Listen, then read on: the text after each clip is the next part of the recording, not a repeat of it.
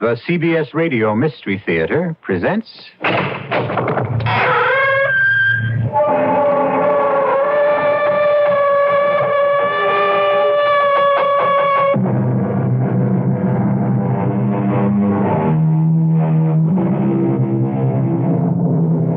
Come in. Welcome. I'm E.G. Marshall. Voodoo is a word to conjure with. And conjure is the right word, because the high priest of voodooism was called a conjure man. It was he to whom the practitioners of voodoo turned when they wanted spells cast or lifted, enemies punished, or love affairs promoted. As voodoo spread northward from the island of Haiti to the Americas, and particularly to New Orleans, it should be noted that its most powerful conjurers were women. Dambala Udeo, all-powerful one, see your knife, the sacred knife of our ancient gods. See, Dambala, the knife has drawn blood, and you, Dambala, you will now have another soul. Oh, Dambala, look with mercy and kindness upon this servant who will continue to serve you faithfully, now and forever.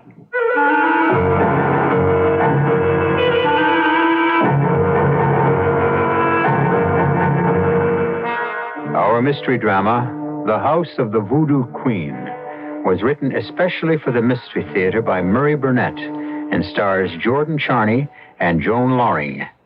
It is sponsored in part by Buick Motor Division and Anheuser-Busch Incorporated, Brewers of Budweiser. I'll be back shortly with Act One.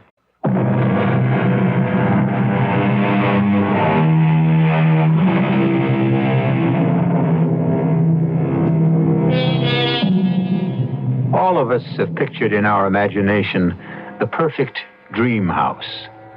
The castle in Spain, or the little cottage on the mountaintop overlooking that blue lake in the Green Valley. But few of us are ever fortunate enough to have our dream come true. Douglas and Helen Fenton were two young people who had that good fortune. And as we first meet them, they're having the happy experience of being shown through their perfect house in New Orleans, which they've acquired through the death of an uncle Douglas Fenton never knew existed. And this was used as a music room in the old days. Oh, I can just see it. Can't you, Doug? It's a beautiful room, nice and sunny. I think I have given you a thorough tour of your new home, and unless you have any questions, I should be getting back to the office. I promise you'll be our first dinner guest. Won't he, Doug? Oh, you bet. There are still a lot of questions I have about Uncle Timmy that I'll want answered. I am at your service. Good day, and good luck, and good health. Don't bother, Mr. Fenton. I know the way out. Oh, Doug, I'm so happy. I just love this house. Wait till you see what I do with it. What was that? The movers? Don't be silly, darling. They left hours ago. Remember? Probably something fell. It sounds like something falling.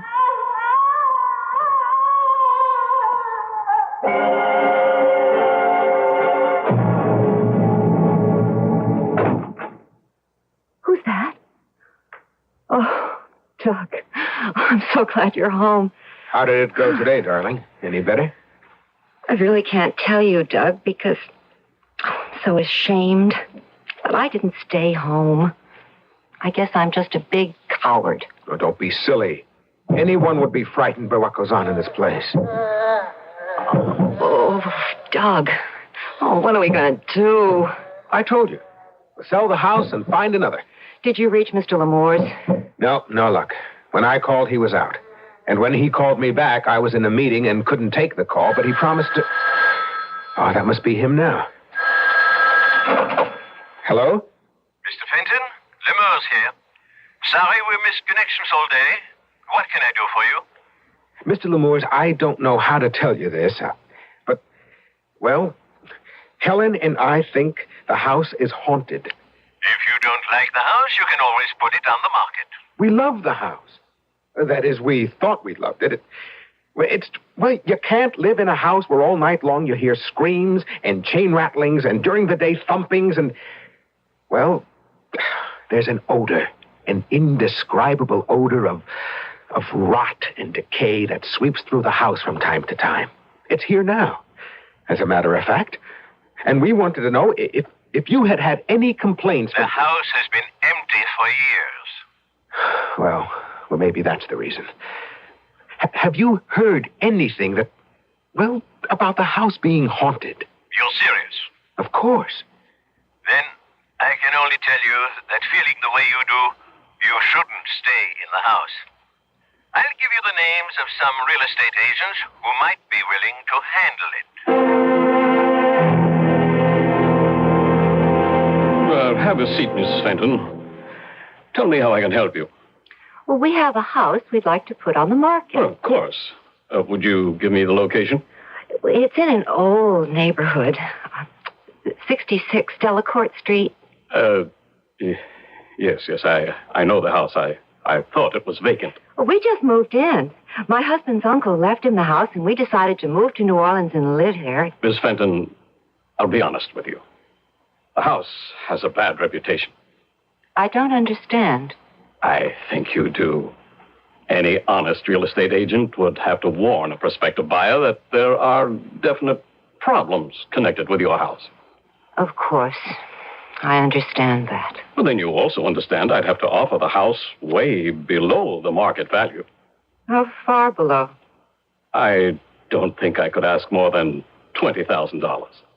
$20,000? My husband and I wouldn't be interested at that figure.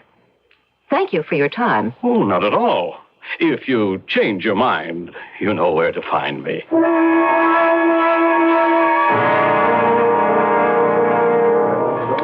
Now, how can a pretty girl look so unhappy after a dinner like this? Huh? When the girl is thinking of going home to a house that scares her and that no real estate agent wants to handle. Relax. Look, we'll put an ad in all the papers and sell it ourselves. You know, it might be better that way. We save a commission. Oh, darling. That's why I love you. You take such a big load off my shoulders and make everything seem so easy. Oh, isn't that what husbands are for? I can think of a few other uses. And that's one reason why I love you. When are we going to put the ads in? First thing tomorrow.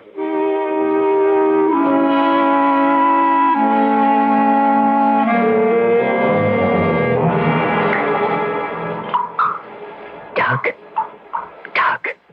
Wake up. What? Doug, did you leave a faucet on? What? The water.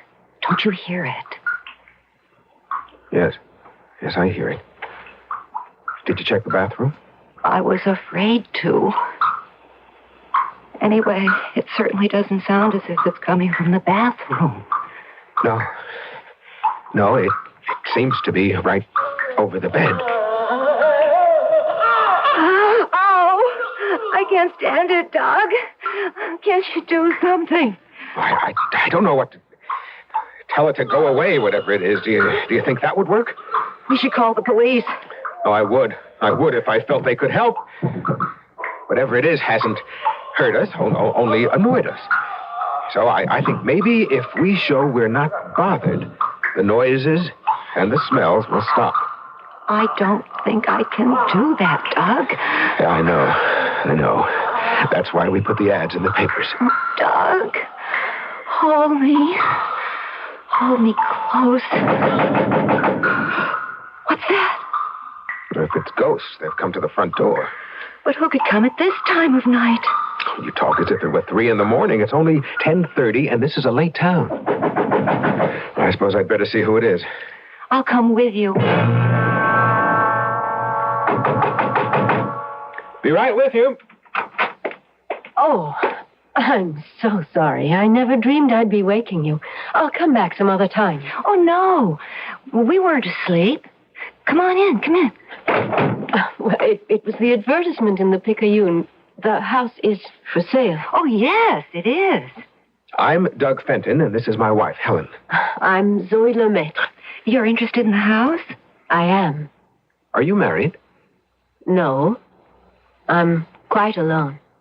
But this is a large house. The ad described how many... Darling, I'm sure Miss Lemaitre knows how large the house is. She's interested. I know the house is large, but I'm hooked on antiquities. I think before we actually get down to business, I should tell you. I know all about the reputation this house has in this city. You do? I do. And you still want to buy it? If I can afford it. And I think that the only way you're going to dispose of it is to sell it very cheaply. Miss Lemaitre, just how cheaply are you thinking? Or aren't you prepared to make an offer? Oh. Fine. Here it is. Oh, wow. May I see? $7,800. Why, that's just... A fair offer, considering the reputation of the house.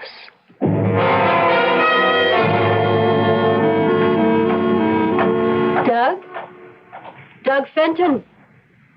Miss Lemaitre? Are you too angry with me to join me in a café filtre? It's my wife who's angry. Oh. I never can stay mad at girls as pretty as you. Thank you. Do you find me fascinating, Mr. Fenton? Completely. I trust I have the same effect on you. Oh, it's not you who interests me. It's your house. Why?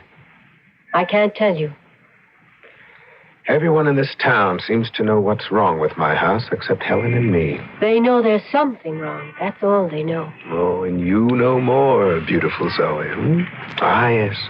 Behind those beautiful green eyes lies secrets. And your attitude is one reason why I can't tell you. You wouldn't believe me anyway. Try me. All right. The house you're living in doesn't really belong to you. Oh, I have a deed that says it does. That house was stolen from the daughter of Marie Laveau. Marie Laveau? Who's she? The most powerful Bokor in the history of voodoo. The beautiful black woman who ruled as the voodoo queen of New Orleans for half a century. You, Douglas Fenton, are living in the house of the voodoo queen. And she wants you out.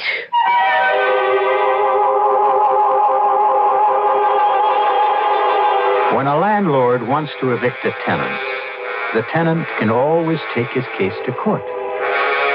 But when the fanciful notion is advanced that the landlord is really a voodoo queen who lived back in the 19th century, that tenant has a problem. I'll be back shortly with a terrifying solution found by Doug Fenton in Act 2.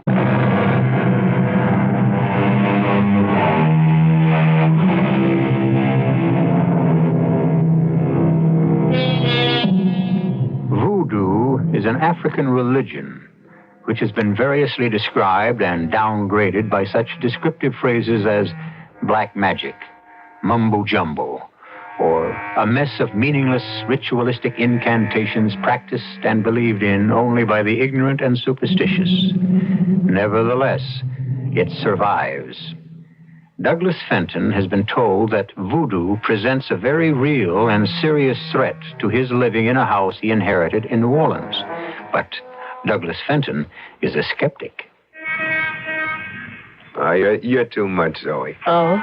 Well, you must really think I'm the biggest sucker you ever saw if you expect me to sell you a $60,000 house for $7,800 because of some crazy story about a voodoo queen. Oh, wait, where are you going? Before I called you ignorant. Now I know you're a fool. And I don't like fools. Sit down. Go home, Douglas. Go home to your pretty, silly wife. And the two of you can sit and laugh at Marie Laveau. But in the night when your blood runs cold and a nameless terror shakes your bones, remember me. And if you can, remember to call on the cochon gris. And pray they show you mercy. Hey, you think this stuff is for real, don't you? I was born in New Orleans, as were my mother and grand. Know the power of the cochon gris. If I apologize, will you sit down? I will sit. But it's useless. you will still disbelieve. Can you blame me? I'm a product of the 20th century. You tell me a pretty wild story and mention things I've never even heard of. Like this Cochon Gris. The Cochon Gris are an ancient society of voodoo priests. And what's your connection with them? They asked me for a favor. It's not wise to oppose them. And the favor was to buy my house, huh? Well, why? Why do they want it? Because it was the home of Marie Laveau. Because it really belongs to her, and they want it as a shrine. And their headquarters. What are you doing at this cafe this afternoon? What took you out of your office? Oh, a problem. I've always found that a walk and some fresh air helps me. Huh.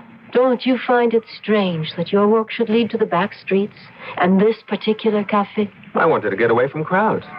And how was it that I happened to be here? Well, you can answer that better than I. Yes, I can. Read this note. I received it at noon. Café Lafitte, 3:30. Fenton will be there.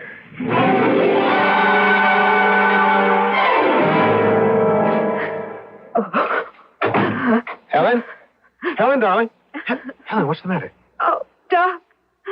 Oh, I'm glad you're home. Look there on the floor. What the devil is it? What does it look like? Like a chicken that has had its neck wrung. That's what it is. And I found it on our doorstep. Along with the chicken, I found this. This looks like a child's drawing of some kind of snake. No, not a child, Doug. Not a child. Now, according to the police, these are voodoo symbols. Have you ever heard of voodoo? Strange that you should mention that. I had a crash course earlier today. What? The girl who came here to buy our house, I ran into her today at a sidewalk cafe. She seemed to know a lot about it. She told me... Yes? No, it's not important. What did the police say? Well, these were voodoo symbols, that they may be the work of a prankster, or it might be a believer. And someone who thinks voodoo magic actually works. Someone with a grudge against us. The Cochon Gris.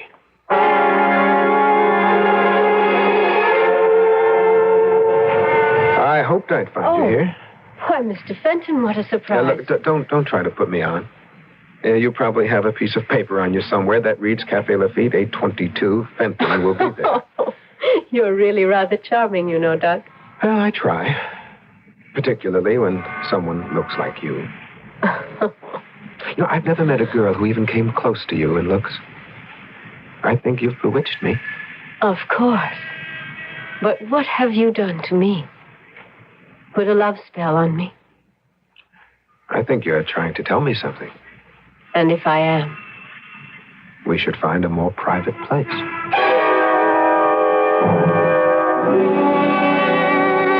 I shouldn't tell you this.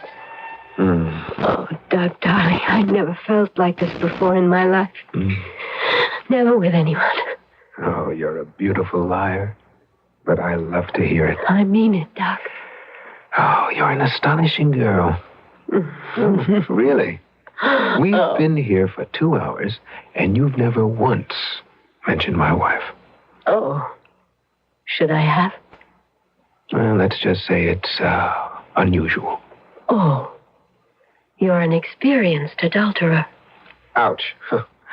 Now, why did I bring her name up? I don't know. I do. It's because I'm worried about the things she finds on our doorstep. What sort of things? Well, a chicken with its neck wrung. A piece of cardboard with a crudely drawn snake. Oh, yes, that means something to you, doesn't it? Spells. They're put in or near people's houses for a purpose. And they mean something. Of course. I'm almost afraid to ask. You should be. The chicken with its neck wrung means death. Helen? Helen, are you all right? Yes, Doug, darling, I'm fine. Well, how was today, huh? I mean, Well, if you mean, were there any other little presents left on our doorstep? No. Well, that's good news. Maybe they've stopped. I won't complain. After all, you're home early tonight. What does that mean? Oh, nothing, really. It's just that you've been working so late at the office so often, and I realize that I'm not as attractive as I used to be, and also I guess I'm not much fun. I hate to hear you talk like that. And I hate to talk like that. Maybe I wouldn't if... If what? I know how attractive you are, and there are a lot of beautiful women in the world, and... Oh, please, this isn't necessary, Helen. I'm afraid it's very necessary. Will you stop seeing Zoe Lemaitre?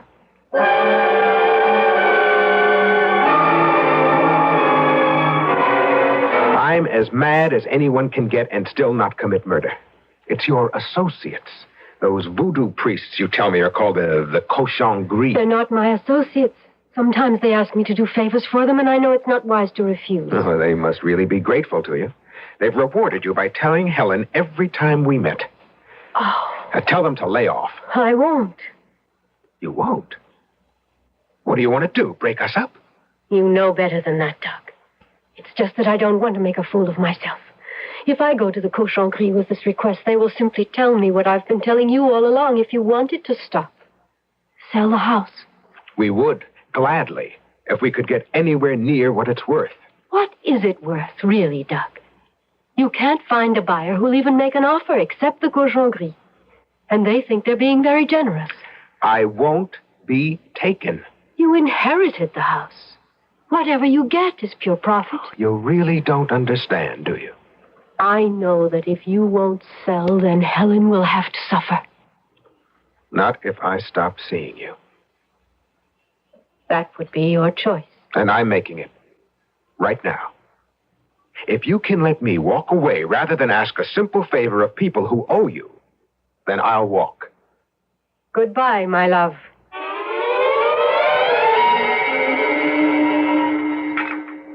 Have I told you it's nice having you home for dinners again?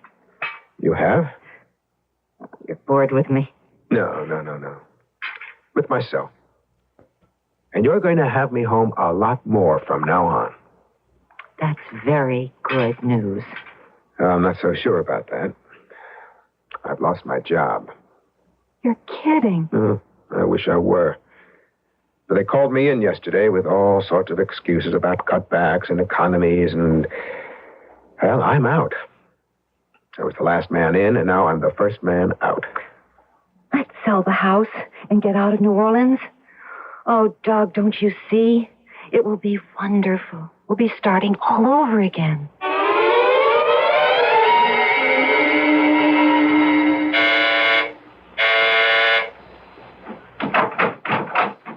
I'm back. So I see. May I come in? What happened to your key? I threw it away so I wouldn't be tempted to use it. But I couldn't stay away. I'm glad. Did you miss me? Oh, Doug. Oh, Zoe, my love, my darling. You don't know how much I missed hearing those words the last 2 weeks. Yeah, well, I'm afraid you're going to miss them a lot more. What? I've lost my job, and Helen's at me to sell the house and get away from this city. And, incidentally, you. Oh. She no longer cares how little we get for it. She's completely fed up. And you, Doug? Well, it's very tough to put up a decent argument for staying. If you could, would you stay? How can I stay without money? If it's money that separates us, you don't have to say goodbye at all. Oh, excuse me, love. I didn't know I was talking to a wealthy plantation owner. I only meant I might be able to get you all the money you want. The only friends I know you have are the tightwad Cochon Gris who only want to pay $7,800 for a $60,000 house. They've been known to put a higher price on other things. Like what? Souls. Oh. You know, you're really too much with that voodoo business. If there were anything to it, which you know I don't believe for a minute, I'd have to be crazy to be willing to sell my soul. I didn't mention your soul, did I? I can't sell what I don't own, and as far as I know, I only have one soul. There are others you can pledge. Other souls you can speak for. Would you care to put a name to that soul? Anyone near and dear to you. Like Helen? She would be one. Oh, I don't know whether to laugh or just walk out of here.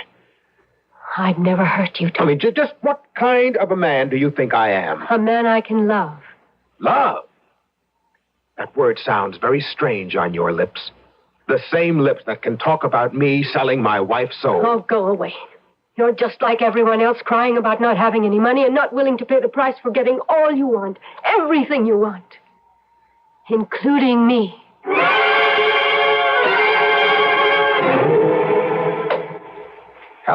Helen, what are you doing? Packing. You can't seem to make up your mind, so I'm making it up for you. I told Mr. Vincent, the real estate agent, to take whatever he can for the house, and we're getting out. Tonight.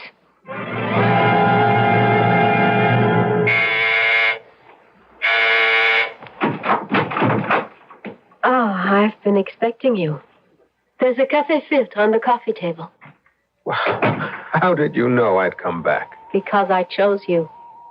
I couldn't make a mistake about the man I chose to love. Well, when you stop patting yourself on the back, I'd better tell you that the only reason I'm back is because I don't believe any of this voodoo stuff. And that's why I'm willing to go along. Of course. And to prove it, I'm not going to make any deal where I have to shoot, stab, poison, or in any way do anything that's going to cause physical harm to Helen. No one's going to ask that of you. All that's required is this knife and your blood.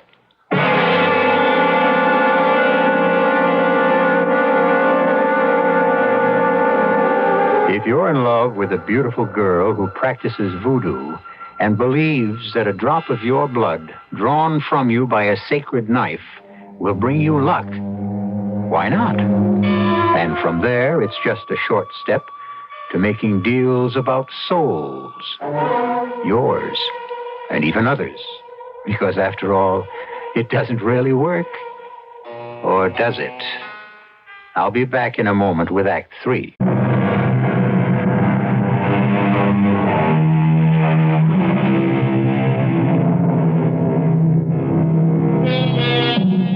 I think all of us feel some small twinges of apprehension when we sit in a doctor's office waiting for the injection we know we must have. But how do you describe the feelings of a young man sitting opposite a girl he adores, who's wielding a ceremonial knife preparatory to drawing some blood? Zoe, my love, you're beautiful and an enchantress. But somehow you look different with that knife in your hand. May I see it? Be careful. It's very sharp. And heavy. It's pure gold. I don't suppose you could use something smaller than this. It really looks lethal. I could use a lot of different things, but then this paper would be meaningless. Well, it's blank. At the moment. It won't be after you write your wife's name on it. But before I do that, what am I supposed to get? As much money as you need. Or want. Oh, well, suppose I said I want $1 million. The amount isn't important. Just trust me, and for 1 year, money will rain on your head in a golden shower. And what happens after the year's up? We'll cross that bridge when we come to it. What have I got to lose? Nothing. But before you write your wife's name, you know, of course, what she is losing. Yeah, I know. I'm pledging her immortal soul.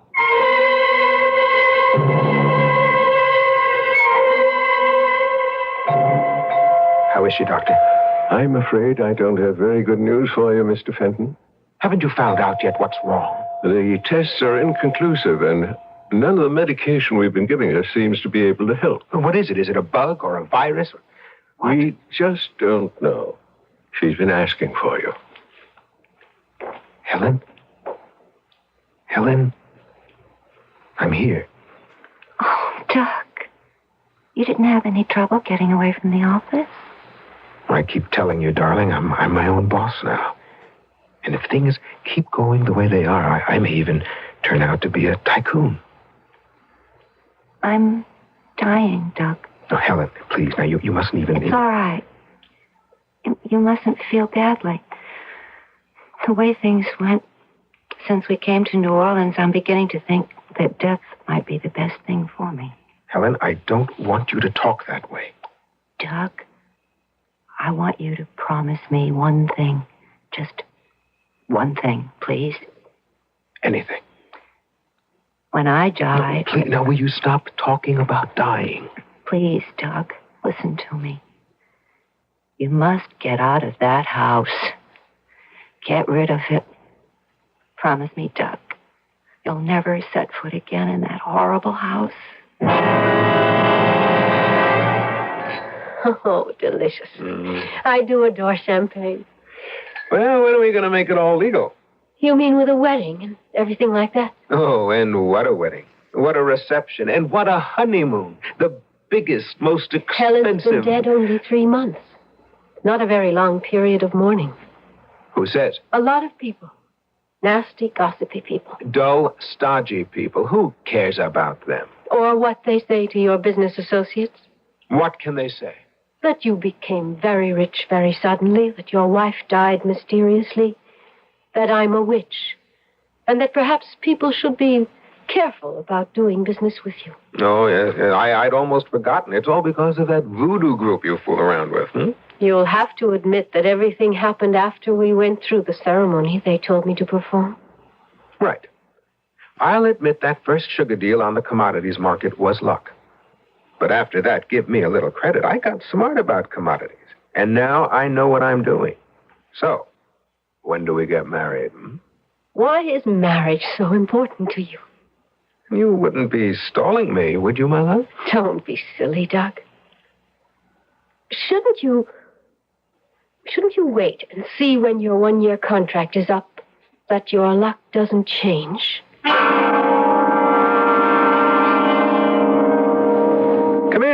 Come in, Lemure. Sit down. Your offices are most impressive, Fenton. Most impressive. You said that you wanted to see me on a matter of utmost urgency. That's right. First, I owe you an apology. For what? For my cowardice. I don't know what you're talking about. The facts about your uncle's house, which I knew and withheld from you deliberately. No. Forget it. I'm out of the house, and you have nothing to reproach yourself for. I had heard you sold the house, and I also know the price. That suggested to me that you still had your reasons for... Look, I just didn't want the trouble of looking around for buyers. I grabbed the first offer I got. From Miss Lemaitre?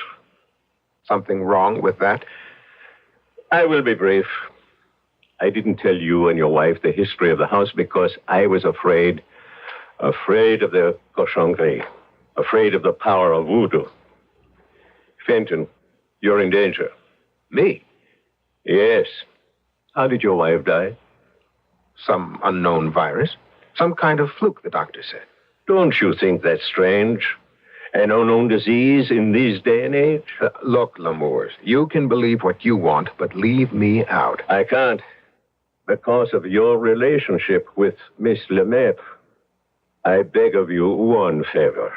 Tonight, come with me and meet Louis Gaston.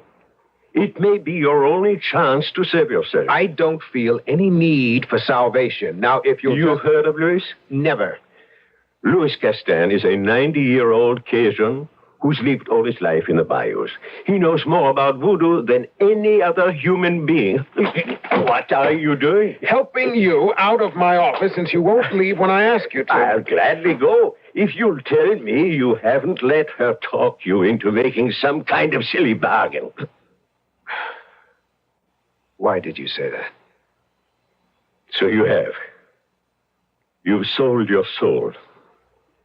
Fenton, for the love of God, come with me to the bayou tonight.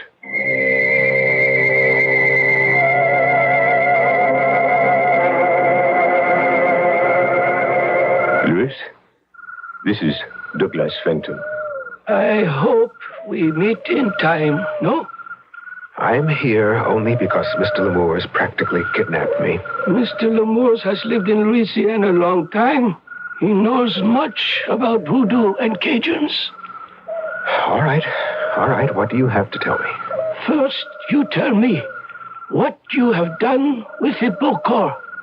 What the devil is a Bokor? A very bad person. One who knows the darkest secrets of voodoo and uses them for evil ends. One who is pledged to Dambala Udeo, the great snake god. This all sounds like something out of the Middle Ages. No, Mr. Fenton. It is much older than that. Have you ever seen a knife like this? Maybe. I don't know. I've seen a lot of knives. But one like this you would remember, no? A pure gold knife with these writings. Well, what if I have? If you have only seen it, Mr. Fenton, that is well. But if it has drawn your blood, that is very bad.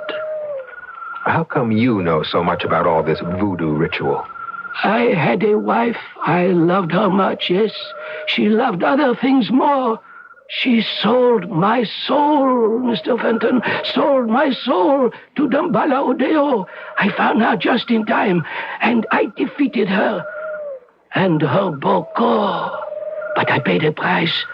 I cannot use my limbs. You see, Mr. Fenton, I must sit here until the end. But Dambala Udeo and I, we will fight, you understand? And that's why you brought me here, Lamort, huh?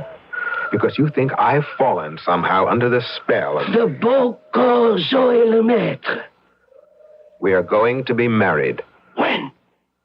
We haven't set the date, but she has agreed to marry me. She will not marry you. If, as I believe, she is Bokor, she will want to destroy you and take your soul. She will never marry.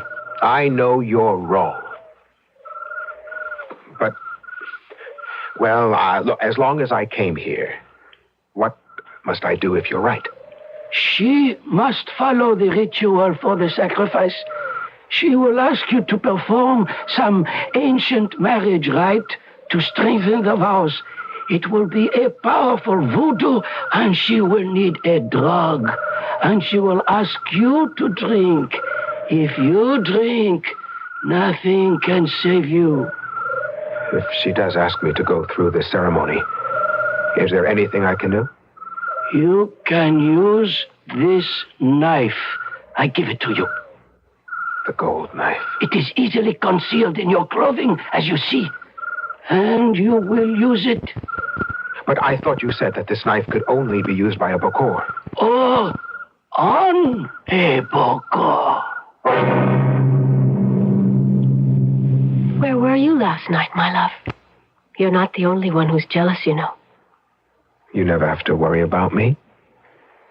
You should know by now that I'm yours, my love, for life. Zoe, are we going to get married? Of course. When? Whenever you like.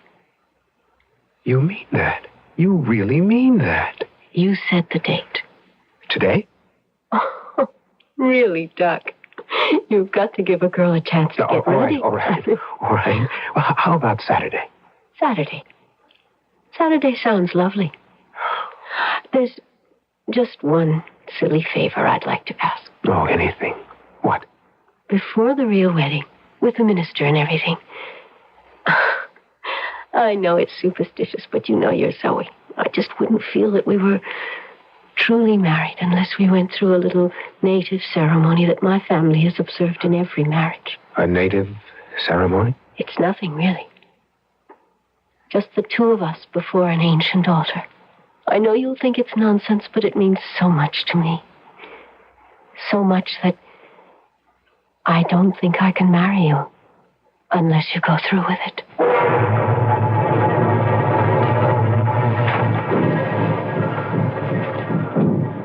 This is my old house. Why do we have to come here? Shh, don't ask so many questions. Just pretend we're playing some childish game. It will seem that way to you, Doug, but to me it's... well, the way we've always done things. What's that? The altar. But that statue, He looks frightening, but it's just an old statue of the snake god that blesses every marriage. Zoe, please. You know I don't believe all this. Oh. Maybe you're used to the darkness and the candles and the drums, but... Here, drink this and you'll feel better. What's that? A little ceremonial wine, darling. It was left on the altar for us. Drink it. Do you really want me to drink from that goblet? Yes. You insist? Darling, it's the only way. You will drink for me. If you come into my arms and hold the goblet to my lips. Now who's acting childishly? It's the only way. All right. Here, dearest. Drink. Doug, you're holding me too tight. Doug, the knife. No. Dumbledore, help me.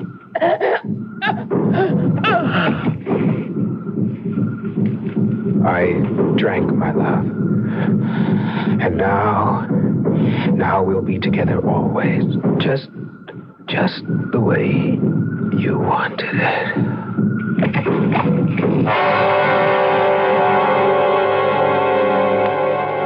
A friend of mine told me the story of an investigative reporter who penetrated some real voodoo ceremonies and photographed the strictly forbidden rites. The pictures somehow were ruined in development, and the journalist developed an unfortunate tic. His right hand, the hand that operates a camera, now moves ceaselessly in the air, completely out of control. The doctors diagnose it as a nervous disorder. But of course, they don't practice voodoo. I'll be back in a moment.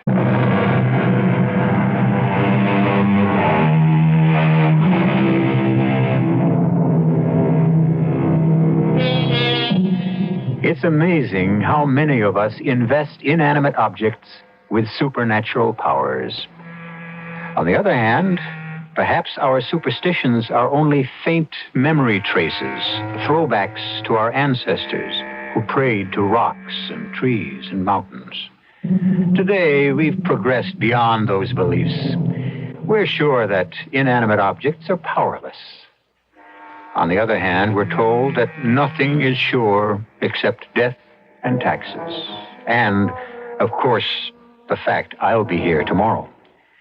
Our cast included Joan Loring, Jordan Charney, Renee Roy, Dan Acco, and Gilbert Mack. The entire production was under the direction of Hyman Brown. And now, a preview of our next tale. After last night and today, I'm taking no chances. Maybe with your superior intelligence, you have no worries about our abortive attempt at Satanism. But I have. Look, I was the victim, and since a crack on the head denied me any knowledge of what happened, I'm only hoping you can give me the straight goods. The straight goods. A peculiarly inept term for what we are engaged in, my brother in Satan. Damn it, it's not a deal in semantics, Anton. Now, what happened after I summoned up the fiend? I mean, how did you escape, and how could I have been harmed? As long as I was safe in the magic triangle within the circle. I warned you to keep your feet still. If you touch any part of the circle itself or the triangle within it, you are at the mercy of all the devils in hell. Radio Mystery Theater was sponsored in part by Anheuser-Busch Incorporated, Brewers of Budweiser, and Buick Motor Division. This is E.G. Marshall inviting you to return to our Mystery Theater for another adventure in the macabre. Until next time, pleasant dreams.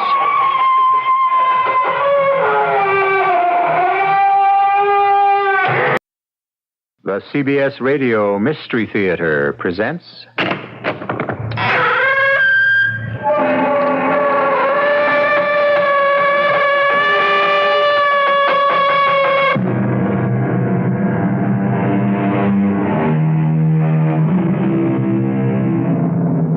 Come in. Welcome. I'm E.G. Marshall, foreman of this crew of mysterious miscreants who mingle here at this hour.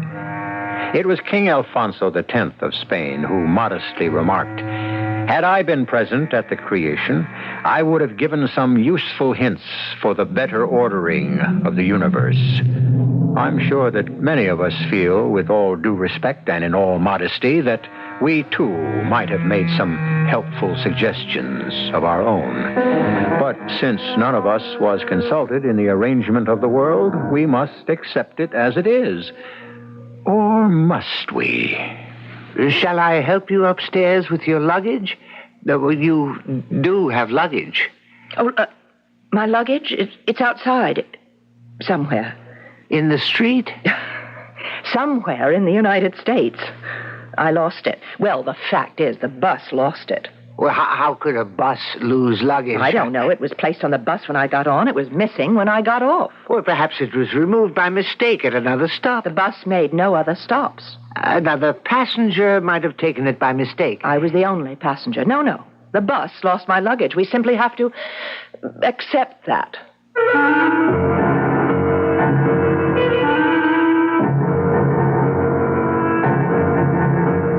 Our mystery drama, The Cornstarch Killer, was written especially for the Mystery Theater by Sam Dan and stars Robert Dryden.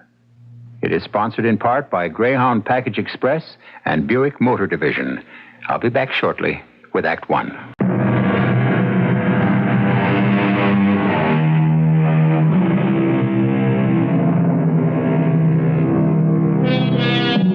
The boarding house has become a most familiar literary locale, and it is almost always, presided over by a landlady. Seldom, if ever, do we encounter a landlord, except perhaps as an inferior appendage to a dominating spouse. Since the ladies have, in our time, invaded hitherto basically masculine domains, turnabout is only fair play.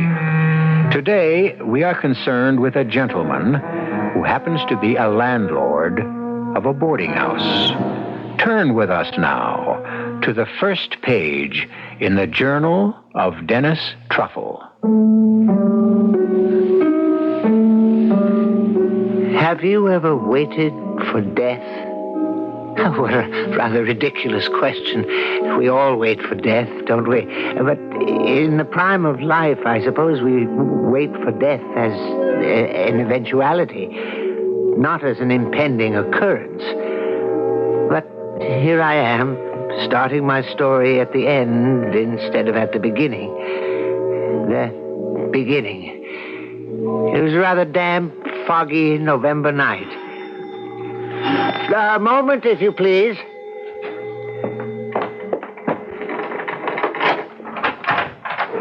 Well, good evening. I rang your bell. I heard. It's the most unusual bell for this day and age. This is a most unusual day and age. I agree. To begin afresh, I rang your bell because a sign, a rather neatly lettered sign, said rooms. Do you like the sign, then? I wonder if I might speak with the landlady. Oh, I'm sorry, we don't have one. Will the landlord do? I'm flexible. Oh, won't you come in? Mr. Dennis Truffle, at your command. I am Miss Menhaden. Maud Menhaden. Menhaden? It's the Indian name for a fish. Oh. Narragansett Indian. The name was given to a convict ancestor of mine. Convict ancestor? Yes, a murderer. You see, many of our early settlers here were transported felons. Evidently, my ancestor must have looked like a fish. Hence the name. Now, is that settled? Well, I was not aware that it was ever an issue. Concerning the room. I have an excellent room at the head of the stairs. I'll take it. Well, surely you wish to see it No. first. Oh, the rent is $35 a week. How much? 25. No, 35 sounds right. Oh, then shall I help you up with your luggage? What's that? The police car, I should imagine. It seems to be coming this way. Yes, I would assume so. Why? Well, unfortunately, the neighborhood has changed. Stopped here. Why? Hey, excuse me. Hi, Dennis. Oh, Officer Paderewski. Is something wrong? Yeah, we had a little contretemps up the street. That's contretemps. A guy was murdered. Do they have any idea So I thought I'd drop in here and check out some of your creeps, Dennis. Now, see here, Officer Paderewski, that's no way to refer to You do have some real ripe avocados in this joint, Dennis. Now, I will not have my tenants insulted. Okay, Dennis, okay. Who's around? Well, unfortunately, we have more vacancies than we... presently, the second floor rear, I have Professor Boniface. Where is he right now? Out. Out where? Communing with nature, I suppose. And the second floor front, I have just acquired as a tenant Miss Maud Menhaden here. Miss Menhaden, this is Officer Paderewski. Please do not look at me in that way, officer. In what way? With lust. Oh, I wasn't looking with... what I am doing is looking at you closely. For what reason? Because that's what a police officer has to do. Why? Because there's been a murder. Are you saying that you suspect me of committing the murder? Oh, no. Could I have the key to my room, Mr. Truffle? Yes, of course. To answer your unspoken question, Miss Menhaden, am I related to the famous pianist?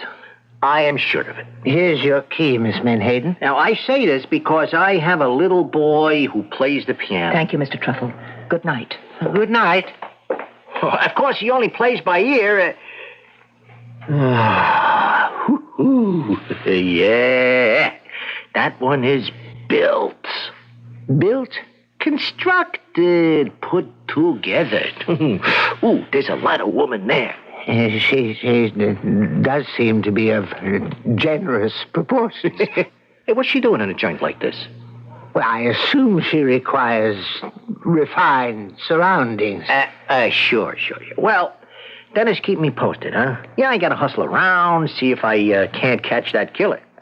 Who was the victim? Oh, guy was the manager at the bus depot. Yeah, just up the block. He was on his way home from work. And it happened a half hour ago, you say? Uh-huh. Half hour ago, I was in my sitting room with Chapman's Homer. Oh, come on, Dennis. You don't need an alibi. And a fellow human being was being stabbed to death. Yeah. Hey, hold on, Dennis. Huh? All I told you was a guy was murdered. How did you know he was stabbed? But if it happened just up the block and the killer had used a gun, then I would have heard the shot, I dare say. Yeah. Good thinking, Dennis. See you around. How did I know the victim had been stabbed? My quick, glib explanation to Officer Paderewski may have sounded convincing, but the fact is, it wasn't true. It's just that the moment I heard of the killing, instinctively, I knew it had to be a stabbing. Why? Tonight, for the first time, I'm aware of a kind of lightness, a kind of incisive understanding, a sharpness in my brain. I can't analyze it. It seemed to enter my mind when Miss Menhaden entered the house. Oh, Miss Menhaden, that reminds me. She had gone upstairs without her luggage. Miss Menhaden, a rather large woman, but so exquisitely... well, that was neither here nor there. I'm sorry to disturb you, Miss Menhaden. Yes? Do you require assistance with your luggage? My luggage? You do have luggage. Oh, my luggage. I didn't see you bring it in. Is it outside? Yes. What, you mean you left it in front of the house? No, I mean it's outside. Somewhere. Somewhere? I lost it. How? Well, the fact is, I didn't lose it. Actually, the bus lost it. Well, how could a bus lose luggage? I don't know. It was placed on the bus when I got on. It was missing when I got off. But surely the people at the bus company I don't would like the people at the bus company. But there is some official at the bus depot who yes, could... There was. Well, what did he do? He looked at me in a manner that I cannot tolerate. Well, what sort of manner is that? A lewd manner. Oh, well, surely... And I shall not return there. But don't you want to find your luggage? That which is lost shall not be found again, and that which is missing shall be gone forever. Yes, but Is still... there anything else? No. Except that this man who was murdered a half hour ago happened to be employed at the bus depot. Indeed. He was the manager. Oh. Was he the one who looked at you in what you considered a lewd manner? I didn't consider it lewd. It was lewd. Well, at any rate, the poor fellow is dead now. He's been punished. Punished? Oh, yes. There's no doubt about it. But what did he do? Is it possible you haven't been listening to me, Mr. Truffle? I told you what he did. He was also lascivious and salacious. The sin of lust, Mr. Truffle. It must be stamped out. Well, be that as it may, Miss Menhaden, even if he were sinful, that's hardly the reason he was killed, I would imagine. Really? Why do you suppose he was killed? Well, he was coming home from work. This is a Friday evening. He was carrying his pay envelope, I suppose, and some thief... No, he wasn't robbed. He was struck down for his sins. You say he was not robbed? He was not robbed. Well, how do you know? I know. But how? Retribution, Mr. Truffle. Retribution. The hand of justice cannot be stayed. Whole cities, Sodom and Gomorrah, were expunged from the earth. What difficulty would there be in striking down one Harry Perkins? Harry Perkins? The obscene animal who lusted after me in the bus terminal office. Yeah, but the bus terminal, it's right in the middle of the floor in plain view. What could he have possibly been able to... I could read his thoughts. Well, There's a poem... which I shall send to his widow. Perhaps she will see fit to make it his epitaph. Harry Perkins, vulgar of manner, overfed, overdressed and underbred, heartless, godless, hell's delight, rude by day and lewd by night. Well, I would hardly think she would. And now there is one less of them. Them?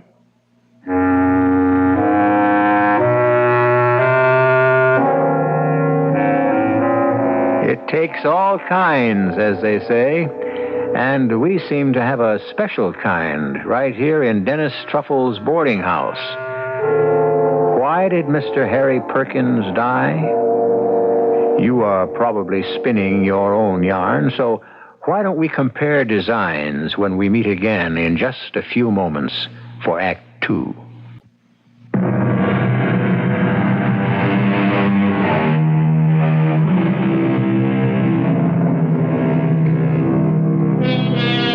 The French, as you know, during the 1930s, constructed a system of fortifications called the Maginot Line. This was considered an impregnable defense against invasion. We mention this because into the boarding house of Mr. Dennis Truffle has come a Miss Maud Menhaden, a lady whose defense of her virtue is also seemingly formidable.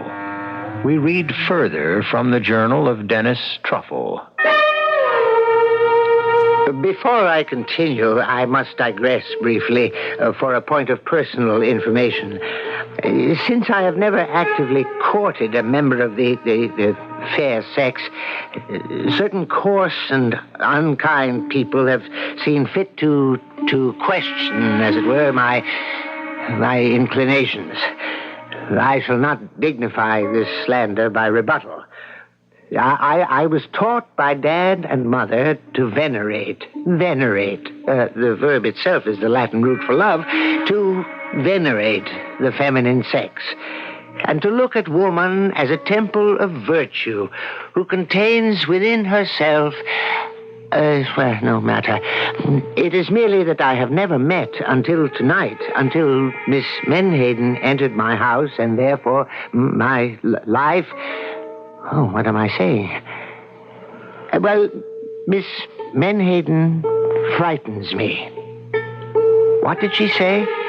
That Mr. Harry Perkins was not killed by a thief? Is it true? I must find out. Hey, Dennis, what are you doing out this hour? What am I doing? Well, this ain't exactly the kind of neighborhood to take a constitutional. Well, I thought Besides, I thought, what with that dame... Dame? You're the cagey one, Dennis. I don't know what you're talking about, Officer Paderewski. That luscious dame. That is no way to refer to Miss Menhaden. Why? Is it a lie? Well, tell me, Officer Paderewski, this man who was killed up the street, this Mr. Perkins, the manager at the bus depot. Yeah? Why was he killed? Why? Was it a robbery? Why do you think it was a robbery? Well, it must have been. Friday night, payday. Let me tell you why it wasn't a robbery, Dennis. Because his wallet was in his pocket, his ring was on his finger, his watch was on his wrist. Oh. And he was stabbed? Yeah, stabbed in the back. The back? A nice, clean little wound. But it did the job. And the killer left no clue behind at all? Not a thing. Then you're completely in the dark. There's one little item. Nobody can figure out what it means. The dead man had a kind of white smudge, just above his chin. What kind of smudge? I told you, a kind of white smudge. Yeah, what was the smudge made of? If I told you, you'd be even more confused than I am. Cornstarch. Cornstarch? Figure it out. What was he doing with a cornstarch smudge across his face? Cornstarch. Well, what are we going to do, huh? Stand around here all night saying cornstarch? Look, why didn't you go back to the house where it's nice and warm and cozy, and there's this Miss Menhaden? So, she was right. It wasn't a robbery after all. He was murdered for another reason. What other reason? Who had come up behind him and stabbed poor Mr. Perkins in the back? Is it possible he had been punished? Why had she been so sure? And the cornstarch, what did the cornstarch mean? It was too much. I went back home and brewed myself a nice hot cup of tea. Mr. Truffle. Oh, you startled me. I'm sorry. I was very deep in my thoughts. I'm sorry to invade the privacy of your kitchen. Oh, any time, Miss Menhaden. Will you join me in a cup of tea?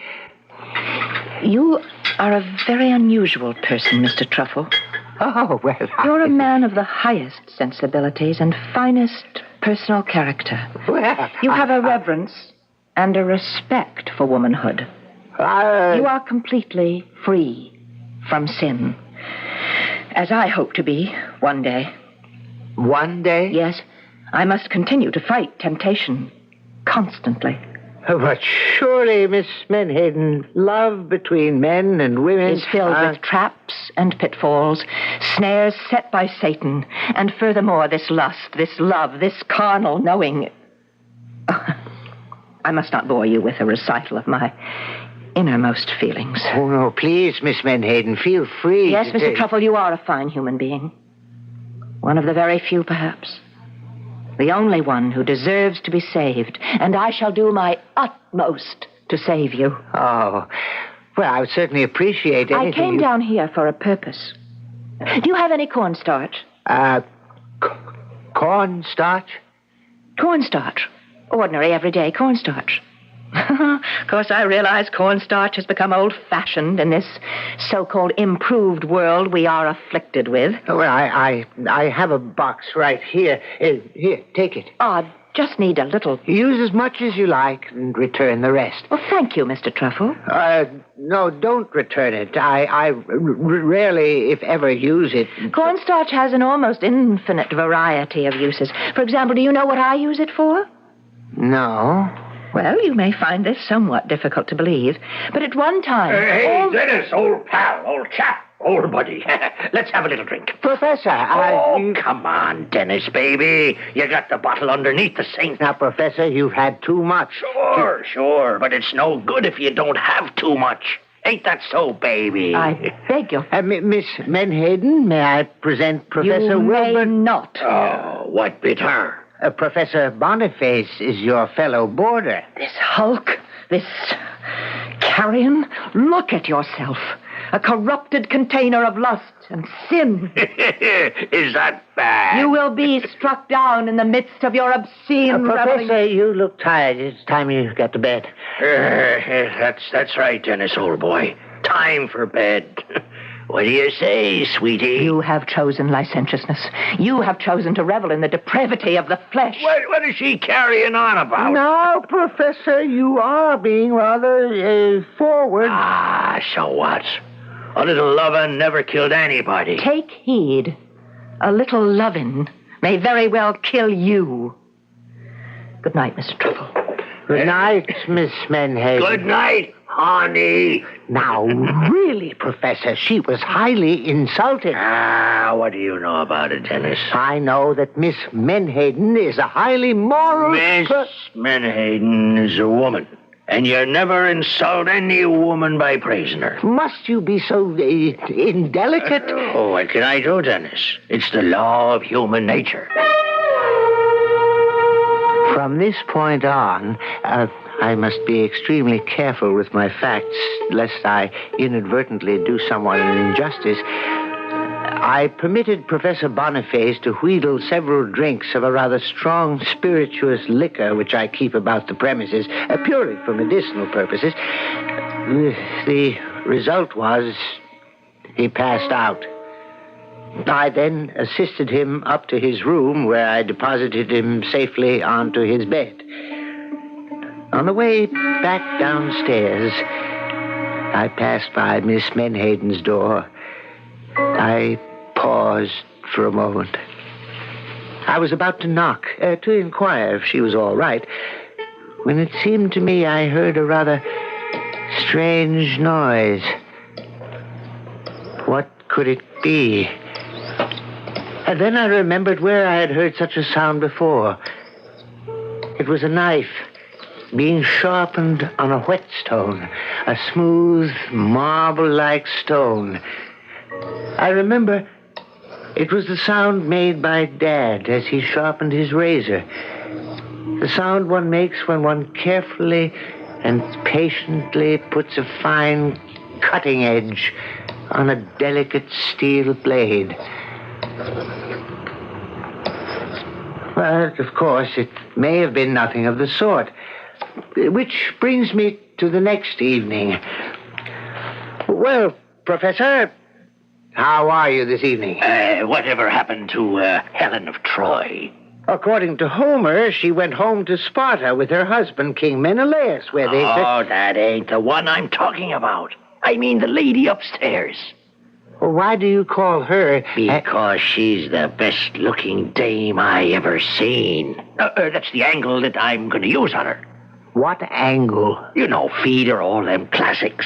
Chicks really go for the cultured guys. Well, I don't think Miss Menhaden goes, as you say, for anybody. Oh, I seen her in action, Dennis. Oh, that one is mine. All mine. Well, how can you say that? Because it's a fact.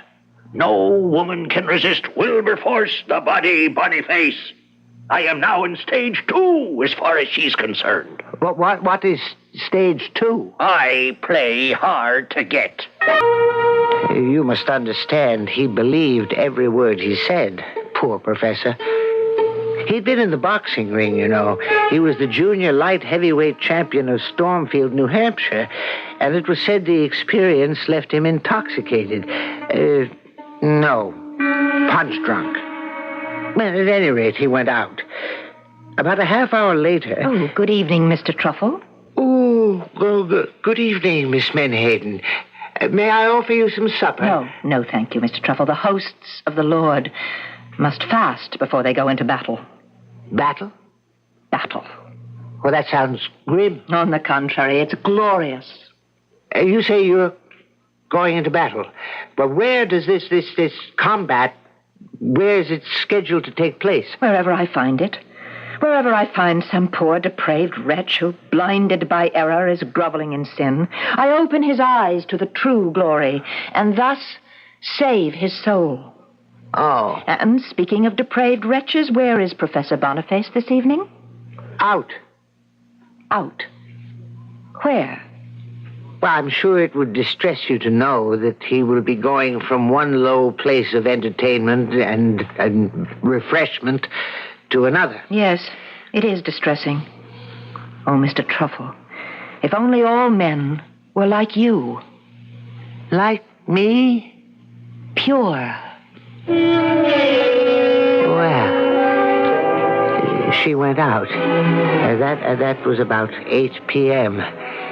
She returned, I would say, at about 11. There was absolutely nothing unusual about her appearance or manner. I remember I said, "Good evening, Miss Menhaden." Good evening, Mr. Truffle. I wonder, did you save any souls this evening? I may have. And with that rather cryptic remark, she went upstairs to her room, and I heard her lock the door behind her. I then put on a record of a 16th century Danish composer and was almost lulled to sleep by the dissonances when there was a loud clanging of my doorbell. All right. I'm coming. Dennis. Officer Paderewski. Oh, Dennis, I got some bad news for you. So get a hold of yourself. Now, I know how fond you was of him, and... It's Professor Boniface, isn't it? Yeah. Old Boniface. And he's been murdered. Yes, Dennis. How did you know?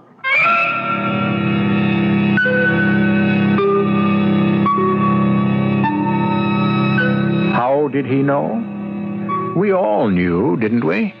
We knew that Professor Boniface was not long for this world. And we could tell by the way Miss Menhaden was carrying on that she was the one who would dispatch him on his journey to eternity. But is this a fair assumption? After all, whatever happened to that good old American dictum, a person is presumed innocent until proven guilty? What actual proof do we have? We may or may not have some when I return with Act 3.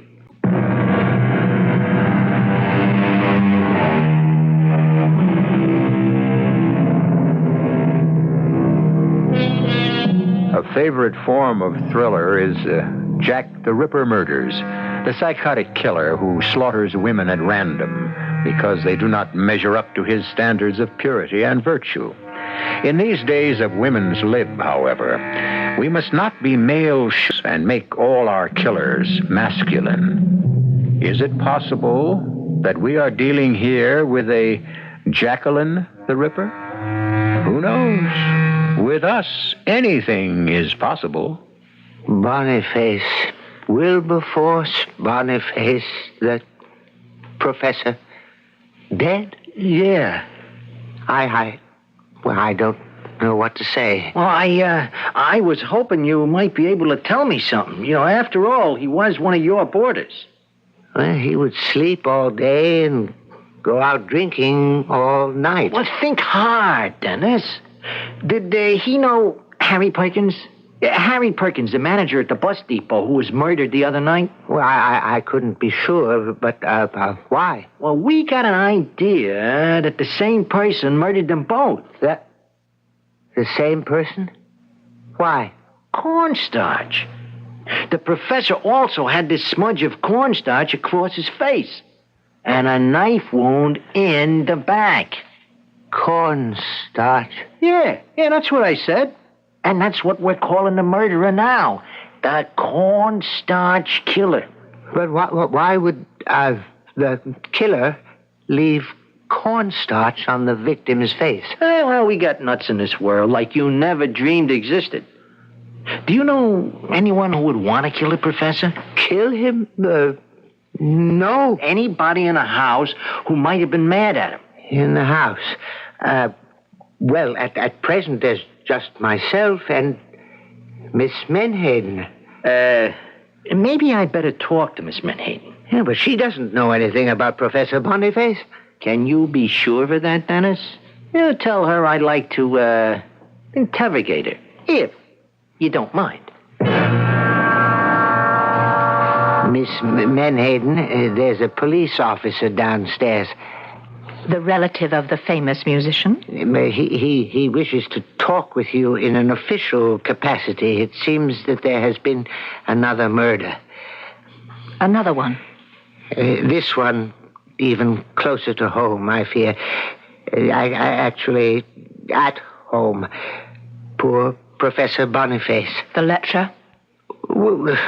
Whatever. The unfortunate fellow is dead. Officer Paderewski will want to know if you know anything about it. Yes. I know about it. Yeah. You do? Professor Wilberforce Boniface was an abomination. As such, he was removed from this earth.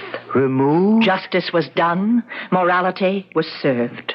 Yes, but who did the doing and the serving? I know that he was struck down because his time had come. Well, yes, I can understand that point of view, but the police might press you for specifics. Why? Well, if you say you know who killed poor Professor Boniface, he will automatically ask who. Who? I should think anyone knows who. The avenging angel. The avenging angel.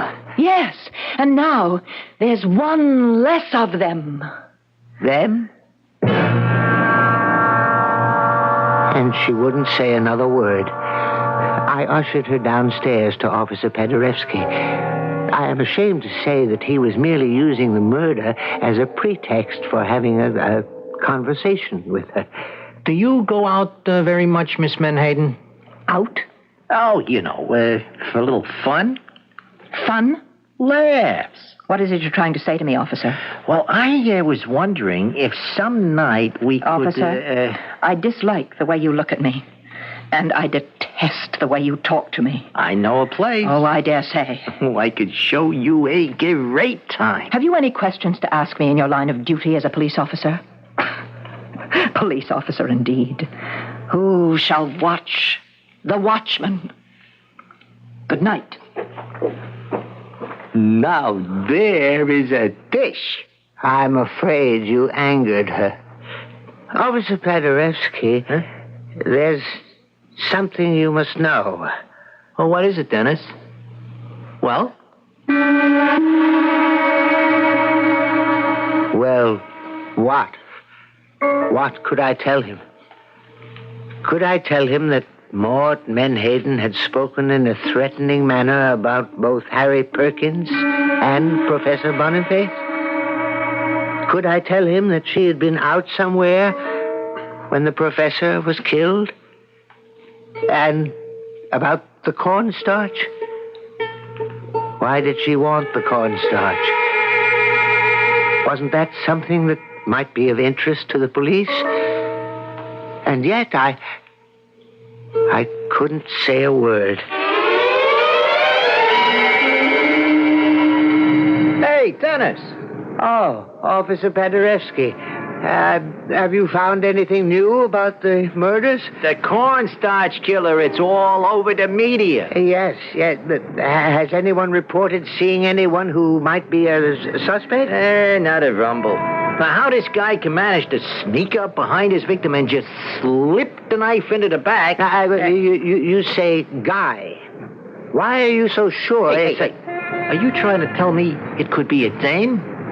Well, Dennis, you're not a bad guy, but when it comes to figuring out murder, you're in over your head. But suppose I were to tell you... Hold it. Who there she is? Who? Look, across the street. Miss Menhaden. Look at the walk on her.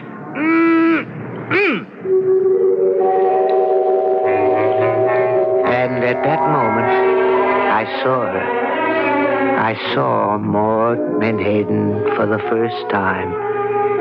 It was a flash of revelation. I saw her as the most beautiful and desirable woman in the world.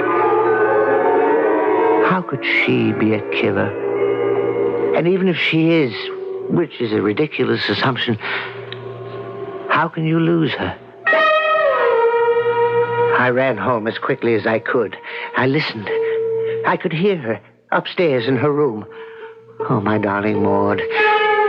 I was about to knock on her door and make my impassioned declaration of love when I heard the sound. Was it my imagination? Was she sharpening a knife? What could I do? I went back to my sitting room to think. I turned on the radio. There was a program of 8th century Albanian folk music. It put me to sleep. I woke. It must have been hours later. The radio was still on. And now, the news headline on the hour. The notorious cornstarch killer has struck again. No. Another victim, this time an officer of the law. Patrolman Rutherford Hayes Paderewski, killed while walking his beat, stabbed in the back. And as a signature, a smudge of cornstarch across his cheek. More details as they come in. Now we return to... I waited for Miss Menhaden to come home. And finally I heard the front door open and close, and her footsteps in the hallway. Miss Menhaden. Oh, good evening. Are you all right? Of course. Why do you ask? Well, you know there was another murder. Another murder? Officer Paderewski. The police say it was by the same person. Do they? He was stabbed in the back.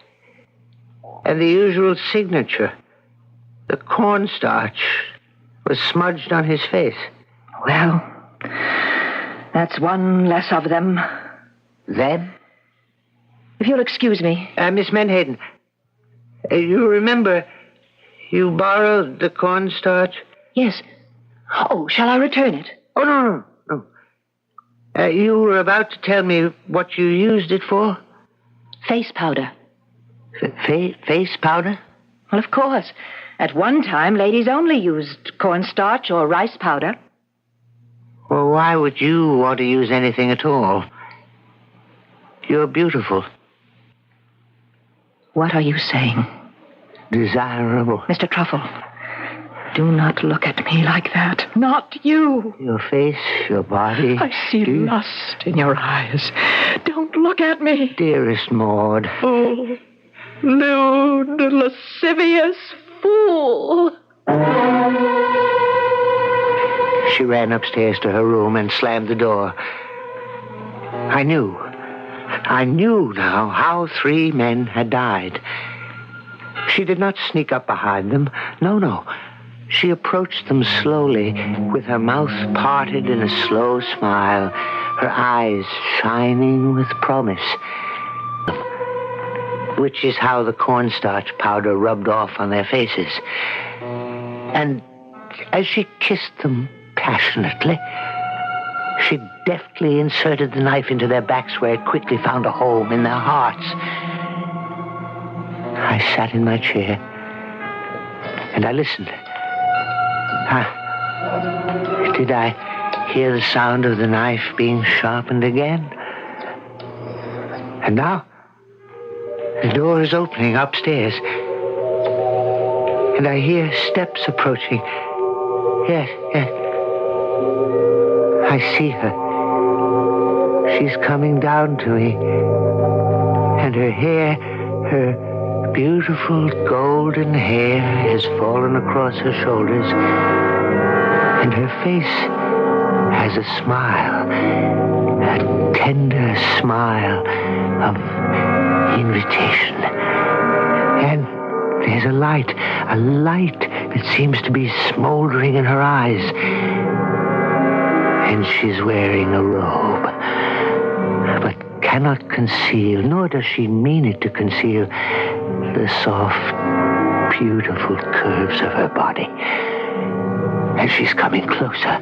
Kiss me, Dennis. Kiss me, Dennis, darling. Shall I let her place her arms around me, or shall I stop her? Shall I demand to see if she holds a knife in the sleeve of her robe? Kiss me, Dennis, darling, kiss me. Is this how she approached the others? Is this what she said to each of them before she killed them? Ah, Dennis, I love you. How do I know she killed anybody? I want you now, Dennis. Now. Yes, now, right now. I cannot destroy the magic of this moment. I must take her in my arms now. I can't help myself. I must take her in my arms.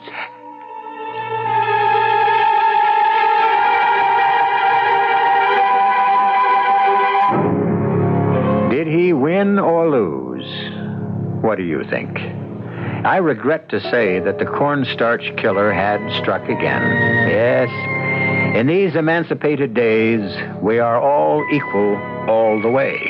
Equal pay for equal work is what the ladies quite justly demand, and so it happened with Maud Menhaden. Captured finally by a policewoman, I might add, and she received equal pay for her work. She was sentenced to a fatal visit to the scaffold. I shall return shortly.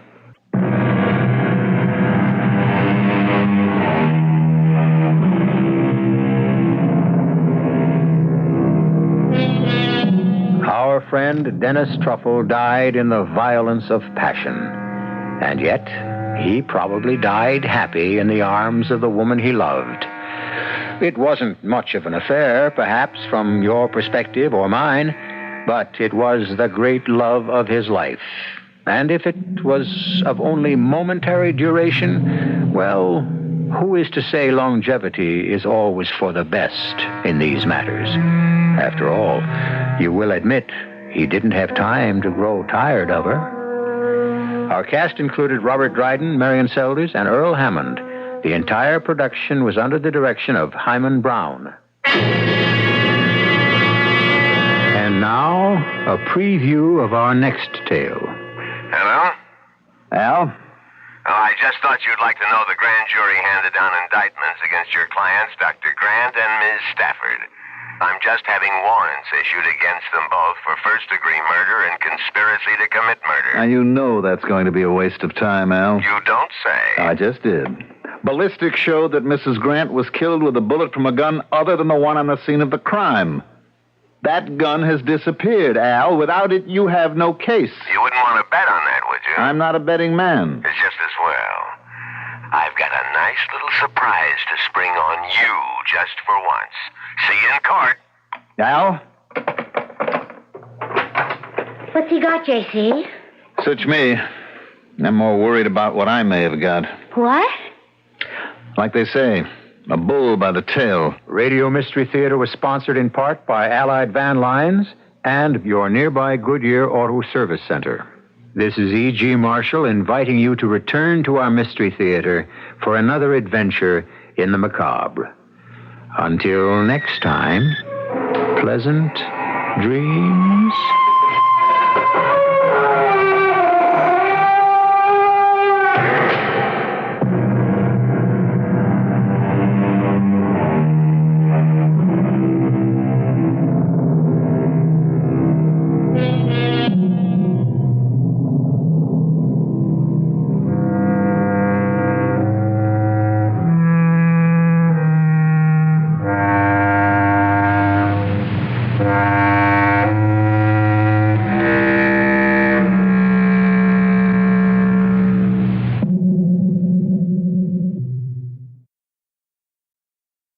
The CBS Radio Mystery Theater presents...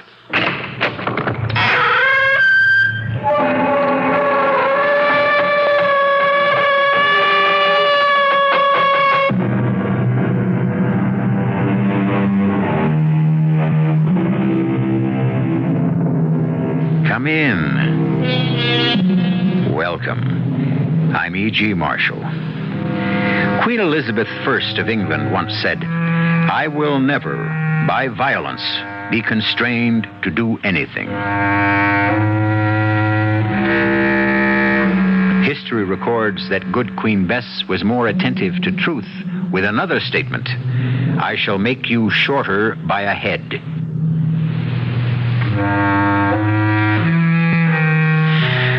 The lady had more violence in her than she dreamed or admitted, just as all of us do if we face the truth. There is no one of us who has not thought murder at some time or another, and no one of us who is not capable of it, given enough provocation and the right circumstances. It is the nature of the human animal. Stop the car a minute, Hugh. Why? I have something to say before we get home. I'm afraid it will have to wait. It can't. Look, I'm ready to shoot you if you don't. Anne, put that gun away. Now, listen to me. No, I've listened to you too long. Now all the rest is silence. And now there's only me. As it always has been. I'm alone.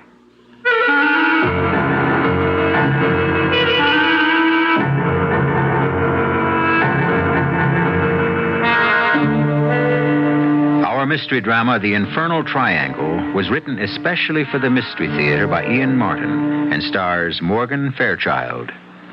It is sponsored in part by True Value Hardware Stores and Luden's Medicated Cough Drops. I'll be back shortly with Act One.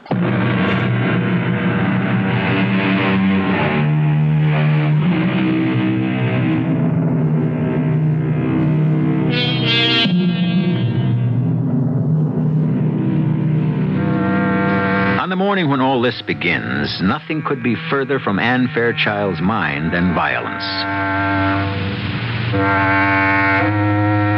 To be in love, to be loved in return, and to have just set the wedding date produces such a state of euphoria in any young woman, even by today's standards, that the darker side of life disappears in a puff of gold-spangled smoke.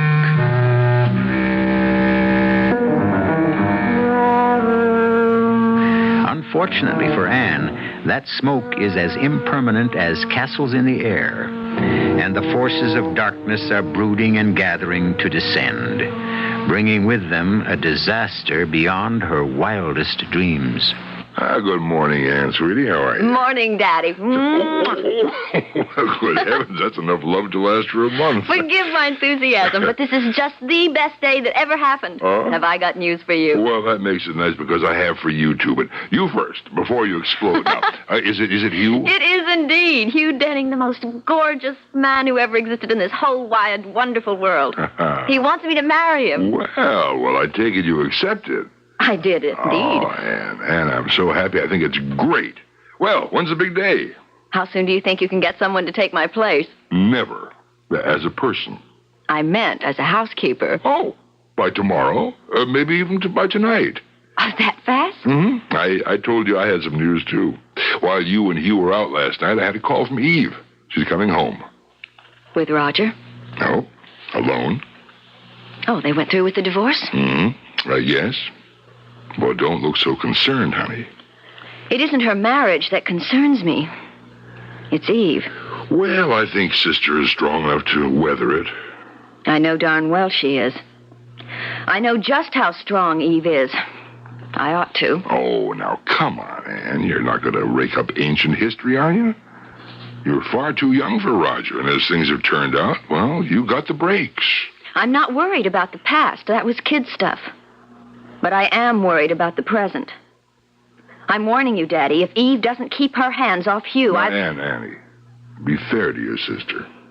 I thought you were over this childish jealousy. There's nothing childish about my reaction to Eve. I hate her. Anne, I've never said it right out before, have I? I always swallowed it. Choked it down because I didn't want to hurt you. I didn't know how to hurt Eve. The way she's always hurt me. And I didn't mean to just blurt it out. But as long as I have, you might as well know the way I feel, Dad. It was bad enough when Mother was still alive, but after she died, Eve was really queen of the hill. Don't try to blink it off. You just never could see through her. No, I think you're being very unfair. How else would I expect you to feel? All my life, she took away from me everything I wanted or loved the most.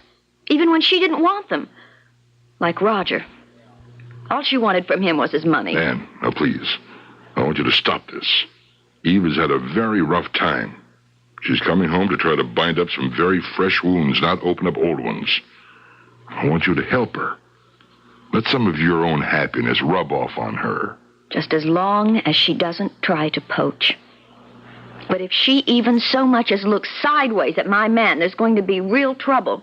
I'll kill her.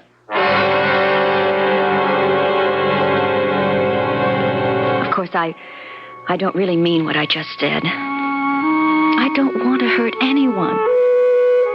I just don't like being hurt myself. And Eve is a past master at that. Oh, it goes back so long I can't even remember where it started, or maybe it just always was. Partly because I wasn't pretty as a child. Mom tried to make it up to me. But the main thing I got out of it was hating the story of the ugly duckling, because I never could believe it was true. Till I grew up. And I was beautiful. Even Eve finally had to admit it, although the way she said it, I never knew if she was telling the truth or not. Like now, when Dad and I met her at the airplane. And, darling, you look simply ravishing. How do you do it? Oh, I guess the ugly duckling just finally grew up, Eve. Oh, you weren't ever ugly. You're the only one that ever thought so, right, Dad? Right, Eve. Anyway, you're still just as beautiful as ever. Me? I look ghastly. You don't realize, little sister, how lucky you are I took him away from you. I'd still rather have made up my own mind. Oh, what's the matter, darling? Still carrying a torch for Roger the Roamer? No. You successfully snuffed that one out for me. But you don't have to worry anymore, Eve. Anne here has someone to carry the torch for her for a change. How marvelous. A new lover. A man who's in love with me. And better than that, from a father's point of view, wants to marry her. But that's wonderful. When? We haven't set a date. Oh, I can't wait to meet him. His name is Hugh. Hugh Denning. And I wish you didn't have to. Didn't have to what? Meet him, ever. I want to warn you, Eve. This is one I'm not going to let you steal.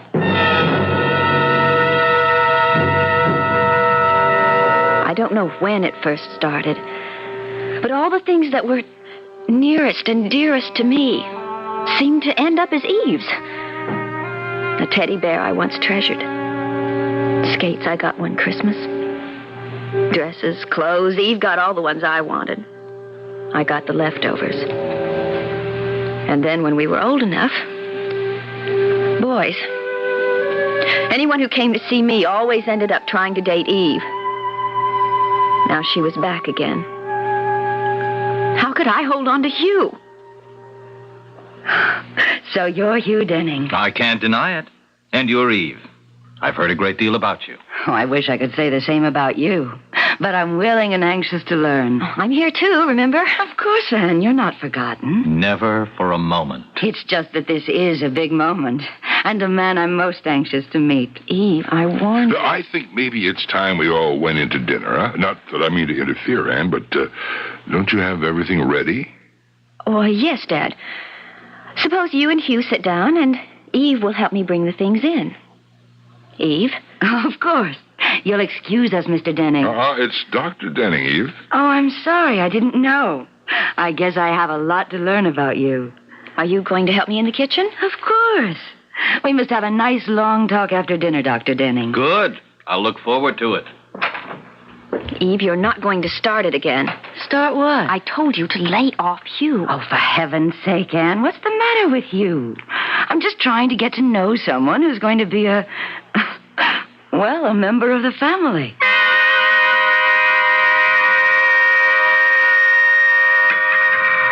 Oh, I'm sorry to hear about your divorce, Mrs. Grant. You shouldn't be. And by now, don't you think you should call me Eve? All right. Eve. I'm going to keep it Dr. Denning for one moment longer. Huh. I made the mistake of marrying a man who couldn't even keep his word, let alone his wife. He even cheated on his mistresses. So I'm well rid of him. Don't you think, Anne? You arranged it so I never had the chance to make up my mind. Oh, surely you no longer care. Well, surely what we can do is drop Roger out of this conversation, huh? He doesn't mean anything to us anymore. That's gospel. So now with that subject out of the way, I can and will call you Hugh. It's my pleasure, Eve. And mine. You could be a very valuable member of the family. There's a fire in the living room. Why don't we have coffee and maybe some brandy in there? The table has to be cleared. Oh, the dishes can wait. The ice cream will melt, and we need more coffee. Why don't you help me straighten up? Why don't I do that, huh? Hugh and Eve are guests for tonight. Besides, they should have a moment or two to get acquainted under the circumstances. But I don't want her to be alone with... Anne, dear, I think you can trust me, can't you? Yes, but If you want, we can all do the dishes. No. Eve is tired. It's a long trip. It's her first night home. Do me a favor, Hugh. Huh? You keep her company while Anne and I clear away, all right? I think that's a good idea. I've been looking forward to meeting Anne's sister. Anne? I guess so. You do remember we discussed this? Yes. Then come on, Eve. We'll see you in a little while. Anne? Yes? Are you all right? Yes, Dad, yes. Okay. Now, where do we start? Oh, anywhere, Dad, it doesn't matter. She started. Already. Only this time, she isn't going to get away with it.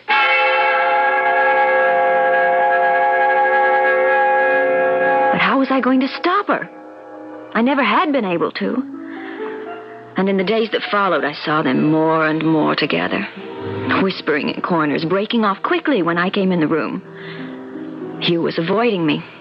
Never seeing me alone, he claimed his schedule was jammed, pleaded solid appointments every day. I was getting more and more frantic. I knew I was losing him to Eve, but how to stop it?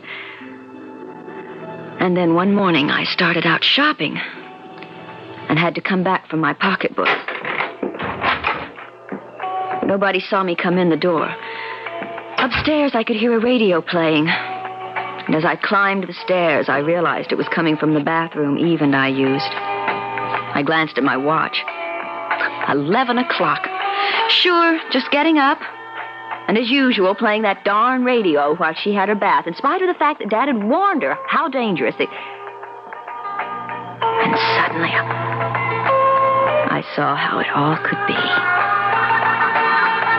Only first, I would give her one more chance. Oh, who's that? Me, Anne. I'm having a bath. Do you mind? What are you turning the radio down for? I want to talk to you. All right, Anne, later. No. Now. I just want the answer to some questions. Are you going to leave Hugh alone? I don't know what you're talking about. Don't lie. You're just trying to steal him from me. You must be crazy. Just as you have everything else I ever wanted. So this is your last chance. My last chance for what? To promise to stay away from you. If you don't, I'll kill you. Oh, don't be ridiculous. I don't care about Hugh. You're lying. Oh, what is the use of talking about it? It wouldn't change anything. There's only one thing to do. Anne, what is it? You didn't want me to turn the radio down? All right. How's this? Listen to it. Listen to your swan song. I'm getting you out of my life forever. Anne! No! No!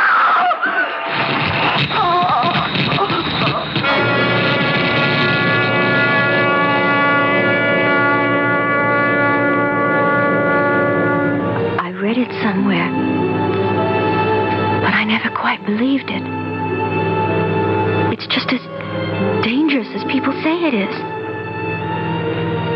And you're dead. Eve, dead.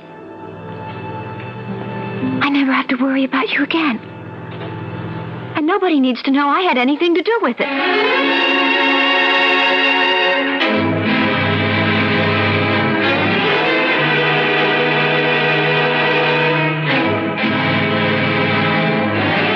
In spite of our knowledge about the danger of certain electrical appliances, too many people die from accidental electrocution every year. The most common villains are radios and electric heaters. Statistics are not available, certainly not in a case where death was deliberately caused, as in Eve's case. I shall return shortly with Act 2.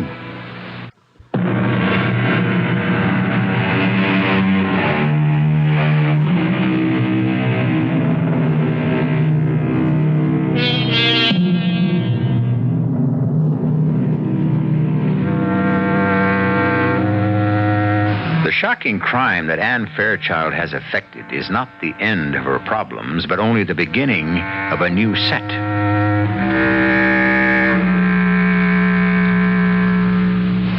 Starting with the moment when, after sneaking successfully past the door to her father's medical office, she is just about to let herself out the main door of the house when... Anne? Yes, Daddy. Oh, you're just coming home, huh? Yes.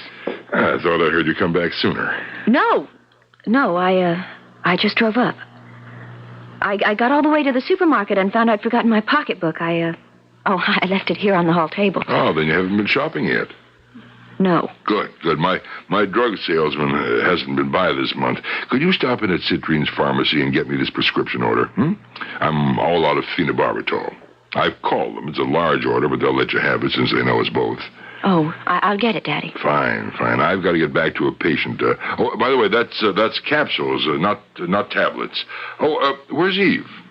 I guess she's in her usual morning state. Ah, dead to the world, huh?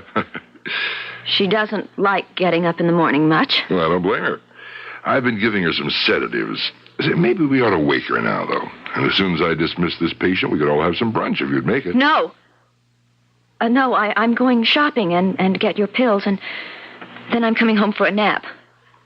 If you want Eve, you'll just have to wake her for yourself. I didn't mean that literally, of course. Because nobody could wake Eve. She was dead. Electrocuted, drowned. Dead as dead. But then everything became sort of blurry.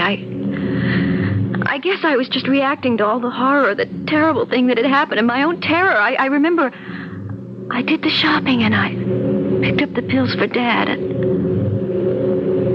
I came home and just left everything in the kitchen and went upstairs. Well, everything was spinning round as I lay down, and I must have fallen asleep so deep that it might have been me that was dead. I remember waking up once and being questioned by someone.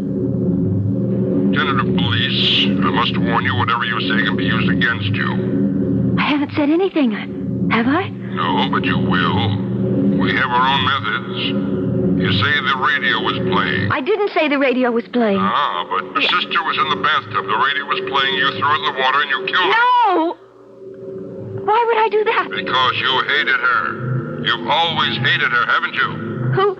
Who did you say you were? But don't you know who I am? Someone from the police, a lieutenant something or other. Lieutenant Anne. Annie, it's me, Dad. Dad? You're not from the police. You're not the lieutenant. Of course not.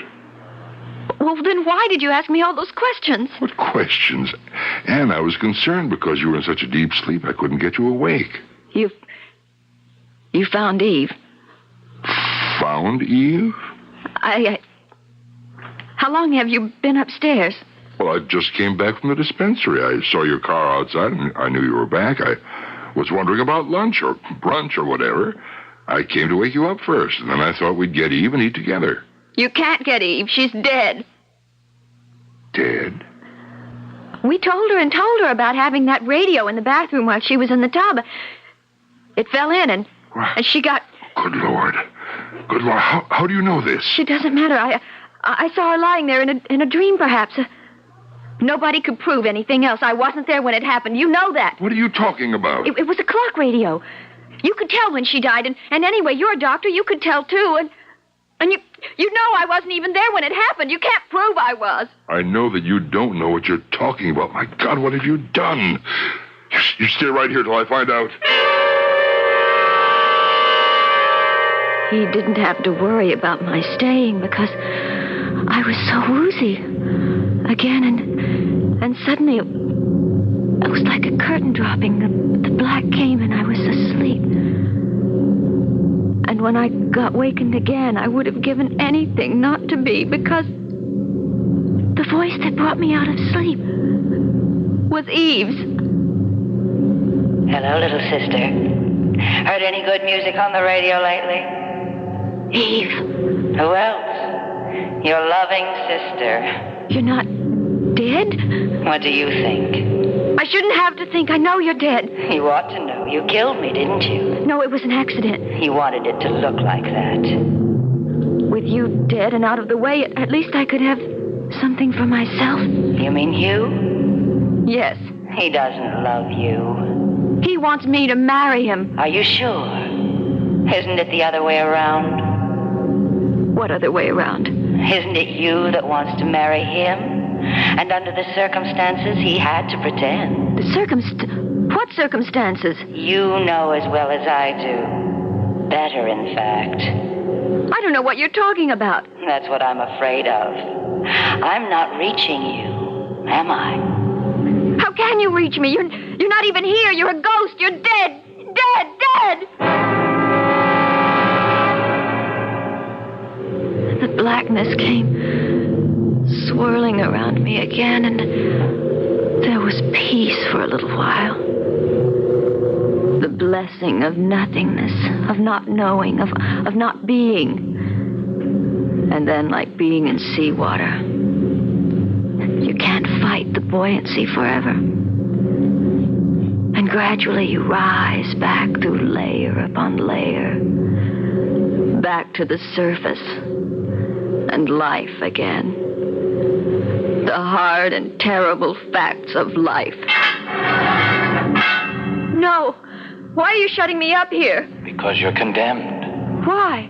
Didn't you kill your sister? No, it was an accident. Didn't you want to see her dead? I didn't want her to steal a man I loved. Couldn't you hold the man by yourself? Couldn't you trust him not to betray you? I don't know. I felt that if I didn't have to compete with Eve, I would be safe. So you killed her? Who are you? I might be yourself. No, you're not. You're Hugh. Of course. Who else? I don't want to see you. You don't love me. That's silly. Everyone loves you, Anne. Not you. Not the way I want you to. It's Eve, isn't it? It's always Eve. Easy, darling. Easy. Don't talk to me like a child. I was your child. You could have told me to do anything and I would have done it. Till Eve came back. And then it all changed. Nothing has changed. Everything has. I didn't want it to. So I killed her. You know that, don't you? It was an accident. Oh, no. No, I took the radio and threw it into the tub to kill her. Why? Because she was trying to steal you away from me. And she'd never have stopped until she had. Stealing me from you? Yes. You are in love with me, aren't you? Yes. In a sense. What does that mean? In a sense. You said you loved me. As you loved me. No more, no less. You didn't want me as a woman? It's difficult to explain. What's difficult? Well, you have nobody to run to, Hugh.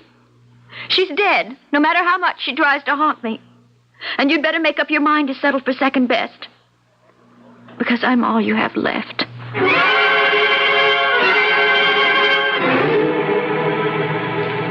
He doesn't want me. He never wanted me. I killed my sister to keep his love, but that wasn't enough. He doesn't love me. He never will. It was all a lie. So now I know I have to kill him, too. That's why I brought the gun. Daddy's gun. The one he keeps in his office. I want to go home, Hugh. I don't know about that. Am I arrested? Locked up? Am I accused of anything? No, not yet. Then can't I please go home? Would you promise to behave yourself? Yes. And how do I know you'd keep that promise? I don't know. Wouldn't you see that I did? I can't control it, Anne. You have to be the one.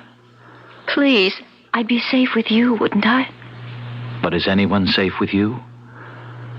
Oh, damn it, I'm going to take the chance.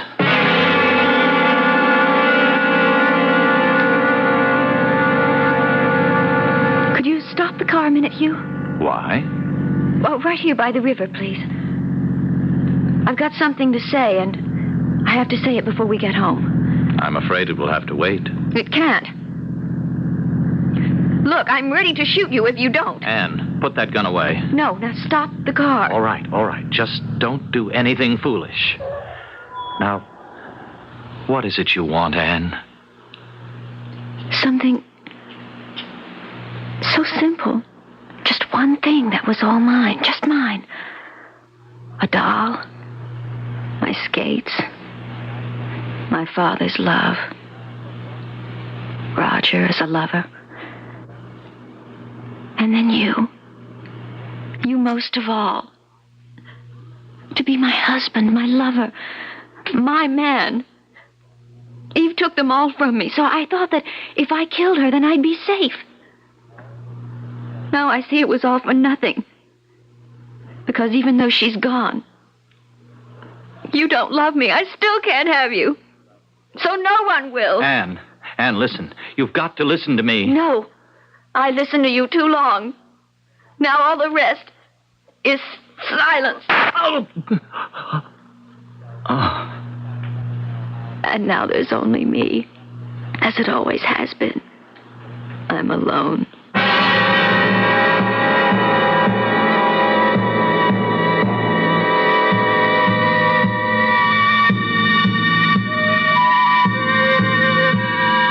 Anne Fairchild. Not the picture of your all-American girl, is she? What drives her? How does she expect to get away with 2 murders? Will the second return to haunt her as the first? And what possible redeeming quality makes her story worth retelling? I'll return shortly with Act 3.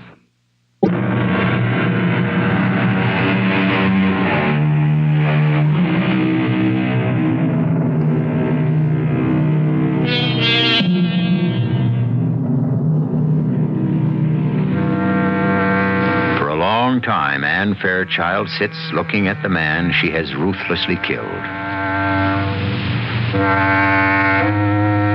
She is immobile, frozen, except for the tears which run silently from her unblinking eyes. For the moment, her body is as dead as Hugh's. Only her turbulent mind is alive.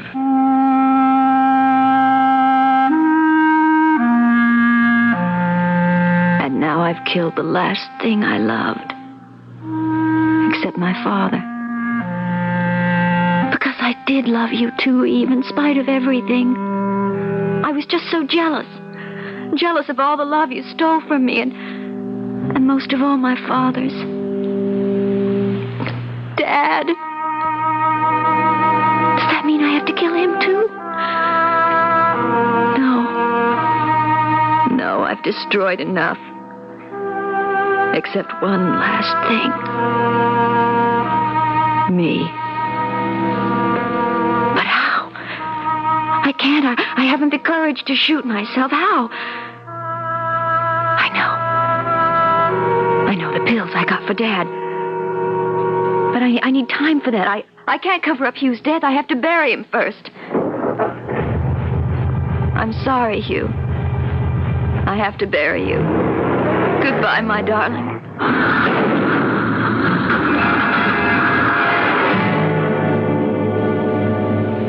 I don't remember how I got home. Somewhere I must have fallen because my stockings were torn and I had bruises on my elbows. And there must have been some rain because I could feel my hair plastered to my head. It's funny that I could feel anything outside. Because inside, I was dead. Dead as Eve and Hugh, and as I hope to be soon myself.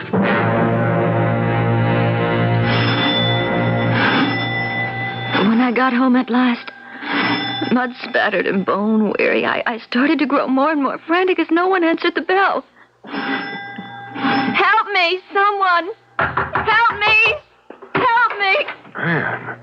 Anne, what in God's name? Come in, child, come in. I thought there was no one here, that I was all alone. No, come into my office. I'll get you something to calm you down. Have a look at how badly you're hurt. I'm all right. I just slipped and fell or something. Now, just a minute, Anne. How did you get away from there? I asked Hugh to bring me. And he let you out? We started off in his car, and then I... Yes, and then? And then I had to kill him. Because he doesn't love me. That isn't true. He doesn't want to marry me, does he? Well, I don't know how to answer that. It doesn't matter. He can't anymore. I made him dead. Just like Eve. Anne. Yes? You say you killed Hugh just as you did Eve.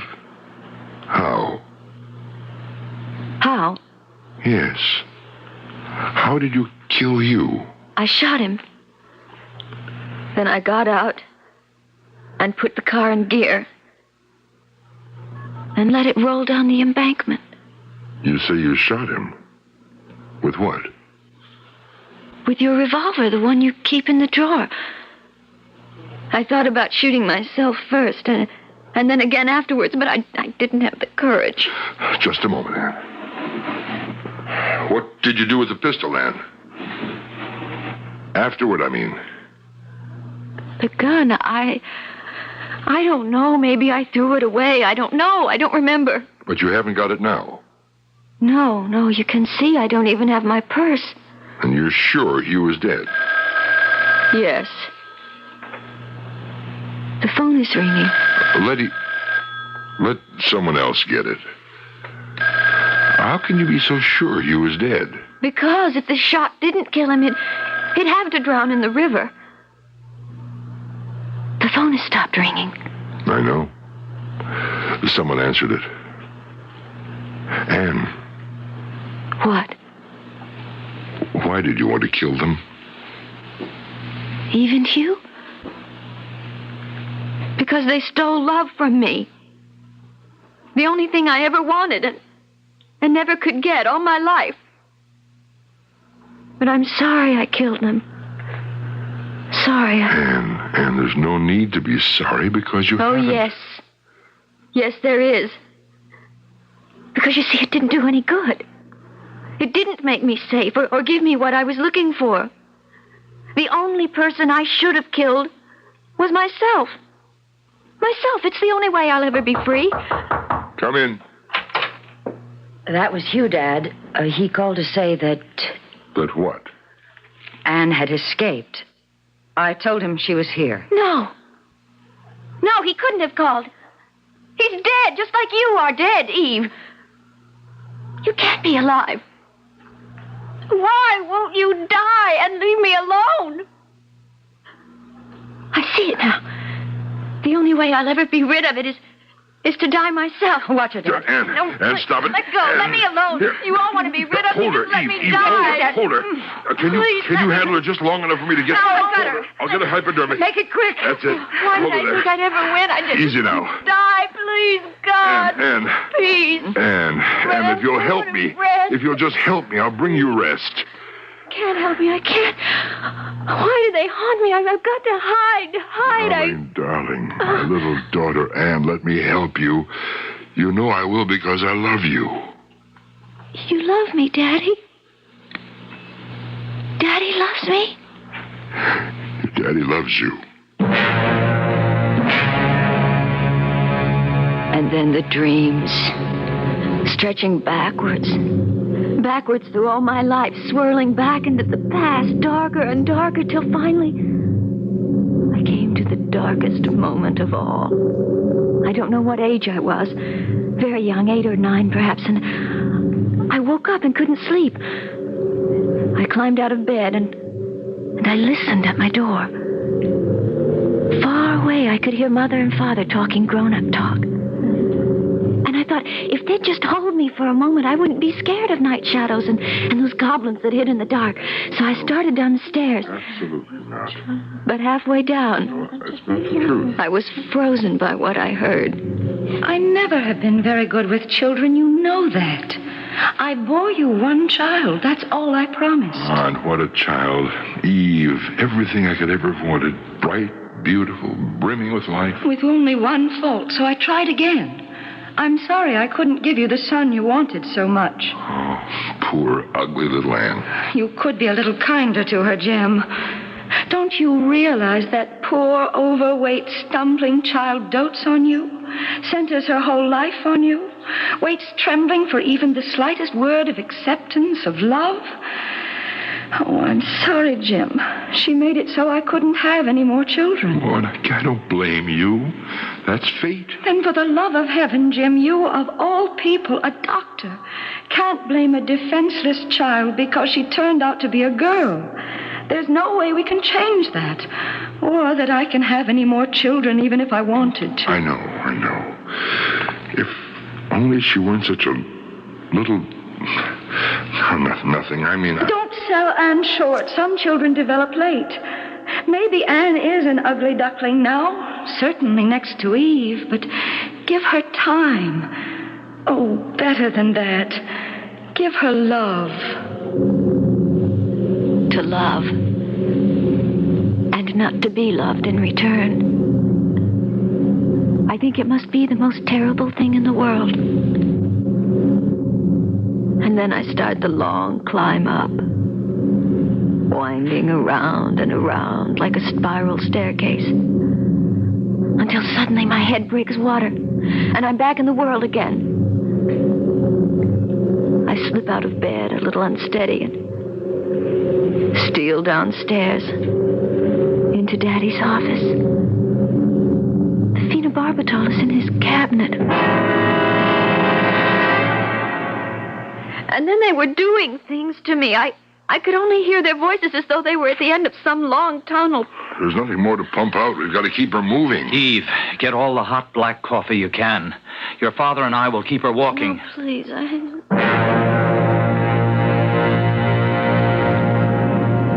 don't remember ever being so tired. I couldn't even flick my eyelids to save myself. But I know I don't have to. Not anymore. I'm not awake, but I'm not asleep. Just lying here, I can hear every word that follows with marvelous clarity.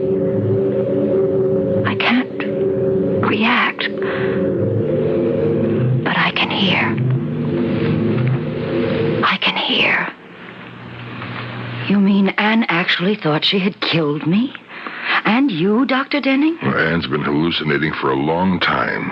Ever since Roger chose you instead of her. Oh, I still can't believe that Anne would go to pieces over that. It's been coming for a long time. You thought he had it under control till the accident of your coming home. You mean Anne's right? I caused it all. No, I'm the one to blame. Nobody is to blame.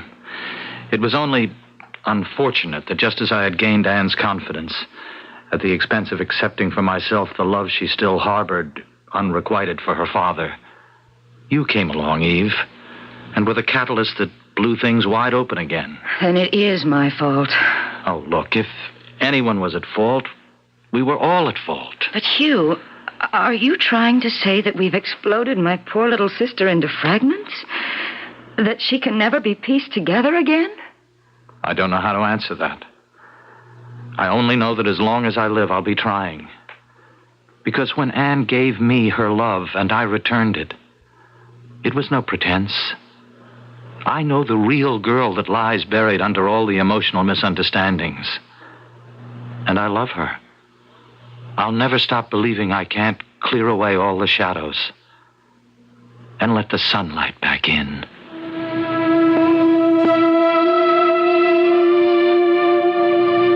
I guess there's a long road ahead.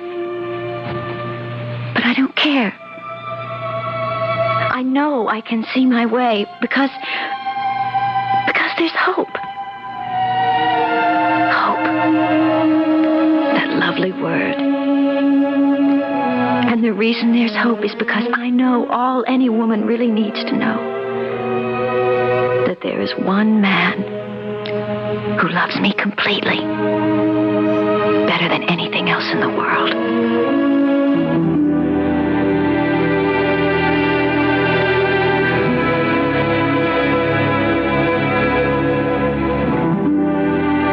In a way, this hasn't been a story at all, because most of it was never told. We only heard Anne's point of view, which was mostly illusion. So rather than a story, we might call it a vista to a girl's mind, to a place of shadows that suddenly faded in the light of truth and understanding. A strange visit to a dark room. I'll be back shortly.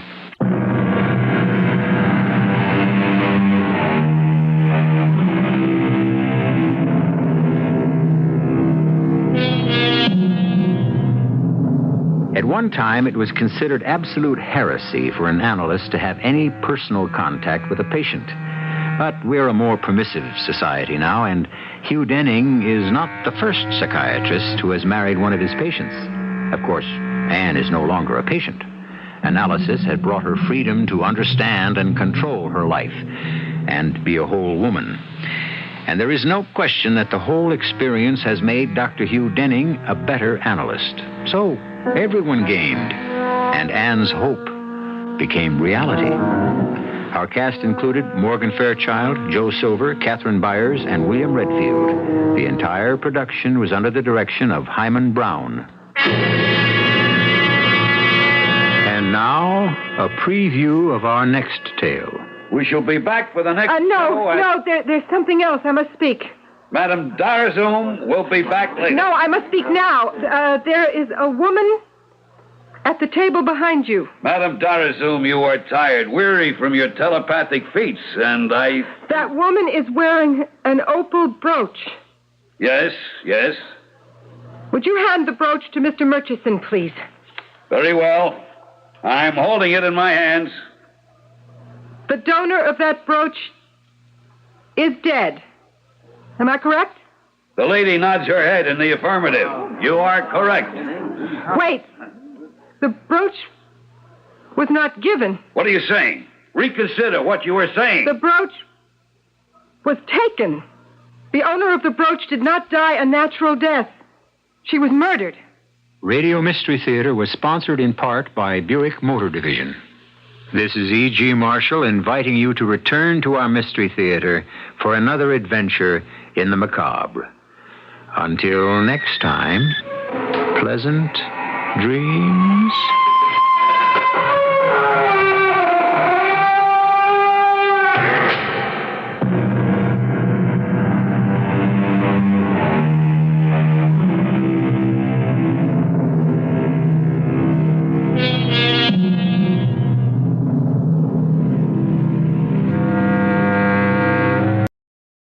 The CBS Radio Mystery Theater presents...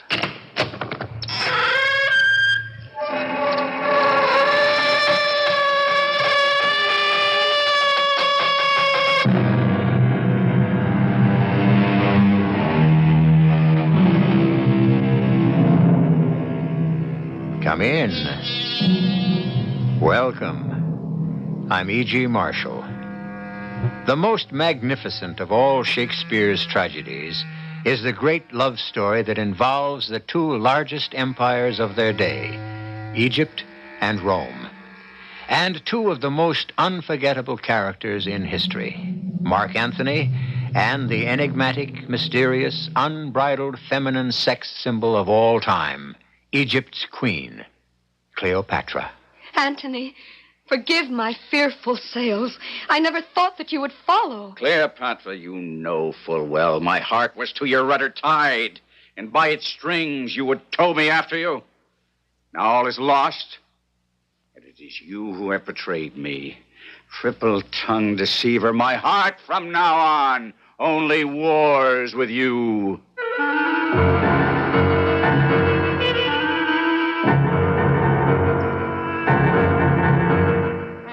Our mystery drama, The Serpent of the Nile, was adapted from William Shakespeare's Antony and Cleopatra, especially for the Mystery Theater by Ian Martin, and stars Lois Nettleton and Kevin McCarthy.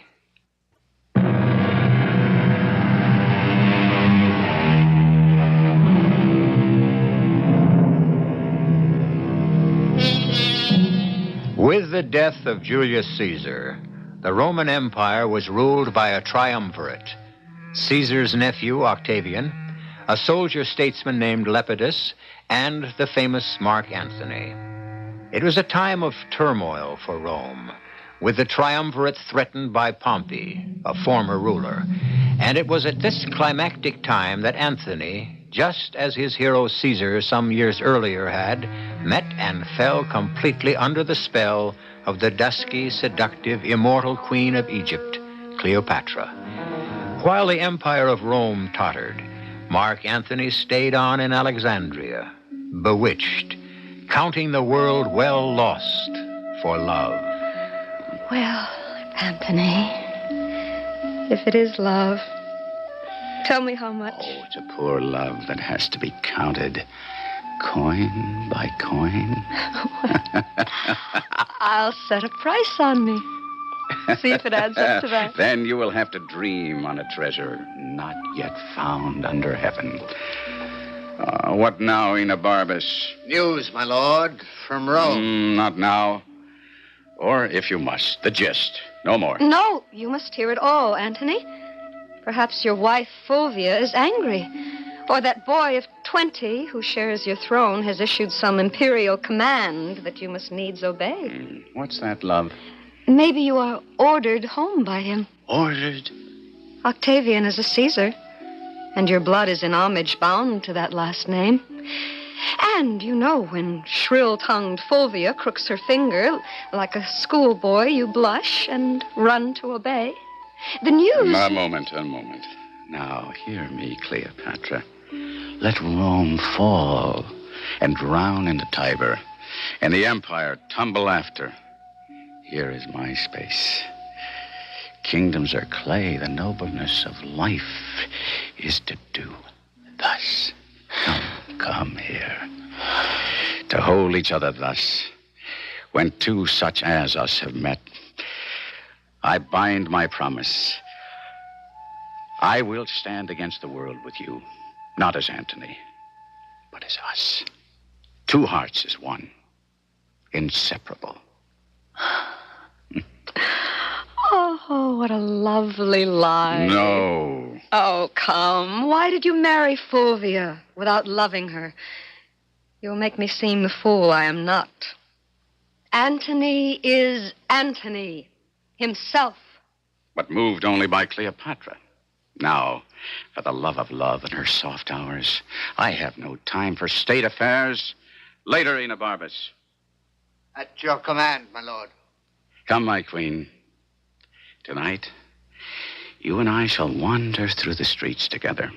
mingling with the people as any two others, just you and I together as if we were of them and held no high estate.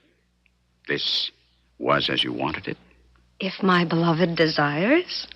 But if that is what you wish, I need a little time to prepare myself. My Lord Antony. Enobarbus, what now, when I am preparing for the evening's revels? The news from Rome and home, which I have fed on. Well, then you digest it. Save it for tomorrow, for I fear it will not please me much. Yes and no. What does that mean? Neither of us knows, my lord, until you have the reports. Well, speak then. Wars and more wars. Your wife Fulvia's armies took the field against your brother Lucius. And? The war was broken off in friendly agreement. Well, what worse? There must be something to follow. My Lord Antony, your wife is dead. Fulvia? Yes. Fulvia? How? Where? When? What sickness? It is all set down in this missive. Let me see. Oh, God. I made it thus. In contempt, I put her from me with other pleasures beckoning now. As always, when something's lost, we wish it back again 100-fold. She's good now, being gone. Too late. And what other harms my idleness might hatch. All right, so be it. I must break off from my enchanting queen. It's time to be away. Why so, Mark Antony? Say Fulvia died for love of me. You being absent? Why, if so, then, good my lord, soldiers would kill all our women, if to suffer our departure is their death. What? Under a compelling situation, let women die. But let them not die for nothing. Fulvia is beyond your help. Cleopatra, if you leave her, dies upon the instant. I have seen her die 100 times at only your displeasure. I wish to the gods I'd never seen her. Not only Fulvia's death, but Pompey has seized control of the sea. Octavian is no match for him, a beardless boy. And the public, fickle as always, inclines toward a winner. If I do hope to keep my place under the sun, I must away and do what needs be done.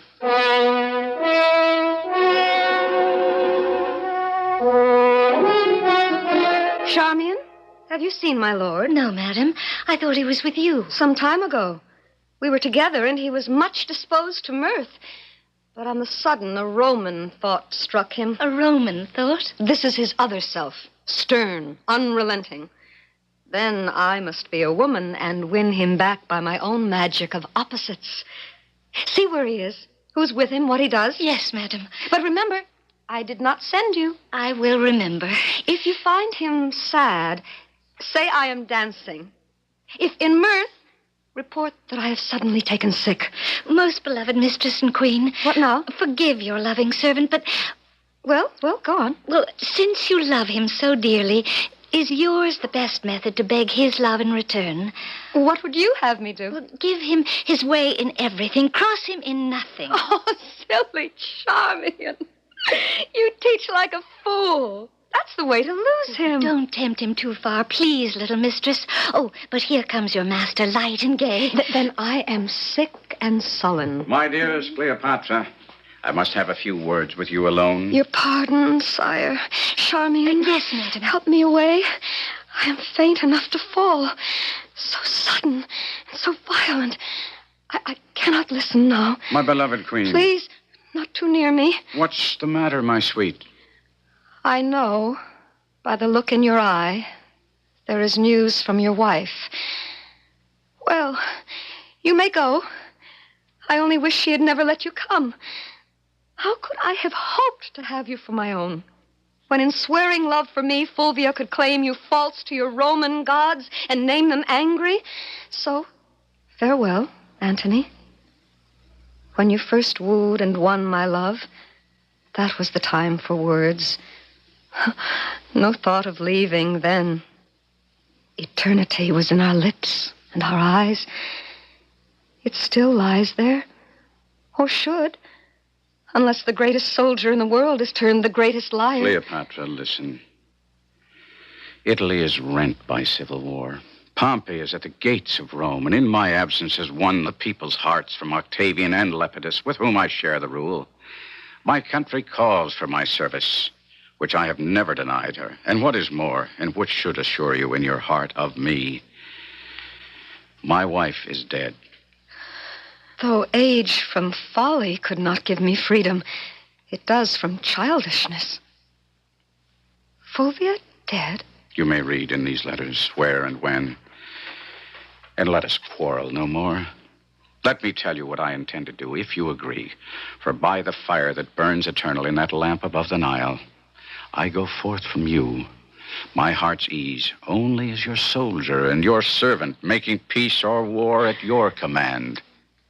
Now, lover, turn aside and weep for Fulvia. Then say goodbye to me, and say the tears belong to Egypt.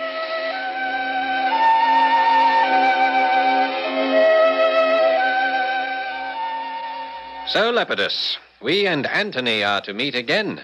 Advices flying before him tell us he soon will return to Rome.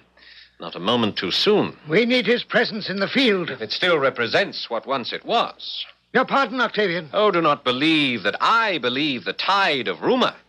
That once proud Antony now fishes, drinks, and wastes the lamps of evening in oriental revel. Rome is a republic, and the people must be served. How do you think they think of our fellow guardian of the state? I cannot believe rumors, nor that sudden evils darken all Mark Antony's goodness. Lepidus, you are too indulgent. Let us grant it not amiss to tumble on the gypsy's bed, but to resist the drums which have so long called him from his sport with Cleopatra is to be as young and untried as all who run me down for my lack of years. You are right, Octavian. It is good he will return. And what is better that we persuade him that he is home to stay?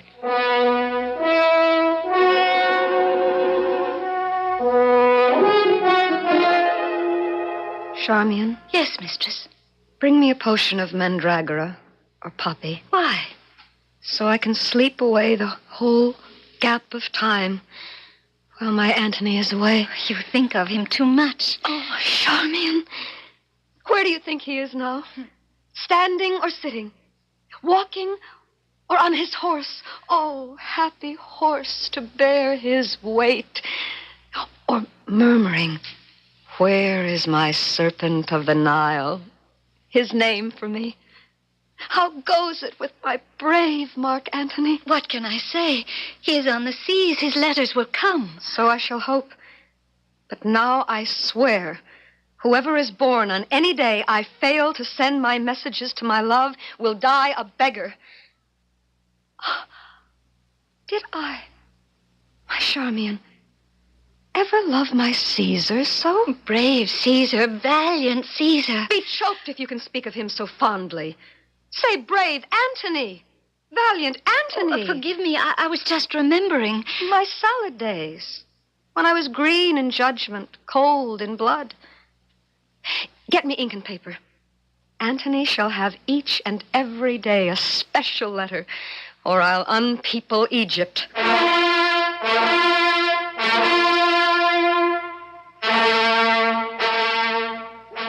Welcome to Rome, Antony. Thank you, Octavian. Sit. Sit? In this tone of command? Ah, take me not wrong, Antony. But I wrote to you in Alexandria without reply. Your message came when I was not there and occupied in some affairs. Is that all? No, Antony. You have broken the oath we swore between us. Softly, Octavian. No, let him speak, Lepidus. How? To lend me arms and aid when I required them. Both you denied. Well, neglected, rather. As nearly as I may, I'll play the penitent. Fulvia, to have me out of Egypt made wars here, and for my ignorance, I ask your pardon. There. That's nobly spoken, eh, Octavian? I would hope. And further hope to put aside all misunderstanding from now on. Then let me hasten to suggest the means. How? Octavian has a sister on his mother's side, Octavia. Since you are now a widower, To hold you brothers, Antony, why not take Octavia for your wife? Let me have your hand, Octavian. And from this hour, let us rule together, true brothers. Here is my hand. A sister I bequeath you. Let her live to join our kingdoms and our hearts. Then, happily, amen. Charmian, give me some music. And moody food for me that trades in love. Cleopatra, my queen, be not so. It is not the end. Or the beginning. Only that dread snake's coil that shuffles in between. Oh, why is there no word of him? Oh, here comes a messenger now. If his news be bad, he shall be whipped with wire and stewed in brine. Oh, the gods help me. Admit him, and may the gods help him. If he brings me good news, then he may have half my kingdom. If not, then may all Egypt melt into the Nile and all my people with him.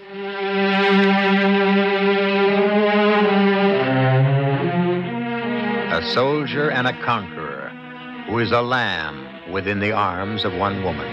A woman who is a tiger burning bright, but melts before the presence of the man she loves. Two empires in their hands, rocked to and fro by the tempestuous love and their realization of their trusts. Where do they go from here?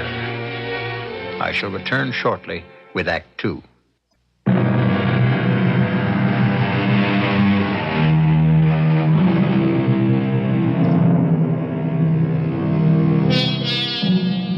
Cleopatra waits in Alexandria, eager for and yet afraid of the news the messenger brings of her Antony.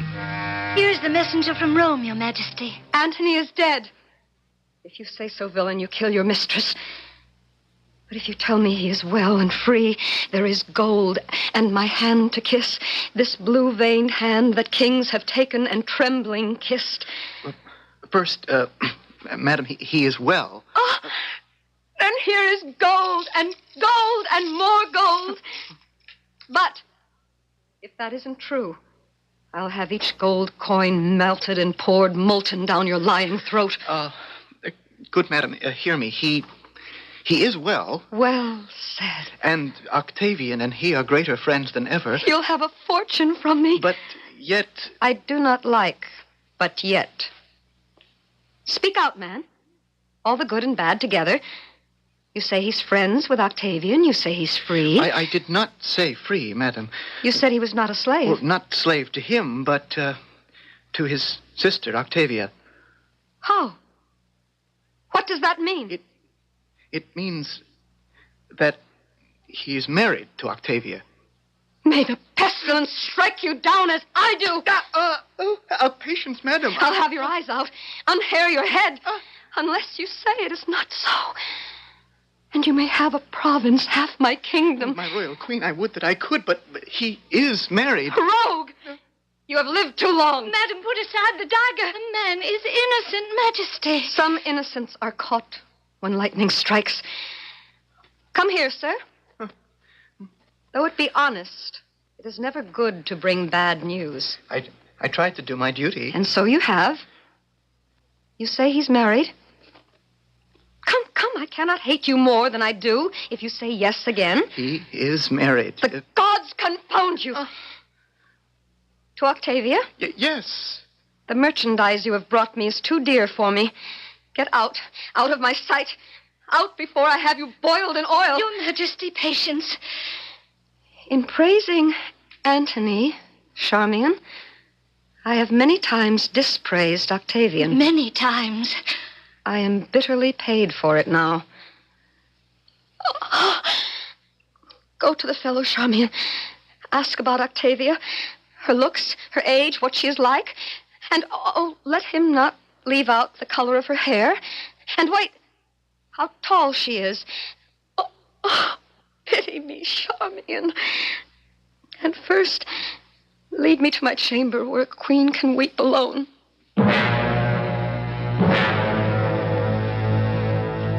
Our hostage exchanged, now we may talk before we fight. For Antony, Lepidus, and myself, brave Pompey, we will hope that words may serve us better than conflict. Too much of youth would perish if we came to battle. I cannot deny that truth. Then speak to us openly of how you treat our offers tendered to you. That I shall have Sicily and Sardinia, and in return will rid the sea of pirates and send certain measures of wheat to Rome. That's our offer. Does it not seem fair? I might have hesitated had not Antony returned, but now I'm disposed to take your offer. Then well met here. Let us have the agreements drawn up and signed so that I may feast you aboard my galleys. The feast should be mine. Oh, mark you, I shall yet enjoy your fine Egyptian cookery. I have heard that Julius grew fat with feasting there. You hear a good deal. I have my informants. And so have I. I trust your information is as sound as mine. Why, if it's gossip, my Lord Pompey, I'm your man. And allow my captain and his companions to withdraw and write the terms of the treaty. Good idea, Enobarbus. Well spoken. Antony, Lepidus, shall we go apart for this purpose? I know you now. How are you, soldier? Well? I hadn't thought of you as politician, Enobarbus. Say rather, peacemaker. My Captain Antony is sensitive in some areas. The Egyptian. But I thought that passed. Is he not married now to Octavia? Yes. Well, then he is firmly knit to her brother Octavian. Cleopatra is only a memory. I will be blunt, sir, for many reasons. I am a soldier and must face the odds. I doubt that knot can hold. Oh, for what reason? Mark Antony will be off to his Egyptian dish again, and I would be the last to blame him. And I would hazard a guess, this time will she let him go so easily.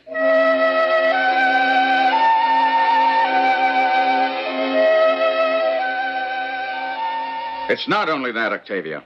Many things are excusable, and trifles do not anger me. But your brother, without consulting me, has opened war with Pompey, made his will and read it to the public, speaking in derogation of me. I've given him my best, and gotten in return nothing more than a smile that does not go behind the teeth. My lord, don't believe all rumors. For my sake, who stand between you, praying for you and loving you both. If you must believe, don't take it so to heart. Gentle Octavia, you may have to make a choice. If I lose my honor, I lose myself. But if you will be a go-between, then you must make it now. For I am making preparation for such a war as shall destroy your brother. No. Give me this chance to reconcile you. Go to him if you will. And when you decide where the fault lies, make your choice. For I tell you, our faults can never be so equal that your love can equally move with them. You must choose your own company and go where your heart has a mind to.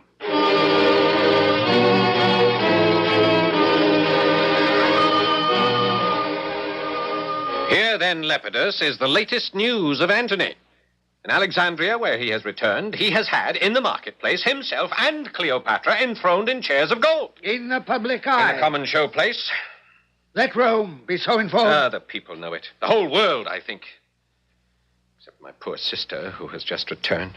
Here she comes. Hail, brother. And my lord Lepidus. All hail, fair Octavia. That I should ever have to call you castaway. You have not called me so, nor have you cause. My good Lord Mark Antony, hearing you prepared for war, told me, and I begged his pardon to return. Which I am sure he granted easily, since you stood between his lust and him. Do not be unfair to him, Octavian, till I make my plea. Unfair? Where is your good lord now? Why, in Athens? No, my sister. Cleopatra has crooked her finger again, and he has run back to her in Egypt. Oh, no. Not only that, dear madam, but he has raised an army from Libya, Thrace, Arabia, Mede, Laconia, and countless other kings to move against us. Oh, God, how wretched I am to have my heart torn in two between the ones I love the best. Your letters held us back till we were sure that you were wronged and ourselves in danger. You are abused beyond all belief.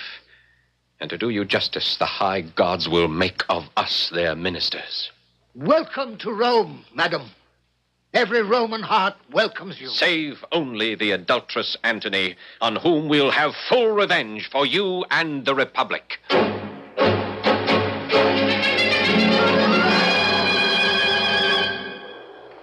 Enobarbus, why do you object to my presence at the camp? I think only of Antony. If you thought upon my lord alone, you would not be here to take from his heart, take from his brain. He is already traduced in Rome, where it is said that Cleopatra and her maids manage this war. Sink Rome, and may the tongues of those who speak against us rot to the roots. I bear a charge in this war. As leader of my kingdom, though I am not a man, I will not be left behind. Now, I'll say no more. Here comes the Emperor. How in the gods could Octavian have cut the Ionian Sea so fast, eh, Enobarbus? Have you heard of this, my sweet? Quickness is never more admired than by the negligent. A good rebuke, my love. So, I will take your advice and meet him by sea. Why? Because he dares us to it. So have you dared him to single combat. What does not suit his advantage, he shakes off, as you should. I have 60 ships to help by sea. But our ships are poorly manned by muleteers, reapers, anything we could impress for crews. We'll fight by sea. You throw away the advantage we have by land. Don't risk your battle-tested troops to rotten planks and foreign shells. We'll fight at sea, and then if we fail, we can do it by land. Lepidus? Yes, Octavian. Remember, do not strike by land. Hold your positions and do not provoke battle till we have done at sea. You know our plan. Our fortune lies upon this jump.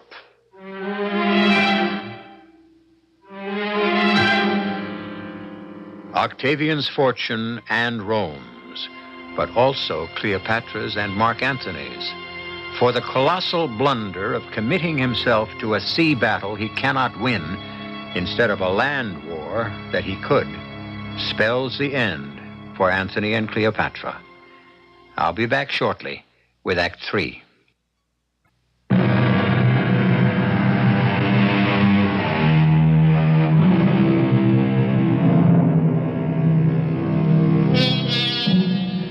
From the shore, with the rear guard of the once great land army that Antony might have led in a triumphant march on Rome, Enobarbus watches in dismay as his worst fears are more than realized. For as the two great armadas meet in action, suddenly the Egyptian fleet turns in flight and abandons Antony and his pitifully few and overcrowded ships to the overwhelming might of the enemy. Oh, gods, I can look at it no longer.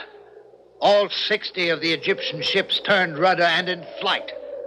What happened, messenger? Cleopatra, in the midst of the fight, before the tide of battle was yet known, had her admiral hoist her sails and take flight. I saw that. But the rest? When once the queen's ship turned, the others followed.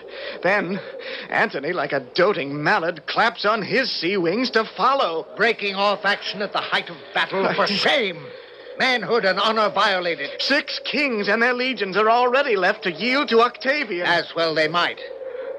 But I'll still follow the cause of wounded Antony, though reason sits with the wind against it. Sweet Antony, forgive my fearful sails. I little thought you would have followed. Egypt, you know full well my heart was to your rudder tied, and by its strings would you tow me after you. Now all is lost, and it is you who have betrayed me, sold me to this novice, triple-tongued deceiver. My heart from now on only wars with you, and when I am revenged upon your charm, then all is over.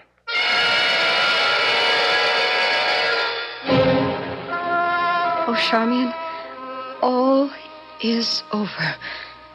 I have lost my love. Antony still lives. But Cleopatra does not. No longer in his heart. And in his shame and rage, his may be the hand that slays me rather than Octavian's conquering sword. For all is gone. My country, my hope, my love. Oh, help me, Charmian, help me. Your lord would never do you hurt. And if he did, he never would forgive himself. I must flee, Charmian. But where? The tomb. The tomb? The monument and sepulchre that long ago was built to house you on your royal journey out of this world. Sad is the day that it must come so soon. You're right. I'll go to the monument this minute, where you will join me. But first, go to him and tell him I have slain myself. Say that the last word I spoke was Antony. I will, Your Majesty. And Charmian? Yes, my queen. Remember every word, so you can tell me how he takes my death.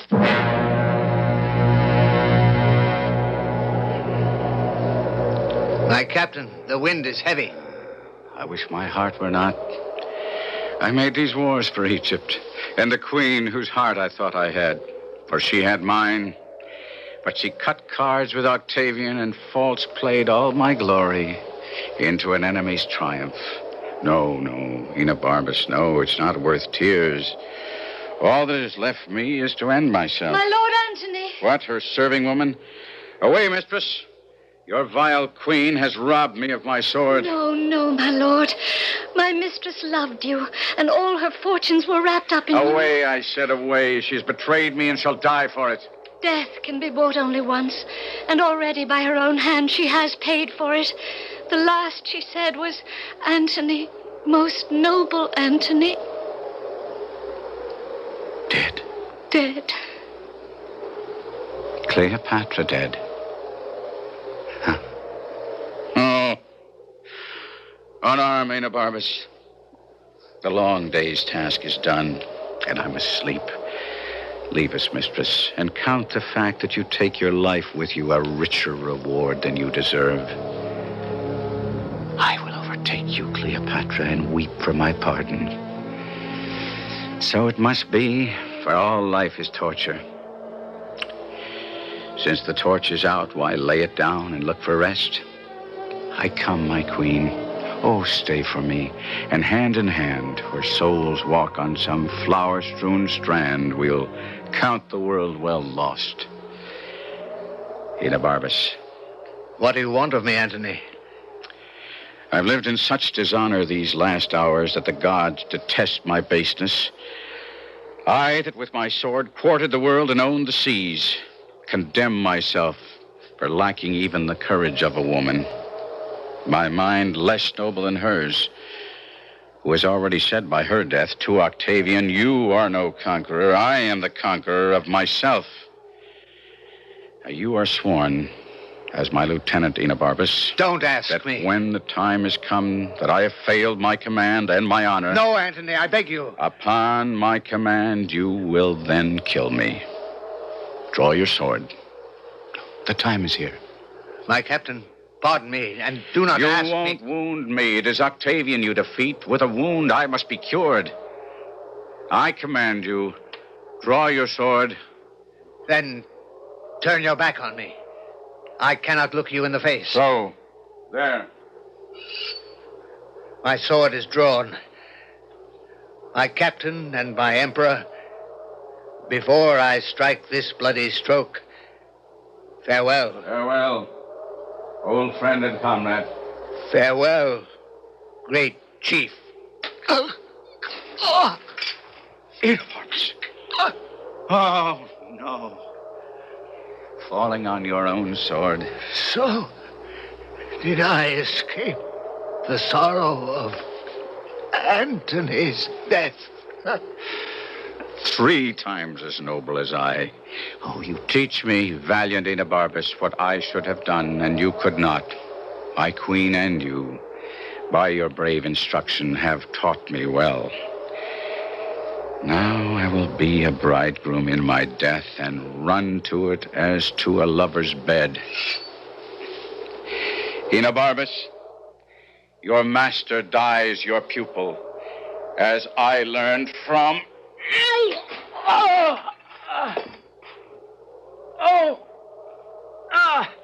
I have done the work ill. Guard! Oh! Lord Antony. Lord What has happened? I pray you, make an end of what I have begun. What, my lord? Have you a sword? Then draw it and strike me till I die. Oh, most absolute lord, I cannot. My mistress Cleopatra sent me to you. Cleopatra sent you? When? Oh, this moment, lord. Who are you? Oh, yes, Diomed. The messenger who always passed between us. But Cleopatra, where is she? In her tomb. But not dead. She is locked within the monument because she feared you suspected her of being in league with Octavian. And for that reason, that in your rage you would kill her. And so I would have. Well, of a sudden, the queen realized that her death might in turn cause yours and sent me post-haste to bring you the truth. And now I've arrived too late. Too late. Too late. Good Diomed, save only to say a last farewell. Call my guard and have them bear me to the monument and my love.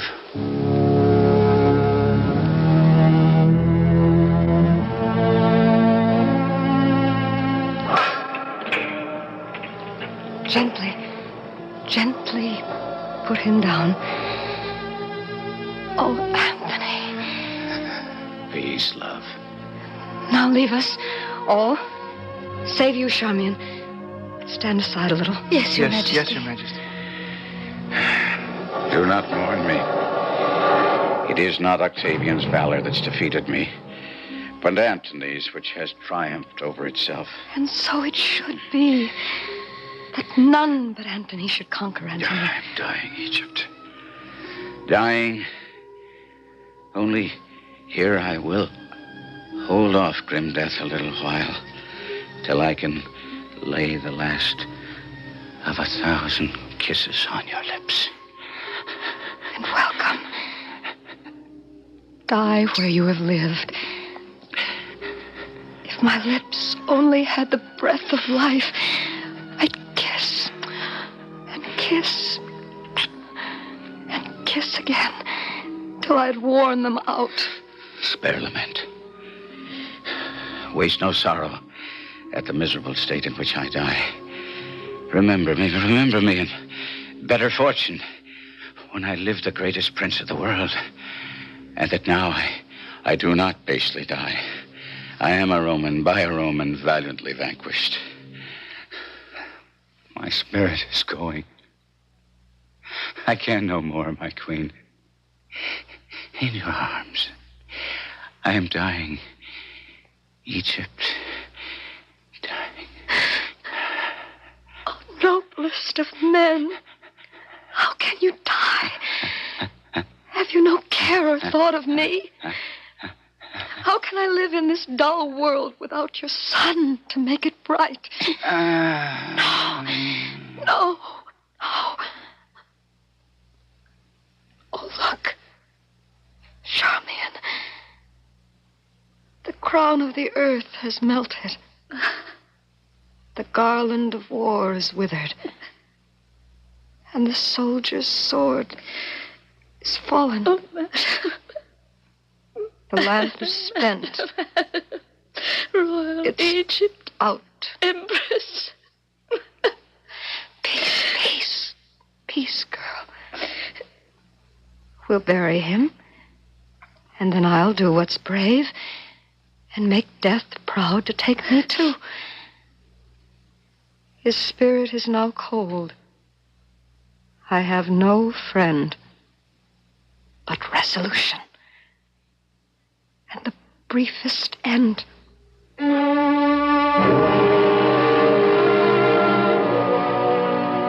So, Charmian, have you brought that dread serpent of the Nile? Hidden in this basket of figs, so that I could smuggle it past the Roman guard that holds you prisoner here. Have a care with that pretty worm.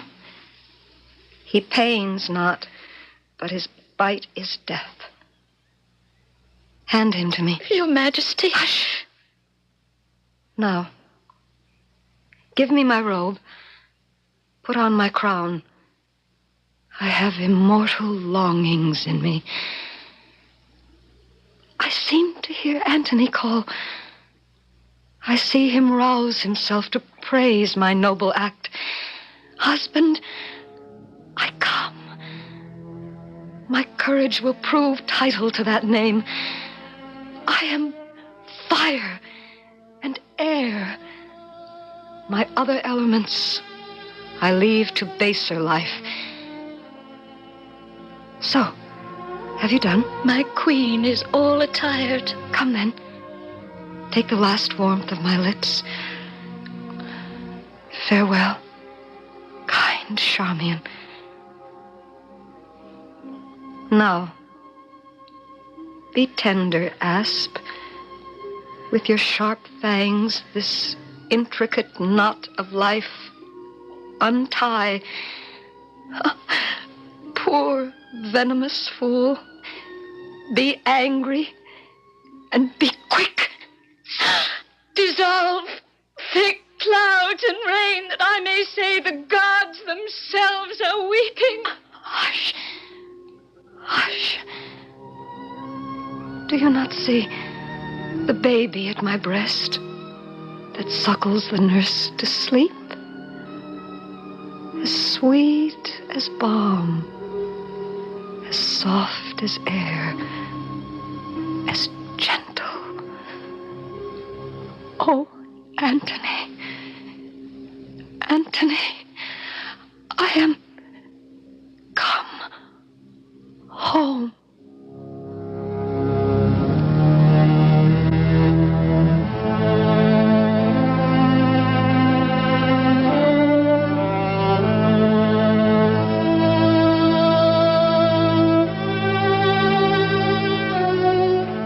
Octavian, entering the tomb later, gazing on her, says, "She looks like sleep.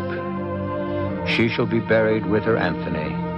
No grave on earth shall hold in it a pair so famous." And so the curtain falls.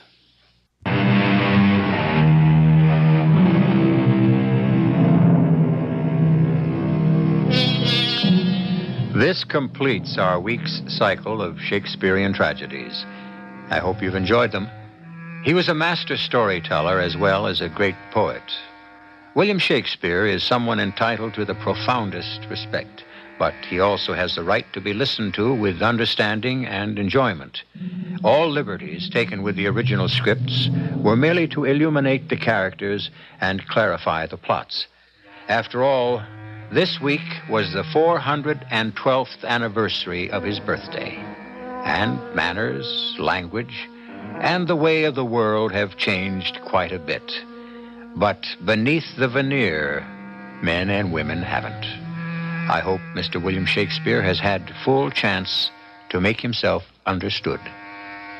Our cast included Kevin McCarthy, Lois Nettleton, Carol Teitel, Robert Dryden, Russell Horton, and Paul Hecht. The entire production was under the direction of Hyman Brown. And now, a preview of our next tale. What about the police? Yeah, the police. They said they didn't know what I was talking about. Well? Frank, that's what's funny. I'm not allowed to talk to the cashier, and nobody else in the bank, including the security guard, would even speak to me. And the police... They just smiled and told me to run along. What goes on out there? It's a tight little community, that's what goes on. And no hard-nosed reporter's going to loosen it up. I don't believe it. I'll find somebody who'll spill the beans. Yeah, in your face. Why do you keep saying things like that? Because, dummy, if you become an annoyance to the three elders who run the place, you just might join those two hold-up guys your heart bleeds for. You're scared, aren't you, Frank? For your sake. Yeah. Radio Mystery. Broadcast permission for the following program is made possible by the Columbia Broadcasting System. Into our Mystery Theater for another adventure in the macabre. Until next time, pleasant dreams.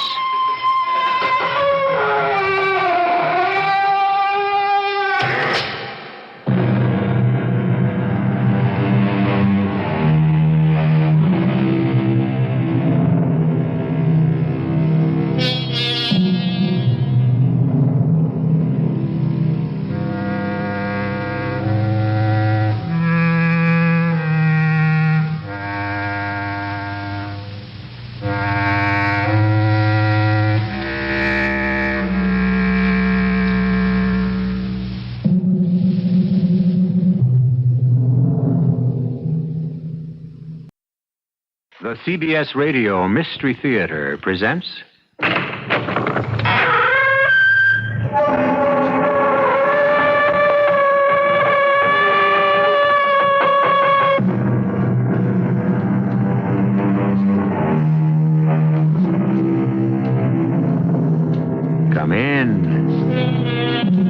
Welcome. I'm E.G. Marshall. Since earliest recorded time, man has believed it was possible to see into the future. He has honored and showered gifts on those who purported to be able to unveil the future. However, the Bible has warned against the oracles and soothsayers and threatened them with punishment. In Leviticus 20:17, we find, "A man or a woman that divineth by a ghost or a familiar spirit, or that is a wizard, shall surely be put to death. They shall stone them with stones." This admonition has not stopped the fortune teller, the reader of palms, or the tarot cards. Here, take this orange, but do not remove the handkerchief. Place it on the floor beneath your right foot. Now, press down. Down. Use all your strength. Crush the orange. Crush it. All right, now pick it up. Examine the orange for signs. What do you find? No! No! No!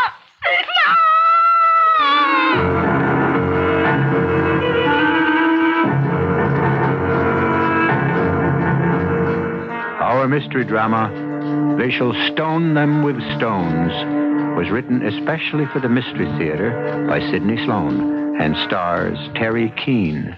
It is sponsored in part by Buick Motor Division. I'll be back shortly with Act One.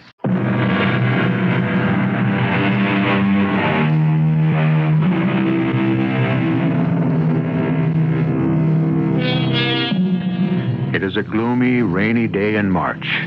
A small, poorly dressed woman makes her way down a debris-cluttered street in the poor section of town.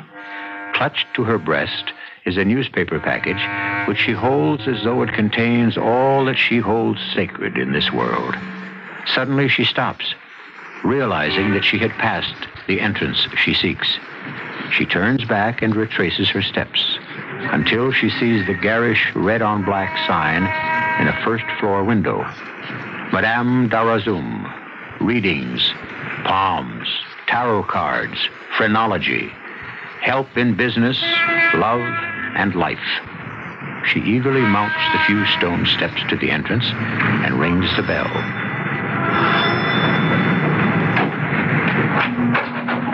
Welcome, Mrs. Fielding. Welcome to my humble house of repose and meditation. Oh, Madame Darazum, I'm a little late. I'm sorry. Please, no excuses. I foresaw that you would be tardy. Come in, please. This way, into my tent. Tent? I am from a nomadic tribe. My ancestors have always moved over the surface of this earth. Now, sit down. Oh, yes.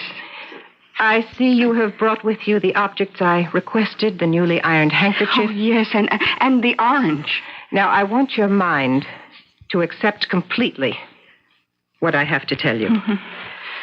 If you should doubt but the slightest, all will be lost. And I will not be able to help you. Oh, I don't doubt for a second. That's why I'm here, for you to help me. That's good. I feel the serene elements of the other world seeping into my being. They will guide me in my quest. You are here, Mrs. Fielding, because in our last meeting, I felt you were in the thrall of an evil presence.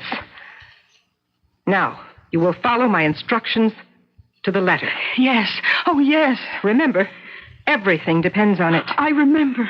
Hand me the orange and the handkerchief. Here. I wrap the orange in the handkerchief. I ask the beings that guide us to place their strength into this instrument, this orange, so that we may understand the nature of your trouble. Now, this orange covered with this handkerchief I place on your lungs, stomach, your brain, your heart. Now, bow your head and ask for help. Oh, help me. Please, help me. Here, take the orange, but do not remove the handkerchief. Place it on the floor beneath your right foot. That's right. Now press down with all your strength.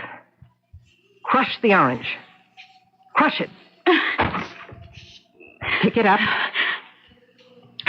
Examine it. Examine the orange for signs. What do you find? No. No!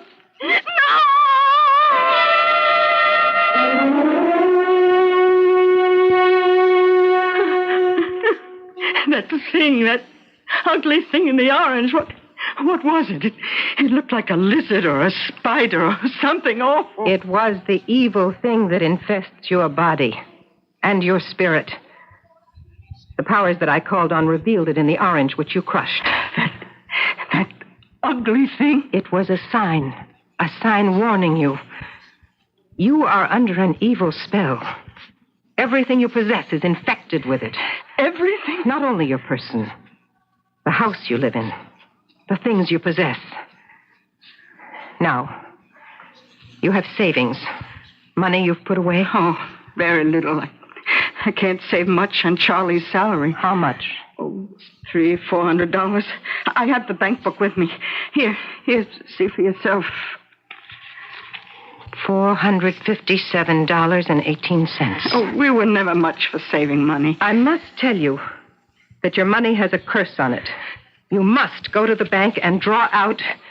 Everything? No. You will draw out just $450 in small bills. You will bring the money here, and I will call on the spirits to wash the evil out of the money. Oh, I don't know. Your money will be completely safe. I will wrap your money in a cloth, sew it up, and give it back to you. Oh. You will take the package of money to your bank and put it in your safe deposit box. Mm-hmm.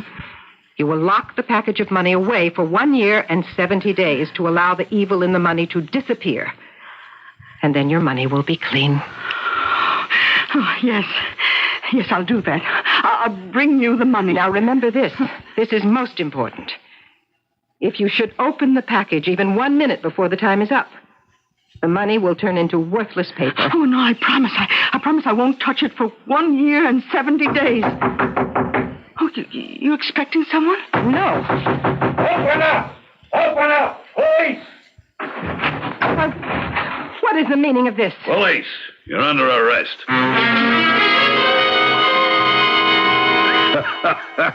The look on her face. She was out the door in record time. My cop impersonation was perfect. Go ahead and laugh, Harry. Very funny.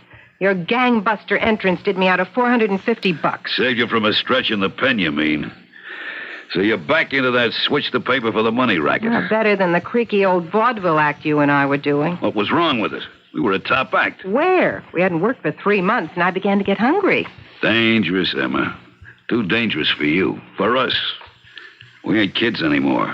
We can't run as fast as we used to. Harry, it's more than just earning a buck. I began to have... I don't know, something was bothering me. I began to feel something inside of me, telling me what was coming next. I was beginning to feel something that I never experienced before. Oh, come on. No, listen. There was a young girl. After we'd gone through all the standard stunts, I suddenly had to speak to her, to warn her. You remember I asked her to come backstage after the performance? I sort of remember. Well, when I saw her, I knew that she only had a short time to live. She looked sick. Now, on the contrary, there was nothing in her face or manner to reveal it. So? 7 weeks later, she was dead. A malignancy. Even her doctor didn't know it until later. It was then I began to wonder about what I was doing. I just had to get away and think. Well, I got the cure for those half-baked ideas you got in your head. And safer, too. You're coming back into our old act, and that'll keep you too busy to think about how you can really read minds.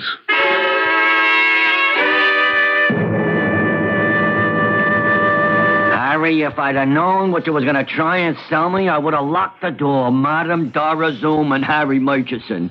That act would have been dated in 1910. Let's go, Harry. No. Pinky, you gotta listen to me. Why, what's the point? I couldn't sell a cockamaniac like yours. We got something new. Big, sensational. Yeah, what? Tell him, Emma. Tell him about how you can really see into the future. How you can read minds. Oh, come on. Will you quit wasting my time? It's true, Pinky. Tell him, Emma. You were out to the track yesterday. Yeah, well, what's new about that? I'm out there almost every day. You bet $50 on a horse. Ticket number 3541063. 8th race. Yeah. Hey, how did I bet him? Show. Right. Yeah, what did he do? He ran out of the money. You lost. Well, you're right. Absolutely right. See what I tell you? How did you do it, Emma? She read your mind. All right, let's go. No, wait a minute. No, wait. Now, you know that wasn't bad. You can really pull that stunt. Mind reading, the real thing. What have I been telling you? Now, look, there is a spot. Yeah? It's a small nightclub. It's really a roadhouse. What kind of dough? Well, it's a small joint. Money small also. But it's a good place to break in your new act. You could start tonight. What about the money? Harry, hold it. Pinky's right. We got to break the act in. We'll take it, Pinky. Oh, great. You know, I got to hand it to you, Emma. You sure knocked me cold with that one. Even my own wife don't know I lost her. She was out in the track with me. Well, I'm sorry to have to shove you out like this, but I got a million people waiting to see me. So, look, go out this side door here. Yeah. Okay, Pinky. We'll be seeing you. Right. Call us, huh? Bye. Well, how do you like that? We got a job, and it's only a beginning. How'd you do it, Emma? You really read his mind? No such luck. I was sitting next to the wastebasket. I saw the torn stub of a race ticket lying on top of the other waste paper. I could read the amount, date, ticket number, and race without any trouble. The rest I just put together. It was a good guess. He wouldn't have thrown the ticket away if he'd won. May I have your attention, ladies and gentlemen? Madame Darazum, known all over Europe and Asia for her great psychic gifts, will entertain you with a demonstration of her powers. I will go among you, and by your concentration and her telepathic skill, Madame Darazum, blindfolded, will look into your innermost thoughts and perhaps be able to warn of dangers lurking ahead. Now, ladies and gentlemen, Madame Darazum. Are you ready, Madame Darazum? I am ready, Mr. Murchison. I am standing next to a person, Madame Darazum. You are standing next to a lady. You are correct. She is holding a valuable object in her hand. If you had a thought about it, what would you say? The lady is showing you a watch. It is an old watch. One more bit of information. Concentrate. It was given to her by her father, who is no longer living. Thank you, Madame Darazum. Thank you. Now let us try something more difficult. I am facing an individual. You are speaking with a gentleman. That is correct. Now he shows me something important. Can you identify it for the assembled audience? Wait. I see a small card. Numbers on it. It is a Social Security card. Correct. Absolutely correct. Can you give us the first 3 digits? Think. Separate your lines of communication. Oh, I know you can do it. I have a 2. Right. Go on. I have a 7. Go on. Don't stop. I have a 0. The first 3 digits are 270. Wonderful. You are absolutely correct, Madame Darazum. No, hey, wait a minute. Just a minute, sir, please. No, it's a trick. It's just a trick. You were giving her signals. What do you want me to do? Just give me the rest of the numbers on my Social Security card, if you can. Very well. Now, I want you to think of only one thing. The numbers. Okay. I'm thinking. The numbers are 270. Yeah? 01 0849. Is that correct, sir? That's right. Whoa. That is right. Thank you. Now, for myself and Madame Darazum, I say good evening. We shall be back for the next show. There's something else. I must speak. Madame Darazum will be back later. No, I must speak now. There is a woman At the table behind you. Madame Darazum, you are tired, weary from your telepathic feats, and I... That woman is wearing an opal brooch. Yes. Would you hand the brooch to Mr. Murchison, please? Very well. I'm holding it in my hands. The donor of that brooch is dead. Am I correct? The lady nods her head in the affirmative. You are correct. Wait. The brooch was not given. What are you saying? Reconsider what you were saying. The brooch was taken. The owner of the brooch did not die a natural death. She was murdered.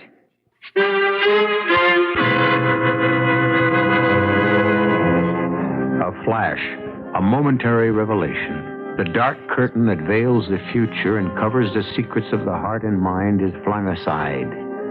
If only our fortune teller could know what this sudden stab of light in the darkness would do to her own life, she might have hesitated, might have kept the secret suddenly open to her closed forever. I'll be back shortly with Act 2.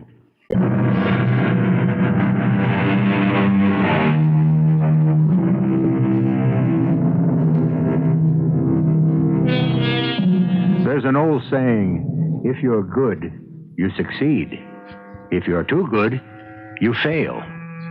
Madame Darazum and her partner will find out the truth of the old adage. Next morning, they were surprised to find that their act wasn't the smashing hit they had thought it was. Look, there's nothing more we can do. You were fired. Canned, thrown out. The owner of the club don't want that kind of aggravation you caused him. I was there, wasn't I?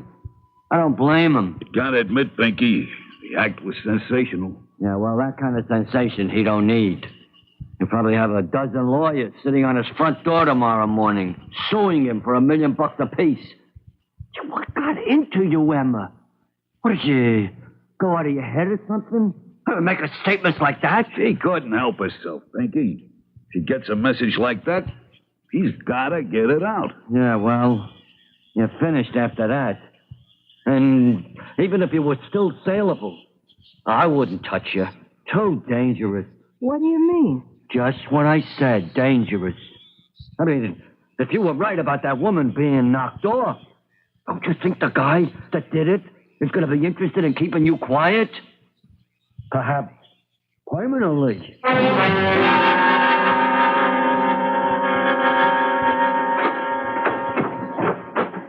Well, our return to show business had a very short life. Who are you blaming, Emma? Oh, Harry, I'm sorry. I know how much you wanted to get the old act going. You went too far. Could have been a real moneymaker. Now, no use crying. Better get our clothes packed and get out of this hotel. Out of work, we can't afford it. I can always go back to the old fortune-telling racket. Me's the shoe? Oh, no, thank you. Well, you suggest something. Oh, I'm all out of suggestions, Emma. Yeah? Someone asked for us? Leave his name? Oh. Strange. Okay, if he comes in again, call me. Don't tell him we're in. Just get his name and where we can reach him. Thanks, Eddie.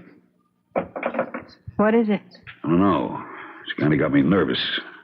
Someone looking for us. Why should that make you nervous? Well, you know what Pink said about the guy wanting to keep us quiet. Oh, Harry, come on. You're going to make our lives miserable if we have to keep looking over our shoulders to see who's following us all the time. Well, you're the mind reader. You ought to be able to see what's coming and avoid it. Well, that's the trouble, Harry. It's in and out. Most of the time, I can't see a thing. Oh, what is this? Hello. Harry, this is Pinky. Oh, Pinky. What's up? I just want to tell you got more lives than a cat. What are you talking about? The act, it's on again. You mean someone wants us? You're right. Big job. BCB Hotel Syndicate. They got places all over the country, all over the world. Well, they're always looking for acts they can send around to all their spots. Emma, good news. We're working. When do we start? Tonight, the big shot Gaxton, Wilton Gaxton, head man for the hotel chain, is giving a party out on the island. Car and chauffeur will be sent for you. Can you do it? Can we?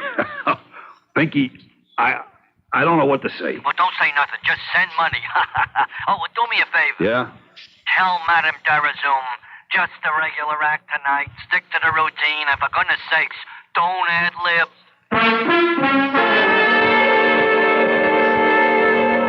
Welcome to Weatherwell. I've been looking forward to this meeting. Well, thank you, Mr. Gaxton. Oh, please, no formalities. My name is Wilton, Harry. Well, that's great, Wilton. That's the way I like things. Easy, relaxed. That's the way we're going to have them, Harry.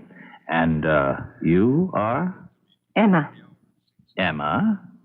Not a very glamorous name. Well, I don't know. It is something of a surprise, considering... Considering my ability to read minds? Well, yes. Maybe that's a bit overrated, too, Mr. Gaxton. Wilton, please. Look, Wilton, Madam's just being modest. She's really great. Well, that was the impression I got the other night during your performance at the Douglas Inn Roadhouse. Oh, you were there? Well, Emma and I kind of wondered where you'd caught the act. Oh, I was there. I was very much impressed. It was a truly sensational performance, Emma. Oh, thank you. You flatter me. Isn't it getting rather late to give a performance for your guests?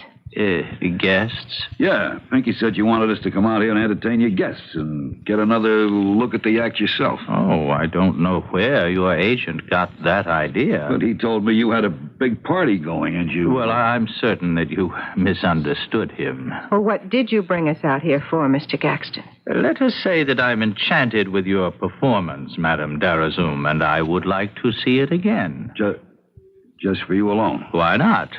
I am paying you. You will be signing a contract in the next day or so. Why shouldn't I request a command performance? You have another reason, haven't you?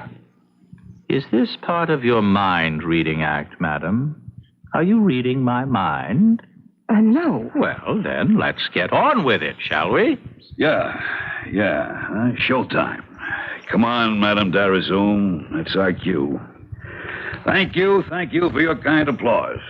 Now, Madame Darazoum, known all over Europe and Asia for her psychic gifts, will entertain you.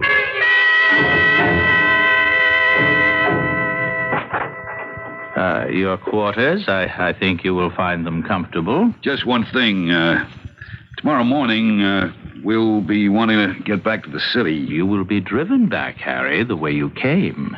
When does this tour start? I understand we're to visit and play the many hotels on your circuit. I'm not familiar with the arrangements, Emma. Perhaps your agent, Mr. Shears, could brief you on that? All right. We'll talk to him. Yeah, Pinky should know. Then I shall bid you good night. Oh, Mr. Gaxton? Yes? You asked us to go through our act tonight for you alone. Well, why not? I wanted to see what I was buying. When we finished, you gave us no indication of your feelings about it. You didn't applaud. You didn't even smile politely. Were you disappointed? Well... You were disappointed. Frankly, madam, yes. Now, look, how can we be expected to do a decent job with no audience? You know, to a performer, an audience is all important. It makes all the difference. Wait a minute. You're being too defensive, Harry. I wasn't too disappointed in the act. I was just a bit put off that Madame Darazoum didn't pull any surprises. Like she did the other night? Yes. I'm glad she did. Pinky, he specifically warned her not to pull any surprises. Oh, I see. But it was that which sold me on your act. It was the part I found attractive and fascinating. Well, now, good night. How do you like that? Pinky wants us to keep the act under control. Gaxton only buys the act because you nearly caused a riot. How can you guess him? I don't believe Mr. Gaxton is saying everything that's on his mind. I'm not absolutely certain. But he's concealing something. Yes. It has something to do with the opal brooch. He's mixed up in that business. Or it could be... I'm not completely sure, but why don't you say it, Harry? Murder.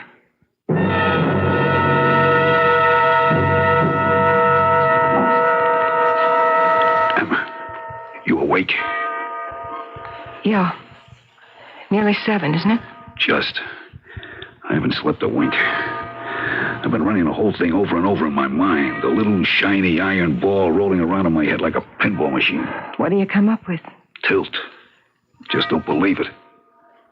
What I've been wondering about is what relationship was the woman with the brooch to Gaxton? Look, let's stop playing cops. We're only a couple of performers trying to make a buck. We are not the police. We have nothing to gain and plenty to lose by kicking this out into the open. Yeah, I agree. What's more, it'll kill the job. The contractor working the hotels he heads up. We'd be crazy to burn up our own meal ticket. Yeah, you're right, Harry. We'd be crazy to do it, but something tells me we have no choice. What do you mean, no choice? We keep out of it. No nothing. Somebody asks. Harry, if Gaxton is implicated, he won't wait. He won't give us a chance to play it anyway, but his way. His way? Look, we know something, or he thinks we do. We're in trouble. Yeah. Better get dressed. We're getting out of here. How? We're supposed to get a ride back, aren't we? We're not waiting. Hello? Hello? Who are you calling? Going to get a taxi. It must be a local taxi company out here. Start packing. Hello? Hello? Phone's dead. Look, let's not pack. Let's just leave. I'm with you. Come on. Door won't open, Emma. Well, turn the key. No key. You're so upset you can't eat. Here, let me try. I told you, the door's locked. The window. 3-story drop, not even a vine or a tree near enough. Someone at the door. Who is it? Good morning. Everything all right? Yeah, fine. Just fine. Let him in. Can't. Door's locked. Mr. Gaxton, we can't open the door. It's locked. Locked? Oh, it doesn't seem to be locked. Why did you lock us in, Gaxton? What? What are you saying? The door isn't locked. We tried the door. We couldn't open it. Well, it's open now. Because you opened it. From the tone of your voice, you are accusing me of having locked you in. And cutting off our phone. Cutting off your... Oh, yes. Oh, the phone was off. Charles always cuts all the phones after midnight. You see, I suffer from insomnia.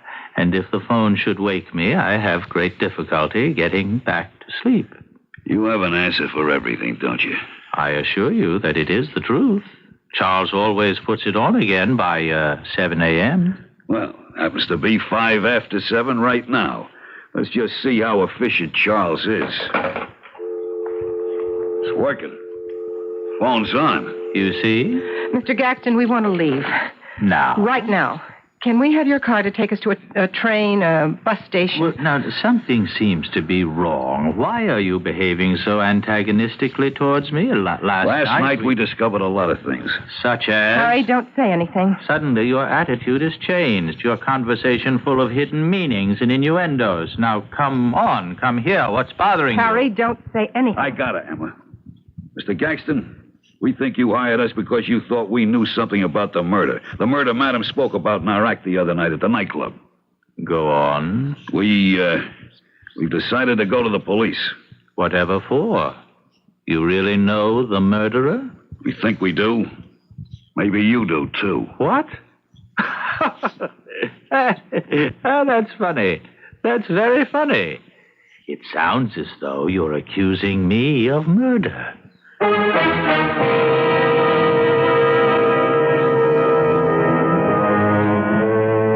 In the lexicon of professional mind reading, Rule 1, to which Madame Darazum had always adhered, was that one had to be relatively certain before making a prediction. Harry's blurted-out accusation of Wilton Gaxton violates that rule. She was anything but certain of his guilt or his motives, and there is now in the back of her mind a feeling that nothing but disaster can result. I'll be back shortly with Act 3.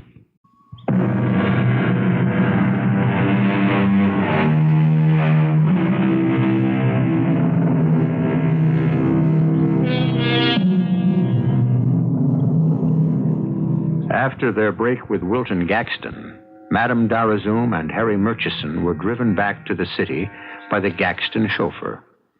Harry was troubled by the situation which he felt he had caused by his ill-considered accusation of the man who at first had been so kind to them and then seemed so threatening. The question in Madame Darazum's mind was equally unanswerable.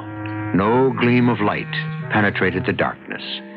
With great reluctance, they both decided to present the matter to the police. Now, what you're saying could be very damaging, Mr. Murchison, and consequently could bounce back and cause you and your wife a lot of trouble. We told you what happened, Lieutenant, exactly as it happened. Yeah, your story is very interesting, but unsubstantiated. I mean, you've got to have facts, not a hocus-pocus vaudeville performance. Madame Darazum can read minds. I'm familiar with your act, and also with your records. I don't think anything you two would say in court would cause too much excitement. You're saying we're lying, that this whole business is just a stunt. Publicity, that's what you want, isn't it? I mean, it's good for the act. Oh, Harry, come on. The only thing that would get this cop off the seat of his chair is to find us both shot through the head on the front steps of the precinct station. Well, that would make it simpler for me. But seriously, let me lay it out for you. You are accusing Wilton Gaxton, a prominent man. Rich, powerful, with a license to kill. That's what you mean, isn't it? No. Now, damn it, you've wasted enough of the department's time. And I've been very patient with you. You haven't a shred of evidence. All you have is what Madame cooks up in her mind-reading act. And with your past police records, do you think anyone would give the slightest credibility to anything you could say? Sorry to have wasted so much of your valuable time, Lieutenant. Come on, Harry.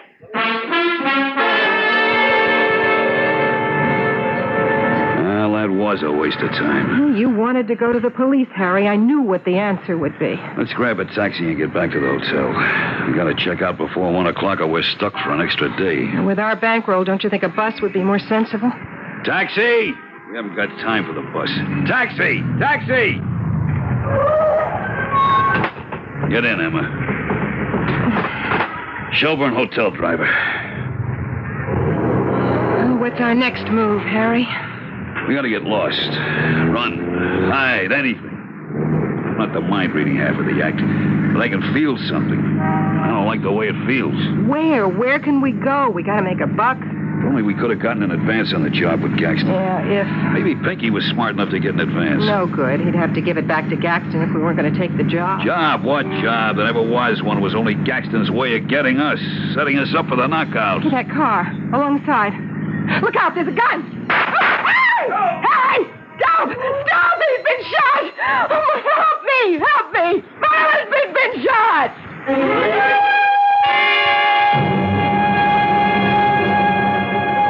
Well, when did the doctor say he'd let you out of the hospital, Murchison? I could have gone out yesterday afternoon, but I didn't want to leave. Not without police protection, Lieutenant. Remember just yesterday when we talked to you, you said it was a publicity stunt? 20 minutes later, Harry had a bullet in his shoulder. Lucky thing that bullet wasn't a few inches over. All right, I was wrong. I admit it. Hey, he admits it. Guy has to get nearly killed before he gets any notice from the cops. Okay, you want police protection? You got it. What about Gaxton? You're going to pick him up? And lose my job? We haven't got a thing on him. Oh, here we go again. Hey, Harry! Harry, Emma, take a look at those newspapers. You've got coverage in every one. Front page. Mystic reads mind, gets shot. Oh, and here, look at this one. Mind of killer, unmasked by seer. We saw all the papers, Pinky. Oh, yeah, sure, you saw them. But do you know what this means? It means some nut is trying to kill me. That's what it means. I don't think it was you he was after, Harry. I'm certain that it's Madam here who's being hunted. Who's this?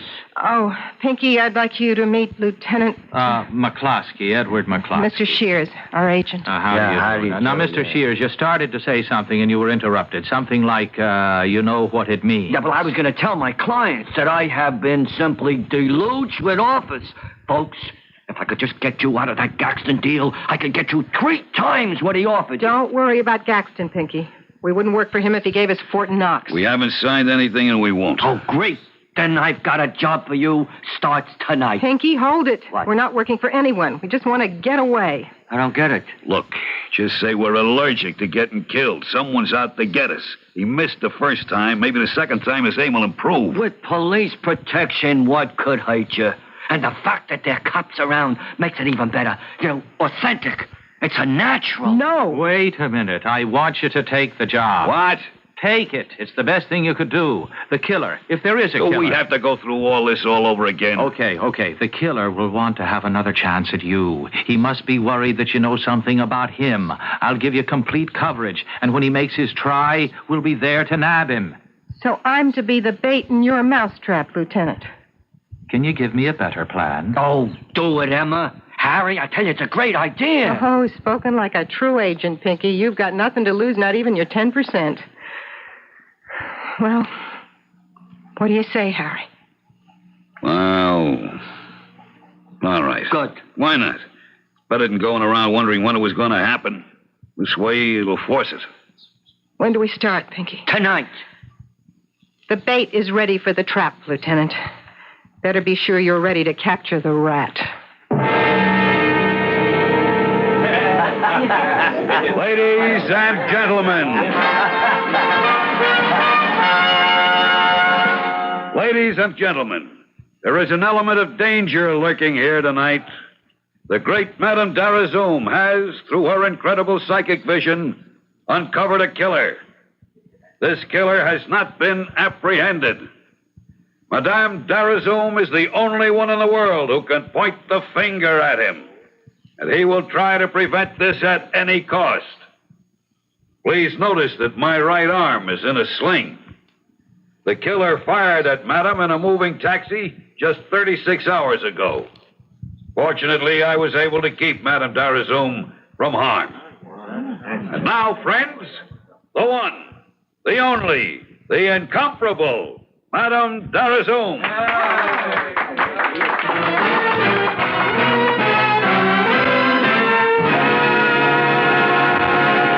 Oh, you were a smash, Emma. Yeah, well, I'm exhausted. The strain was just too much. But he didn't show. I was watching all through the act. I didn't feel he would, actually. Not through the performance. Police all around? Yeah, street clothes, all trying to look like customers. Hey, you know who came in while you were doing the last reading? Gaxton. Right. I didn't want to let on to you for fear you'd get nervous and blow the act. But you were blindfolded.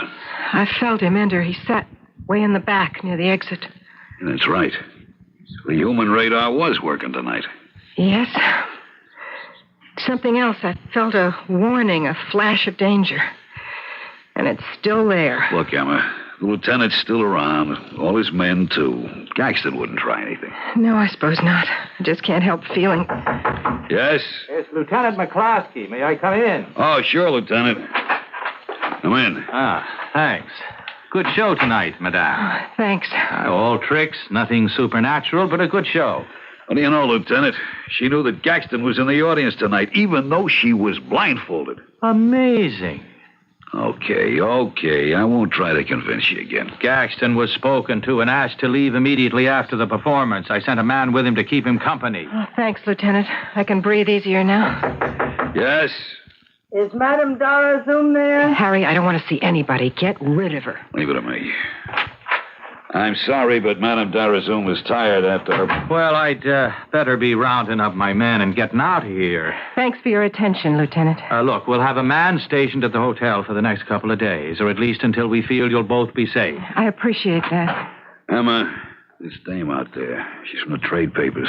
Wants to do a short interview. Well, tell her to come to the hotel tomorrow. No time. Has to have it tonight. The deadline's tonight.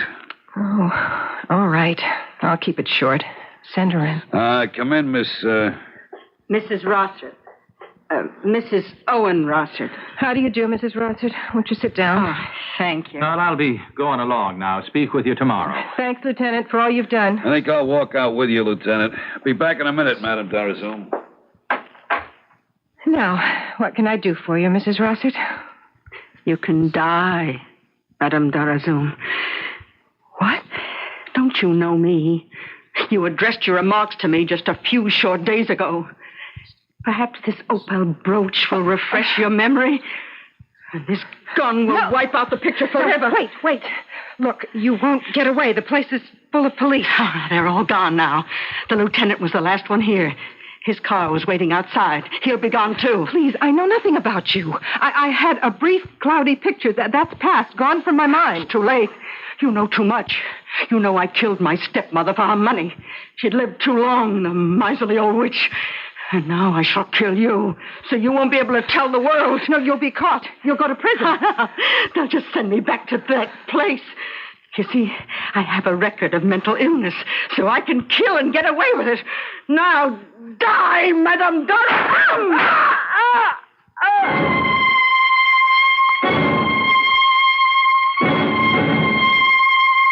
The doctor says the wounds were both superficial.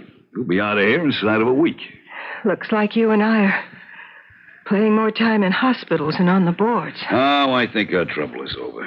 They got that Rossett dame, and she's back in the sanitarium. For good this time. Oh, and I didn't tell you. What? We're out of a job again. Seems we caused too much excitement. Sounds like the story of our lives. That must be the doctor. Said he'd be around to see me. Come in. Mr. Gaxton. Still afraid of me? No. I'm sorry about that. You see, we... Water over the dam, no hard feelings. What I want to know is, have you spoken to your agent, Mr. Shears? No. Oh, then you haven't signed the new contract I've had drawn up for you? But... No buts. I want your act.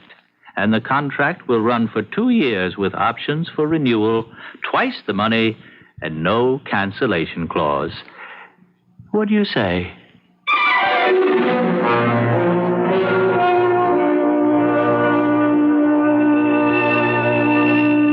In all her predictions, her projections into the future, Madame Darazoum had not seen even the hazy outlines of her own life and future career.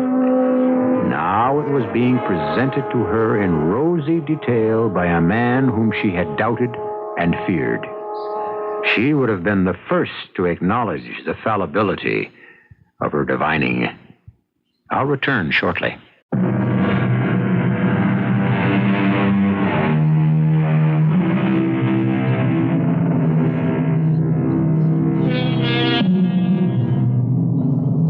In Deuteronomy 18:19, the Bible warns us again. There shall not be found among you anyone that useth divination, a soothsayer, or an enchanter, or a sorcerer, or a charmer. For all that do these things are an abomination unto the Lord. But despite these warnings, there are many in the world who cannot resist the temptation to delve into the unknown. Our cast included Terry Keane, Jackson Beck, Arnold Stang, Bryna Rayburn, and William Redfield. The entire production was under the direction of Hyman Brown. And now, a preview of our next tale. Clamps, please. Good. Face your scalpel. Swab, please. Clamps.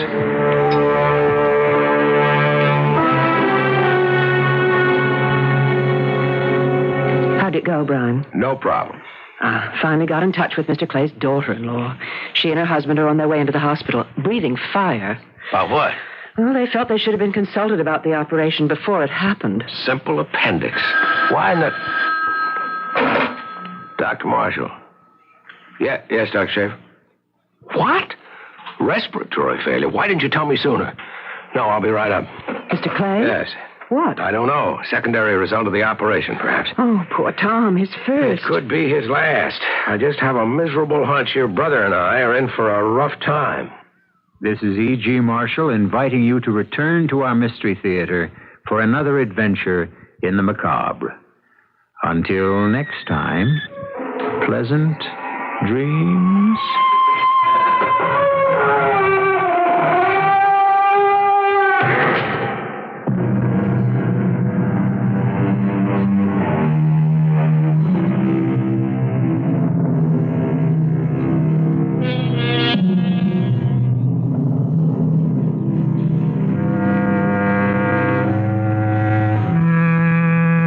The CBS Radio Mystery Theater presents...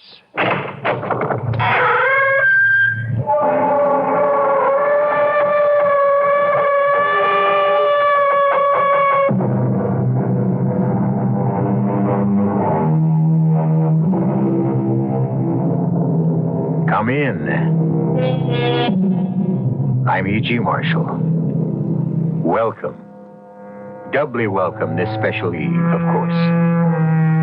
If you look in Webster's dictionary under the word miracle, you can read the definition, an event or effect contrary to the established order of things, a wonder or a wonderful thing. This is the story of a miracle that took place at Christmas time, the very best of all possible times for miracles. And it begins with an ad which has appeared for 10 years in the Dawson City Times and the Thomasville Courier. We'll begin the advertisement with, if the owner of a Santa Claus suit rented to Jennifer Swallow will present his copy of the receipt to me, Jasper Crown, he will be Oh, you'd have to include your address and your phone number, etc. Of course, Jenny, we'll include that. He will be remunerated to whatever degree he asks, up to $1 million. Does that seem fair? Oh, it isn't fair. It's silly. The rental was less than $1. Why should it be worth any more than that? Maybe you'll never know, but I will. And everyone else who hears this story will know.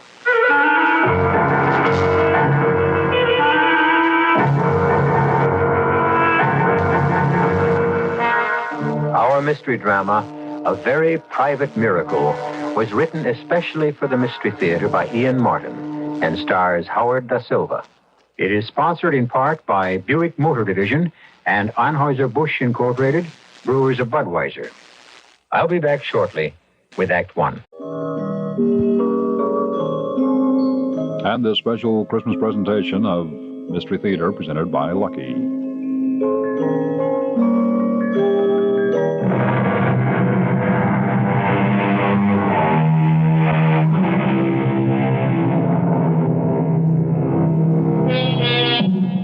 This is a story of a very special time and a very special love affair between a bright and artless 10-year-old and a bitter, soured man who made himself old before his time. But however it ends, it begins with hate. What was that, Arthur? A rock through the window. That's an ugly mob outside. Yeah, no goods, inadequates, ingrates. Because you've taken their livelihood away from them. My livelihood as well. I can't go on losing money with the mill. Since Robert walked out on me, I don't need any more. But Thomasville does. Good Lord, it's the only real industry we have left to keep the town alive. Are you my lawyer or theirs? You know whose lawyer I am. My friend or theirs? That's a question which gets more and more difficult to answer. Jasper, it's Christmas. And Robert had good ideas for the mill. I don't want to hear any more about the mill or about Robert, my son, or my daughter. Most of all, I don't want to hear about Christmas. That cheap, tawdry, pagan celebration. There, at last. The riot squad. They'll break up that no-good rabble. That's my Christmas present to them.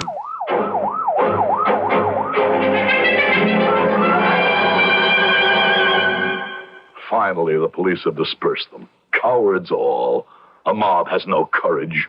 Well, what are you going to do about the window? Close the room off. Heaven knows there are enough other rooms for me to wander through alone since I've been deserted by my family. Well, that's scarcely fair to Emily. Emily? Did I once really have a wife? Was there some warmth in this house? While my sister lived. Well, she's dead.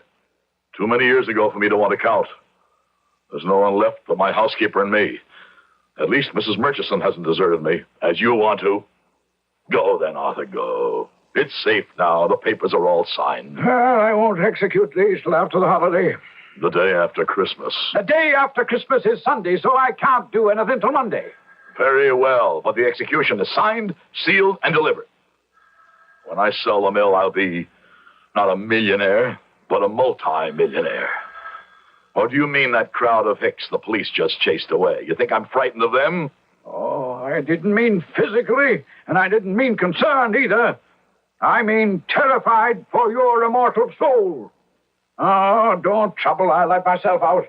Oh, Mrs. Murchison, if I don't see you again before the great day, Merry Christmas. And a Merry Christmas to you, Mr. Daly. Who was on the phone, Mrs. Murchison? Oh, it's such good news for you, sir. It's little Mary herself. What did she want? Sure, she's still on the phone waiting to tell you herself. I have no wish to talk to my daughter. Ah, but when you hear her news... What news? She wanted to tell you herself. If she's leaving that damn foreigner and coming home alone, I'll talk to her. Otherwise, go and hang up. Without listening to what she has to say? There's only one thing I want to hear from her, an apology. Oh, you're not going to talk to Miss Mary? No. I wanted to save the news for her to give you. Oh, but now, sure, I have to say it myself. It's a baby she's going to have. She wanted you to know you're going to be a grandfather. No, some penniless foreigner. No, thank you. You can tell Mrs. Blumenthal it won't work. She's still as completely cut out of my will as her brother. When you hang up the phone, you can bring me a cup of tea. I'll be in the library. Oh, the good Lord favor me and put the words in my mouth. Mary, sweetheart, forgive me for being gone this long.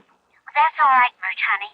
Is Dad there? Well, my Vernon, to tell you the truth, he's after having a little bit of a lie down, and, Well, it's all right.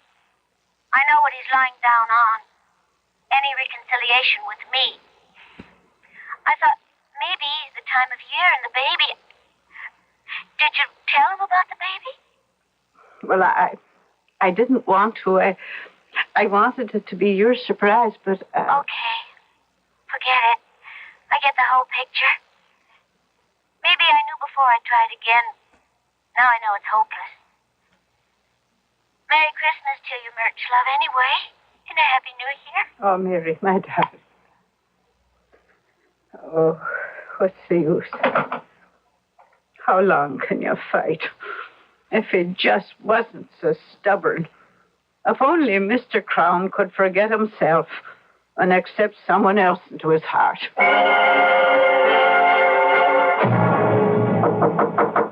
Come in. It's your tea, Mr. Crown. Oh, thanks. Just put it on the table. Yes, sir. Well, was there something else? Yes, Mr. Crown. This next Christmas would be my 25th that I've served your family. Oh, in heaven's name, spare me the Christmas spirit. It's choking me. Well, it's choking some of the rest of us, too, Mr. Crown. Everyone has a limit. You're not alone in that. I've just been talking to Mary, and I've lived through a long, difficult time in your family. I'm giving my notice. Before dinner? I honestly don't care if you ever eat again or live. I just have time to catch the next bus. I'll send someone else to clear out everything that's left of mine in this house. I want no part of it, or you, ever again. A little while later, the front doorbell rang. With Mrs. Murchison gone, Jasper was tempted not to answer it. But when it rang again, some secret urgency drew him down the long corridor. On the walk, he winced. His elbow pained him, and the arthritis in his right leg jumped and sent shivers. Every ache and pain he had ever known seemed to assail him, till the magic moment he opened the door and saw, standing on the stoop, her freckles burning bright in her snow-white face, her pigtails stiff in the icy wind, Jennifer. And even though he didn't realize it, magic was upon him. Yes? Who are you? Jennifer Swallow. What are you doing on my doorstep? If you please, Mr. Crown, I'm freezing to death. Ah, you came here of your own free will? What do you want? I have a business proposition to put to you. Not interested. How do you know if you haven't heard it yet? Don't be rude. You're talking to your elders. Excuse me. I didn't mean to be rude. I'm just anxious. Anxious about what? My proposition. What I want to talk to you about. All right. What is it? I'm too cold to tell you here. My father says that no gentleman keeps a lady waiting. You're no lady. You're just a child. And you're no gentleman. You're a... A what? You're a kind man who's going to offer me shelter. Very well, before we both freeze to death. Come in, come in. Thank you. You shouldn't have let me in, you know. But you what? Get in. My father says you should never let a salesman get his foot in the door. Are you a salesman? Oh, no. It's just an expression, you see. In a manner of speaking, so to speak. What is it you want, young lady? My name's Jennifer. Jennifer? I'm not interested in names. All I want to know is what your business is here. Shouldn't we go into the parlor? No. You're kind of old. I thought you might want to sit down. Well, maybe I'd better. It would be much cozier. Very well, then. Follow me. Even though it is quite cold, it's very nice weather for this time of year. What? I'm just making conversation. My father says... I don't believe it. Believe what? I don't believe your father ever gets a word in edgewise with you around. All right. It's warm in here in the library. There's a fire. You can sit over there on the other side of the fireplace. Thank you. So many books. A lot of knowledge in the world if you young folks would take time to pick up some of it. Now, Miss Jennifer, just what is it you want? Well, it's at the church, you see. Nobody is working this year on account of you closed the factory down. You blame me for that? Oh, no. I mean, that's your business, of course. But it meant somebody had to do something special. About Christmas, I mean. I might have known it. Sending a child here to blink her innocent eyes at me. Who put you up to this? Who sent you here to ask for money? No one. I just wanted to... Don't lie. For a moment, you almost fooled me, young lady. But I might have known there was something behind this. There is, isn't there? Well... What is it? Present for the church? Oh, no. I already won those. For Win the Booty. You what? I said I already got those. For Win the Booty. You know. No, I don't know. What is Win the Booty? It's on television. Don't you watch it? I don't have a television set. Oh, it's fun. The man asks you questions, you see, and then you have to answer them. And that's what you did? Of course. Why are you so surprised? I'm just amazed that you didn't ask him most of the questions. So you won some prizes, eh? Oh, scrumptious ones. So you see, we don't need you for that. You don't say. Well, what do you need me for? Well, see, the presents are to be handed out tomorrow night at Christmas Eve. And we have no Santa Claus to do it. I wanted you for that. Of course. Because I'm rich and you thought that I might bring some extra presents. That wasn't it at all. Somebody else had an idea you should come here and ask me? No, sir. This was my own idea. Really? Just what's the matter with the guy who knows all the answers? Who? Your all-wise father. Oh, he isn't here this year. What's keeping him so busy? A first-class son of a gun. A what? His superior officer. My father's in the Navy. Both of them are. Who? My father and the first-class son of a gun. That isn't exactly what he called him, but I promise not to repeat the other. I see. Well, if it can't be your father, what's the matter with your minister? Nothing. I mean, as Santa Claus. Oh, too skinny and too serious. He never understands a joke. He's really an old stick. But what on earth would make you think of me, child? You don't just want me to be Santa Claus. You have an ulterior motive. What's an ulterior motive? You want me to do something else, don't you? Oh, that. Of course. You admit it. Oh, sure. We don't have a budget for the Santa Claus suit. So I thought if you'd be him, you could afford to rent it. Where are you going? I'm opening the door for you to leave, Jezebel. My name isn't Jezebel. That's a matter of opinion. Just keep heading for the front door. Then you won't be Santa Claus? I'm afraid I'm not the type. You could be just perfect if you'd let yourself go. I wish I could believe that. Oh, couldn't you? Only one way I could. Well, how's that? You get me the Santa Claus suit, and if you still want me, I'll be your Santa Claus. Honest to Pete? Honest to Pete. Well, I'll try. but it's going to take a miracle if I do. You know, I wouldn't put it past you.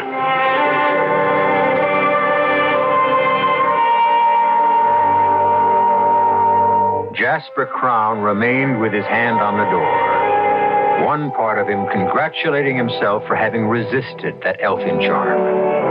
The child was just trying to use him and his wealth, as people always were, egged on by her elders, no doubt. But another part of him, lonely and forgotten and rusty with disuse, cried out for her return, for a miracle. I'll return shortly with Act Two.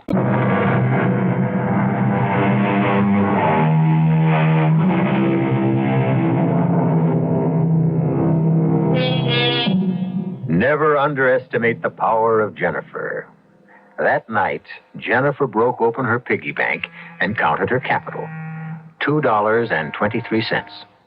The following morning, she bought a return trip ticket on the bus to Dawson City, which cut into her budget to the tune of $1.62. Once she got there, she set her jaw and started to comb the city.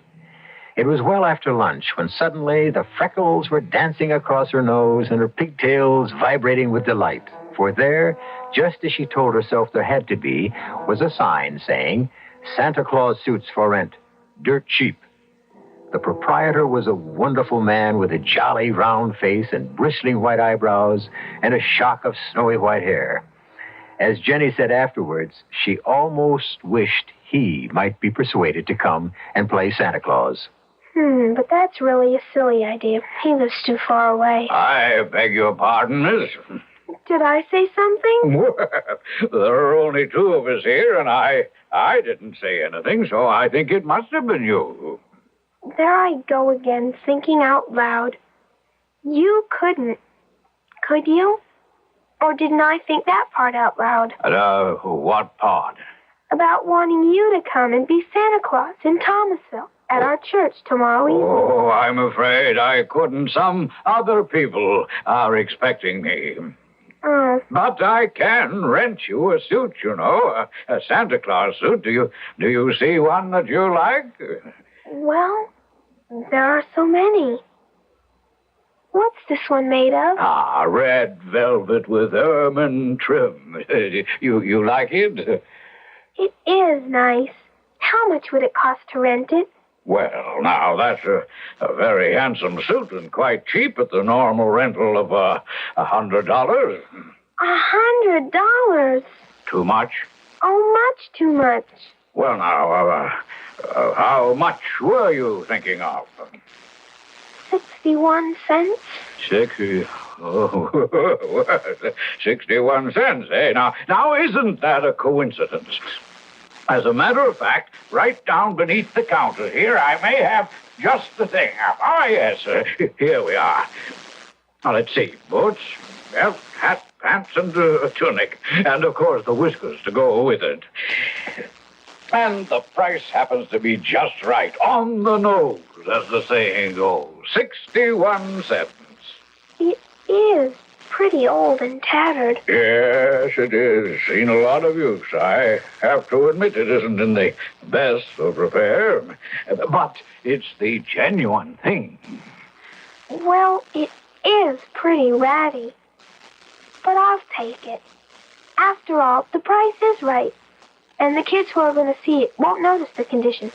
Because to tell you the truth, these days our clothes are pretty ratty, too. Well, righty-o. I'll wrap it all up. And while I'm getting it ready, you can sign your name right here. What's that for? Well, I'd like to get this suit back. You might be surprised, but sometimes I have a little trouble. This way, if you shouldn't return it, any time I want to claim it, I'll have proof that it's mine. Oh,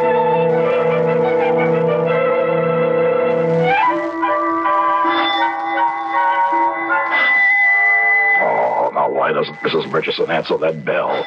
Oh, of course, I forgot. She's gone. Oh, rotten tarnation. I have to answer it myself, I suppose. I'm coming, damn it, I'm coming. Oh. Well, you don't have to pull it out of its socket. Please, it's so cold. I'm freezing. Oh, it's you again, is it? Well, what is it this time?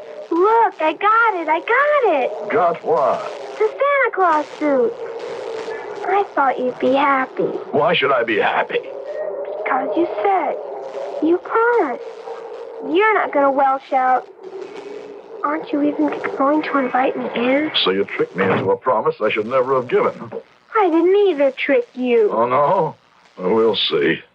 But what are you standing out there for, child? Want us both to freeze to death in this drafty hall? Go on to the living room. I've had the window fixed.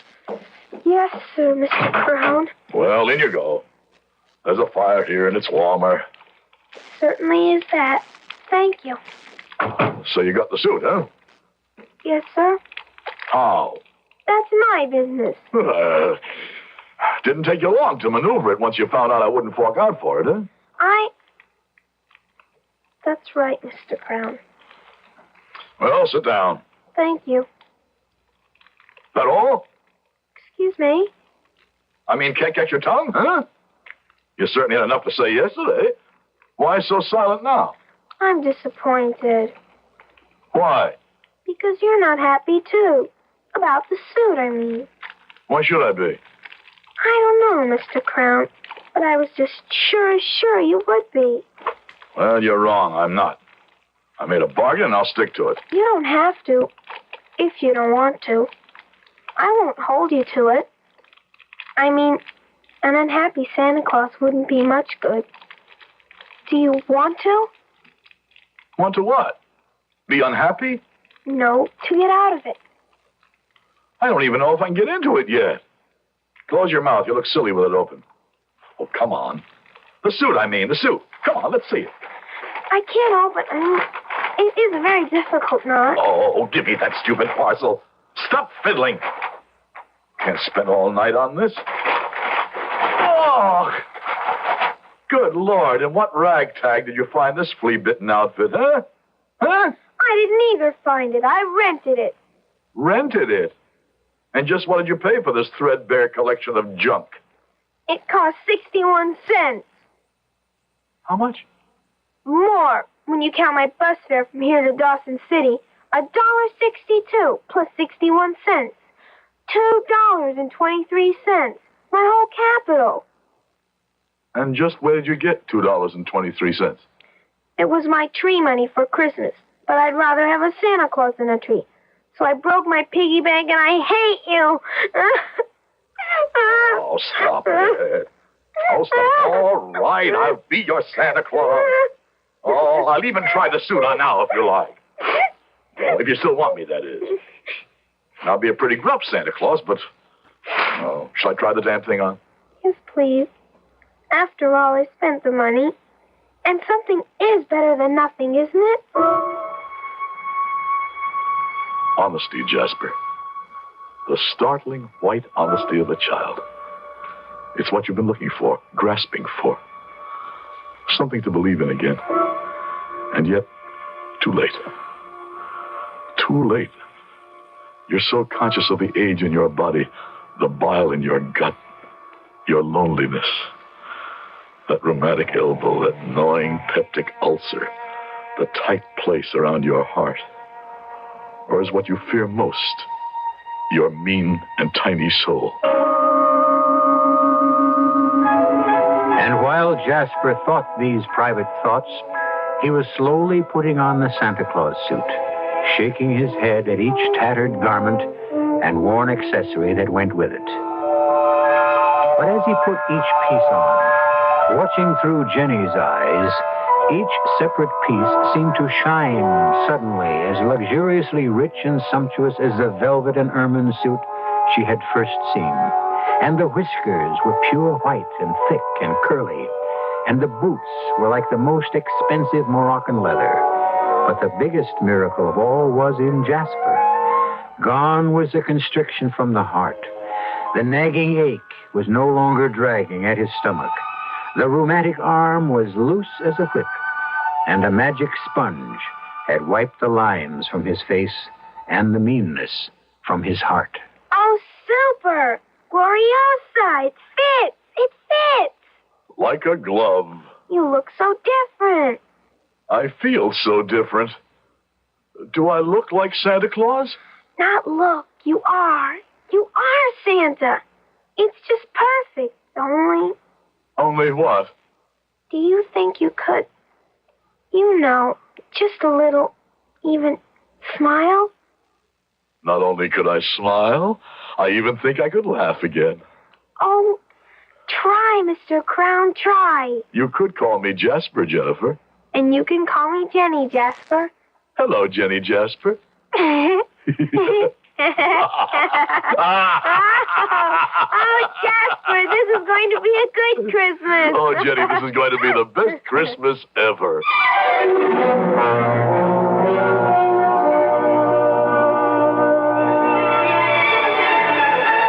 Now, Mrs. Templeton, now do you think? Yes. I was just coming to tell you, my dear child, that my husband said we are just about to commence. Mr. Crown's all dressed and ready. The Reverend isn't teed off, is he? Teed off? I mean, his feathers aren't ruffled. The Reverend is a saint, my dear. Perfect saint. Why on earth should he be angry? Well, Grandmother said he always played Santa Claus. And if someone else wanted to be it, he'd be mad as a wet hen. And I said, why is a wet hen mad? And she said, because its feathers get ruffled. Your grandmother, I should say your family in general, Jenny, doesn't quite understand a man of God. The minister, my beloved George, is only too happy to welcome back a sinner and a backslider like Mr. Crown. He would sacrifice any of his little pleasures for that. Oh, which reminds me. Yes, ma'am? For some reason or other, Mr. Crown says he has to see you before he comes in. Oh, dear, I hope nothing's gone wrong. Because if Jasper's feathers are ruffled, this whole party could lay an egg.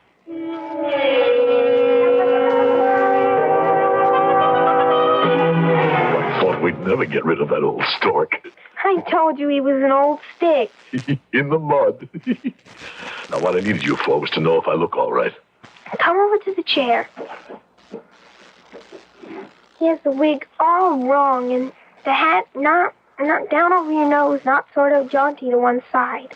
And he didn't put the rouge on your cheeks, like this. Oh, and now you really look like something. Oh, Jasper, you look just beautiful. And so do you, Jenny. Oh, I don't matter. You're the star of this show. Now you go out there and twinkle. Watch my stardust. Just call me Jasper, Jenny, and everything's all right. And you just call me Jenny Jasper, and I know it's going to be. Here he comes, everybody, all the way from the North Pole. Merry Christmas, everyone. Merry Christmas.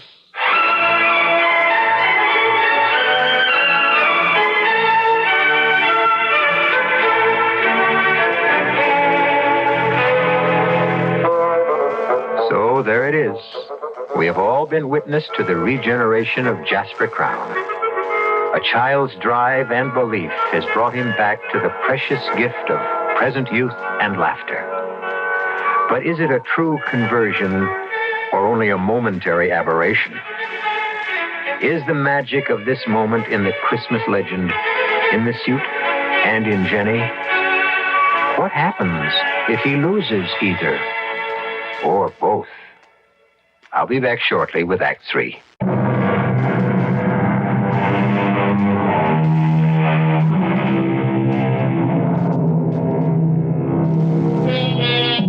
The church party was an exceptionally long one that year. And before it was over, Jasper Crown had indeed become Santa's alter ego. Many other gifts beyond those Jenny collected on Win the Booty were distributed. All of them from Jasper's generous purse. $50,000 to the church itself. Another $50,000 to the community chest. And many smaller but not less welcome gifts. Then, with the party over, Jasper, after a long last hug with Jenny before she went home, returned to his own house. But however cold the empty old mansion might seem, Jasper, in his suit of red, was warm and glowing inside. And his first trip was to the telephone. Christmas greetings, hello? Happy Christmas, my darling daughter. Yes, Mary. You're a miserable, old, wretched, stupid... I can't believe it. I mean, you don't... Oh, you never were stupid. And you certainly don't sound miserable, old, or wretched. Well, I'm none of those, but I was stupid. How can I make up for it to you and Leon? Make up? Oh, Daddy, I wish you could be with us for Christmas. It's a little late for that, but I have another idea. I want to buy plane tickets for you and Leon to come visit me and ring in the new year with me. Oh, Daddy. A real good new year. I just called Robert, and he and his wife are coming home with the children. He's going to start up the mill again for me. It could be a real family reunion. Daddy, I don't know what to say. Oh, say yes. Please, just say yes. Of course it's yes. Yes, yes, yes. Daddy, what happened? You sound, well, not only like yourself again, but like, well, I don't know. Like the spirit of Christmas, past and present. And future. You'll see, I hope, when you come home.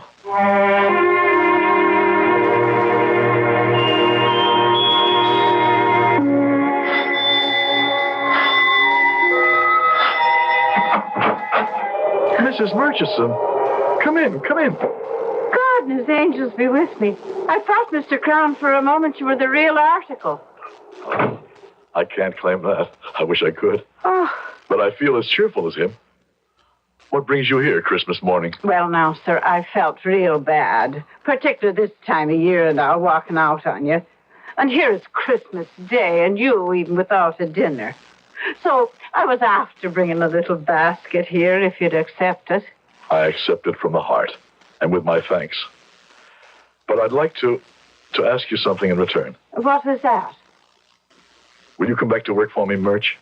I need you. Oh, you called me Murch, Mary's name. She's coming home with her husband and her child-to-be for New Year's, and Robert and his family. Oh. They're moving back to open up the mill. I'll need you, Murch. Oh, the Blessed Mary preserve us, so you will. And glad I'll be to come home. Good. But what is it that's come over you, Mr. Crown? A child brought me this suit, Murch, and putting it on, I went back to the man I was. I don't want to question either, because I believe them both to be a miracle. And I thank God to have found happiness and peace again. And pray to him it will not be taken away from me.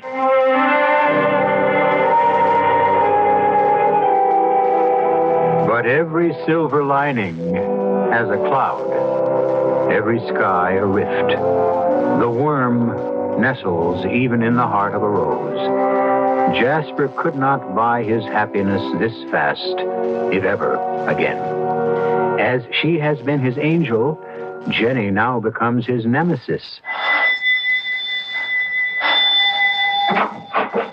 Good morning, Jenny. Good morning, Jasper.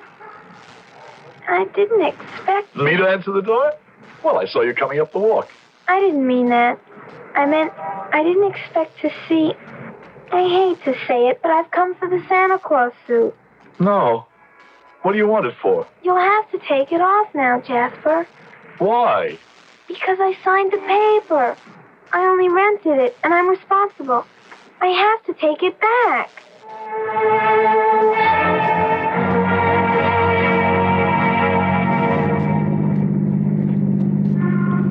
It's funny to see you out of the Santa Claus suit again, Jasper. Oh, Jenny, I feel naked. It's the way I told you. But that's silly. You aren't the way you were at all. You're nice now. The way I always knew you were underneath. As long as I have the suit. As long as you have you. That's what counts. My father says, oh, wait a minute. Tell the chauffeur. Here's the street. Oh, I was sure it was this one. Try the next. You watch one side, and I'll watch the other. You're not watching, Jenny. That's because I've already looked all the way down. It must be the next block. Why are you looking so sad again, Jasper? Because I feel that way. Not even sad. Frightened, Jenny. Why? I like the way I am. I didn't like the way I was. And I'm afraid that if I let go of the suit, I'll go back to being what I was. Never. Anyway, when we get to the shop, you can always buy it. Oh, tell the chauffeur to turn here, to the right. Take the next right, Edwards. You sure this is it? Yes, I know, because there's the hat factory, and the cigar store, and the man who cooks spaghetti in the window of his shop. And right there next to it... What? What, Jenny? Mr. Edwards, stop and back up. See, Jasper? It's a dead-end street anyway.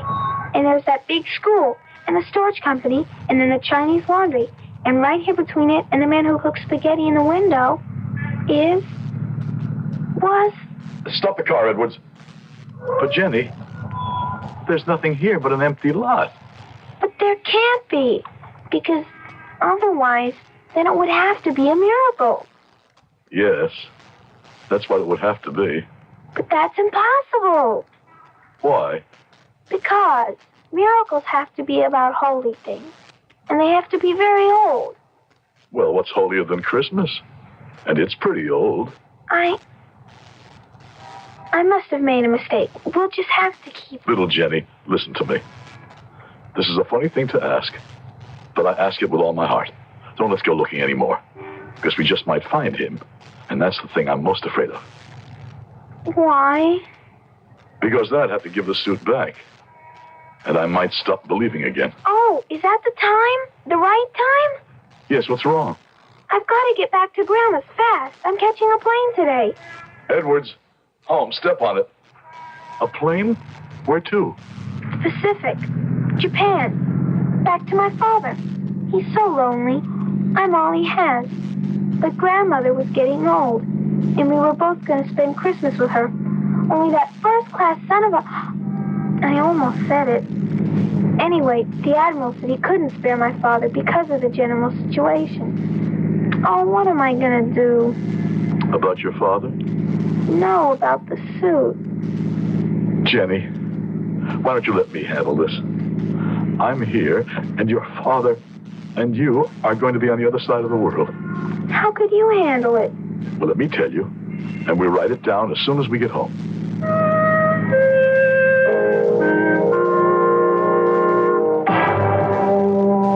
Now, here's the advertisement, Jenny. I'll read it. If the owner of the Santa Claus suit rented to Jennifer Swallow will present his copy of the receipt to me, Jasper Crown, my address, phone number, and so on, he will be remunerated to whatever degree he deems fair and equitable, up to, but not to exceed, the sum of $1 million. This ad will appear daily till the first of the new year, and for the month of December of each succeeding year until the decease of the aforementioned Jasper Crown. Okay? But Jasper, $1 million for that cruddy old suit? I told you, it's worth that to me. Do you have to go, Jenny? You shouldn't have to ask. You know how fathers feel about daughters. Now I do. Your own daughter is coming back to be with you. And your son, too. You'll never miss me. Oh, I will that.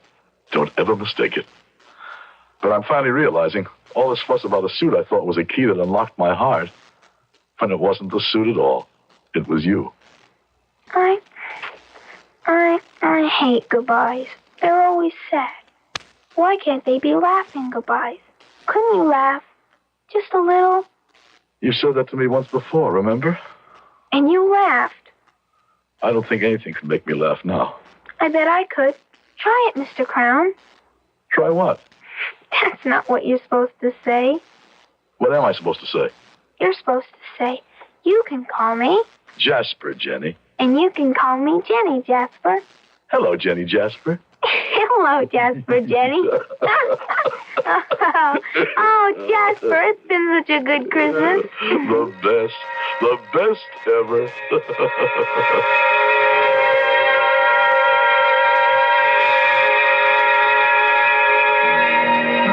Jenny left, as she had to, and Jasper placed the ad in the paper.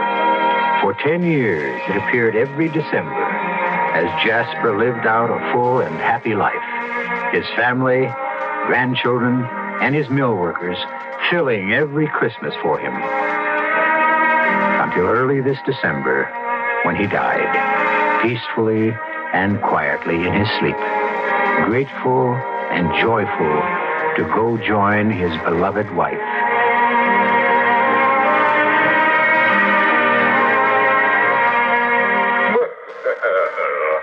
Hello, Mr. Crown. I've been proud of you these last 10 years. I've felt at peace with myself. The suit is in that rosewood box on my bureau. And here is a blank check signed. Fill in what you want. Oh, no. This is paid in full. I've more than had my rental. But I will take the suit back because it is Christmas again. And who knows? It may be very useful to someone else, eh? Now, excuse me, it's a busy season for me. Now, Dasher, now, Dancer, now, Prancer and Vixen. Did you hear him, Jasper? I did.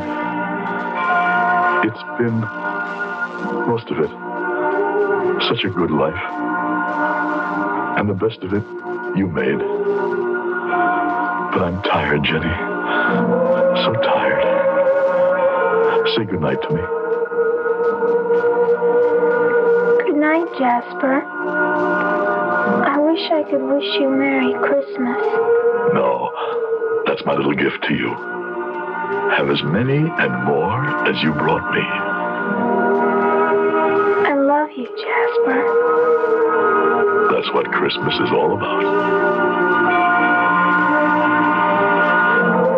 Good night, my extra special Santa.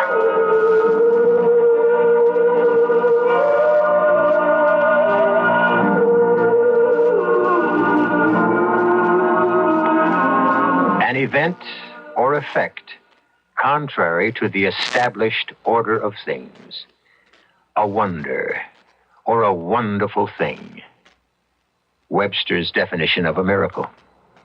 I'll be back shortly. This is E.G. Marshall inviting you to return to our Mystery Theater for another adventure in the macabre. Until next time, pleasant dreams.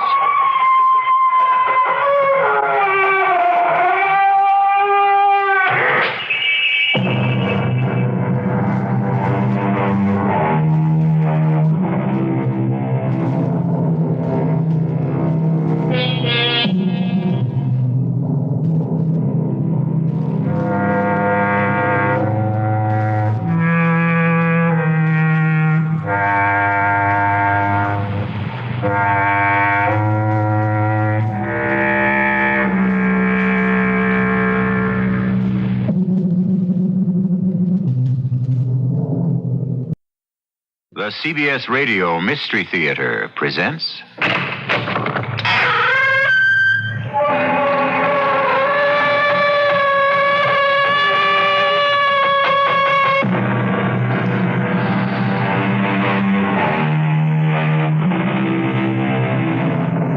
Come in. Welcome. I'm E.G. Marshall, guardian of the flame that flickers and flares here 7 times each week. The incredibly sophisticated jet crashes. The absolutely safe luxury liner founders. The beautifully engineered bridge collapses. The reason can be picayune, almost paltry. The malfunction of a part that might cost all of 22 cents could destroy a machine worth millions. A simple but undetected mathematical error might insidiously multiply itself to a point where a magnificent structure suddenly becomes a heap of ruin and rubble. Or perhaps what we're talking about is beyond science. He has given you his immortality, Ben. Has he? It's obvious. Let me be charitable, Louise. The kindest thing I can say to you, my dear, is you're crazy. He has given you his immortality, I tell you.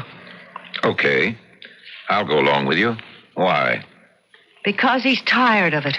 How can anybody ever get tired of immortality? Why, if you could live forever, wow. It's no picnic. How would you know? Believe me, I know.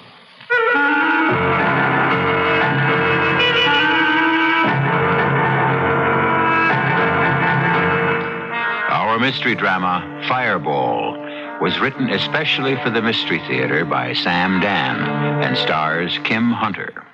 It is sponsored in part by Buick Motor Division. I'll be back shortly with Act One.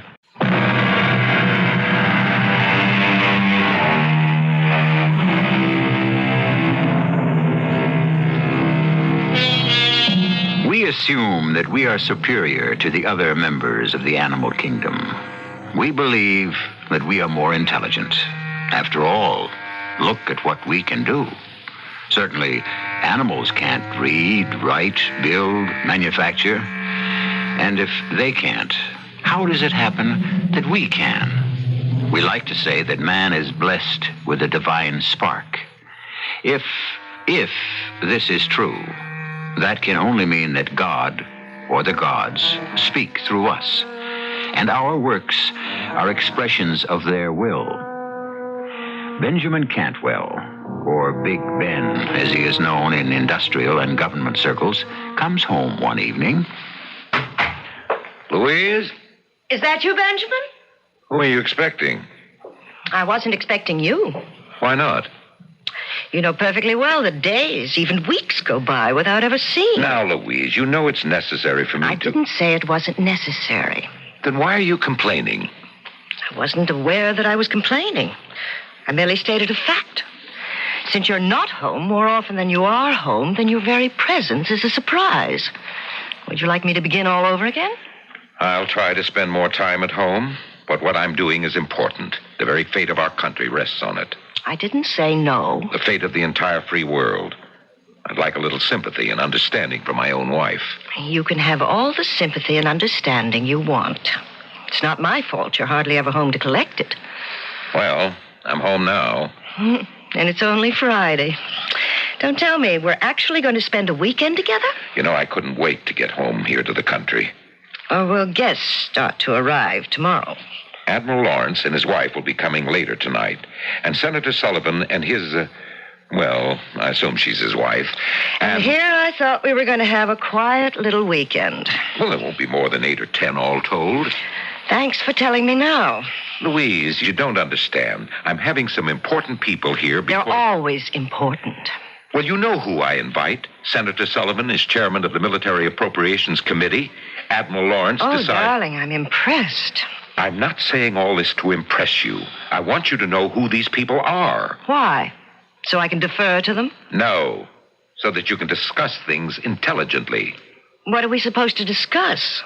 It's all top secret. Oh, I give up. No, Ben, I'd like to understand what it is we're supposed to discuss. After all, the reason you invite them is always to sell them something. That's not true. I'm not here to sell. You aren't? I'm here to help them understand our country's true need in defense materiel. And of course... Since your products best satisfy those needs... This is an inference they are free to make. After you have wined them and dined and entertained them... Why do you insist on making it sound so disreputable? Ben, please admit it. The fact is, everything you manufacture is used to kill somebody. That is completely unfair. Somebody has to do it. Darling, all I'm doing is stating a fact. Why don't you look around at all the charities, the hospitals that I have endowed? Oh, I must say you have it down to a science. First, you manufacture the means to maim people. And then you tenderly care for the victims. Oh, Ben, you're not all bad. Before you accuse me of fattening on human misery, examine your own conscience. At least I don't drape myself in a mantle of pious hypocrisy. I fully expect to be punished. By whom? Oh, the gods. Louise, you have to take the world as you find it. Mankind, for reasons I'll never understand, insists on destroying itself. If I didn't make the means with which to do it, someone else would. Yes? You said I was to come back tonight after supper, ma'am, to meet the mister. Oh, yes, Mr. Vulcan. Ben, this is Mr. Joseph Vulcan. Pleased to meet you, Mr. Cantwell. Mr. Vulcan is our new blacksmith. Summers recommended him. Oh. And had you ever worked for Mr. Summers? No, sir. Dick Summers worked for me. Is that so? Well... You're a much younger man. Guess I'm older than I look. I taught Dick Summers the business. You taught old Dick Summers? Yep. And it was still a business in them days. Of course, motor cars had already been around a while and all them tractors, but there was still plenty of horses, like for deliveries in the town and work on the farm. But you look like such a young man. Well, these days there ain't much work. You can pick up some money getting connected with a racetrack or on a couple of estates like this one, where the rich folks have stables. Has my wife already discussed your pay and other arrangements? Yes, sir, Mr. Cantwell, and I find everything satisfactory. Very well. That'll be all. Thank you, Mr. Cantwell.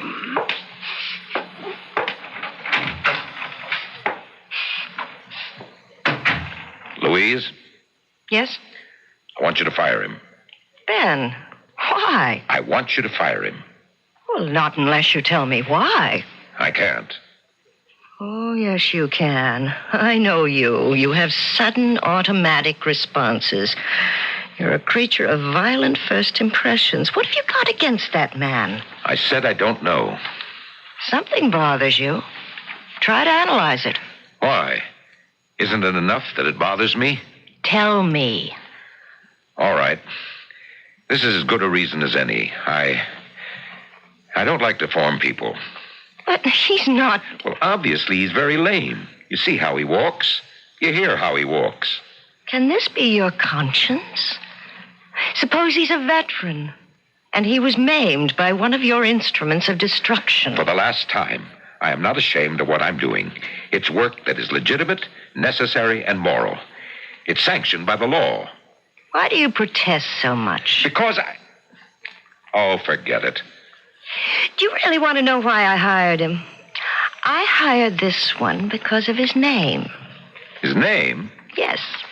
It was just too delicious to resist. His name is Vulcan. Vulcan? Vulcan was one of the ancient gods, the god of fire. He was actually a blacksmith. He made all the weapons for the other gods. Are you sure you're all right? I think he was married to Venus. Now, Louise, what kind of The nonsense... marriage didn't work. She was always cheating on him. All right. All right, you've had your little joke. Let him catch up with whatever shoeing he has to do, and then let him go.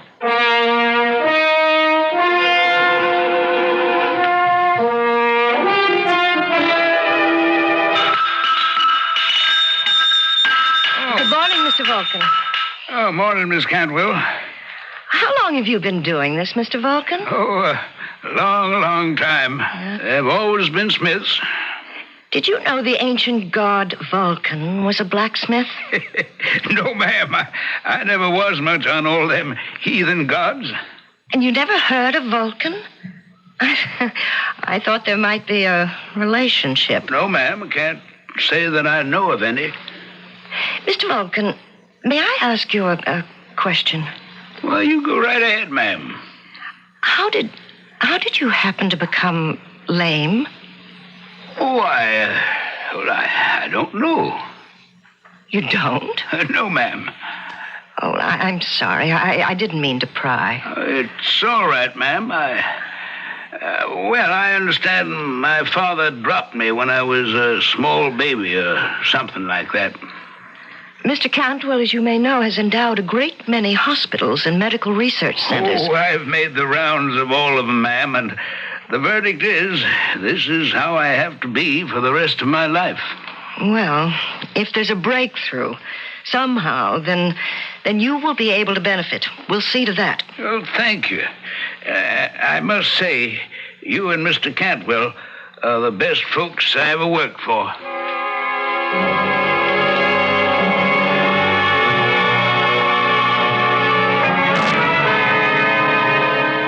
Did you fire that blacksmith? That, what's his name, Vulcan? Joe Vulcan? No.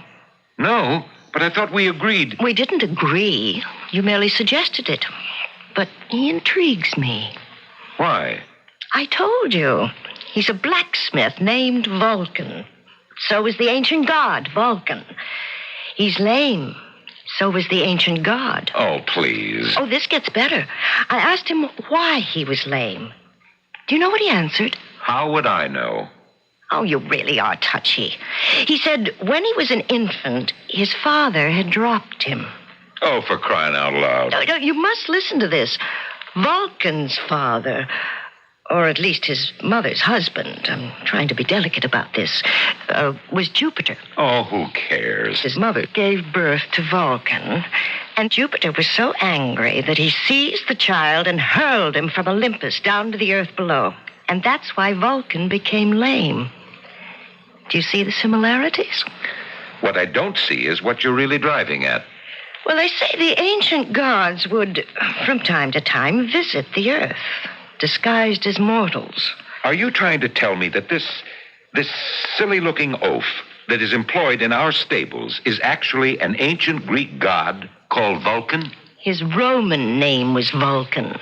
His Greek name was Hephaestus. All right. Quit trying to prove how smart you are. Just answer one question.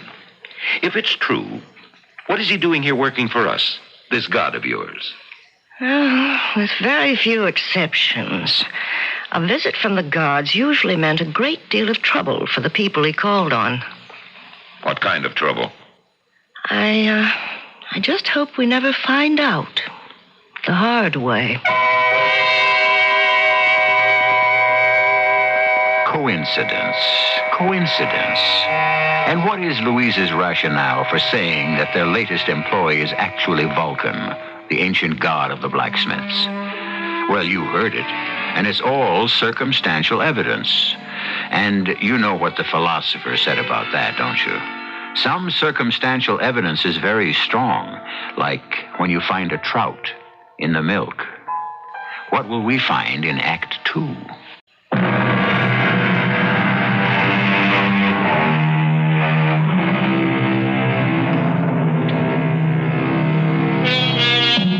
Every time something is made by man, every time man works a raw material into a finished product, every time man transforms nature from a work of God into a work of his own, man approaches something that is divine. For man is now doing what only God or the gods could do originally, and that is create. However, sometimes man being man, and nothing really more, lets all of this creativity get out of hand. I thought the weekend went rather well. Did you? And I must compliment you, Louise. You were a superb hostess. Tell me, did you sell the Fireball? What did you say? I said, did you sell the Fireball? Don't ever mention that word. Nowhere, to no one. It's top secret. Really? How did you find out? How did I find out? There were these papers lying on top of the dresser. Oh. Well, that's inexcusable. Well, you have to read those papers somewhere. If I'm that absent-minded, it means I'd better not take papers home anymore. Besides, you talk in your sleep. Then I'll have to sleep alone. No sacrifice is too great to make for your country. Tell me, what did you learn about that weapon whose name you must never mention? That it's called unmentionable because you merely hang it in the sky over an enemy city and poof, the whole place is burned to cinders in minutes. Louise, you must never breathe a single... I suppose you're proud of yourself, aren't you? Louise, I will not get into this argument again. Would you rather other countries had it and we didn't? Oh, why don't we chuck the whole thing, Ben, and just enjoy life from now on? It's easy enough for you to say that, but I have responsibilities. You are now going to give me what I have classified as speech number 16B. Louise, listen to me. We have just developed the thing in the lab. If it's so hush-hush, and I know too much now, why tell me more? I have to tell someone. We can do it. We can make this thing, but we don't know why. What do you mean? You don't know why? We don't know why it should work. All we know is we can make it. So what's the problem? Well, there isn't any problem. Then why do you sound so upset? Because I feel maybe we shouldn't turn this thing out. This time we may have blundered into something that's more than just a discovery. This This thing is part of the process of how matter itself was created. It's almost something beyond the capability of human understanding. Then drop it. Drop it? Yes. Put a stop to the project. Forget it ever existed. You're crazy. I'm crazy? Did you hear what you were just telling me? Well, sometimes I just have to talk. But you never spoke like that before. Maybe it's because I had a crazy dream. Aren't you the one who says you never dream? In the ordinary way, I don't. It's your fault. You have a dream, and it's my fault. Yes, because you've been filling my head with that nonsense. What nonsense? About Vulcan. What are you talking about? You know, Vulcan, the ancient god of fire. Ah, I see. I'm to blame. Well, aren't you? No. And I can prove it. When you saw Joe Vulcan, for the very first time, you instinctively reacted against him, before you even knew who he was. Well? Well, there's some people you dislike at sight, that's all. You didn't need me to be afraid of him. I'm not afraid of him. I just don't like him, and I insist that you fire him. Well, if that's how you feel about it, why don't you just go down to the stables and fire him yourself? All right, I will.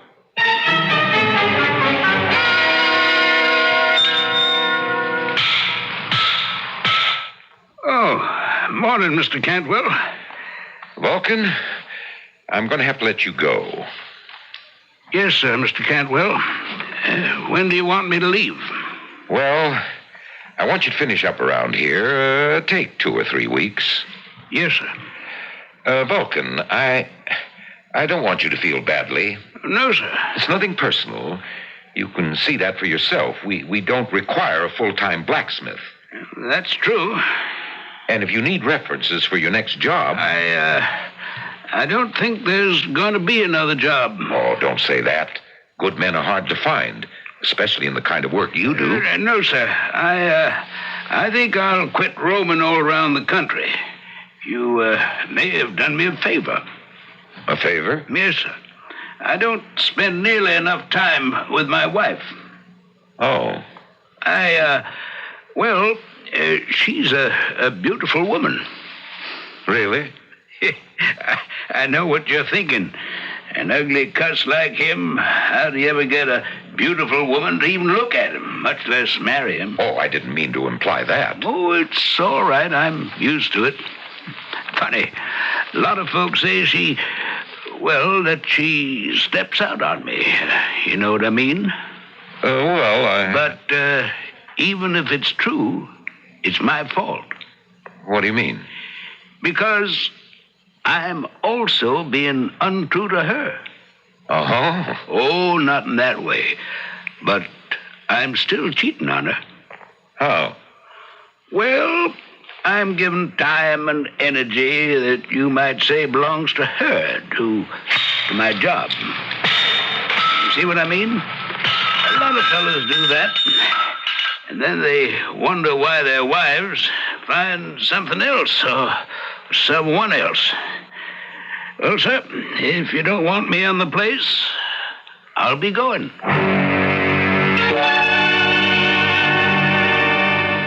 So you did it. It's economically unfeasible to have a full-time blacksmith. The real reason you fired him is because you're afraid of him. Afraid? Louise, have you ever had a conversation with this man? Of course. I've spoken to him. I mean a sustained conversation. Well, This is the most frightened, timid milquetoast. He's quiet. I'll admit that. And you thought he was one of the ancient gods? I said it was possible. Never. They were men. I mean, beings of strength. He's so ineffectual. I'll tell you what would amuse you. He said maybe being fired wouldn't be the worst thing. It would give him more time to spend with his wife. Why, isn't that a sensible statement? And it turns out he has a beautiful wife. Just like Vulcan. And maybe it would cure her from, as he put it, stepping out on him. Vulcan's wife was Venus. She certainly had her affairs. Maybe she still does. Who can say that these gods are dead? or that they even existed. Ben, you can say what you like. I still believe he is the ancient god Vulcan, and that he chose to visit our house. Why? To get you to do something. Like what? I don't know. Then why didn't he come out with it? Maybe he did. Maybe you just didn't want to understand. If he's a god, why does he have to beat about the bush? Why not just hurl a thunderbolt or something and say, do it my way or else? Because a god wants things to happen not by threats, but through enlightenment. The thunderbolts are only a last resort. What am I supposed to be enlightened about? I don't know. What's bothering you?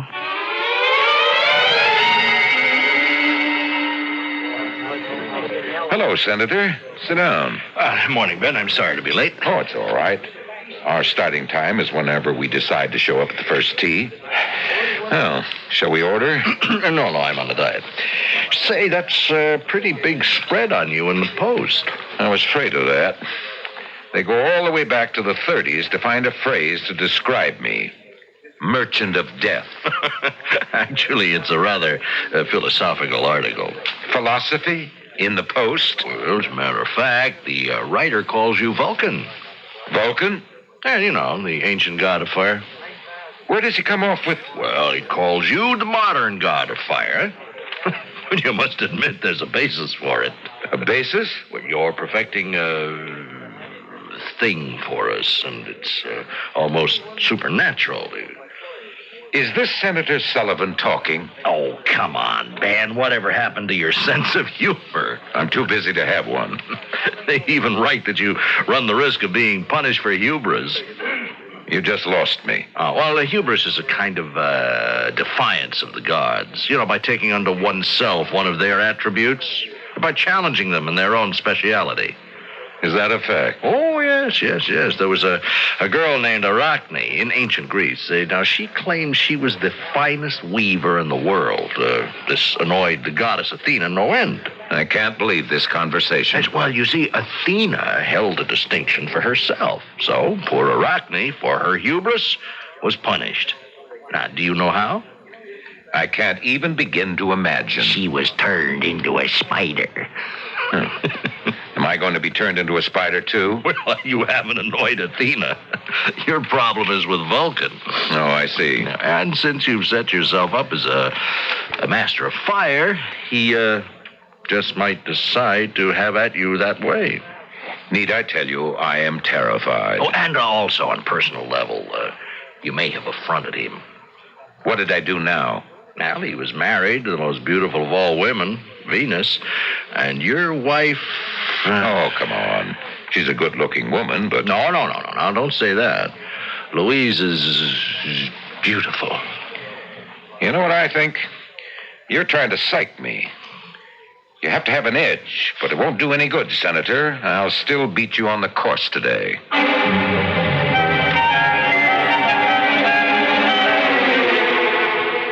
Let's see. This marks the third night in a row that you're home. How do I win? If I'm detained somewhere on business, I get complaints because I'm never home. When I stay home, I still get flack. I was just making a comment. Did you read that article about me in the Post? Well, I didn't want to mention it because I know those things annoy you. I had my secretary clip it out for me, and I've got it right here. The Vengeance of Vulcan. It's stated as a question. What annoys me is that they're factually inaccurate. Oh? You see, Vulcan, assuming there's a basis for this nonsense, Vulcan doesn't have a vengeful bone in his body. He was the kindliest of all the gods. He wasn't jealous of anyone. He didn't mind what anyone did to him or said about him. So, he wouldn't take vengeance on anyone. And how do you know all this? Because I did some research. Why?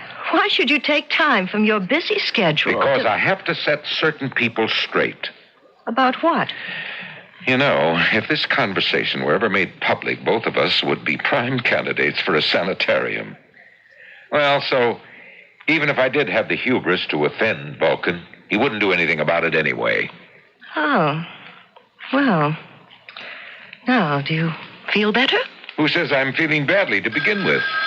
Oh, I'll get it. No, I'm right here. Hey, guess who?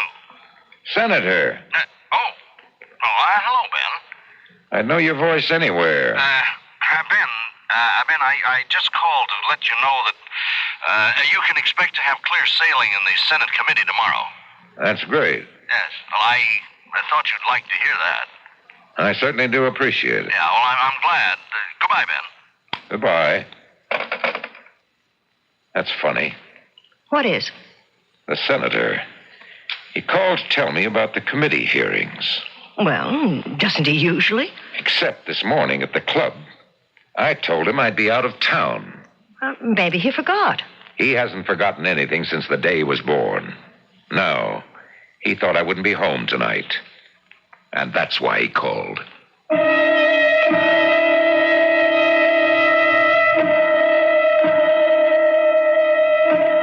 Well, a kind of light begins to dawn in the eyes of Big Ben Cantwell, tycoon extraordinary. And he looks at his beautiful, desirable wife, and all of a sudden it occurs to him that perhaps the phone call from the fun-loving senator was not really for him after all. This little cloud will assume larger proportions when I return shortly with Act 3.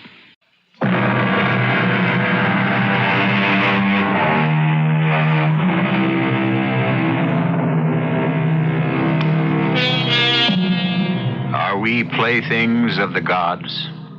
Probably. How else can you explain the absolute madness of the world we live in? There was an ancient god named Vulcan, god of the forge and flame. And like his fellows, he likes to walk the earth. That is, according to legend. Well, don't laugh at legends. You can never tell when you might need one. It's quite possible Senator Sullivan wasn't calling me at all. Oh, really? He may have been calling you. Me? Whatever for? What reason does he have to call any woman? I wouldn't know. Louise, what is there between you and the senator? I consider that question an insult. Are you part of the senator's collection? Another scalp that hangs from his belt? Another notch on his gun? I'm afraid you'll have to remain forever in suspense. Is this why I get such favorable treatment from the committee? Now, you listen to me, Louise. You listen to me, Ben. For 15 years, we've been little more than strangers. That's not true. How often have we seen each other? I've been busy. And I've been busy, too. With what? With whom? I don't think that's your business. You're my wife, and I'm your husband. It's been a long time since we took those roles seriously. What is there between you and Senator Sullivan? Why don't you ask him? I will.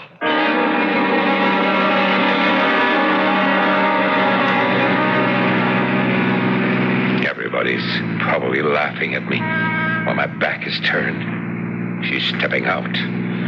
Stepping out. Oh, listen to me. I'm talking like that idiot Joe Vulcan. But who am I to call him an idiot? I'm in the same boat. We both wear the same hat. Look out! Look out! Watch where you're going, you idiot! Look out!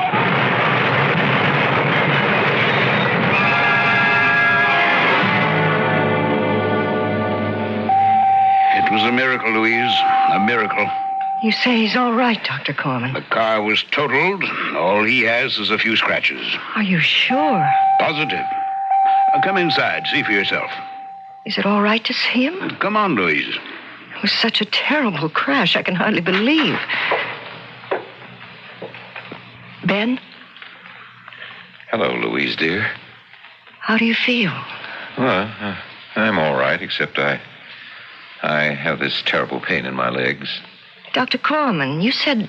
Yeah, I know what he says. But I feel this pain. Now, Ben, we've examined you thoroughly. You know that. Yes, Doctor? There's absolutely no sign of any injury. No fracture, no sprains, no torn ligaments, no swelling. I understand, Doctor, but I have this pain. Doctor, are you sure?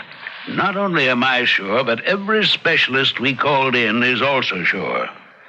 I don't like to contradict anyone, but since it's my pain, I'm the only one who can really be sure.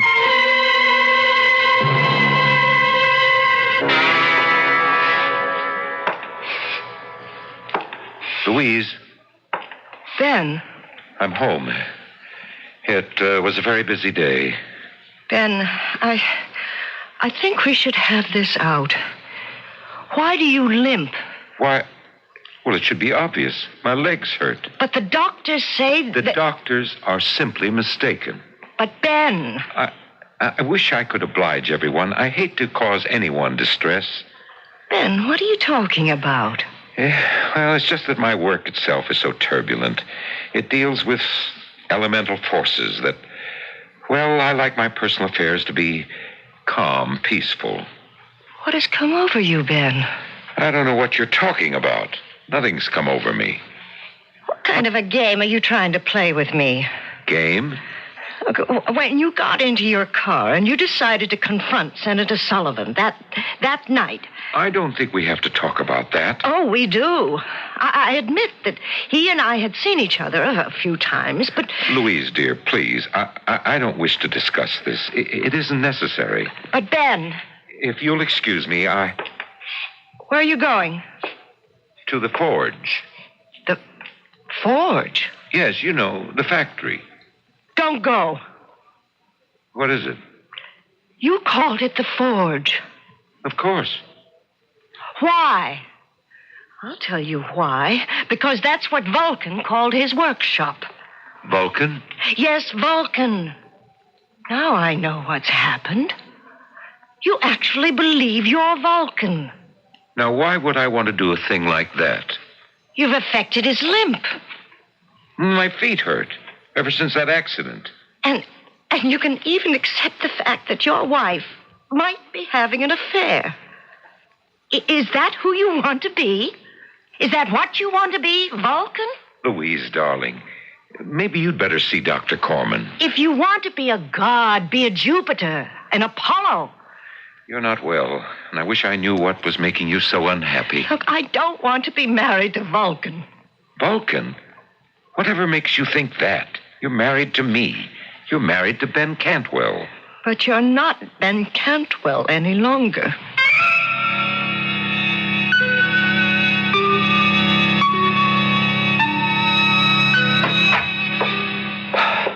Well, I got here as quickly as I could, sir, but there was all this traffic. I'm sorry to spoil your holiday, Lewis. No, that's all right. But I feel this is the day we can finish. Finish? Yes, Lewis. Today, here, now. On Fireball, sir? Is everything set in the firing room? Yes, sir, but... But? What's the problem? Oh, I thought we'd agreed to abandon the project. Why? Because it was really beyond our capability, our human capability to control. The final formula, there is no known mathematics to express it. And furthermore, we can't even conceive the formula. We can't? Here, I'll start the computer. Yeah, see, all the known data has already been fed into it. And now, watch. You see, sir? Suddenly, the computer stops. Well, don't worry about it. Don't worry about it. We're committed to deliver this weapon to the armed forces. But only if experimentally we could... We can. But I don't see how. Start to build up the temperatures in the firing room.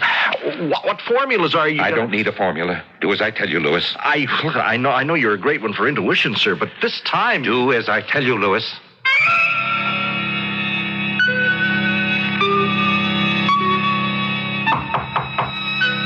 Come in. Afternoon, Miss Cantwell. Oh, it's you, Mr. Vulcan. Yes, ma'am. Mr. Cantwell said to take a couple of 3 weeks to get all the work done round the stables. Well, it's finished. You're leaving us, are you? Yes, ma'am. Come to say goodbye. Well, good luck, Mr. Vulcan. I wish you the best. Thank you, ma'am. Same to you. Goodbye. Wait. Well, what is it, ma'am? Who are you? Well, I'm just Joe Vulcan. That's not true. You are the god, Vulcan. Who? That just ain't true. That's right. It's not true anymore. But it was true, and I can prove it. Prove what, Miss Cantwell? I can prove it by something you just did. What did I do? Come with me. Please, come with me.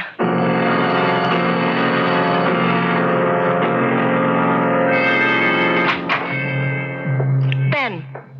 Oh, Louise, dear, how did you get in here? I'm your wife, remember? And Mr. Vulcan, what's he doing here? It beats me, sir. She just dragged me here. Ready for firing, sir. Ben, listen to me. Destroy that machine, that device, whatever it is. Darling.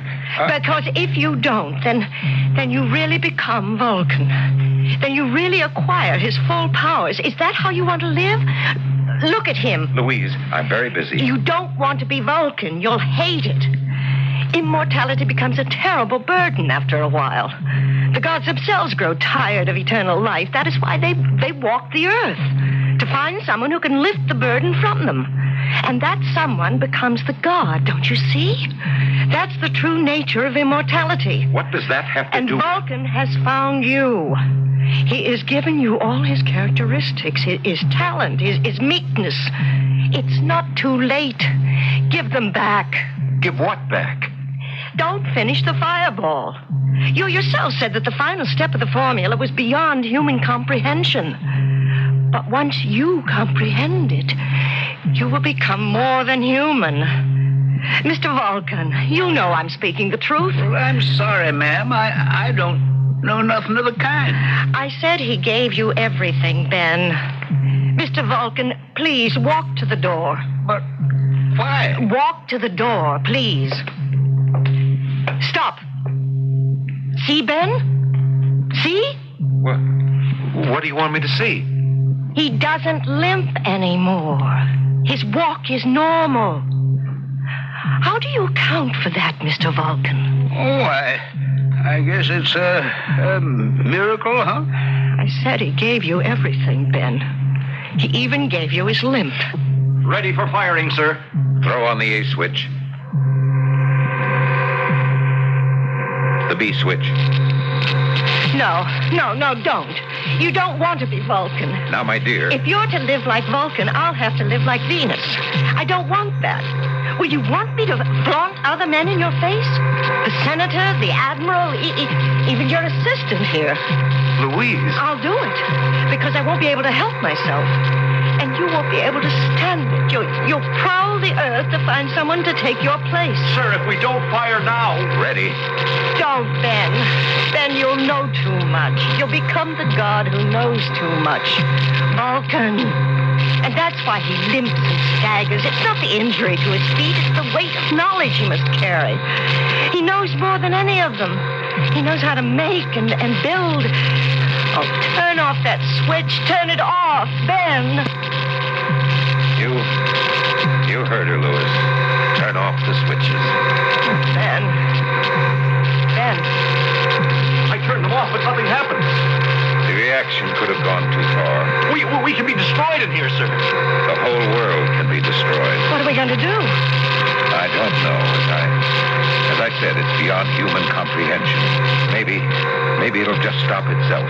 Mr. Vulcan, please, stop it. What are you talking to him for? You know why. Mr. Vulcan. What's the matter? My legs, I can hardly stand straight. My legs hurt me again. Listen, it stopped. I guess you were right, Mr. Cantwell. It just stopped by itself. We could never understand it. Thank you, Mr. Vulcan. And I think I'd best be leaving. Ben, look. He's limping again. And look at you. You're standing straight.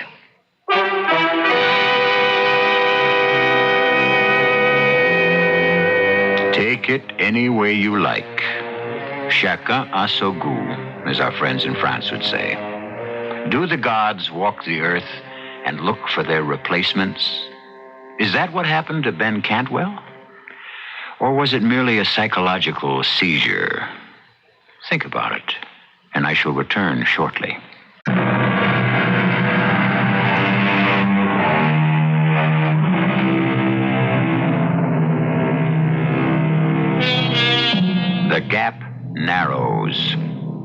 ancestors looked upon the gods as supernatural beings who knew everything.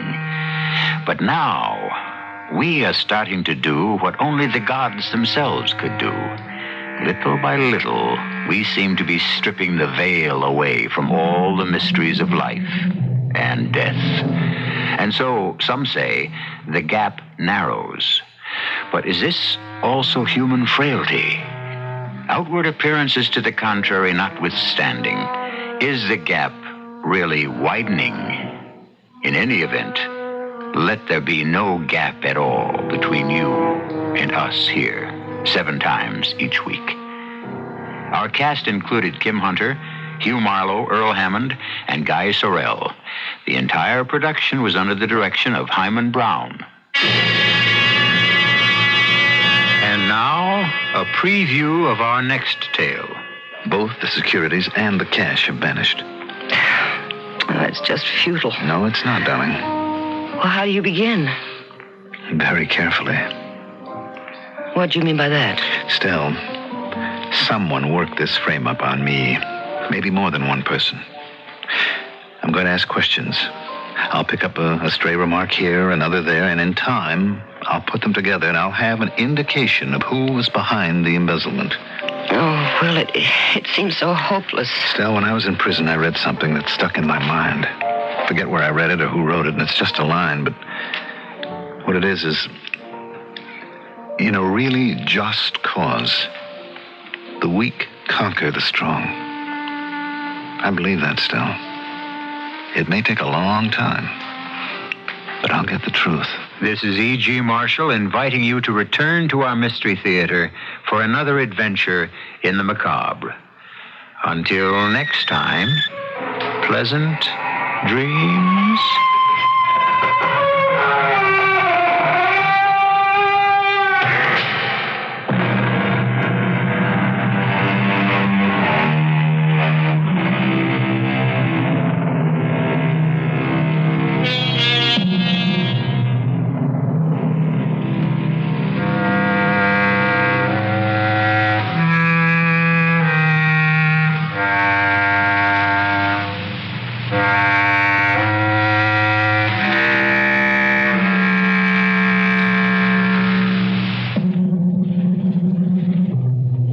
The CBS Radio Mystery Theater presents...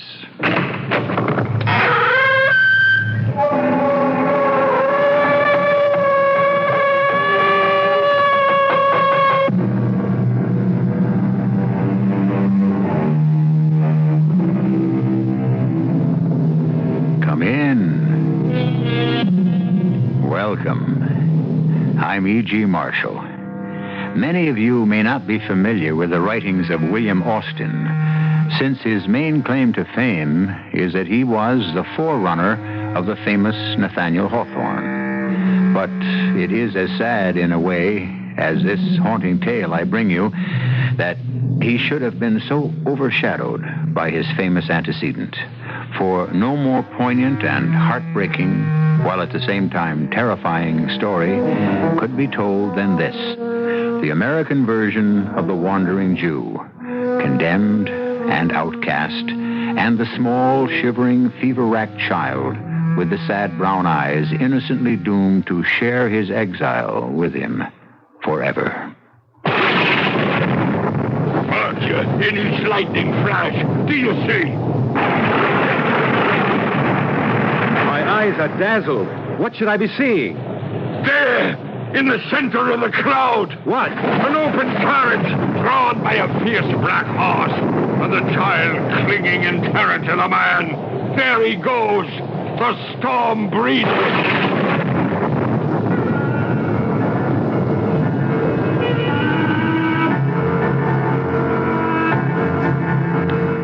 Our mystery drama, The Storm Breeder, was especially adapted from the classic William Austin story for the Mystery Theater by Ian Martin and stars Michael Tolan and Fred Gwynne.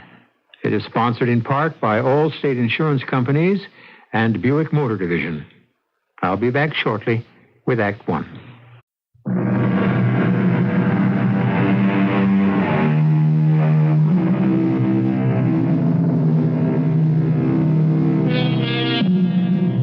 another strange, weird, unforgettable fragment of American history brought to you here, we are indebted, according to William Austin, to one Jonathan Dunwell of New York. Mr. Dunwell was a judge, and as such, a general officer of the court by profession, but by inclination, an antiquarian and a collector of American history. It is his manuscript we bring to life.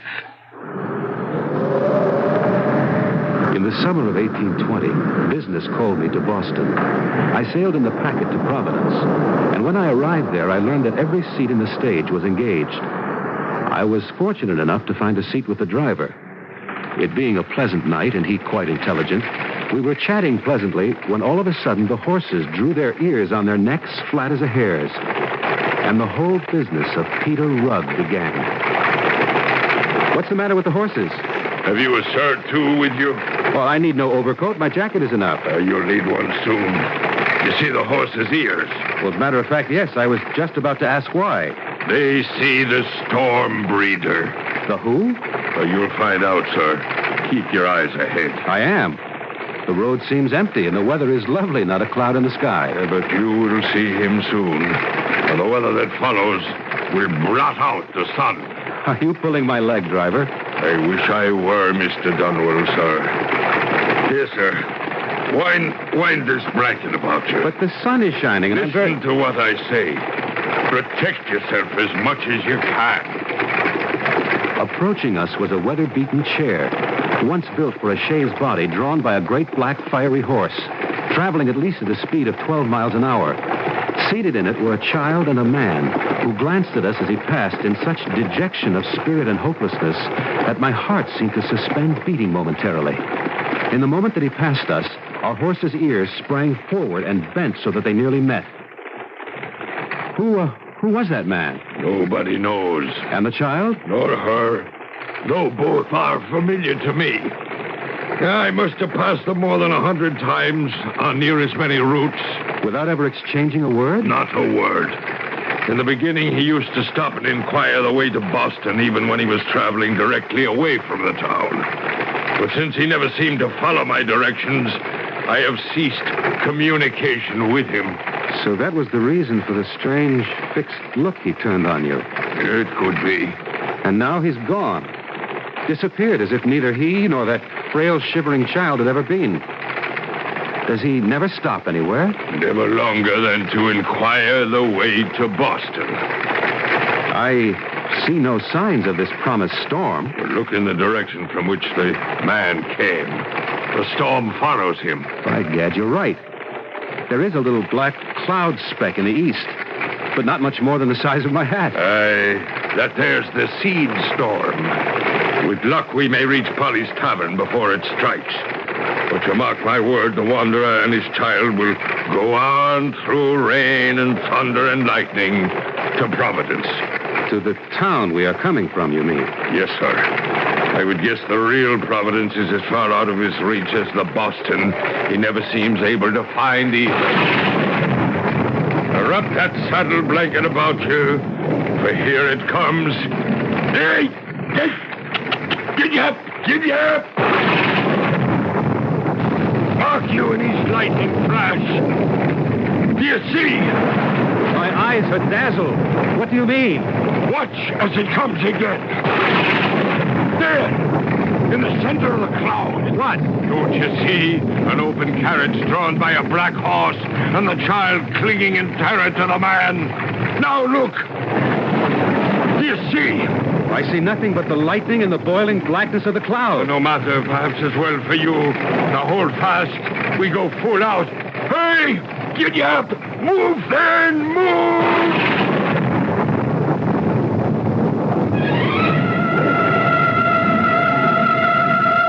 Within a few minutes, we had broached a rise, and sliding and slithering came down into the hollow to Polly's Tavern. In spite of the summer weather, a steam of damp arose from our clothes and those of other travelers. And the whole common room seemed to be awash with discussion of the storm breeder, whom almost all of them seemed to have met on the road. Ah, the name is Derwent, sir, of Boston, in the import-export trade. Jonathan Dunwell, recently seated as judge in our circuit courts. bound from New York to your fair city. Well, sir, my pleasure and privilege to meet so distinguished a gentleman. I'm afraid your city is fast surpassing ours in credit and notoriety. Not entirely, sir. I'm afraid a citizen of your city is the focus of all conversation tonight. The storm breeder. Did you chance on him? No, as it happens, not today. But too many times. Too many times? I could wish to see neither that man nor his horse again. For they seem not to belong to this world. Well, how's that? I saw them plain, father and daughter, passing us on the road. Did you speak? No. I have seen him wet and weary many times before tonight. And no one who has ever once seen him can ever be deceived again as to his identity. You know him by name? Yes, sir. Peter Rugg. Peter Rugg. But who is this mysterious man? That is more than anyone can tell exactly, save that he is a famous traveler, though held in low esteem by all innholders, for he never stops to eat, drink, nor sleep. But why does the man never stop anywhere? Long enough to speak to anyone, at least. Why, those who know the most about him say the least. It is asserted that sometimes heaven sets a mark on a man for judgment or for trial. I'm thinking of the one time Rugg spoke to me. I was in Connecticut at the time, on a winding road, my horse as weary as myself. It was toward dusk, and all of a sudden, from behind me, traveling at a reckless clip for those roads, a fiery black horse pulling an open chaise caught up to me from behind. Will you tell me how far it is to Boston? 100 miles. 100? How can you say so? I was told last night it was but 50, and I have traveled all night. Problem is, sir, you are traveling from Boston. You must turn back. How can you tell me so? It is all turn back. Boston shifts with the wind. One man tells me it is to the east, the other west. Even the guideposts all point the wrong way. I think perhaps you're tired, and your little girl, too.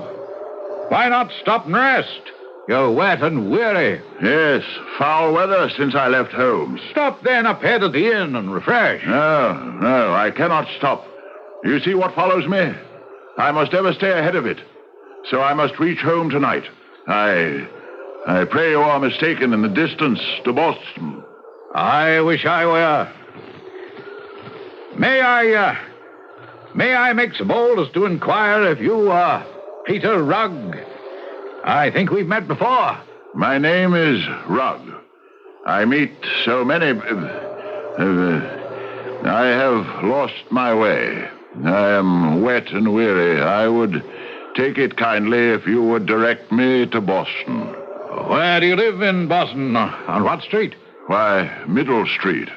Everyone knows the house, with the great shade maple, across from the cemetery. When did you leave Boston? I cannot tell precisely. It seems a considerable time. What, sir? How did you and your child become so wet?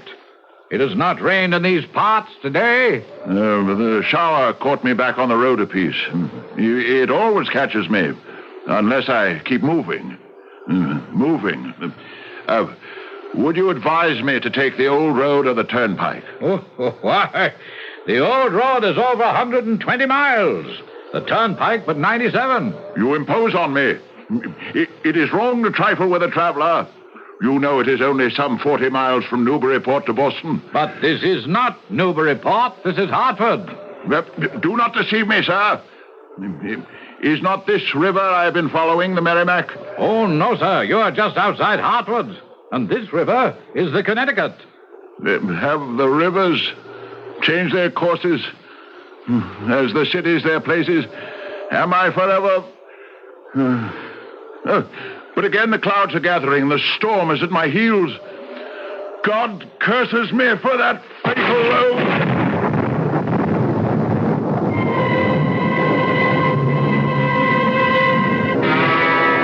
He would talk no longer.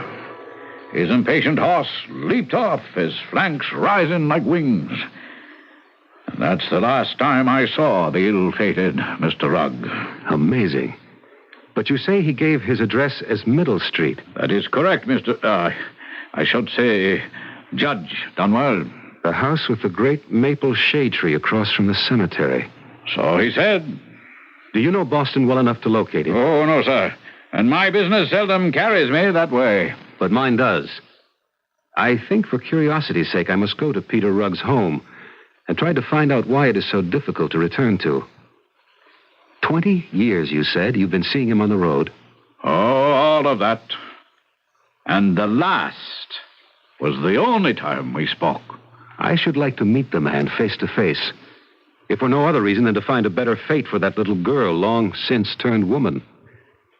When I get to Boston, I shall make it my first order of business.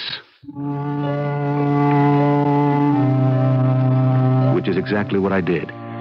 It was not easy, for the maps were inaccurate, and there was more than one Middle Street.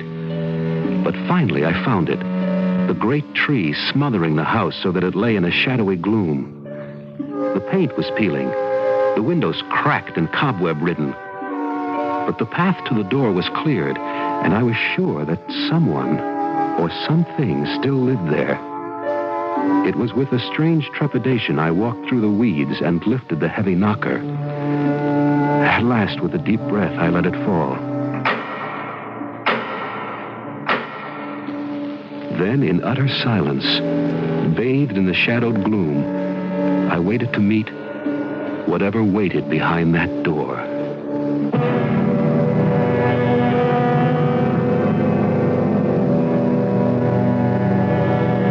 The house abandoned by its master for countless years. Is it possible that any evidence of him has remained, or his family? Does some heartbroken woman still wait for that lost child, or even for the storm breeder himself? Who and what is Peter Rugg? Phantom, or reality, or legend? We shall have to await those answers with Judge Dunwell until I return shortly with Act 2.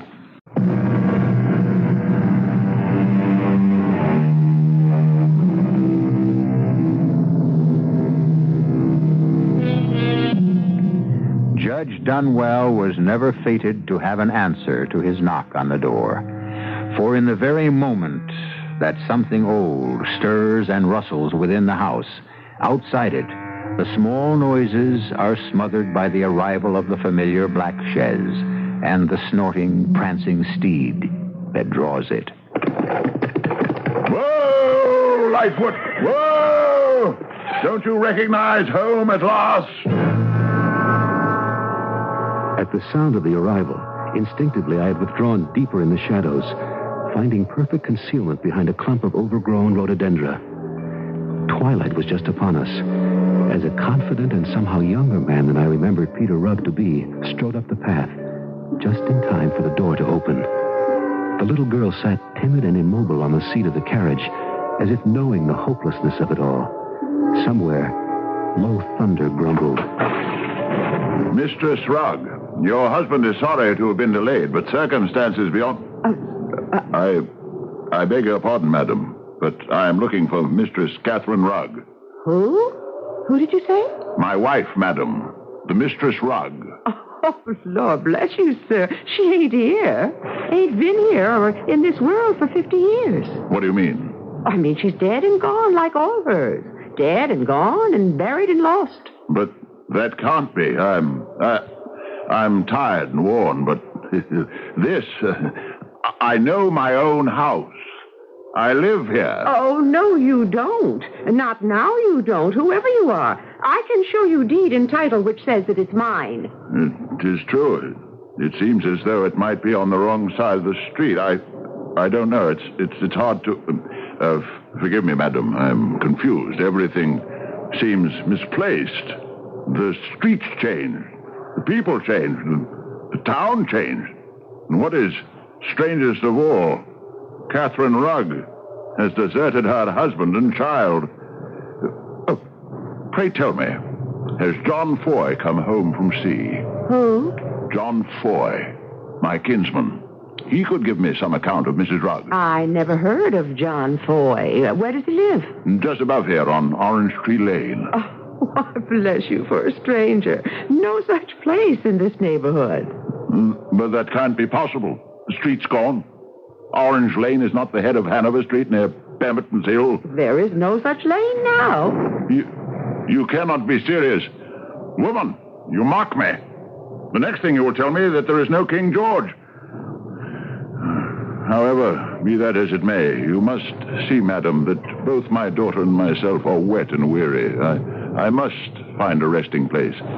Can you direct me to Boston? But this is Boston. The only city of Boston I know. But not the one I know. Yes, Lightfoot, coming. I am wrong, of course. I don't know how I could have mistaken it, but this is a much finer city than Boston. Boston must lie at a distance. My good woman, since you are ignorant of it. Yes. It's the same old story. No home tonight. I must away. No! Mr. Rugg, wait! Wait! Who are you, sir? Oh, 1,000 pardons, Mistress Croft. May I present myself? Judge Jonathan Dunwell of the Circuit Courts, but recently come to Boston. A judge? Had you some business with that man? Not legal business, but I had hoped to meet him here and question him. I am obsessed with a desire to know exactly who and what he is. I'm ashamed for allowing you to stand so long in the rain. Come in and warm yourself by my fire.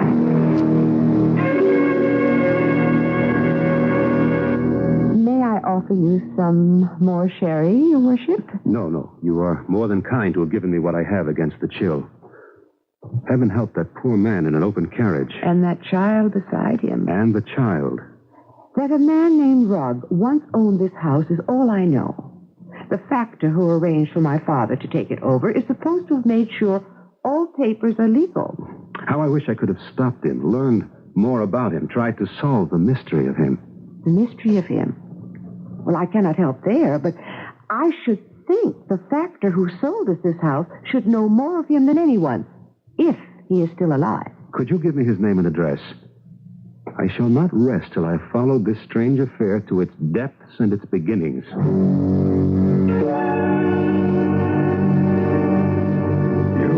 You understand the hour is late, Judge? Yes, I do indeed, Mr. Felt. You know the history of Peter Rugg, sometime of Middle Street in this district? Yeah. I will be brief. He rented a property of mine in his youth. He was married to a fine young woman who bore him a daughter, as I remember. Jenny. So I believe was the name. But no matter, an offspring. And then without so much as a by your leave, he ran off with the child, leaving the wife to die, as I believe or remember. Yes. She died. Why? Well, damn it, she was deserted. Fortunately, Rugg left no creditors. He owned his horse and chaise, and after she died, it was all soon forgotten. Yeah, soon forgotten. I suppose he died. No. To the best of my belief, he is now alive and living.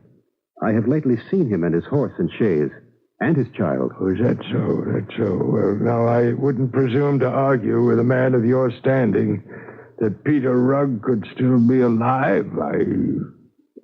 I will not deny, but Jenny Rugg, if you saw her, let's see now, the Boston Massacre was 1770, was it not? I fortunately avoided it, but history records that date. So on that date, Jenny was 10 years of age, and if living, that would make her, let's see, 60 now, give or take a year.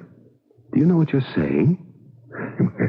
If Peter Rugg is still alive, which I take as possible, he could be only 10 years older than myself. And I was only 80 last March. It was obvious that Mr. Felt was in his dotage. So despairing of gaining any further intelligence from him, I returned to my lodgings at the Marlborough Hotel. If Peter Rugg, I thought to myself, has been traveling since the Boston Massacre. There is no reason I can see now that he shouldn't travel to the end of time. And I might have left it there had I not descended to the tap room for a nightcap, and there encountered Mr. Derwent. I ran up against a man whose grandfather knew our elusive friend, Mr. Rugg, and can now tell you the whole story, such as it is. Then by all means begin. It seems that, if my informant is worthy of credit, Peter Rugg, a man in comfortable circumstances, with one daughter and a wife, lived in Boston on Middle Street. He was a man generally esteemed, save for one thing. Oh, don't keep me on tenterhooks. What? An ungovernable temper, so violent that the wig would rise from his head, and while his fits were upon him, he had no respect for heaven or earth. A sorry spectacle. Some of it hard to believe. Less hard to believe than his punishment for it. Well, what does that mean, sir? Well, whilst visiting in Concord one day late in autumn, with his daughter in the chaise, drawn by his favorite horse, a great black beast named Lightfoot, a tremendous storm overtook them, driving them for shelter, as dark fell, under the roof of a friend of his, Mr. Cutter, who urged him to tarry the night. Which any man in his right senses under the circumstances would do. And he did not heed his pleas? Far from it, Judge. Instead, the veins standing out on his neck and at his temples, he screamed to high heaven, "Let the storm increase! Let God and the devil wreak their worst! I will see home tonight, or never see it more!" And with that, he clapped whip to his horse and disappeared into the raging night. Never to return home? Never. Incredible. Worse than that. Supernatural. Why? The man is accursed. Whether by God or by the devil, I know not which. Still 50 years of wandering in search of his home. How could it be possible? Well, now, as to that, there are two theories. One I had from my informant. His grandfather said that on the day after he left Concord 50 years ago, his friends and neighbors started inquiries. But it appeared that Peter Rugg had stayed no place in Boston. And his wife had a strange tale. What tale is that? Sitting by the window, waiting on that wild night, there was a sudden sound like an earthquake. And indeed, the whole house rumbled underneath her as if about to cave in. Peering out through the storm, she saw a strange sight. What sight was that? Coming hell for leather down the street was Peter Rugg in his carriage, straining back on the reins in a vain effort to stop his horse, and crying, "No, Lightfoot, no! May you be damned for the devil you are! Hold up, I say! We are home! Hold up, Lightfoot, in the name of all that's holy! Hold up!" So that fiery horse of his had the bit between his teeth and would not stop? Yes, but there were those who discount the story, saying merely that Peter Rugg wanted to leave his wife and never come home at all. That there was another woman somewhere. That scarcely fits the facts as we know them. Well, then, there is the other theory. Which is? Perhaps best told by the woman who had the experience. Now, she's the wife of the toll gatherer on the Charlestown Bridge. Would you care to hear her tale for yourself?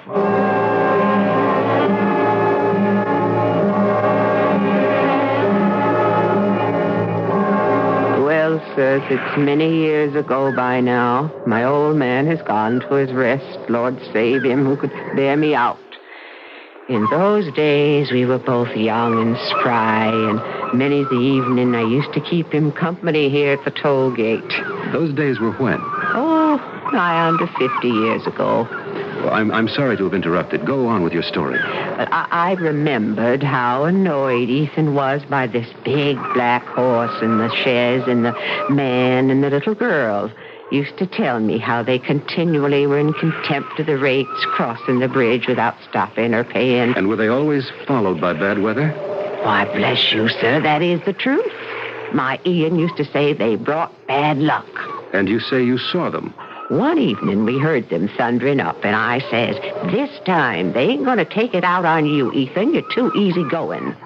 So when he called them to halt, and they kept on, I had grabbed up a three-legged stool. Heavy it was, but I was young and strong, and I hurled it square into the horse's belly. And tell the judge what happened then. It passed right through that horse as if it were a shadow. He never even broke stride as a stool went skipping across the bridge. No, sir, that was a haunt. A ghost rider with bad luck riding the dust of his wheels. So, Judge Dunwell, what is your judgment? I don't know. Neither explanation fits the pattern of my mind. And I have a feeling that I am not yet done with Peter Rugg, nor will be till his fate is truly revealed to me.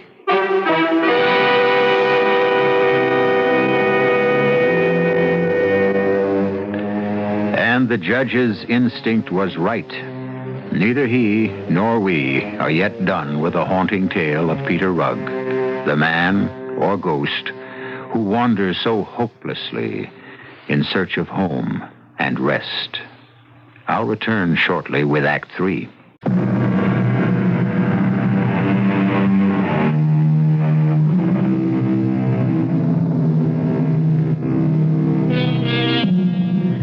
It was to be 5 years before Peter Rugg's and Judge Dunwell's paths crossed again. For some time, the judge had tried to track down the sometimes elusive person or legend, whichever he was. Then, being only human, Peter Rugg had almost passed from his mind until the rest of the judge's story, which you are about to hear now. In the autumn of 1825, I attended the races at Richmond in Virginia.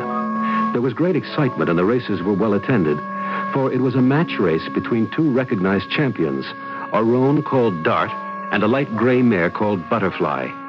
At a signal, the gun sounded, and they were off. I was glued to the race. There seemed no way of choosing which horse might win, when suddenly there was an extra wave of excitement from the already madly cheering crowd. To my open-mouthed astonishment, appearing as if from nowhere in the rear, was a majestic black horse of unusual size, drawing an old weather-beaten chair. Effortlessly, as if his heavy non-racing vehicle, encumbered as it was by 2 occupants, didn't exist, he overtook the racing horses shortly before the winning line. And in concert, both Dart and Butterfly, as the horse passed them, lay back their ears and pulled up short, so that no contest was called. And the winning black horse and his carriage passed the finish line and faded away over the hill. In the clubhouse later, I was fortunate enough to have an introduction to one John Spring, the owner and rider of Butterfly. Damn it, sir, that was no horse that overtook my mare. No one can outrun Butterfly. No horse, that is. Why, I had bet all I have she would show her heels to Dart. No doubt she would if the Good horse, make no mistake. Good horse is Dart, a great one. But not to outrun my Butterfly. That ox or whatever animal it was of frightened off our horses. Why, that makes no contest, sir. No contest. And yet it looked like a horse. In no fashion, sir. Nor was it. In no fashion. And that I can prove. How is that, Mr. Spring? By my own observation and countless others, sir. Would you like to see? I would indeed. Well, then, follow me. Now, you remember, just about here, both of them pulled up and let that interloper go by and disappear. Yes, the view is unfamiliar from this point, but I do remember it was shortly before the finish line. Exactly, sir. Both horses, after pulling up, walked deliberately to this spot of soft ground. Butterfly dropped her head and then lifted it, whickering in fright. Dart followed by doing the same. and snorting in a sort of anger. So all of us looked to what they had examined. See you them there for yourself, Judge. I was looking at the hoof marks of the black horse, which had carried on to the finish line and beyond. Horse? From the evidence of my eyes from the stands, yes. From the same evidence as I looked at the soft ground, Mr. Spring's strange claim had real validity. These were not the marks of a horse's hooves, but the evidence of another breed of animal or being. The hooves were cloven.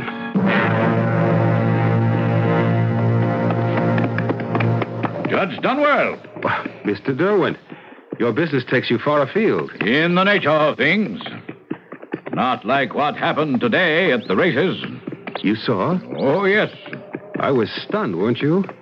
I thought Peter Rugg had vanished. Oh, no, not I, sir. In the years since we met, I have come across him time and again and gotten soaked to the skin because of him in New Hampshire, Connecticut, Massachusetts, and the last time, but shortly, in Delaware. Have you spoken? The last time only. Tell me, if you will, what took place. Well, sir, on his approach, he checked his horse with some difficulty. A more beautiful horse I'd never seen. Sir, your face seems familiar.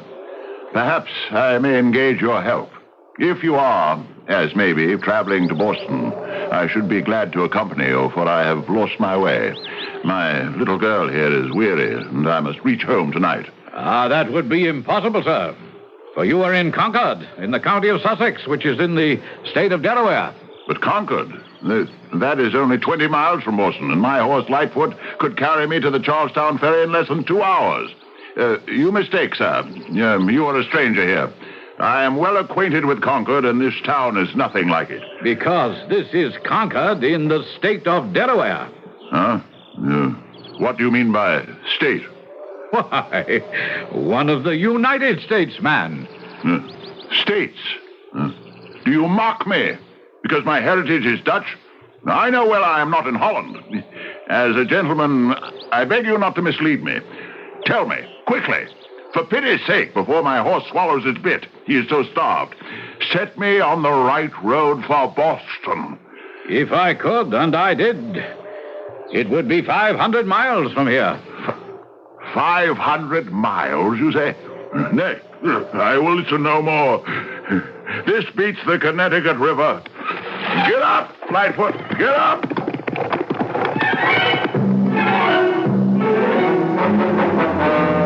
I can explain his last remark.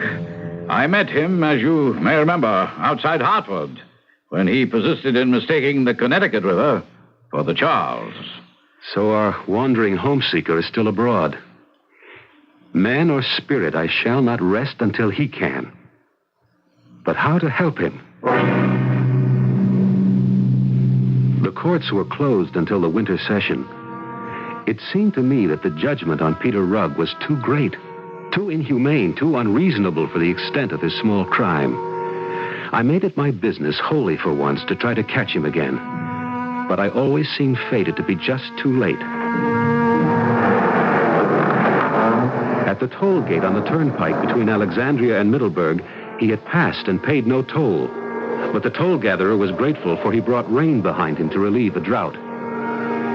Back in Virginia at the toll bridge, an irate gatekeeper told me that, annoyed by the number of times Rugg had passed that way refusing to pay, he had stood in the way of the vehicle, and it had passed right through him or over him without so much as touching him.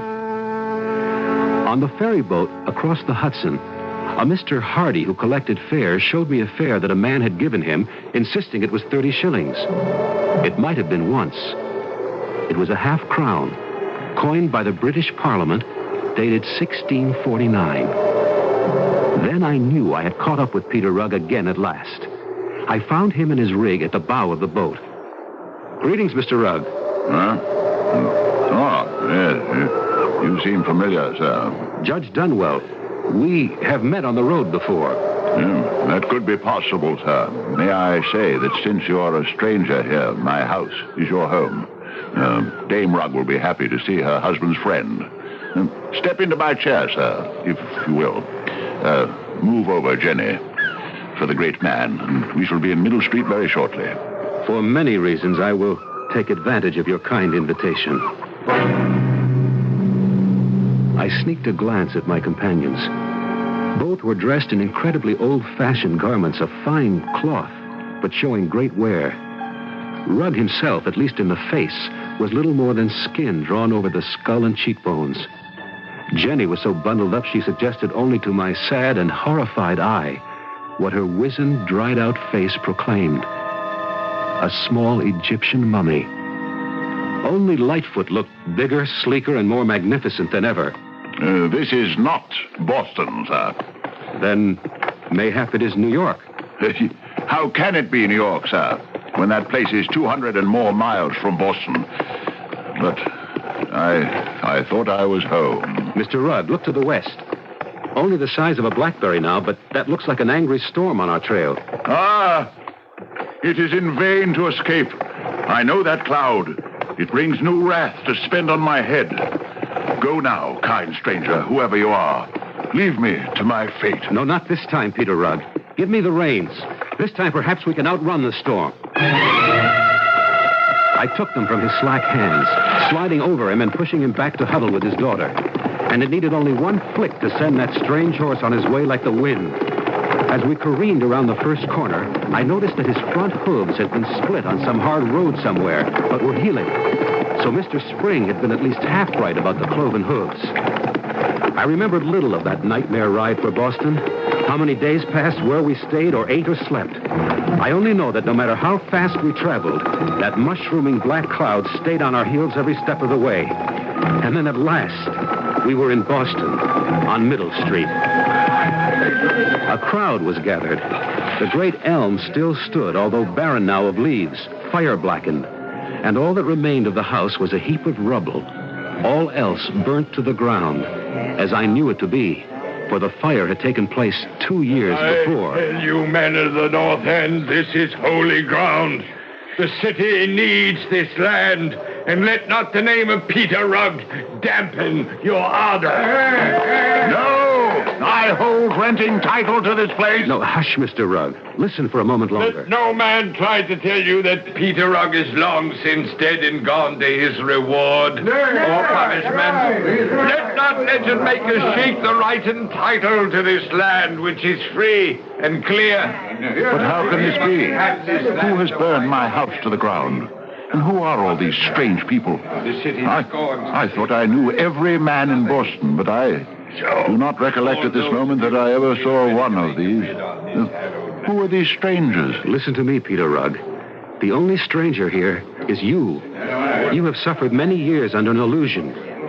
Look behind. The cloud, the storm. Your nemesis is gathering. Then I must flee, away from home again. Though if you do, you have no home. If I stay, there is none left. Don't you see that for over 50 years, the tempest which you so profanely defied at Monotony has driven you before it like a straw in the wind?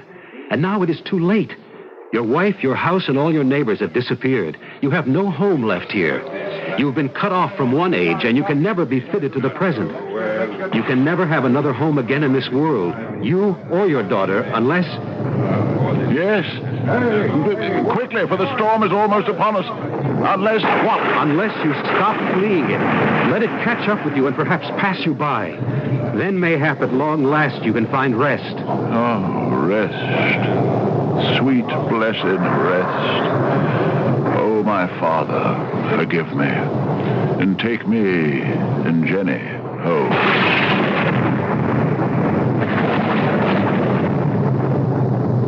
Great black clouds and teeming rain engulfed us all. My last view of Peter Rugg was standing with his arm about his daughter, his face lifted to the rain. And wonder of wonders, at last the child's head, too, was lifted. In the intensity of it, they were lost. And suddenly the storm passed.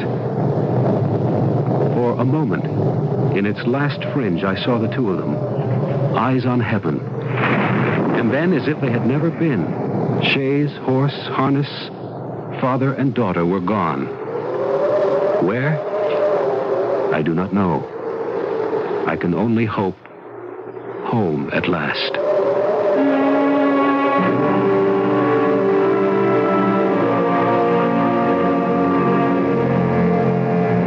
Judge Dunwell lived out a long and fruitful life, dying quietly in his bed one night. We do not know what his last thoughts were, but certainly one of them must have been that in all the last 40 years of his life, he never again met or heard of Peter Rugg. I shall be back shortly.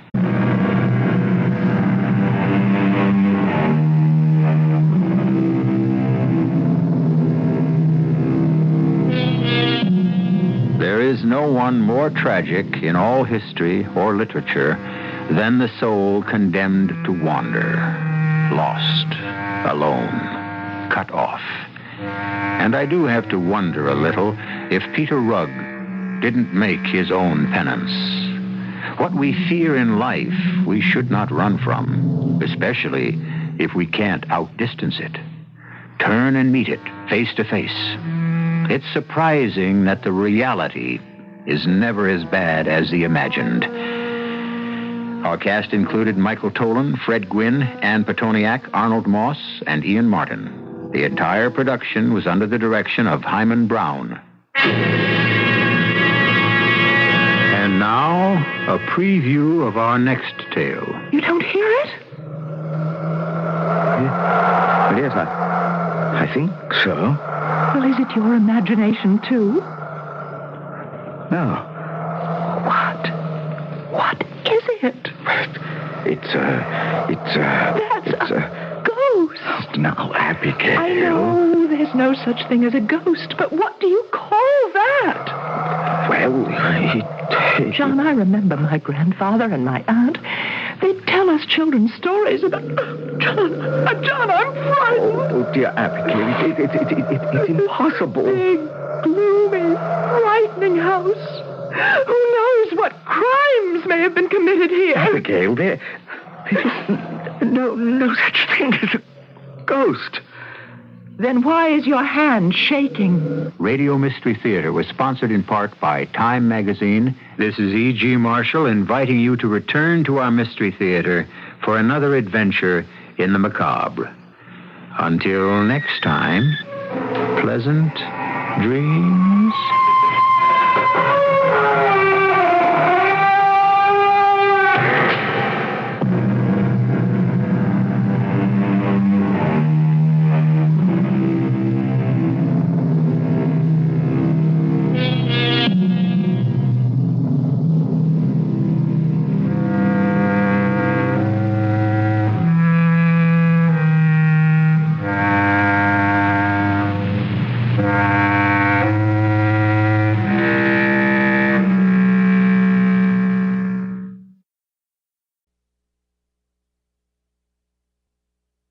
The CBS Radio Mystery Theater presents...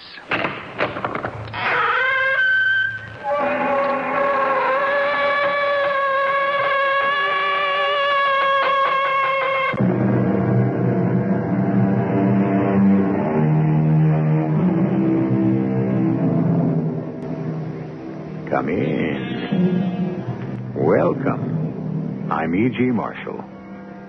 The word tragedy is as old as the ancient Greeks. What is the essence of tragedy? It's a dramatic story told about potentially a noble person whose character is flawed by a single weakness. It's that weakness which causes him to break either some divine law or some moral prescript, the breaking of which leads inevitably to his downfall or destruction. Such is the story I'm about to tell you. I owe my life to you. You have strange gifts. Perhaps. And when you found the golden fleece... How can I find it now? I cannot see, half blinded by the snow. It's simple, Jason. Here, look into my eyes. What's happening? I can see. Regina, I can see.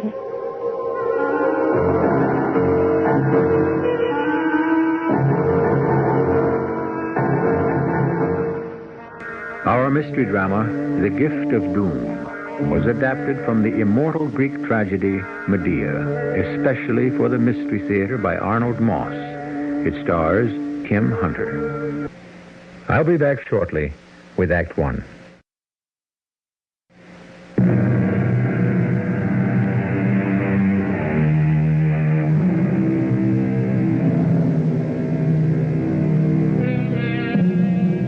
It was the fall of the year 1897, just months before William McKinley had been inaugurated as the 25th President of the United States. It was a time when the discovery of fabulous amounts of gold in Alaska and the Canadian Yukon screamed from the headlines of every newspaper in the country. And in the town of Thessaly, in one of the states of the Great Plains, they had just garnered a harvest of another kind of gold. Tons and tons of beautiful yellow wheat. Phineas Cobb watches his nephew Jason as the hands prepare the grain for storage in the tall silo. One of the richest crops we've had in years. Yeah, I predicted it way back in early June. So you did, Uncle. So you did. Too bad your father's no longer here to see it, Jason. Would have given him no end of joy. We can't bring back the dead. That's true enough. Keep this up and you'll turn out to be a very rich young man. I may or I may not, Uncle Phineas. That's still in your hands. The farm and all that's with it go to you. When I can prove to my dear uncle's satisfaction that I'm responsible, mature, weren't those the words? You know your father's wish as well as I. When, in the sole judgment of my brother Phineas, my son Jason has proved himself mature in his decisions, established a responsibility in all his acts, then... And only then do all my earthly goods and properties pass on to him, my son. That's it, Jason. What must I do? Well, I've told you half a dozen times. Go prove yourself a man. Show the world you can stand up on your own 2 feet. And hold on to the small fortune your father tore from the earth by sweating out his heart. And your prescription for that proof? That's up to you. You've never raised a hand to help yourself. You've no suggestions? Just possibly I do. Like what? You read the papers, same as I. Look at the headline here. Gold, gold, gold.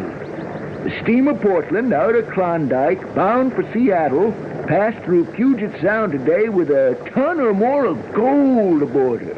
It's very interesting. A year or two along the Yukon River up in Alaska with all the hardships might be just the right medicine for you. Might come back a man. Or not come back at all, from what I've read. Those are the chances we all must take. And should I not come back, then all this land and property reverts to you. Not so, dear Uncle Phineas? It's in your father's will. Ah, well, I know. The Klondike, huh? Sounds enchanting. I just might go. And I might just surprise you, Uncle Phineas, in more ways than you would ever know.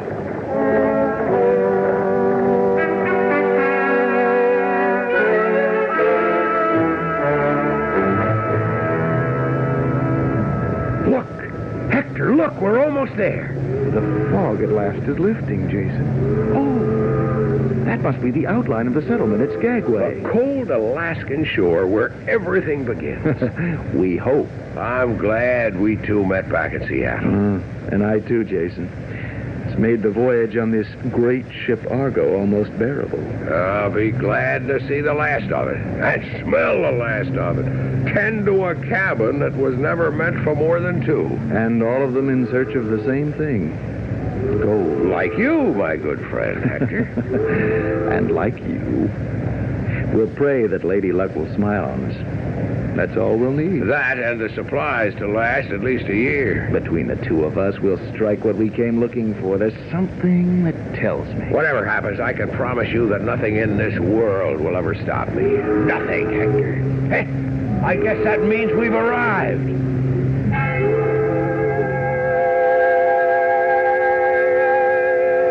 Let's see. You got your blankets, heavy clothing, furs and robes, the rubber boots, the mining pan. The horses, pack equipment. Evaporated eggs and onions, flour, cornmeal, rice, and bacon. Tablets, coffee, lozenges, blocks of beef, and pemmican. There's nothing that we lack. Well, now, you lads can joke, but once you get out there, you'll find that it's no laughing matter. You take it from old Cannibal Joe. I know from sad experience. Yeah, but there's nothing like it. I'd still be out prospecting if my health had not run out. We weren't really joking, Joe. We know of the excitement or we wouldn't be here, and the danger. Like everyone, I guess we all keep dreaming of that great placer stream up in the sky where flakes of gold will glitter on the gravel bars, and nuggets the size of birds' eggs will be scooped up by the handful. I like the way you talk, my boy. You have a feeling for what's out there. You said you'd show us maps. Oh, yes, and here they are. They're a little crude. I don't draw well. We're told to water route by riverboat. No. The winter freeze has started. You can't get through the ice. My advice is to take the Chilkoot Trail. This one right here? That's it. White Pass Trail until you come to Dead Horse Gulch and then on up to Summit Hill. Is that the border where Alaska ends and Canada begins? Oh, you're catching on, you two. And then down into the Tucci Valley, and then here you start pulling up the Klondike River till it meets the Yukon, and that's Rabbit Creek right here. That's where you'll find the place I stake my claim, the Golden Fleece. And you're welcome to it. The Golden Fleece. I hope we find it. Oh, you will. With help. You see this charm, this amulet of stone I wear around my neck? I couldn't help but notice it. Looks something like a human eye gazing right into your skull. It does indeed. I want you to have it. How kind of you, but why? Well, as a good luck piece, right, Joe? Oh, it can be good. Can be very bad. Depends who's wearing it around his neck. Well, now, if you get to this point here alive, you'll be within a whisper of the Golden Fleece. And by that time, you'll both of you need every bit of help that you can get. The help is there. What kind of help? Young Indian woman named Medica, daughter of a mighty Tagish chief. She lives with a toothless old woman for companion, right near here. And this amulet, she give it to me. She helped me once. Might do the same for you. But how? How could she help? Well, that's something you'll find out. If you are lucky. If she likes you. But I warn you, Medica's something very special. Her own people are afraid of her. They call her Witch. Why, Joe? She has a strange and unknown power that no one can explain. So if you find her, bless your stars. But at the same time, watch your step, my lad. Just watch your step.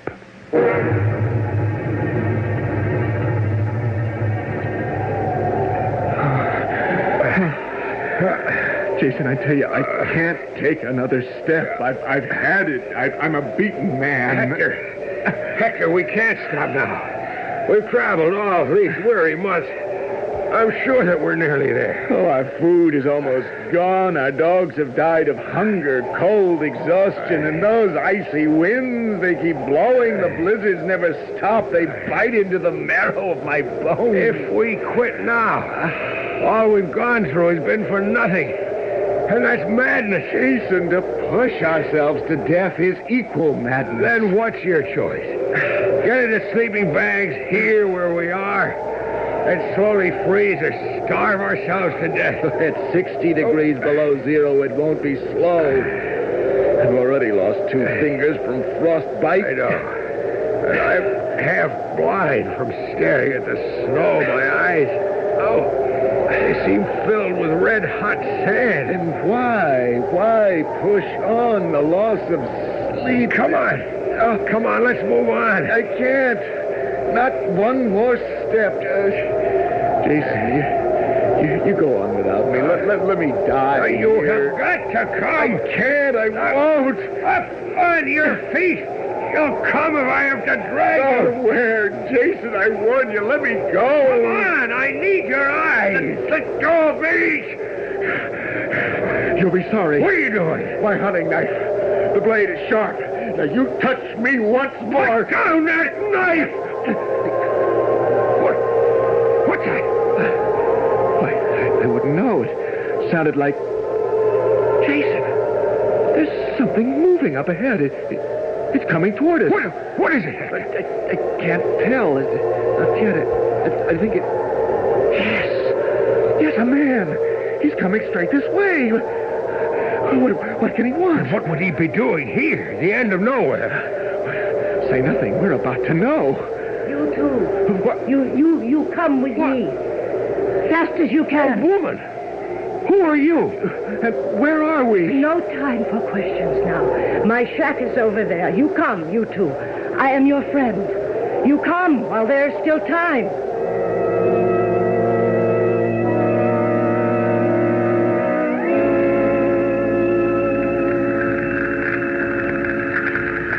You're feeling better, Jason? Like one reborn. Watona, toss more wood onto the fire. I will, Medica. Watona's been with me since I was born. She can't do much, but I am loyal to her. I'm sorry for your friend. We did our best to save him. His wish to die was greater than his will to live. I know, Medica.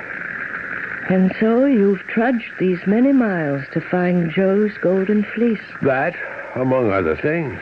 You know, the amulet, the eye you wear about your neck, led you my way.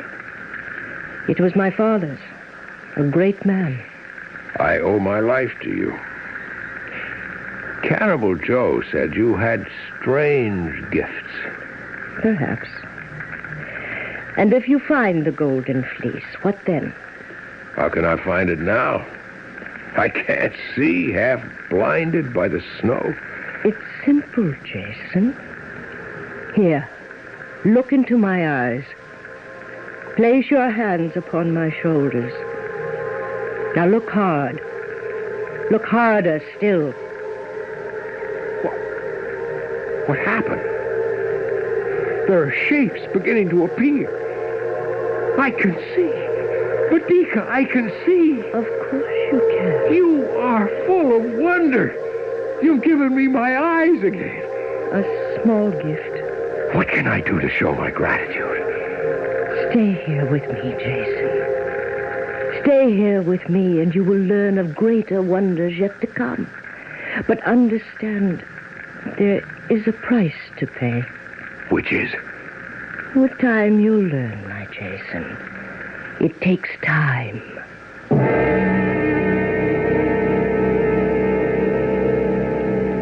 In the days that follow, Jason dips his mining pan into the shimmering waters of the sunlit creeks, rocks the gravel in his miner's cradle, always on the alert for the sparkle that spells gold. And as he does, he speculates on what further unexplainable wonders lie ahead for him in this bleak alien land, in the company of this strange woman with her mysterious powers. I shall be back shortly with Act 2.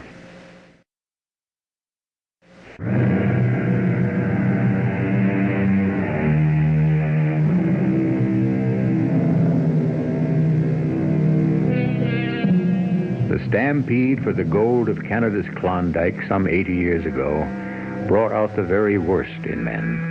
They came from every quarter of the earth, and those who managed to survive became like addicts who understand their sickness and can do nothing to control it. But Jason Cobb was the exception. Almost a year was past, and aided by Medica's strange powers, he has found the claim known as the Golden Fleece, which has yielded its rich treasure to him. As he prepares for his return journey to the States, he listens to Medica. Why must you go, Jason? Why? I've had my fill of caribou and bear steaks. The moose hide pokes are bursting with my gold. It's time that I return to my own way of life.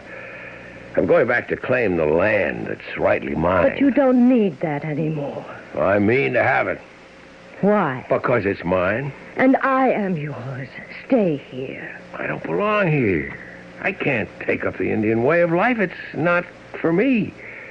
Am I for you? Of course. But at another time, maybe, or in another place, not here. Then take me with you, my beloved Jason. Take me. You know my way of life, so don't deny me a small taste of yours. You may not like it. If you are with me... There'd be problems. Problems? Well, the way the people think back there in Thessaly. You're an Indian woman from this frozen north, and I... We'll face what must be faced when that time comes. What happens to Watona? Old Watona. She comes with us. She'd die up here alone, but she will be no trouble. You know, it just might work. When Uncle Phineas sees you, can you imagine what he'll say or what he'll do? Your Uncle Phineas may not have too much to say or do, if that should be your wish. What does that mean, Medica? It means you must remember that I can do for you what no other woman on earth can do. You do remember. When do we leave to see your uncle in this town of Thessaly? Tell me, my Jason.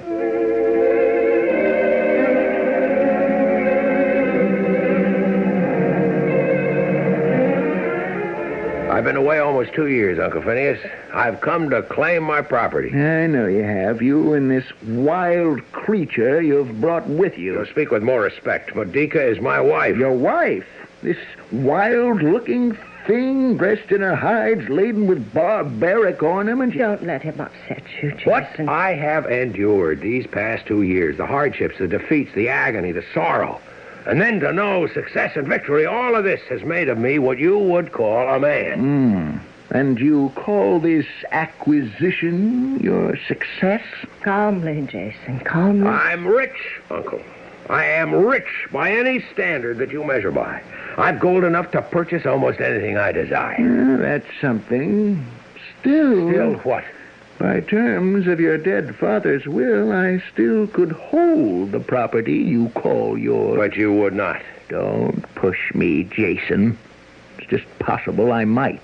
You mean you keep from Jason the land that's rightly his? Depends what meaning you give to words like rightly. I see. You mean to cheat him? I mean to keep the things I have. My thing. Depends on your point of view. We have enough and more, dear Phineas Cobb, without what you propose to steal from Jason. And so before we go, I wish for you to have a little gift. A gift? Hung on this chain of gold. It was my father's. That stone looks exactly like some human eye. What are you doing, Medica? I'd like you to have it, Uncle Phineas, here, around your neck, like this. No. Who are you? You're not a woman. You're some kind of a witch. What have you done to me with your black magic? My chest is being crushed. I can't breathe. I can't... Medica. Your uncle is dead. Now, take the amulet off his neck. So... What must we do? Do? The land's now yours. The gold is yours. And I am yours. Whatever else you'd like is yours. We must get out of here as fast as possible.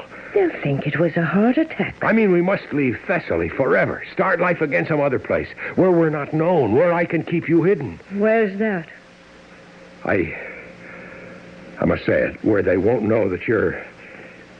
Yes, my Jason. Where they won't know that I'm a foreigner, that I do not belong among your people, that I am strange and different. I didn't say that. I know you didn't. We'll go, of course, whatever place you choose. And wrap me in my tuggish blankets. Keep me concealed, if that's what you want. As long as I'm with you and you love me. You love me, Jason, do you not? I owe you much, Medica. I know, but that's not what I asked. If not for you... Are you in love with me? We'll go. New place, new friends. But I remind you, whatever friends you make will be my friends. Whatever enemies you make will be mine, too.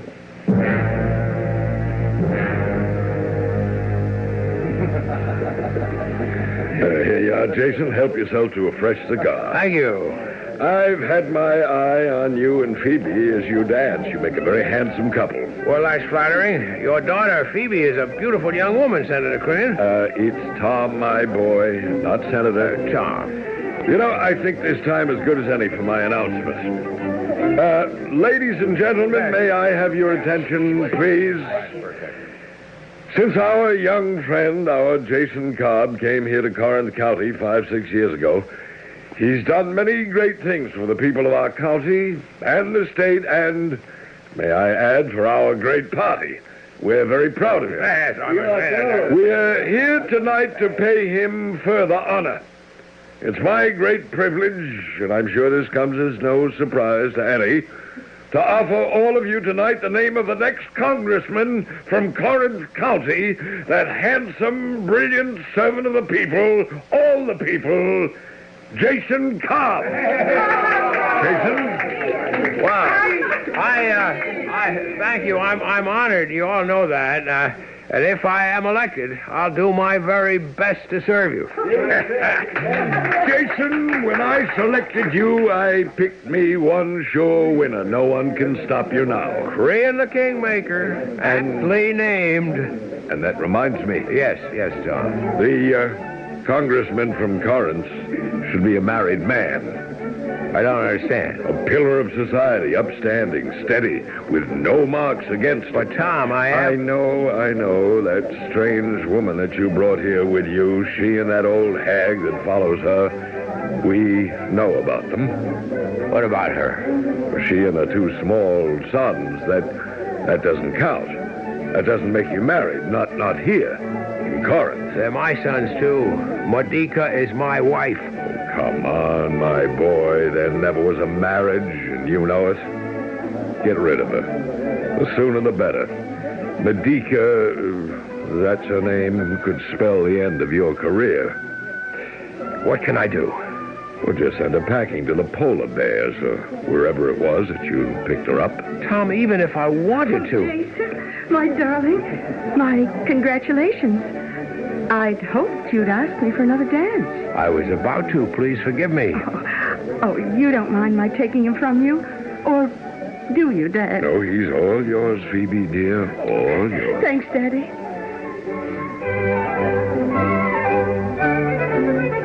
Oh, I can't tell you, Jason, how pleased I am for you. Thank you, Phoebe. I just hope that when you get to Washington with all those tempting, beautiful young women all hanging on your neck... Oh. There's none of them, I'm sure, could ever hold a candle next to you. Oh, thank you, kind sir. No, I mean it, Phoebe. I think you know there's no one that I'd rather have for a wife than you. Dear Jason. There are, as you're aware, some complications. I know. Do you still love her? I don't think I ever did, but I was grateful. Well, then, send her back. It's just that simple. Perhaps not quite that simple. Well, leave it to Daddy. He'll know how. No, Phoebe. I won't have her hurt if I can help it. If it must be done, it's I who will have to do it.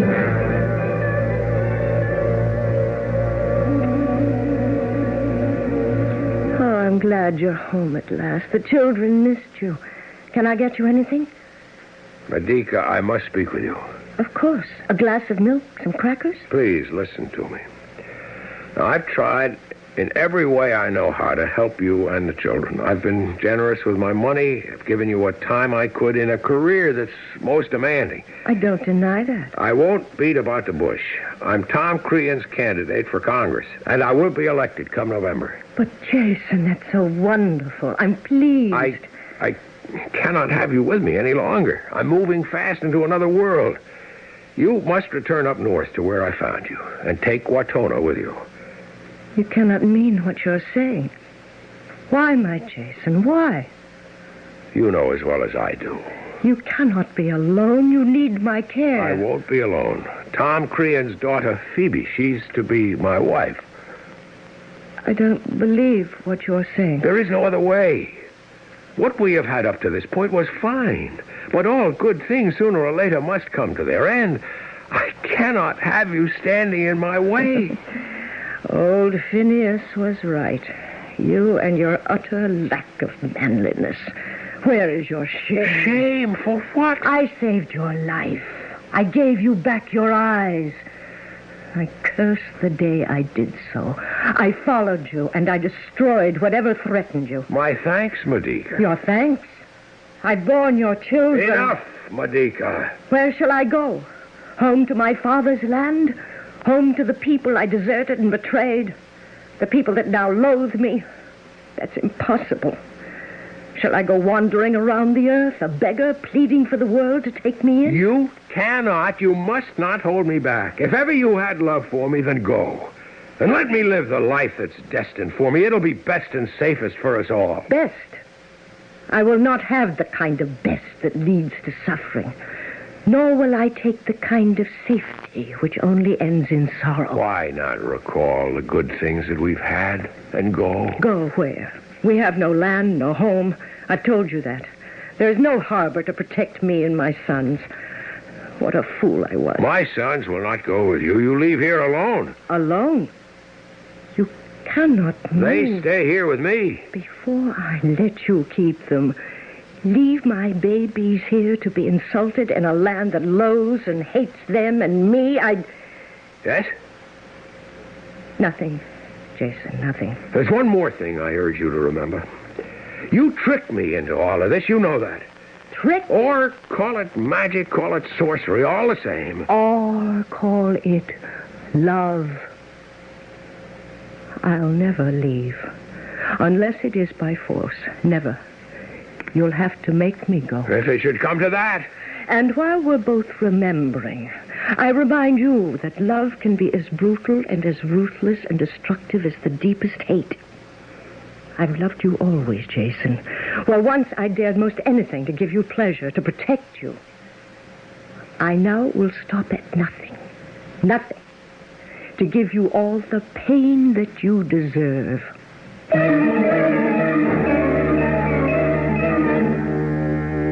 Hell hath no fury like a woman scorned.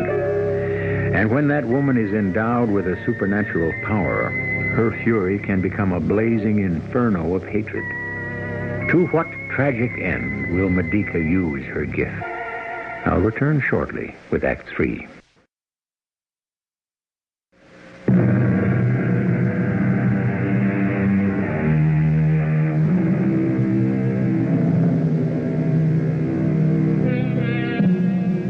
Our old friend William Shakespeare wrote, "Love is not love, which alters when it alteration finds, or bends with the remover to remove. Oh no, it is an ever-fixed mark that looks on tempests and is never shaken."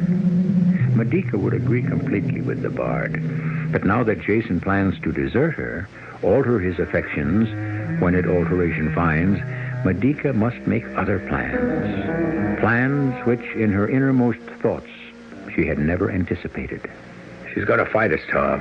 I did everything I could. If you won't move on this, then I'll have to do it for you. How? There are ways. I beg your pardon, Father.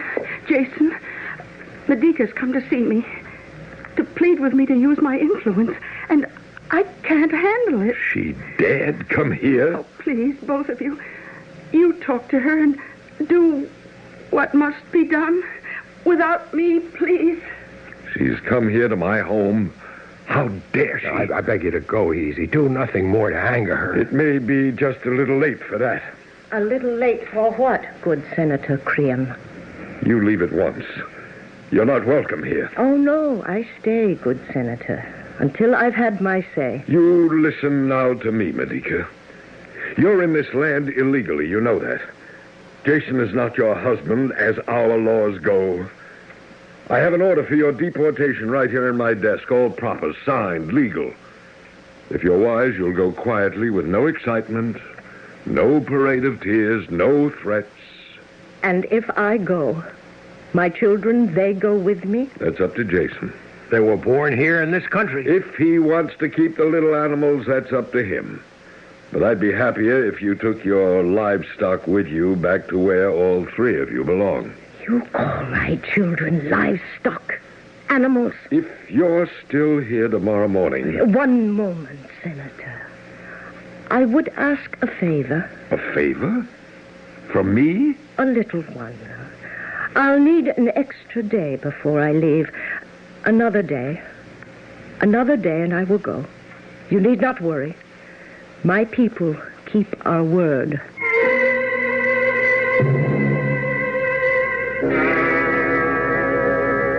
I have no choice, Watona, my old friend. It's clear what I must do. Get me the robe, the golden-colored robe that I've been making. Fold it neatly. Place it in the wooden chest. Be careful how you handle it. And then? I'm giving it away. That beautiful robe, you made it for yourself. I shall be generous.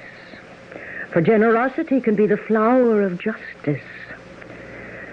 And now I swear by earth, by holy light of the midnight sun, by the entire host of all our northern gods, by frozen waters of the icy sea, the blinding snows, the makers of the moon and stars, by all of them, I swear that I shall do what must be done. Nothing on this earth will stop me. Nothing.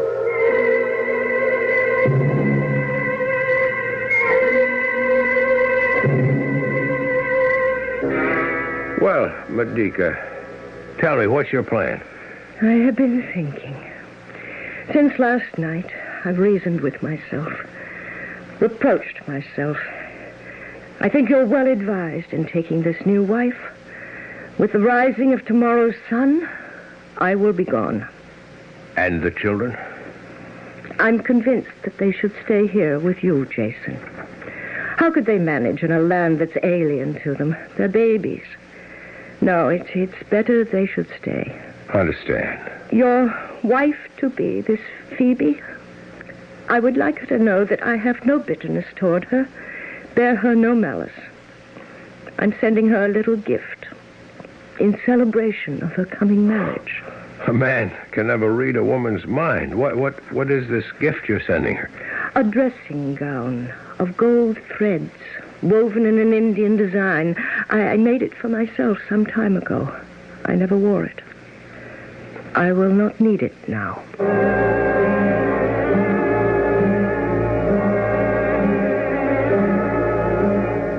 She'll make no trouble, Phoebe, I can promise. Medica frightens me. Now, there's nothing now to fear. She's on her way, or she will be shortly.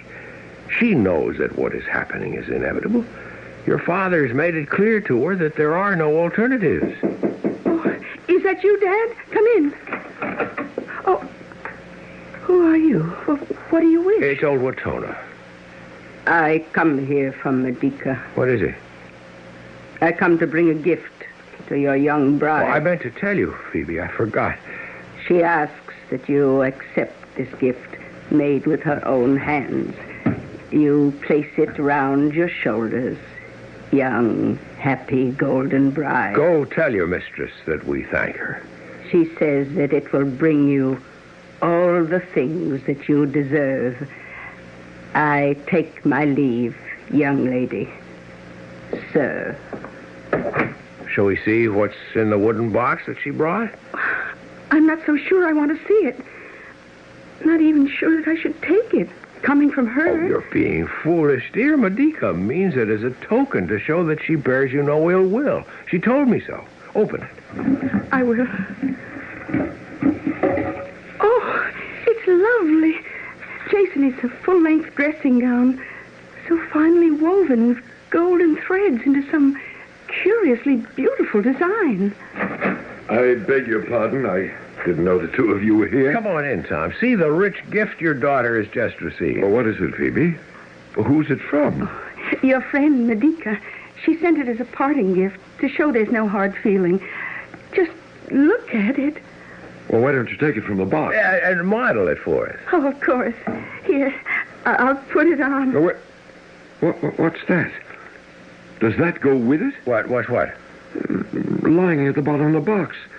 Looks like a crude necklace of some sort. That stone there, like some human eye that stares at you and follows you. What is it? Don't touch it, Tom. Don't touch it. Phoebe, what's wrong? baby. My body's burning. Take it off. I can't. It's like hot daggers going through me. I can't stand the pain. Oh, Jesus. Take off that gown. I can't, Father. My hands won't move. If you stand still, I'll take it off of you. How's that? Does that feel any... Oh, no. No. The same thing's happening to me. And thousands fiery needles are sticking into me, white hot and scorching. I can't. Jason, help me. Jason, help. Come. Phoebe, what can I do to help? What poison is concealed within this gown she sent me? This gift of hers has doomed me to my death.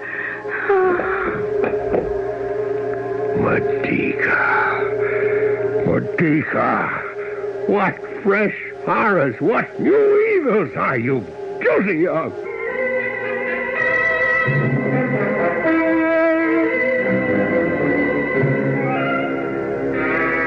The father and the daughter, both are dead, slain by the poison that you sent them. You have done well, Watona. Leave me for a while with my 2 babies. Oh, my children. It was in vain I gave you life. I once had greatest hopes for you, that you'd look after me in my old age. All that will never be. Your father's seen to it that I depart from here in exile, leaving you both behind. But the day will never come when I shall give the children of my loins unto my enemies. Come, give me your little hands, my babies. Let your mother kiss you. Oh, my darlings. How fresh and young your eyes look. How straight you stand, my little men. How good it is to hold you to my breast, to feel your soft young cheeks on mine, the warm sweetness of your baby breath. Oh, I love you both. I will not ever let them take you from me. This golden dagger, see how it shines? How sharp it is. It was your grandfather's, a great chief and a great man. This dagger will guarantee that you, my babes, will never leave me. Never leave your mother. Be brave and shut your eyes.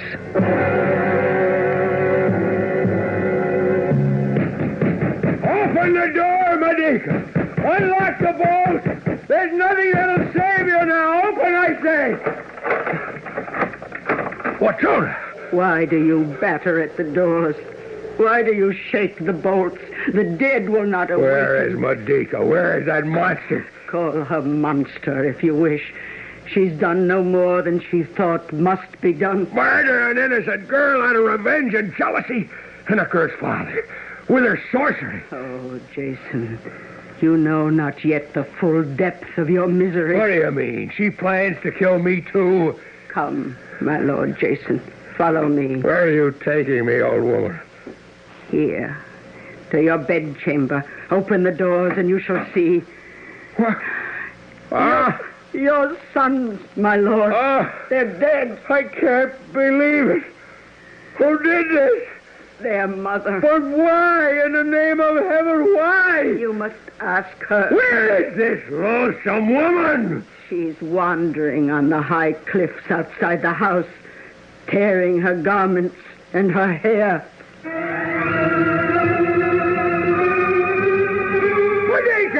Medica, listen to me! Don't come too close to me, Jason. I warn you, stay away from me. Your sons are dead because of what you did. I would not see them live despised and hated as I was. Call me a monster if you wish, for now I've torn your heart to pieces, just as you've torn mine. You fiend! Don't touch me, Jason. Keep your hands away. Look at the sea below, and the clear skies above, and the scattered soft white clouds. They all welcome me. You're insane. But I have not lost the gift of my great powers. I use them now for the last time. I am about to fly. Fly high over the seas, back to my place of birth. Not to the place we met, but back to join the spirit of my fathers, the gods of the midnight sun. Then jump and kill yourself. Spare me the trouble and the shame. Jump! Rid the world of all your evil. Farewell, my Jason. Remember me.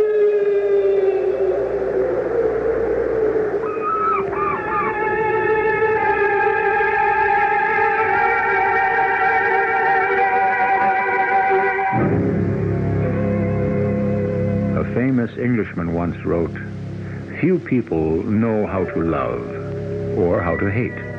Their love is an unbounded weakness fatal to the person they love. Their hate, a hot, rash, and imprudent violence, always fatal to themselves."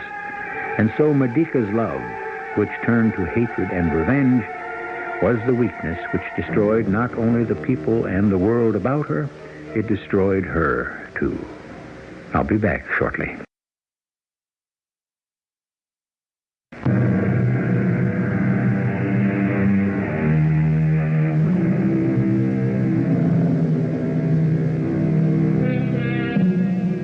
The Medea of Euripides, on which our drama was based, was first produced in the year 431 B.C., more than 2,400 years ago.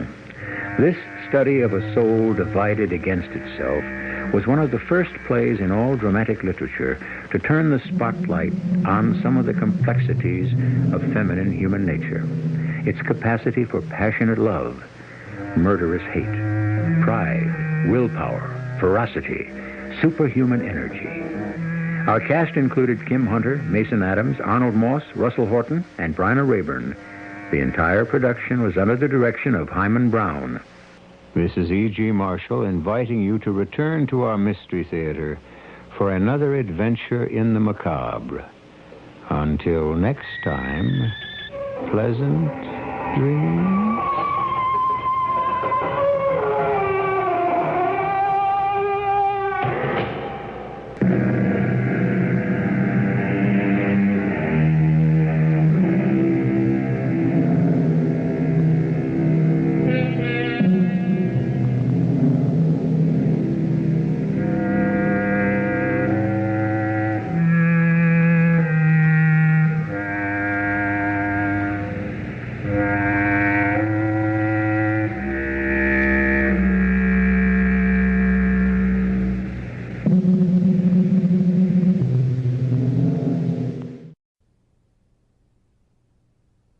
CBS Radio Mystery Theater presents...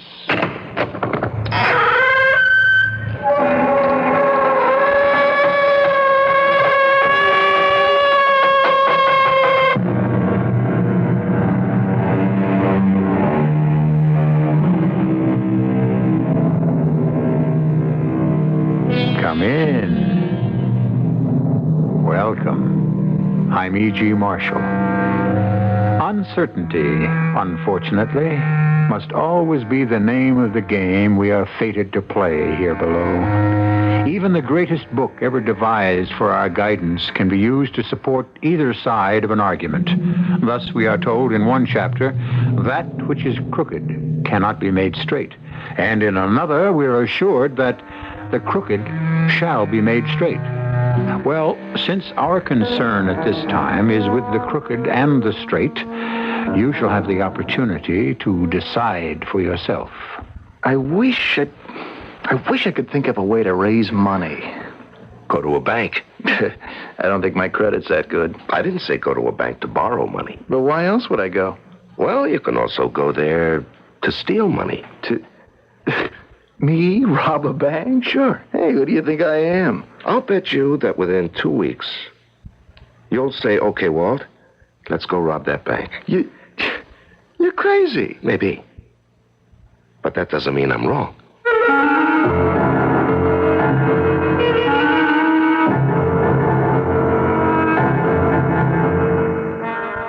mystery drama, The Unthinkable, was written especially for the Mystery Theater by Sam Dan and stars Larry Haynes.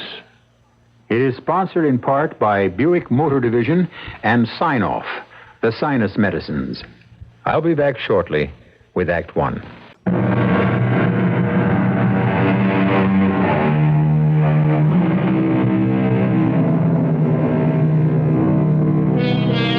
What did you do today?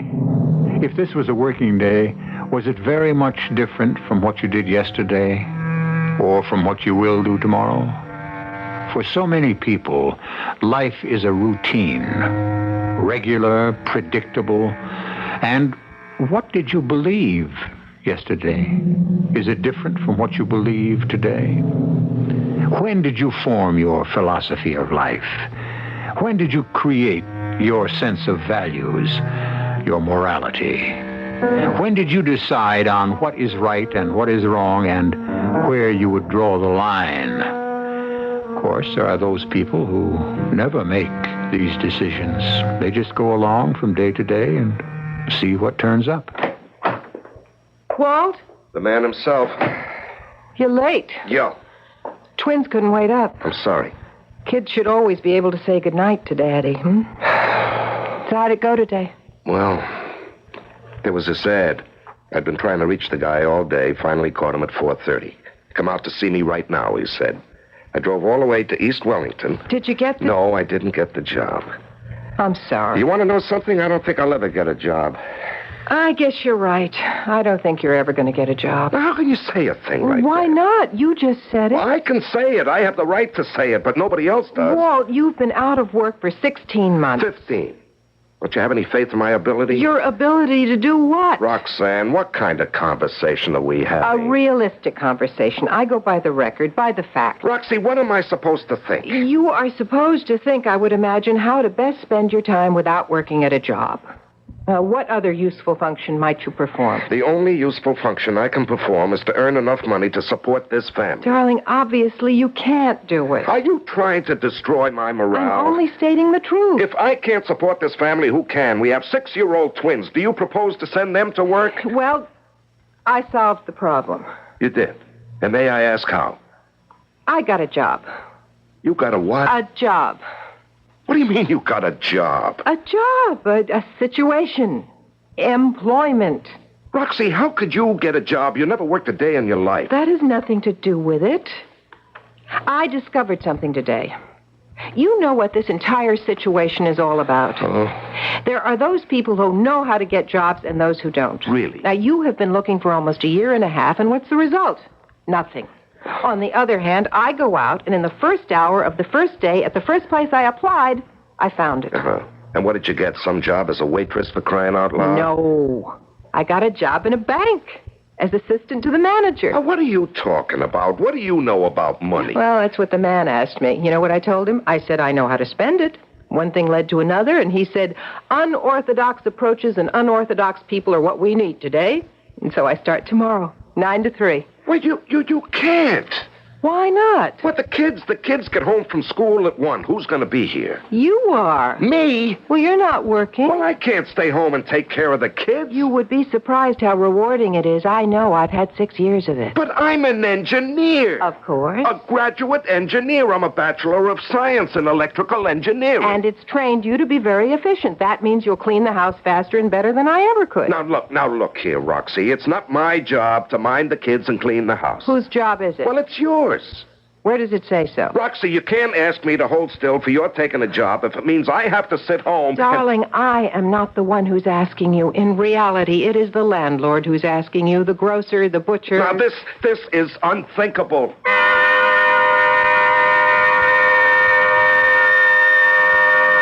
I was brought up in a family and in a tradition where men worked at their jobs and women ran the house. Well, whatever the past, this was the present. And very likely the future. She had me. Our savings were just about gone. And what else could I do? Surprisingly, I did a good job. I organized that house. The cleaning, the marketing, the cooking. And I did it all in less than half the time it took her. And truthfully, I did it twice as good. And it wasn't very long before I discovered that I wasn't the only one in that boat. If it was a nice day, I'd go to the park and read a book on electronics. After all, I did have to keep up with the field. He was about my age. And he wheeled a little 2-year-old in a stroller. We started to talk one day. He was an architect. He couldn't find a job either. It's not so bad, Walter. Oh, what are you saying, Phil? So many of the things in our lives in this world, so many things are done in a certain way. And for no other reason than this is the way they've always been done. No. Look, if you're going to start to say what I think you're going to say, drop it, huh? This being an architect, I mean the doing, the creating, it's fine, it's wonderful. But the business of being an architect, the politics, the competing, the games you have to play with clients. I always hated it. That's all part of it, Phil. Business. Now that's for Gloria. She thrives on it. She's with an ad agency, and already she's making more money than I ever did. Now, what are you going to do? Throw in a towel? Spend the rest of your life doing this? I'm relaxing. I'm reading. I'm enjoying life. Oh, sure. I have time for books. So did I, at first. But wait, you've only had a month of it. I've been browsing through the library, been looking up the plans of some of the historic buildings in the city. Hey, you know the Central National Bank, the oldest one in town? No. Well, come on, of course you do. Your wife works there. Oh, you see, psychologically, I reject it. Do you know there's an old sewer system that runs directly below their vault? No, I didn't know that. That's very interesting. As a matter of fact, I don't find it at all interesting. You see, the bank used to be served by the old system till they built the new one, 40 years ago. And the entrance into the cellar of the bank has been closed off by a single metal plate. Now, let's see. What am I going to serve tonight? Now, all someone would have to do to get to the cellar vault is to find a way into that old sewer tunnel. Now, which supermarket is running a special on fish? And I looked up the old map, and I found the easiest place of access to that sewer. Fish. And I'll make broccoli. Would you believe? It's in the middle of the street, just outside the police station. Walt? The entrance? Uh-huh. I'll make a vinaigrette and fruit salad. Yeah, and from there, the tunnel leads you to the bank. It's less than 3 blocks away. So, any resourceful bank robber... If there's no fish, I can get chicken. I can tell you're not interested. You didn't hear a word I said. You know something? That's what I thought. But the fact is, even though I didn't realize it, I heard every word he said, even as he said it, without being aware of it. I knew what I wanted to do. Do what? Break into that vault, of course. There are so many things we decide without really being aware of the moment of decision. So many things that are unthinkable to our conscious mind have already been made acceptable by the secret sector of our being that determines the course of our lives. But as I say, I was not yet aware that I had made a decision, especially such a decision. Robbery. Why, that was unthinkable. Or so I thought. Until I had to meet her up at the bank one day. They were going to give her a dinner to celebrate, what do you suppose? Her promotion. She had just been given a raise and a better job. And there was this old geezer, one of the guards, Pop. Can I help you? Yes, I am looking for Mrs. Robinson's office. Okay, I'll tell her somebody wants to see her. What's your name? I'm Mr. Robinson. Huh? I'm her husband. Well, you can't be her... okay, I'll tell her you're here. Now, wait a minute. What made you say I can't be her husband? Well, I didn't say that. Well, you started to say it. Why? Well, we just didn't figure she'd be married to a big, strapping guy like you. I bet you must weigh 220. You're at least 6'3". I mean, we figured, well... What did you figure? That you'd have to be a little bit of a guy, kind of skinny with glasses. Why? Why? Oh, well, gee, I don't know why. Because I stay home while she works. Is that it? Because I clean and cook and mind the kids. Is that it? And that's not a man's job. I never said... Now, look, Mr. Robinson, I talk out of turn a lot. You can ask anybody, but I don't mean no harm. Yeah, well, will you tell Mrs. Robinson that I can't join her this evening? And I'll see her at home. Maybe.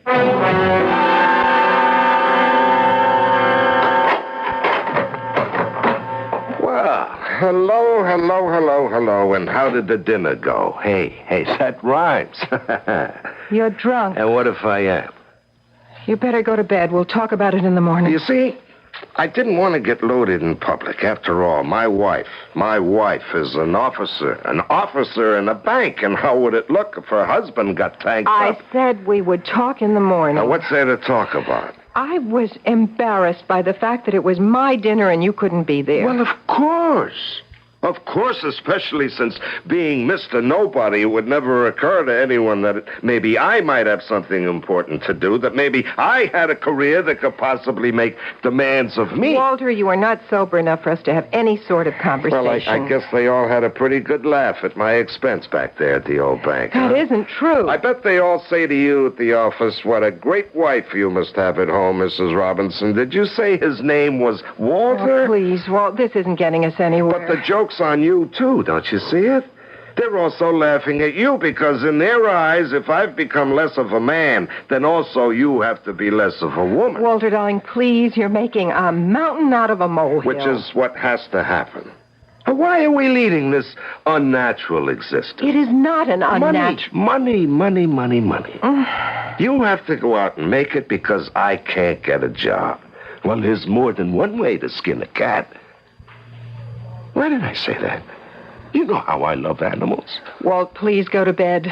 You're not really a drinking man. Oh, I have to go out. I am embarking on a great adventure. At this hour? Well, of course. When Columbus said to his wife, my dear, I'm going off to discover America, did she say, at this hour? But where are you going? I know a place where I can make a fortune.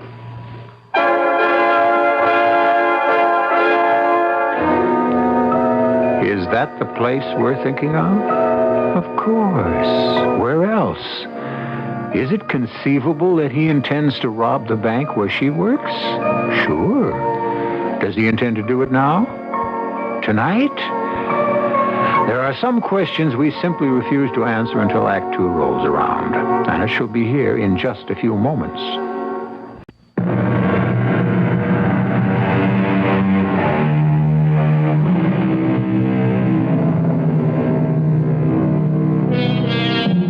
You know those people who walk the straight and narrow path all their lives, who never budge an inch from the code of virtue, who never stray from their principles, who never falter from their convictions? Well, those are just the people who can fool you. Pay close attention. All right, I hear you. I'm coming. Who is it? It's me, Phil, Walt. Walt? Walt, do you know what time it is? It's 2:45. In the morning. And it's beautiful out. There's a silver glow in the sky. An eloquent silence lies over the earth. What do you want? I want to come in. Walt, you're drunk. Mm-hmm. I'm intoxicated. With insight, wisdom, perception. Mm-hmm. You, want a cup of coffee? No. It's a lucky thing Gloria's visiting her sister. Why? Would she object? Do we have to worry about Gloria because she is the one that pays the rent now? Huh? I am here to offer you a job. What kind of a job? Robbing a bank? You're crazy. Where'd you get this ridiculous idea? From you. Now I know you're crazy. Look, you want me to drive you home? No. Maybe we better have that coffee. You need time. Time? What does time have to do with it? Walt, I would never break the law. Yes, you would, and you will. Look at us. 2 highly qualified and talented professionals, and we're out of work. I would not violate the structures of society. Society? What does society care about us? Society owes us the right to have jobs. Oh, come on, Walter. No one has the right to be a criminal. All right. Let's assume that well, that's true. It is. Let me tell you. No. Let me tell you. You are being devastated by the role you're being forced to play just as I am. Walt, I don't think there's any point to this argument. Phil, I am here to save your manhood. You're an architect. You were meant to build homes, mighty towers of art and commerce and industry, cathedrals.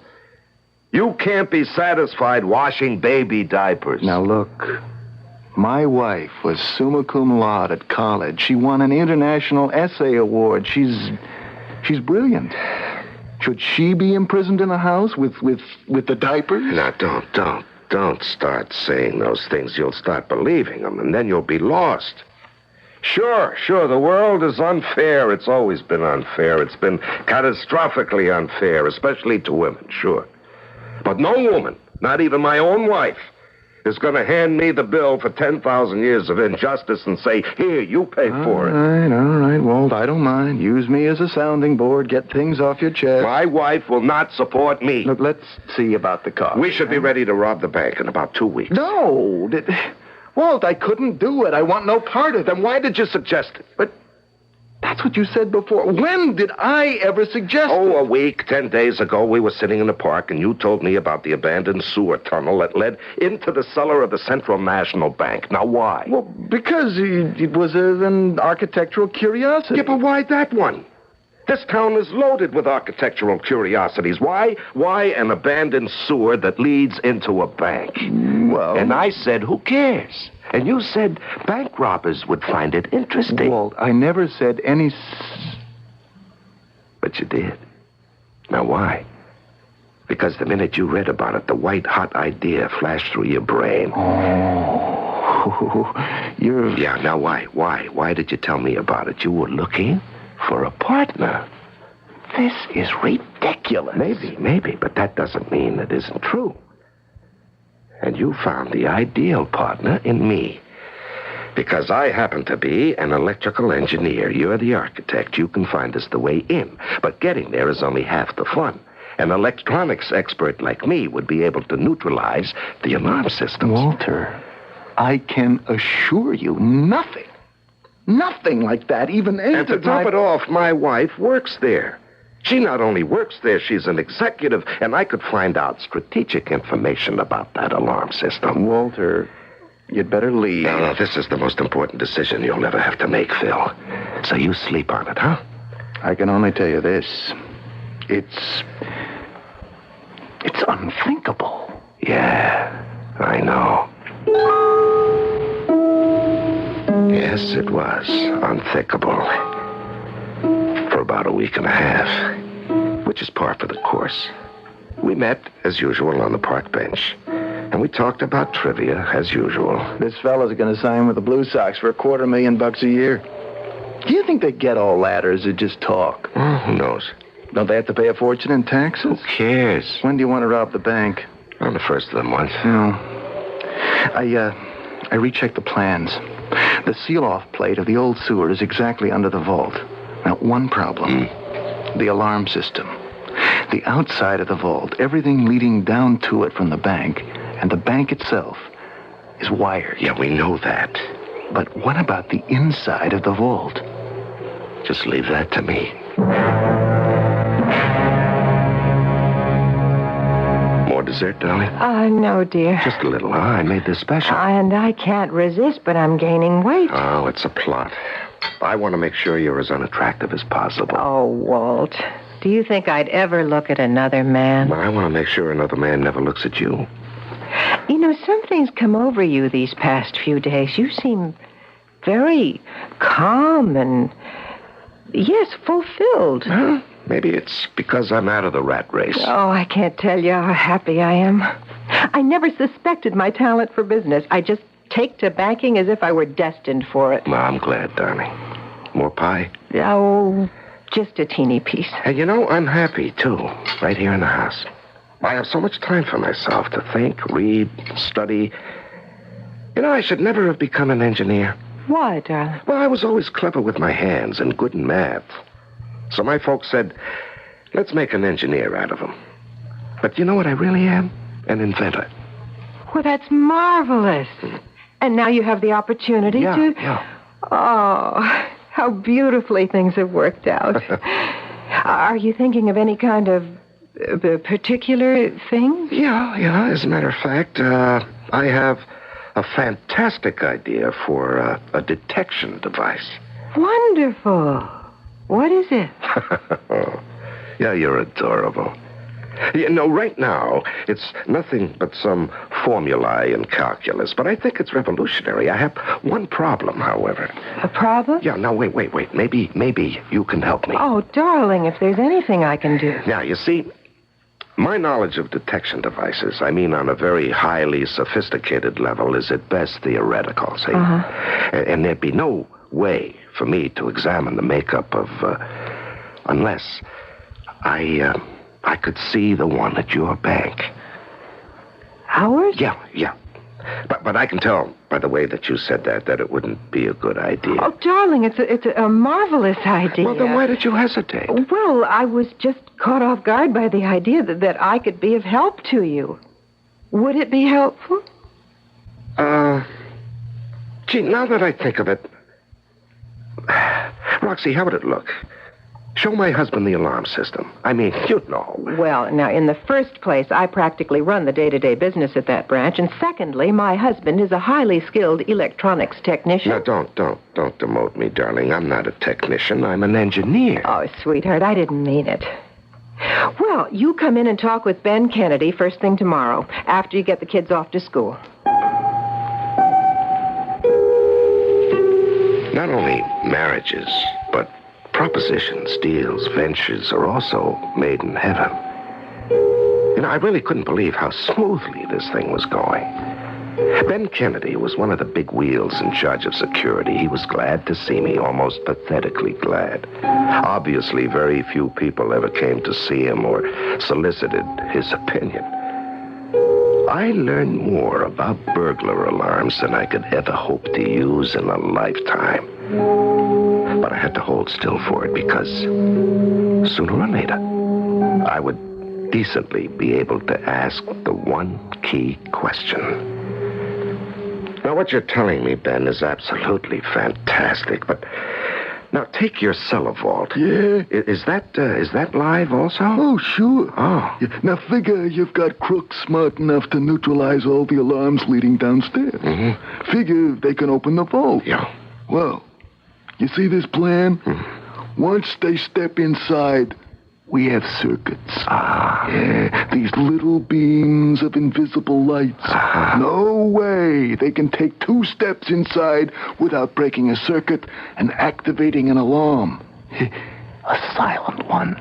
Oh, hey, that's fantastic. Yeah, but now, look, suppose you have to do some work or repairs down there at night. How do you deactivate that system? You can't. Oh. Well, suppose someone has to work at night. You can't from inside the bank. That's the beauty of it. These crooks, they're clever. They can figure out where the main box for the alarm is located. They think when they disconnect that, they're home free. But the control for the vault, that's outside. Oh. Yeah, in back of the building, right beneath the electric meter. You can hardly see it. Who'd think to look? You know, a small box? Sure. You just open it, turn the switch. Well, hey, that certainly is the cleverest idea. Yeah.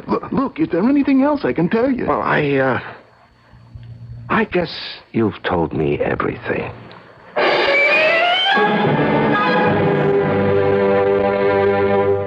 But why Friday night? Because the bank is closed Saturday and Sunday. Nobody will miss anything till after the weekend.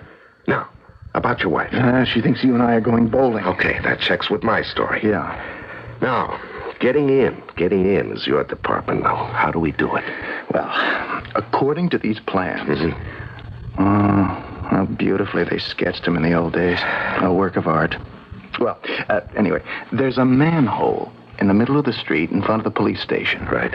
We go down, we move 600 feet. Mm-hmm. On the right is a sealed plate. That separates the new sewer system from the old one. We remove the plate, and we are now in the old system. Now, 300 feet south is the plate that separates the old system from the vault. We remove that plate... Now, just a minute. How are we going to go down the manhole carrying all kinds of tools in clear view of the police station? You got cops looking out of every window. There is absolutely nothing to it. Are you crazy? No, he wasn't crazy. Do you know what we did? We hired a half-ton pickup truck, some iron railings, a sign that said men at work. And bold as brass, we stopped right in the middle of the street in front of the police station and set up shop. And you want to know something else? It was midnight.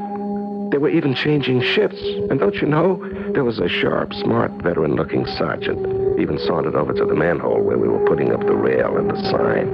And he said... You guys working late, huh? Ah, the city's a hard mistress. You can say that again. What are you going down there for? We're looking for buried treasure. Well, now, you got to realize that everything you find, you have to turn over to the property clerk's office. All right, how about if we split it with you instead, huh, Sarge? Can you cut in the lieutenant, too? Yeah, sure, there's enough for everybody. See if you can find me some of them pieces of 8, huh? Yeah, coming up.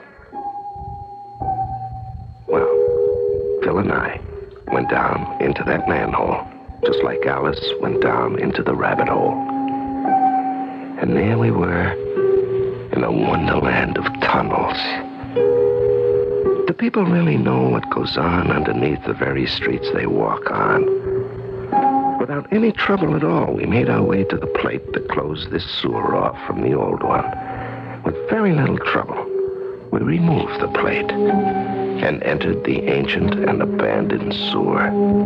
With even less trouble, we found the plate that separated the tunnel from the bank vault. And with practically no trouble, we removed the plate. And there we were, in the cellar vault of the Central National Bank. And there, all around us, was money. And Phil could hardly believe it. Walt. What is it? Is it possible? Is it possible? Can it really be so easy? Can it?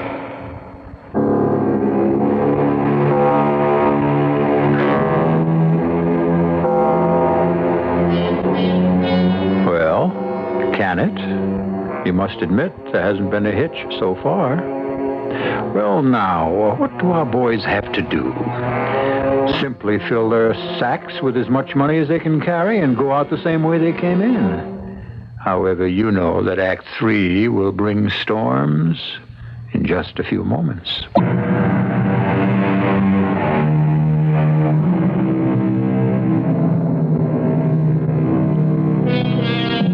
There's nothing as damaging to the psyche as being stolid and set in one's ways, poured in a mold, as it were.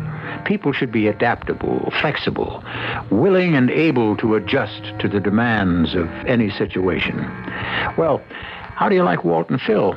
Two gentlemen who have always been honest to the core, and here they are robbing a bank with a skill and finesse worthy of the most seasoned professionals. Walt, is it possible? Sure, but it can't be this easy. Well, why are we whispering? Who can hear us? We're alone in the vault, the cash vault of the Central National Bank. Look at the money, Yeah, stacks and piles of money. Oh, load the sacks. Yeah, wait now. What? Now, just take money we can spend easily. No hundreds, no 50s. 10s and 20s. You're right. You're absolutely right. Yeah, let's not be pigs. Yeah. Let's not be greedy. That's right. This is just to tide us over till we can get jobs. Right. Now, let's see. $1 million would be... that would be 100,000 10s, right. 50,000 20s. Yeah, it's a lot of... All right, just fill the sacks. No.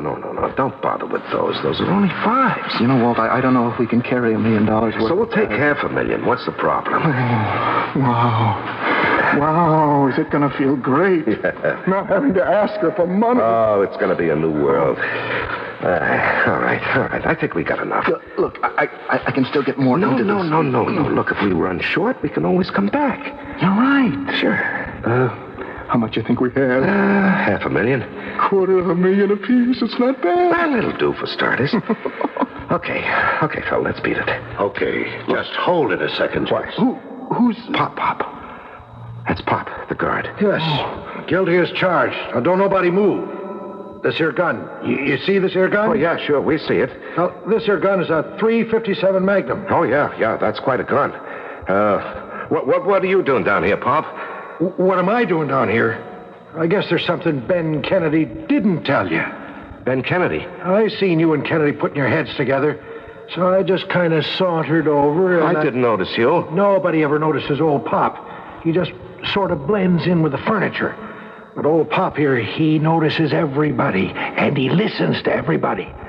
Now, why else would you want to know about the alarm system if you wasn't figuring on a hike? Now, you said Ben Kennedy didn't tell me something. What didn't he tell me? Maybe he didn't know. Maybe he forgot. But what he didn't say was, if anybody's in the vault after hours, a little red light goes on in the guard's room.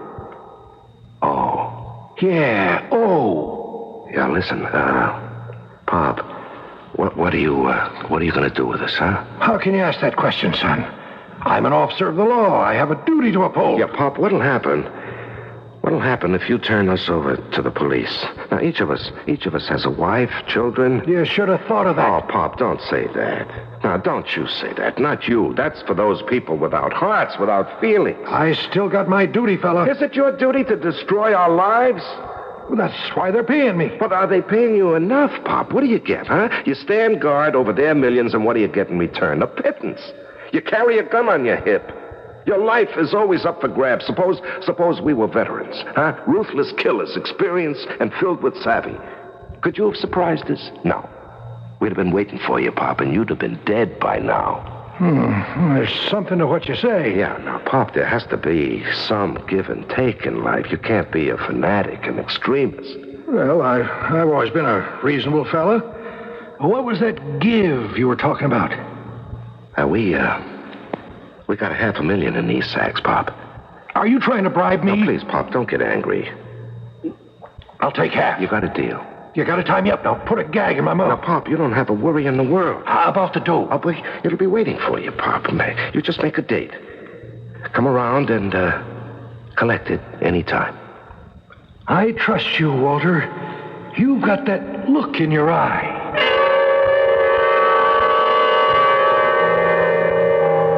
All right. An unforeseen development. But men of goodwill basically can resolve all their differences. We replaced the cellar plate, retraced our steps through the sewers, emerged at the manhole with our tools and our sacks. I went home and hid the money in the safest place in the world until we could make plans to dispose of it properly. And so to bed, where I slept the deep, dreamless, peaceful sleep of the just until my wife woke me. Walter, there's been a robbery at the bank. What? Oh, gosh, how awful. When one of the guards, that nice old one, Pop, didn't come home after his shift, his wife became worried. She phoned, and they found him in the vault, bound and gagged. Oh, that's terrible, darling. What is the city coming to? A person isn't even safe in the bank. Well, they said there's nothing I can do, but I am so upset, and I'm so nervous and so angry. All right, darling. Here, let me make you a cup of coffee. Keep out of my way. I'm not myself. I exploded trifles.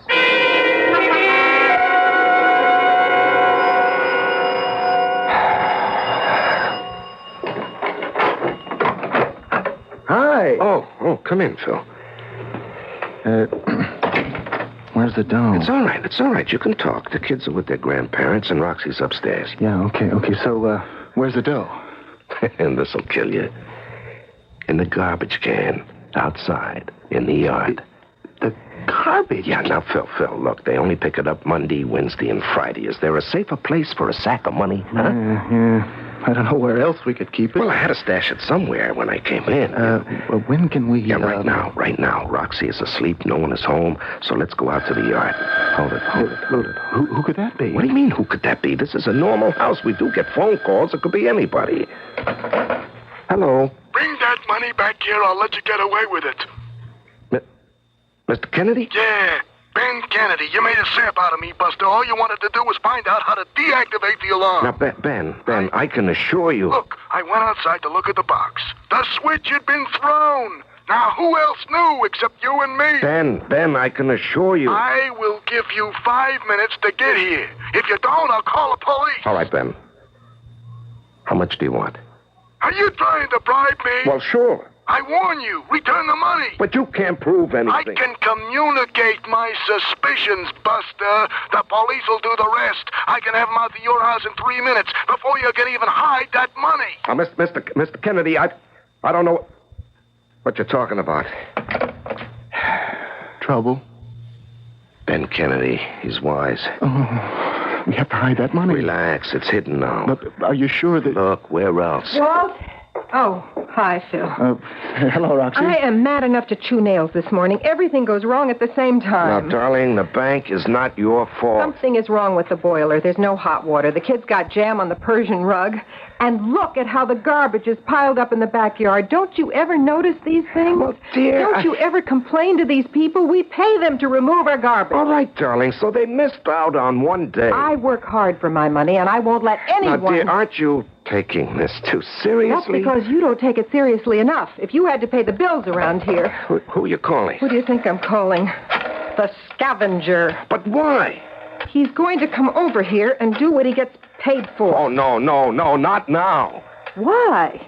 Well, because it's Saturday. They don't work on Saturdays. Hello. This is Mrs. Robinson, Waverly Drive. You didn't pick up my garbage yesterday. Oh. I am not interested in your excuses. We have a contract. I want that garbage picked up now. Roxy. I don't care if the men are off and the truck is in the garage. Get into your limousine and pick it up yourself. And right now, or I'll do business elsewhere. Oh, now, darling, you shouldn't have. Phil. Yeah, What has gotten into the two of you?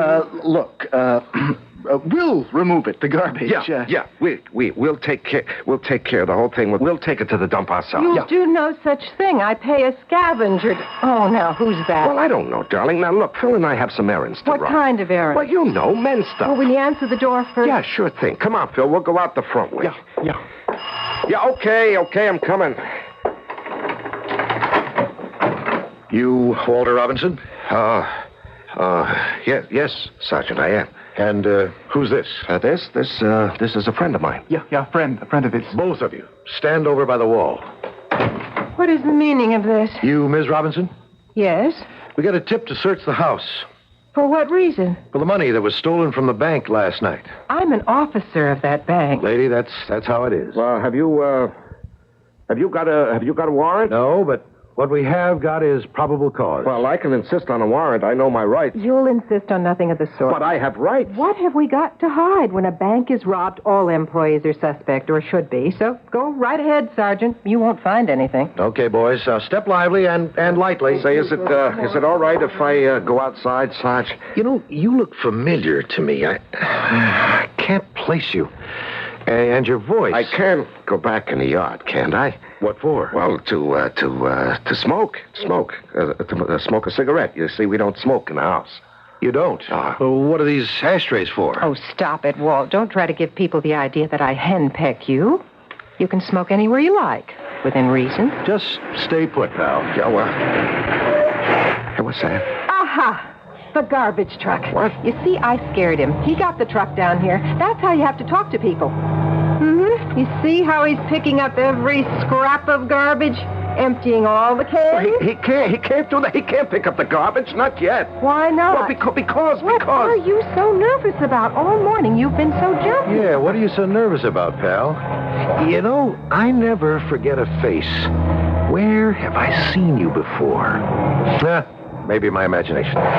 It's very helpful of you to cooperate with the police. Hey, the garbage truck, it's leaving. Well, what do you want him to do? Stay here?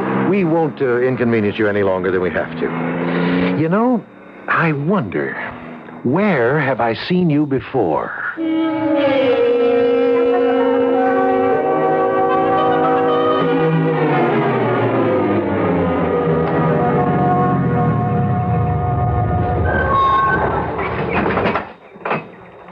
The truck. The garbage truck. It's been here and it's gone. The stuff has been dumped. Oh, hide it in the garbage. In the garbage. What a great idea. But where else was I going to hide it? Look what happened. Well, the garbage was the only place they didn't search. If I'd have hidden it anywhere else, they'd have found it. It's all your fault. My fault? Yeah, why didn't you hold on to the money? Nobody suspected you. You were scared. Are we going to stand here all day and yell at one another, or are we going to look for the money? Look for the money? Yeah. Look for the money? There's acres. There's miles of garbage. Garbage as far as the eye can see and the nose can smell. There's just garbage. How can we hope to find a couple of sacks? Walt, we are not going to find anything if we don't start. You ready?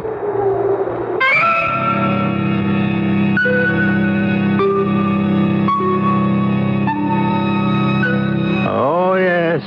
They're looking, examining, sifting, poking, probing. They come every day. After all, they have nothing else to do. To the men who work here, Walt and Phil are a familiar sight. A couple of nuts, but nice. And of course, each day the refuse is piled higher and deeper, and the search is that much harder. But whoever said $500,000 grows on trees? I'll return shortly.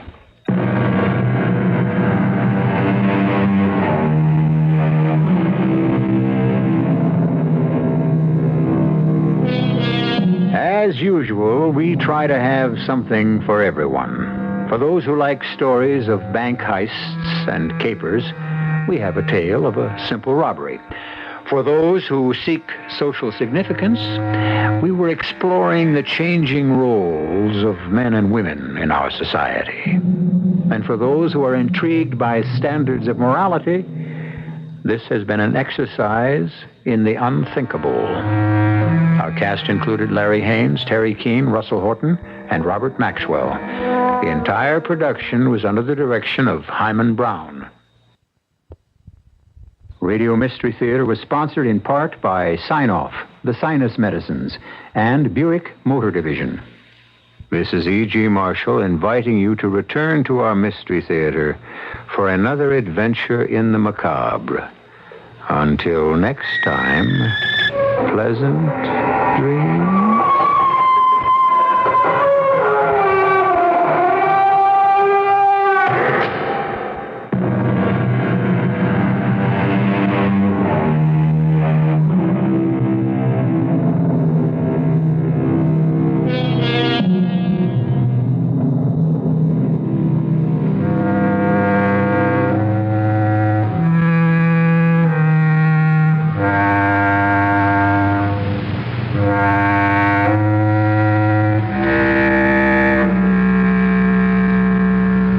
The CBS Radio Mystery Theater presents...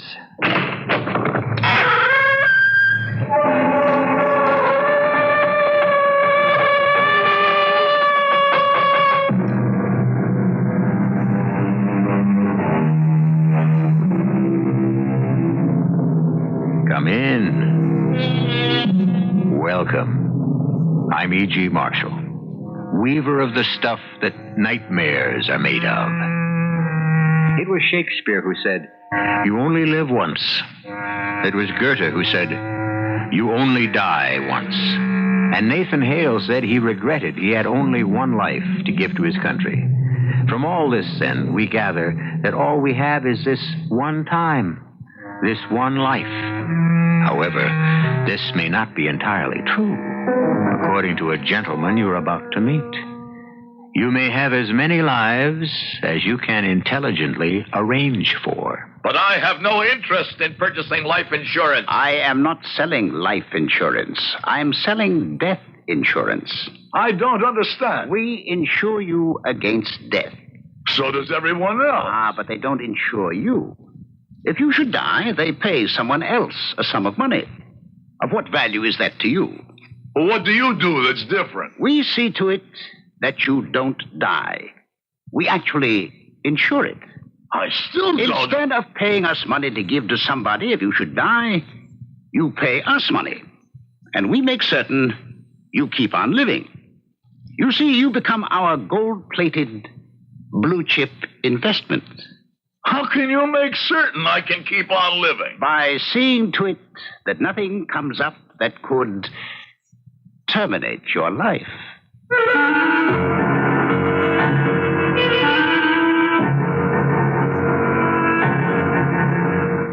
Our mystery drama, The Coffin with the Golden Nails, was written especially for the Mystery Theater by Sam Dan and stars Howard Da Silva.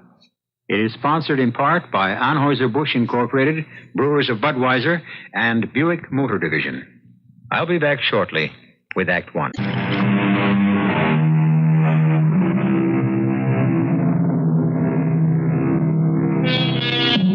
In the midst of life, we are in the midst of death, the book tells us. And this should teach us that survival is largely a matter of perception. And perception is the ability to see through the trappings directly into the heart of the matter. Therefore, people with perception never overstay their welcome, never overplay their hand, and are never caught in the rain without an umbrella. A man of perception was Ramon Zorilla, Colonel Ramon Zorilla, chief of the secret police of one of those little nickel-and-dime dictatorships somewhere south of the border. The colonel had an ingrained cruelty and a sheer delight in the sufferings of helpless human beings. We're about to witness the colonel at work. One moment, if you please. I am Colonel Ramon Carlos Vicente Maria de Soria y Sanchez, and this is my story. And I resent the way the gentleman has presented me. I am not some monstrous, sadistic brute. As a dedicated patriot, I was part of a holy crusade to restore law, order, decency, and respect to my beloved country. Well? She refuses to talk, Colonel. Refuses? Refuses? Young woman, is it possible that you believe you're attending a dance where you may grant or refuse a gentleman the pleasure of a waltz? What does this animal call herself? Anita Dionise. Anita Dionise. Corporal, hand me a whip. Now, Anita Dionise, you have a pretty face. You also have some information. You may not keep both. Which shall you give up? Who are your companions? Choose. Very well. You have chosen.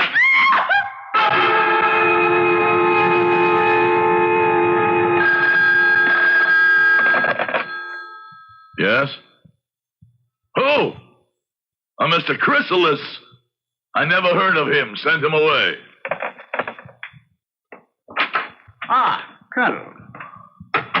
I am Mr. Chrysalis. I told my sergeant you are not to be admitted. I'll teach him. You should teach him how to block a right cross to the chin. I could have you shot. Sit down before I take my business elsewhere. Do you know who you're talking to? How old are you? 30? 35? Very good bones on that face. We can do a lot with them. And you were a school teacher before you got into all of this? What did you teach? I was an assistant professor of zoology at the university. Hey, now see here. My name is Mr. Chrysalis. I am sales manager of Metamorphosis Incorporated. My card, sir? What does all this mean? You, a biologist, ask the meaning of metamorphosis? I know what it means. A transmutation, a transformation from one life to another. Precisely. And now I've had enough of this. And that is what I propose to do with you. Ask me why. Why? Within 90 days, the revolution will come to this country. Who has told you this fairy tale? This infamous... Soon you shall have a new government, which will do unto you as you did unto others. I am here to sell you insurance. Insurance? What kind of insurance are you talking about? The name of our company answers your question. Metamorphosis. Yes. All of our clients have been metamorphosized into other people, and they lead their new lives out in the open. Ha! You must be insane. Consider the monarch butterfly. It leads two distinctly different lives. First, a caterpillar, an ugly, crawling creature with a ground's eye view of life. Second, a butterfly, beautiful, airborne, free. Let us say one is seeking the caterpillar. Does one look for him in the butterfly? Chrysalis. Ah, enlightenment. Now you know the meaning of my name, Chrysalis, the cocoon. The safe, snug haven where the metamorphosis takes place. The dark brown shell with the bright yellow spots. What do you call it? The coffin with the golden nail. Precisely. And you shall enter that coffin not to die, but to be born again. How? A complete plastic surgery for your face, and you will teach zoology in an American university. But how? You will have documents, a birth certificate, diplomas, recommendations. But I can't. I don't speak English. You will, and with an authentic Midwestern accent. This is a hoax. It will require a full year of round-the-clock concentration and study. That is why the fee is $1 million. $1 million? I don't have $1 million. The chief of secret police doesn't have at least $1 million? Sir, you insult my intelligence. Now, for $1 million, you become Dr. Stanley Parker. Stanley Parker, assistant professor of zoology at Southwest A&M in the good old U.S. of A. I understand what you say. I even see how it might be done. I could change my face and learn the language, but... What is the problem? I am the problem. Me. Something in me was never satisfied with the academic life. Something in me will always demand action, excitement, and, yes, violence. I could never settle down. I need violence. No. Colonel Ramon Zoria was the caterpillar. Stanley Parker shall be the butterfly. There will be nothing of Zoria in Parker. Your attitude toward life shall be different. You will believe in a new philosophy, be moved by another psychology. We shall change more, much more than your face and your voice. Zoria was a devil. Parker shall be a saint. It required more than a year, even more than 2 years. I was taken to an island somewhere in the West Indies, exactly where I cannot say. And in that place, Ramon Carlos Vicente Maria de Zoria y Sanchez died slowly, and a man named Stanley Zebulon Parker was born. That is not to say that all memory of Carlos died. Oh, no. I remembered everything about him, everything he was, but he was no longer me. His speech was no longer mine. His long, narrow head seemed to be rounder, his nose shorter, his chin wider. This needed the better part of a year. All visible traces of Ramon Zoria were gone, but my original fears remained. I told you it would come slowly. Look at yourself. Listen. Who would even dream you were Ramon Zoria? I would. Yes, I agree. I am the voice and the image of a man named Stanley Parker, but I still think and feel like Ramon Zoria. Of course, and you must help us change you. In the change is your true safety. The caterpillar enters the chrysalis, the coffin with the golden nails, and within he is given more than a different form and shape. He is given another mind. And I was changed. I don't know how it was done. I don't remember. I know another year went by.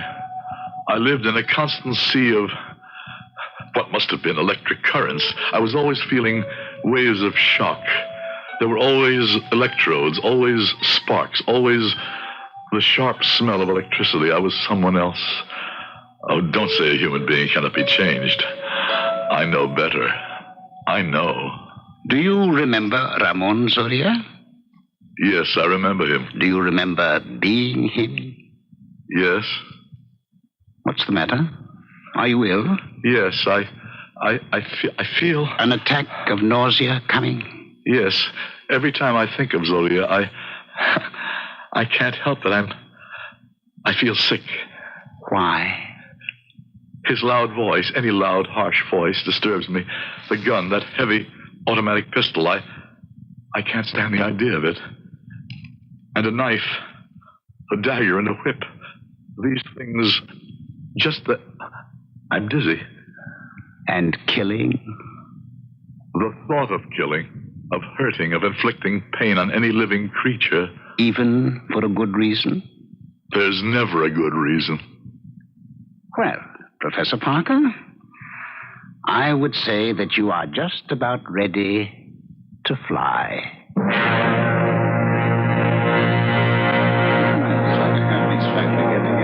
Excuse me. I'm trying to read your name badge. Professor Dionis? I'm Anita Dionis. How do you do? I'm Stanley Parker. Biology. I've come here to teach Latin American literature. Oh, that's interesting. I can't say I've read very much literature of Latin America. Well, aren't you going to ask me about it? Ask you about what? You've been staring at it for the past half hour. Staring? The scar on my face. Oh, I'm sorry. I didn't mean to be rude. It's just that it's so... Horrible. I'm accustomed to having people stare at me. May I ask how it came about? Oh, some years ago, the government of my country, the democratic government, was destroyed by a military junta. And my family, the Dionis family... The, Dionis family? Oh, I'm sure you've never heard of us. But we all joined the underground, and I was captured. I had the honor to be interrogated by the head of the secret police himself. A monster called Colonel Ramon Zoria. Zoria? Interrogated. He slashed me across the face with his whip. Oh, no. Oh, I'm sorry. Why, you've gone so pale. You look ill. Please, sit down. Could I get you something? I don't know what came over me. Well, you North Americans. This is so foreign to your experience. I understand there's been another revolution down there. Yes. The swine has been driven out. Some of the big ones have gone into hiding all over the world. But one by one, we smoke them out. We? Oh, we have justice teams. My own brother leads one, and day and night he seeks Zoria. Zoria murdered our father. Dionis? I don't even remember that name. But why would you remember? A daughter mutilated, a father murdered. When I say I don't remember reading about it. Oh, I'm sure even Zoria himself wouldn't remember. We were among hundreds of thousands, millions in every country. We are the nameless ones. About that scar, they do wonders with plastic surgery these days. Yes, I know. But I must continue to wear the scar to remind me that Ramon Zoria has not yet been brought to justice. Oh? Is it possible, perhaps, he may be dead? Well, we will only be convinced when someone has seen his dead body. And until that time, the hunt will continue. Oh, but why do we talk of such things? I am sure it has no real meaning for you.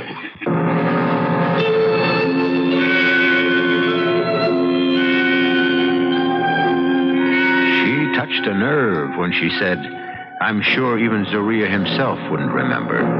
And it's tragically true. Zoria himself did forget all about her. The day, the hour, the minute after he slashed her face. And here we have Stanley Parker, a man with a present and future, but no past. Because that past, which belongs to Ramon Zorrilla, has been transformed. Can Stanley Parker survive him? I'll be back in just a few moments with Act Two. Colonel Ramon Zorrilla was a fanatic. He would torture and kill all who disagreed with him. Stanley Parker will faint at the sight, even the thought of blood. And yet, Zorrilla and Parker are one and the same human being. How is it possible? Why do you even ask? Consider what has already occurred in this, the age we live in. Is anything impossible? Good evening, Professor Parker. Oh, it's Mr. Chrysalis. May I come in? Thank you. Sit down. What can I do for you? I'm here to sell you some more insurance. Oh, but I really don't need any. Oh, but you do. Suppose someone were hunting for you, and he started to come close. Oh, but that's impossible. There's nothing of Ramon Zorrilla about me anymore. I spoke to a young lady just last week. She'd have a good reason to know Ramon Zorrilla, but she never... Well, what if this lady, or her brother, or someone else, were to somehow unravel... But I'm not Zorrilla, you know that. I'm someone else. Precisely. You are a person who is unable to protect himself. Therefore, metamorphosis will see to it that you are protected at all times. But I don't need... Look, I dislike argument. Our fee is 10% of your annual salary. Even if someone were to threaten me, I'm unable to kill. You will not have to. We do it for you. I will not be a party to any killing. Nevertheless, we shall insist on our fee. It's blackmail. It's in your best interests. Now, about Miss Dionys. Campus gossip has it you see a great deal of her. I feel drawn to her. Do you have a feeling of guilt? Yes. But why? What has Stanley Parker to do with the deeds of Ramon Zorrilla? Is the butterfly to blame for the depredations of the worm? Maybe it's more than that. Maybe I'm falling in love with her. Do I dare? My boy, you are a brand new human being. You may dare anything.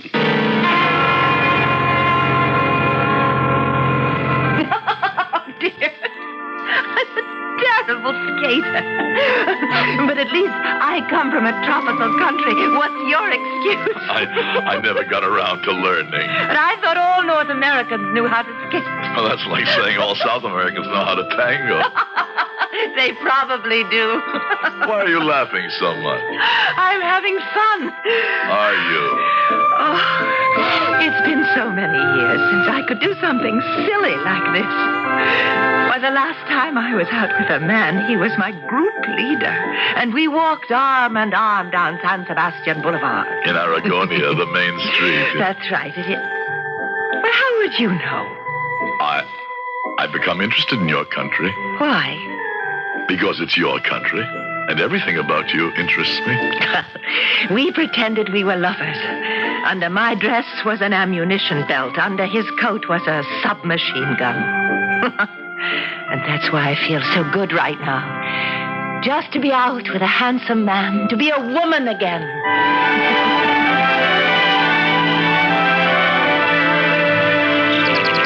It was a great afternoon. I hope you enjoyed it. Oh, why don't you come in? Perhaps I could find something for supper. Oh, I wouldn't want you to go to any trouble. Oh, come on. You must tell me all about yourself, Stanley. Why are you afraid? Always afraid that you may cause someone trouble. I want to know everything about you. There isn't much to tell. Oh, there's a whole lifetime to tell. Now, into the kitchen, and we'll see what's in the refrigerator. I'm a terrible housekeeper. Some eggs. You speak English perfectly. Well, I was educated in the United States. I only returned home so I could fight against the junta. Was that the only reason you returned? Oh, I suppose I was an idealist. You say was. Well, not so much anymore. Why? Well, regardless of who's in power, Somebody is going to be persecuted. That is the story of the world. I know. But maybe we should be trying to write a new ending to that story. I would rather hear about your story. My story? Where were you born? In the United States. I know that, silly. Where? Indianapolis. Do you know, I went to college with a girl from Indianapolis. I visited her quite often. Her name was Helen Morrison. Did you know the Morrisons? No, I don't believe so. Where did you go to college? Northern Institute of Technology. But Helen Morrison married a boy from there.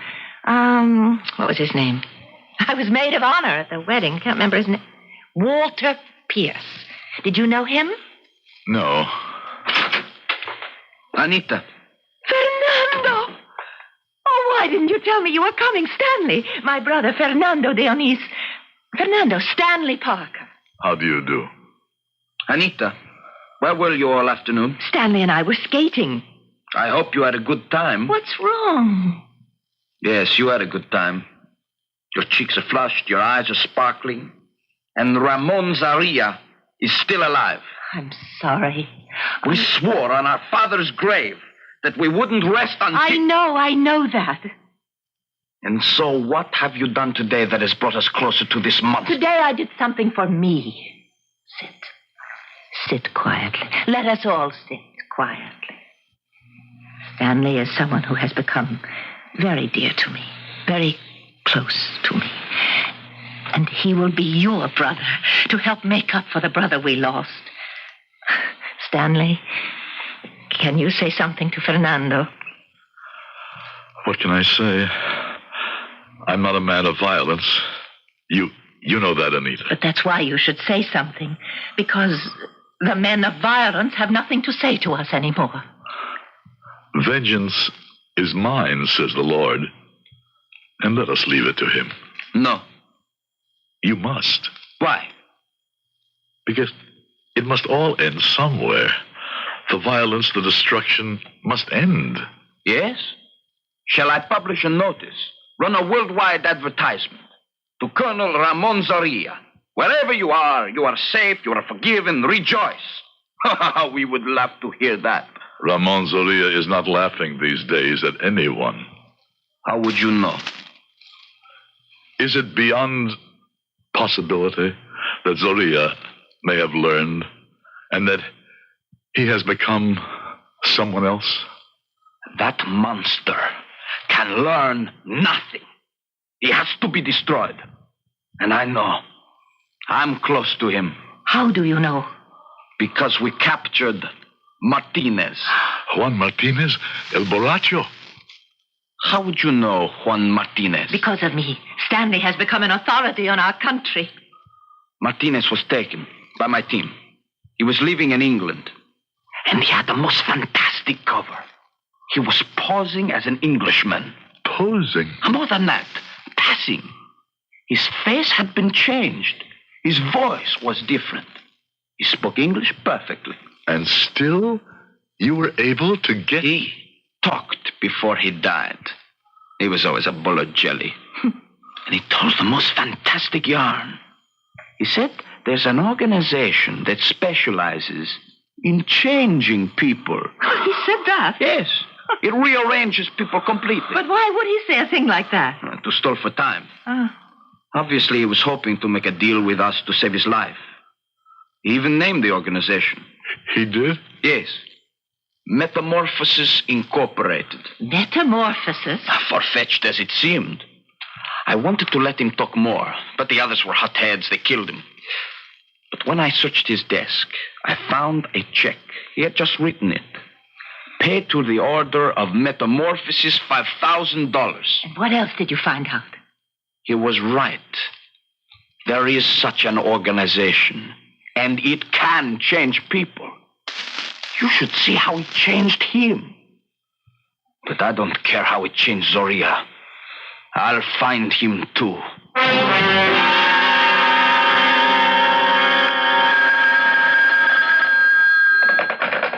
Hello? Stanley, did I wake you? No, Anita. I haven't gone to bed yet. I called because I wanted to know if you're all right. Oh, I'm fine. I know you were quite uncomfortable this evening. Fernando can sound so bloodthirsty. I understand, Fernando. Oh, darling, you understand everyone, and that's why I love you. Oh, perhaps I shouldn't have said that. I love you, too. You are the most wonderful human being I ever met.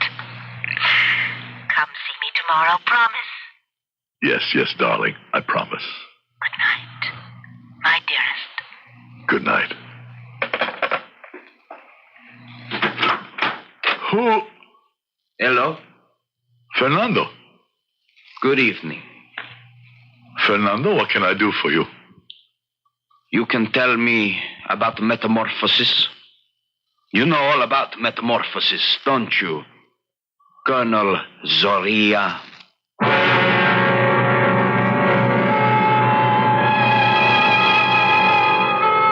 He does know all about metamorphosis, but how does Fernando know that? The disguise was perfect. The cover was flawless. The personality change was complete. And yet, here we have Fernando ready to pull the trigger. What could have gone wrong? What little detail was overlooked, if any? Why don't you try to solve it? And we can check each other out when I return in just a few moments with Act 3.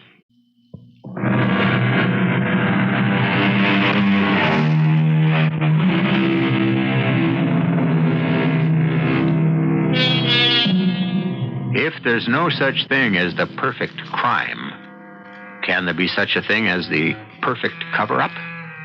Everything about Stanley Parker differs from Colonel Ramon Zoria. Appearance, language, personality. And yet, Fernando de Onís sees right through the disguise. He looks at Parker and perceives Zoria, bearing out, of course, what we had said about perception at the very beginning of our story. But what has he perceived? Why do you call me Ramon Zoria?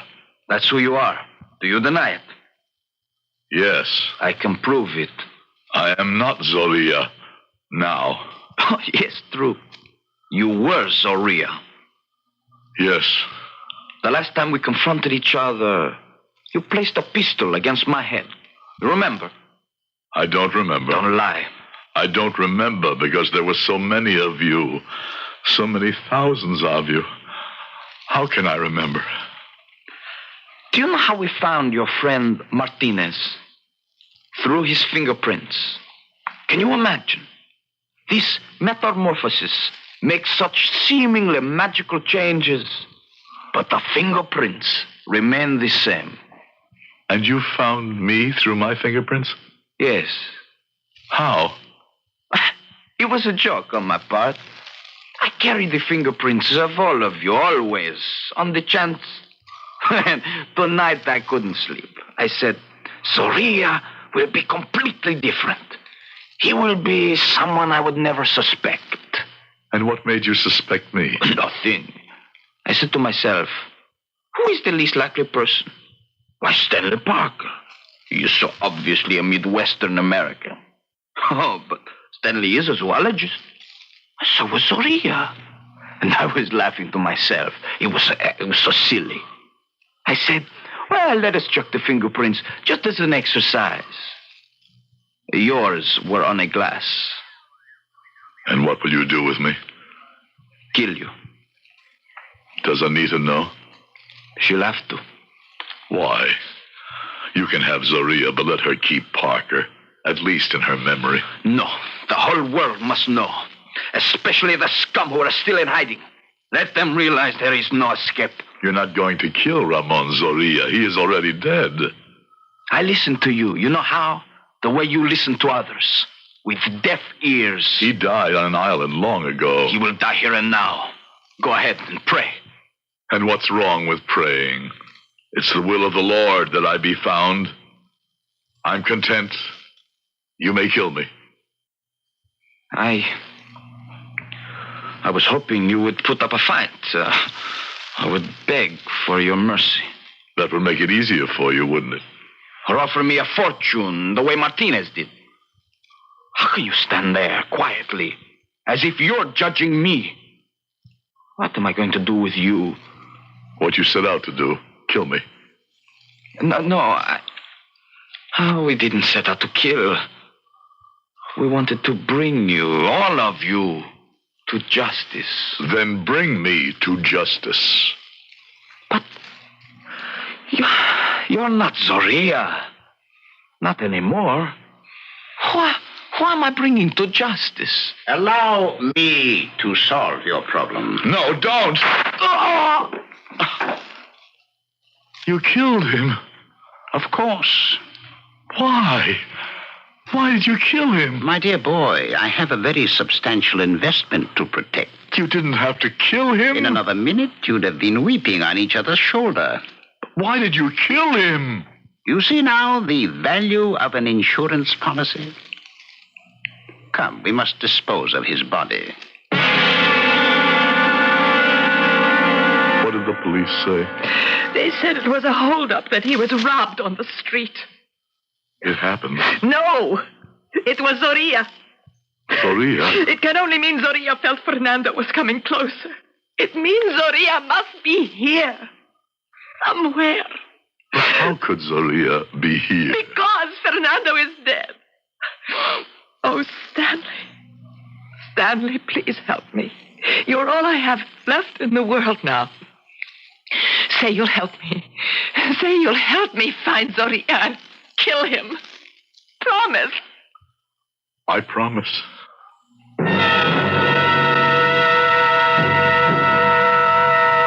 Well, what have you been doing with yourself lately, Mr. Parker? Oh, what do you want? I've had some disturbing reports about you. Such as? Such as drinking. Even as Zoria, you never join me? Oh, no. Besides, we have a very serious matter to discuss. Anita Dionys. What about Anita Dionys? She'll destroy you. That's a lie. Look at yourself. I stood by while you killed a man here in my home. Well, that was necessary. It was murder. And I'm as guilty as if I had pulled the trigger. I can't face her, and I can't face myself, and I don't know what to do. The answer is not in the bottle.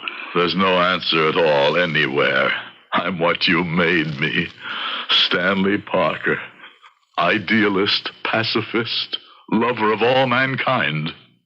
It's a delicate operation, as you know. And perhaps we went just a tiny bit too far. How can you go too far? Well, you can endow a man with too much love. We did that to you. We should make an adjustment. We'll have to teach you to accept killing. No. To understand the necessity for it. You will have to accept a certain fact of life. What? We shall have to kill Anita Dionys. No, never. She is about ready to uncover your identity. What do you mean? She's getting there. Slowly. Very soon she will discover that she must kill you. Before that happens, you must have your adjustment. I don't know what it was. Perhaps it was all a bad dream. But it was like that first time with the electricity. The sharp, searing, exquisite pain. And certain thoughts were clashing in my brain. Ideas. This is not a perfect world. Man does what he must. The art of compromise. No laws are absolute. Morality is relative. And I don't know. Had I gone back to the island, or was it another bad dream? But there was an idea in my head, an idea. I knew I had to call Anita and ask her something, ask her to go somewhere. Anita? Hello, stranger. Where have you been? I've been busy. I was wondering, care to have a picnic lunch tomorrow? We can go into the country. Yes, What is it? Stanley, I have some questions I'd like to ask you. Oh? Such as? It can wait till tomorrow.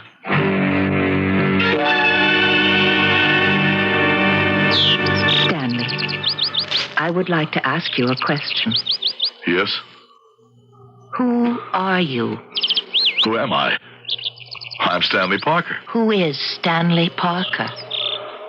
Stanley Parker is a man who loves you very much and wants to marry you. Trying to know you is like trying to hold quicksilver. You see, I checked up on you. Oh? What made you do that? I don't know.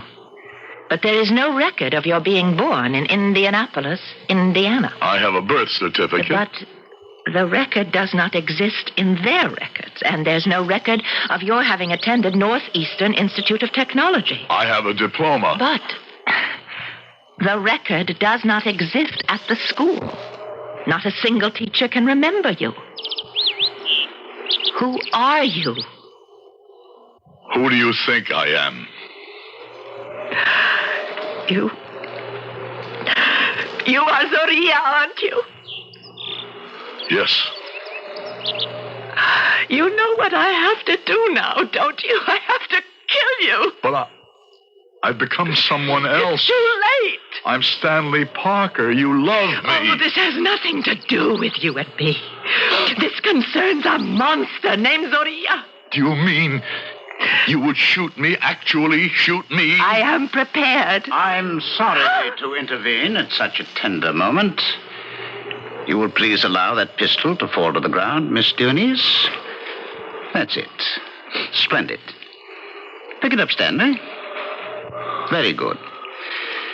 Now, unfortunately... Do we have to kill her? Oh, yes. Look, we can let her go. We can make her promise. Can we make you promise anything, Miss Dionys? No. But to kill... Oh, come now. That's what we worked on these past few weeks. Yes, but the first law of life. What is it? Survival. Say it again. Survival. The second great law of life. Kill or be killed. How does that square with the commandment, thou shalt not kill? We here below are imperfect creatures. You're 35 years old. You have more than half your life ahead of you. A beautiful, happy, productive life. Shall you throw it away for her? No. Then shoot her. It's your life or hers. You don't believe me? Ask her. Ask her. Anita, is it true? Yes. Your life or mine. You'll have to kill her, Stanley. Why me? Why not you? Both of us will be guilty of the murder. Shall it make a difference which one pulls the trigger? No. Then you do it. Anita, we could find a way. The past is dead. No, it's alive. It has just been reborn. Metamorphosis. I see it happening. How strange. In reverse. Parker is becoming Zoria. No. You can have certain ideals. You can have your life, but you cannot have both. You must give up one. Choose. And now Parker is talking like Zoria. Shoot her. I am not talking like Zoria. I'm not. Shoot her right now. I can't. I can't. I will. No, you won't. You won't. You won't kill her. You won't kill anyone anymore. Anita, go away from here. You're hit. He wounded you. No. He killed me. I'll get a doctor. No. I'll get a doctor. No, I have to die. You know that, don't you? I don't want you to die. Even if you were Zoria. Even if you were. You've become another person. No, I'm still Zoria. You see, the real life, the long life, the working life is the caterpillar. The butterfly only lives a short day. The butterfly is only a dream. A caterpillar's dream. I love you. And I love you. And it's just as well that I die. You're not Zoria. You're Stanley Parker. Only for a little while. But you see, slowly, I was becoming Zoria once more. Because that's the only life I really know how to lead. The only life I ever wanted. Goodbye, Anita. No. Don't be sorry for me. Who else? What other human being has eaten the dust and tasted the sun. I have been both the caterpillar and the butterfly.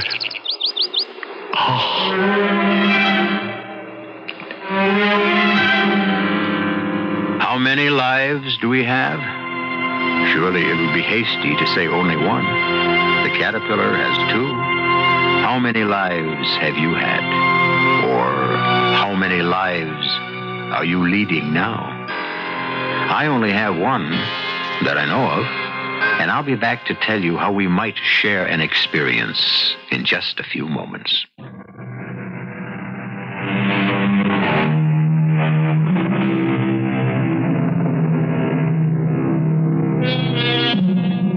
Three people were killed in our story, but that wasn't what it was all about.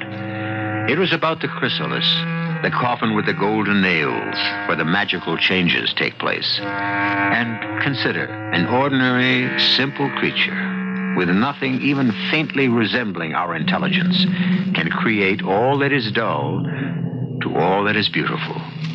Why is that beyond man, who is the highest form of life? When, if at all, shall we ever learn to do that?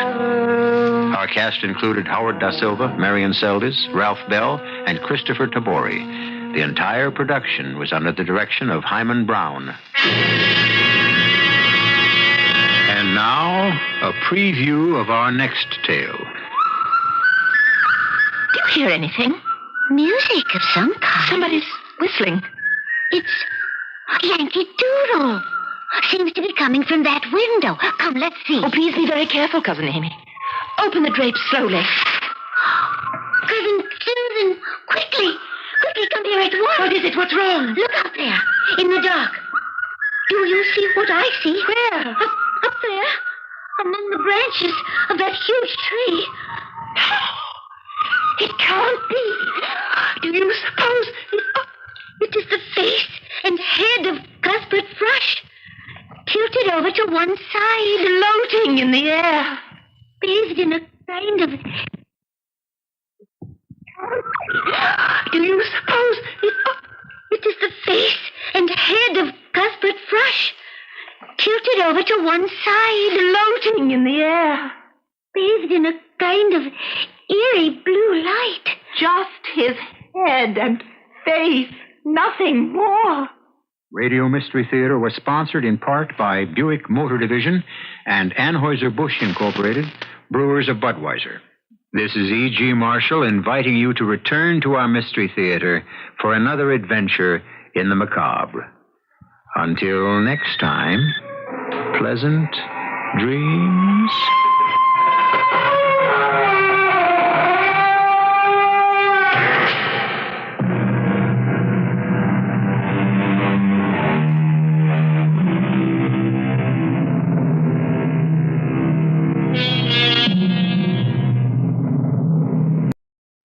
The CBS Radio Mystery Theater presents...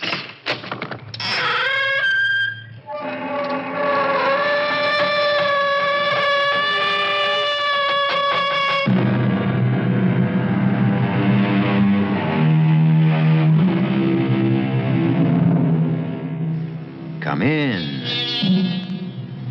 Welcome. I'm E.G. Marshall. You know, I'm always glad to have you in my home. And as I say these words, I think how easily most of us take the word for granted. How much that simple word has been lauded in song and verse. Think of the quotes.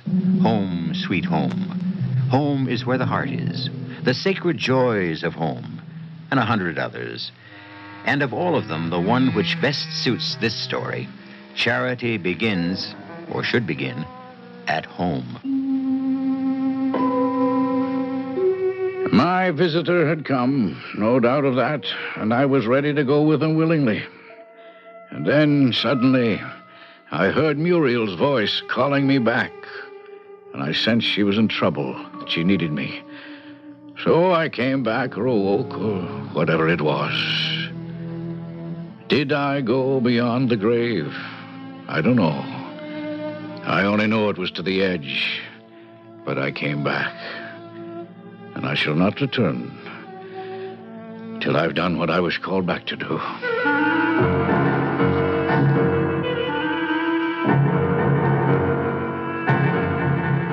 Our mystery drama, The Patient Visitor, was written especially for the Mystery Theater by Ian Martin and stars Ian Martin and Marion Seldes.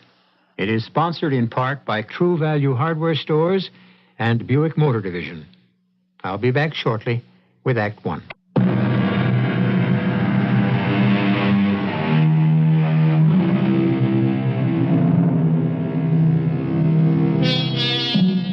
Most of us take it for granted. A roof over our heads, a house, an apartment, a mobile trailer. Somewhere there is home. But what of all those who don't have a home? Those who are lost, who have outlived their usefulness and their welcome, and don't have a roof over their heads, suddenly alone and homeless. This is the story of one such uncomplaining but sensible and gallant lady.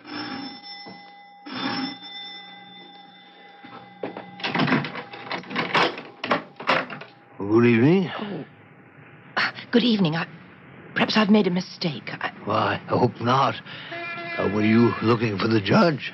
Well, for Justin Travers, isn't this his home? It is, and I'm just a visitor. Dr. Ridgely, a widower like Justin. We often have dinner together and play some chess. But tonight he chased me out, and I see why now. You want to see him. Oh, I have to see him. I need a lawyer. Are you an old friend of his? Well, yes, but so long ago. Perhaps if you were to mention my father's name to him, he might... Your father? Dr. Cyrus Cartwright. Good heavens. The great heart specialist? That's right. Justin speaks of him often. He was a client of Justin's. His firm, at any rate. And you must be Muriel, the girl who... I beg your pardon. Mrs., I believe. Mrs. William Parks now, although my husband passed on. What were you saying? Well, what I shouldn't be, really, except that Justin is expecting you. Expecting me? Yes, he said he had an appointment with someone he wanted to meet alone. The rascal. I don't blame him.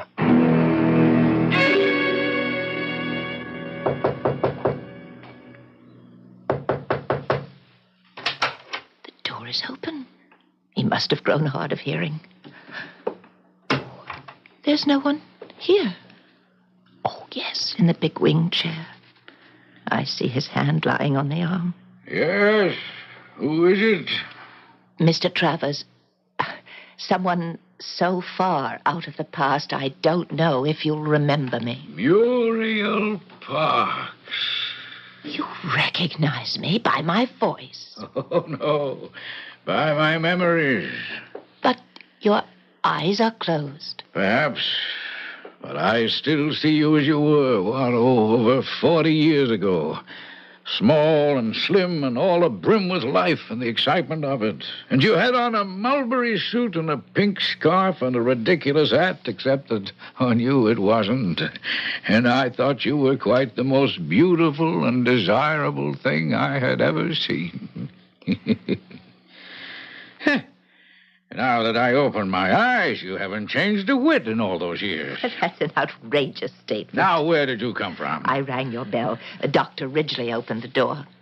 He said something about your expecting me, but how could you? Well, I don't understand. He said that you had an appointment with someone. Yes, I did, but that will have to be put off. Much more important to see you again, Muriel. I'm amazed you even remember me. Well, how could I fail to? For me, you haven't changed in all those years. Well, that's very gallant, but scarcely true. Well, won't you sit down, please, and let me offer you some wine? Oh, thank you. Perhaps I might sit for just a moment. I feel a little shaky. I think this might be just the thing to settle us both down. A really fine dry Amontillado, if I may. Oh, thank you. I'm a little shaky myself. To your father, God rest him, and I trust he will me. And to old days, well remembered. Thank you. I need help. I only hope I'm able to offer it. Well, I hope you'll forgive me, but you were my father's lawyer, and I didn't know where else to turn. Well, Mr. Poindexter, the senior member of the firm, was actually your father's attorney. The doctor who let me in said that you had been a judge, but that now you're retired. That's true enough, but not yet dead enough that I can't be exhumed to help old friends. A little more sherry. Oh, thank you. This is enough to make me quite giddy. Your eyes are sparkling as they were that first time you came to our office. It was 1935, maybe, or thereabouts. And you just made your debut. Considering the times, I should have been ashamed of myself. I was driving my own Packard Roadster. I had a new spring dress, and I had been to the Patriarch's ball the night before. You were the loveliest thing I've ever seen. Was there ever a world like that?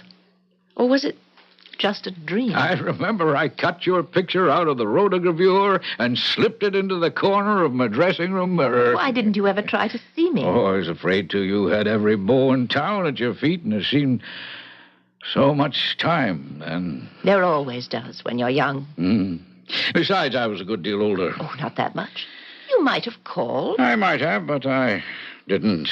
Why? Because you got married to someone else. So did you. Ah, so I did. And I hear your wife is dead. Yes, and with her gone, not much to live for. And you? My husband, he died a long time ago. Where does it go to, the time? My daughter, too. Now there's just myself and my granddaughter. And that's why I'm here. Is she in trouble, your granddaughter? Margaret? Oh, heavens, no. Well, yes, in a way she is. She wants to get married to a fine young man. But something stands in the way. Yes, me.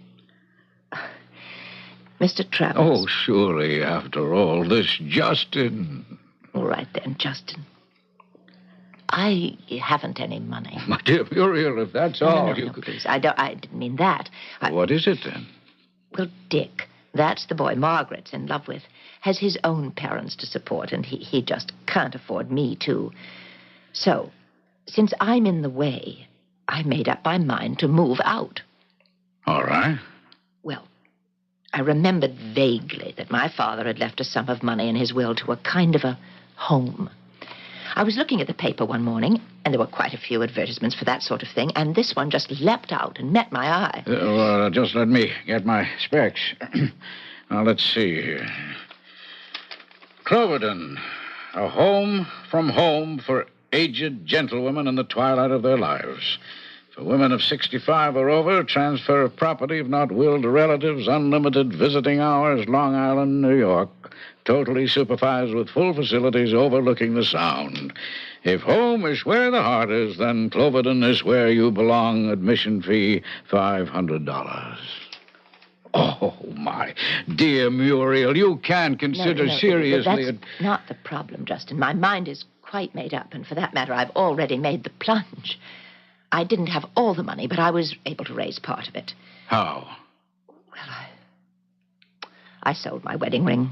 It had some diamonds. It's a little old-fashioned, of course, but I got $250 for it. And they wouldn't accept that? Well, that wasn't the stumbling block. Then what? It's quite a long story, and I'm taking so much of your time. Muriel, all I mind is your hesitation. Well, this morning, with the money I'd gotten from selling my ring, I went out to Cloverton. Which I will bet overlooks the Sound. Entirely. It might just as well not be there. It is so far overlooked. Yeah.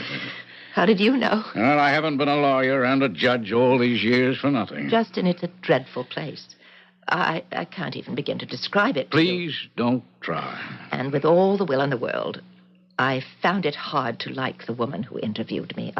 I suppose she was trying to be nice. Well, did you tell her who you were? I mean, about your father? Oh, yes. Well, that seemed to melt the ice a little. I can just imagine. Well, tell me about it.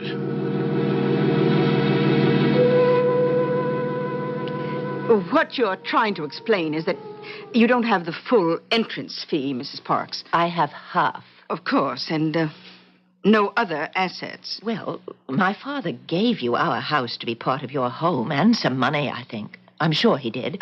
This is It's a little difficult for me, Mrs. Parks. You see, I'm only assistant superintendent of Cloverdon Homes Incorporated, and at the moment, we are full up. You mean you won't take me? Oh, no. I'm quite sure that... I think I can say without fear...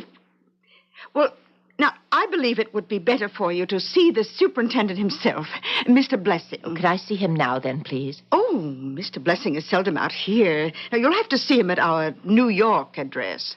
You mean my old home in New York City? Yes, but please, let me call him and tell him you're coming. If you want. If I'd known I could have gone there directly, I wouldn't have had to make this long trip by subway and bus. This is the address you list in your advertisement. Oh, yes. This is the main institution, but the administration is all handled from New York. So, back to New York I went, a little upset at the wasted trip, but more than anything, afraid to go back to my past, to the house where I grew up, to the house I suppose in a sense you could say I hoped to die in. Only mine no longer. And if I lived in it again, only as a guest. And somehow I had the feeling, in spite of all, an unwelcome one. A ghost presence from the past that no one expected or wanted to haunt the present. Have you ever had the feeling, Justin, that if you are not already dead, you should be? That there isn't any place for you anymore?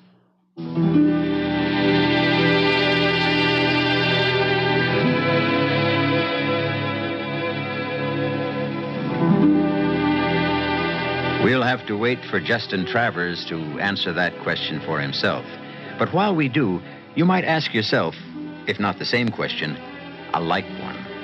Is your life arranged so that you feel you truly belong, that it is vital and worthwhile, and, to use a modern word, viable?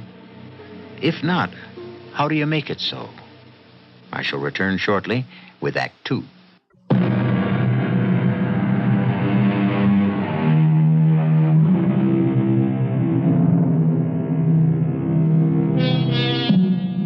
Under shaggy eyebrows, the keen brown eyes of Justin Travers burn fiercely, his gaze unwaveringly fixed on the neat little lady beside him. And Muriel Parks is a tidily attractive woman, with her figure still slim and youthful in her 60s, and her silver hair is soft curves framing her alive and surprisingly unlined face like a halo. But in Justin's eyes, she is still that radiant chestnut-haired girl of 40 years ago. And what is running through his head would be hard to translate. How dare anyone ever hurt a hair of your head, Muriel? Why, old as I am, I want to leap on white chargers and ride out to do deeds of daring-do in your name. Henrietta, my beloved, my dear wife, I know you will forgive me. I'm in no way unfaithful to your memory or all our lovely years together. We were meant, destined for each other, and I cannot wait to join you. But we both know that first love has a special glow, all to itself. But if his thoughts were like that, all he said was... In answer to your question, Muriel, yes. For quite a while I have wished to be dead and out of this world and trying a new one, back with my Henrietta. But I've had my mind changed. By me? Why? Oh, a lifetime at the bar, and particularly the years on the bench, have educated this somewhat prominent nose of mine to the stench of injustice. I smell its aroma in what you're accounting to me. Now, you please go on. Well, now, where was I? On your way back to what was once your father's house in New York, now part of Cloverdon Homes for Aged Gentlewomen. Yes.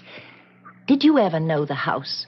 Yes, I think I might have been there once or twice. On Sutton Place, with a garden that runs down to the river. Oh yes. Don't I remember a boathouse and a dock? Yes. And above it, high enough to look over the roof and across the river. Do you remember the chestnut tree with the seat halfway round the trunk? Oh, I remember a lovely shade tree just right for the afternoon sun. That's it.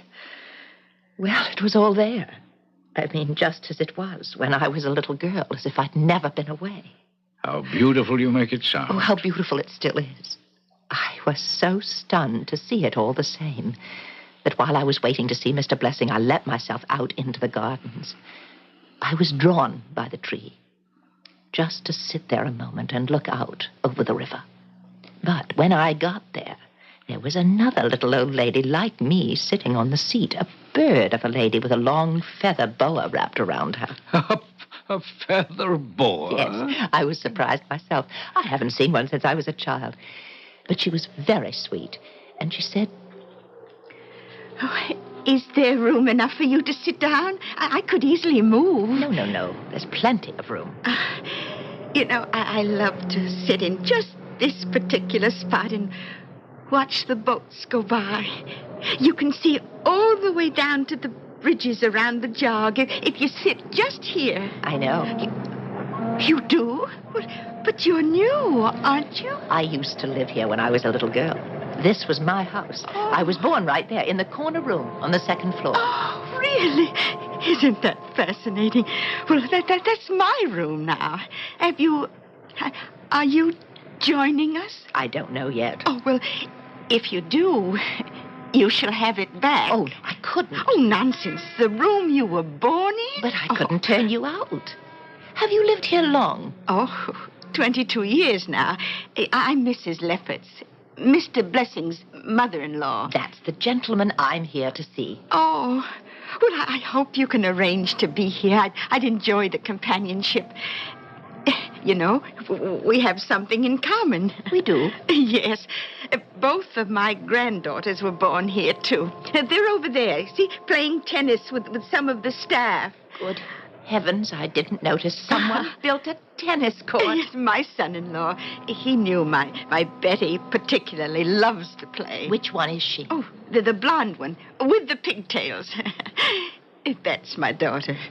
How many old ladies are here now? Oh, well, you're looking at the only one.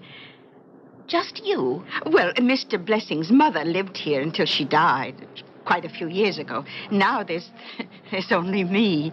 Which leaves you almost a stranger, doesn't it? Yes, it's quite lonely. Oh, I do hope you join us. I'd better talk to Mr. Blessing. Oh, well, he'll be in the library. Second door to the right. Oh, but of course, since it was your house, you'd know that. Well, how nice to meet you, Mrs. Parks. Come in. Thank you. I'm sorry to have kept you waiting, but pressure of events. Allow me to seat you. You're very kind. Not at all. My pleasure. My bent, if I may say so, and, of course, my calling. Well, Mrs. Hatcher has been in touch with me. Matter of fact, I was just on the phone again with her, and I'm happy to say that in spite of a few difficulties, we have managed to arrange everything. You mean I can be accepted? My dear lady, who has a better right? But you realize that I don't have all of the entry fees. Whatever you have. The balance would be waived as a matter of course in your case. Then I can come with you to live. My dear, Cloverden's doors are open to you. After all, your father did leave us a considerable bequest. Most generous man, a true philanthropist. Now, just as a matter of business, there are certain papers... Oh, before I sign those, may I ask you something? Oh, ask away. Do I understand that I will be living here? Here? Well, I was born in this house, you know. Were you? Ah, how pleasant. Well, now, we shall have to see what can be done. Such a pity, but for the moment, that won't be possible, since we are full up here. Oh, but Mrs. Leffert said that she... Oh. You've met my mother-in-law? Yes. While I was waiting, I sneaked out to have a little look at the garden again. So, you had a talk with Lily, Mrs. Leffert? Well, just a few words, really, but she told me that she has my old room. Oh. What a coincidence. And she was nice enough to say she'd give it up for me, although, of course, I would never dream... Mrs. Parks, forgive me if this seems a little abrupt, but Mrs. Lefferts, my mother-in-law, is just a little how shall I say it? She tends to wander somewhat. Not quite in touch. I'm sure you understand. My dear, never have guessed. She seems so clear and lucid. Yes, doesn't she? Well, the fact is, well, I don't think we need to dwell on it too much, only that she lives in the past, another world. We were able to make an accommodation for you at what we like to call the country house. Well, I won't say I'm not disappointed, We particularly after are you... really doing what we can, Mrs. Parks, waiving the customary fee. But I paid $250. Yeah, well, and that's a matter of phrasing. Half the customary fee. And it has taken quite a bit of maneuvering to locate you in what we call one of our deluxe rooms. Well, I'm very grateful, of course. Oh, there's no need to be. Only your due. We'll consider it all arranged, and as the French say, fait accompli. No further red tape, except one little formality. Here, if you would just sign. Right here, please. Well, what is it that I'm to sign? Oh, it's nothing to bother your pretty head about, just lawyers' jargon about assignment of property. But I haven't any property. Well, it's perfectly all right. It's just necessary paperwork. But don't you think I should read it first? Well, naturally, if you want. It really is the merest formality. But I think perhaps I'll just take this with me and look it over. Well, there's really no need. But you have no objection, surely? Why, no, of course not. None at all.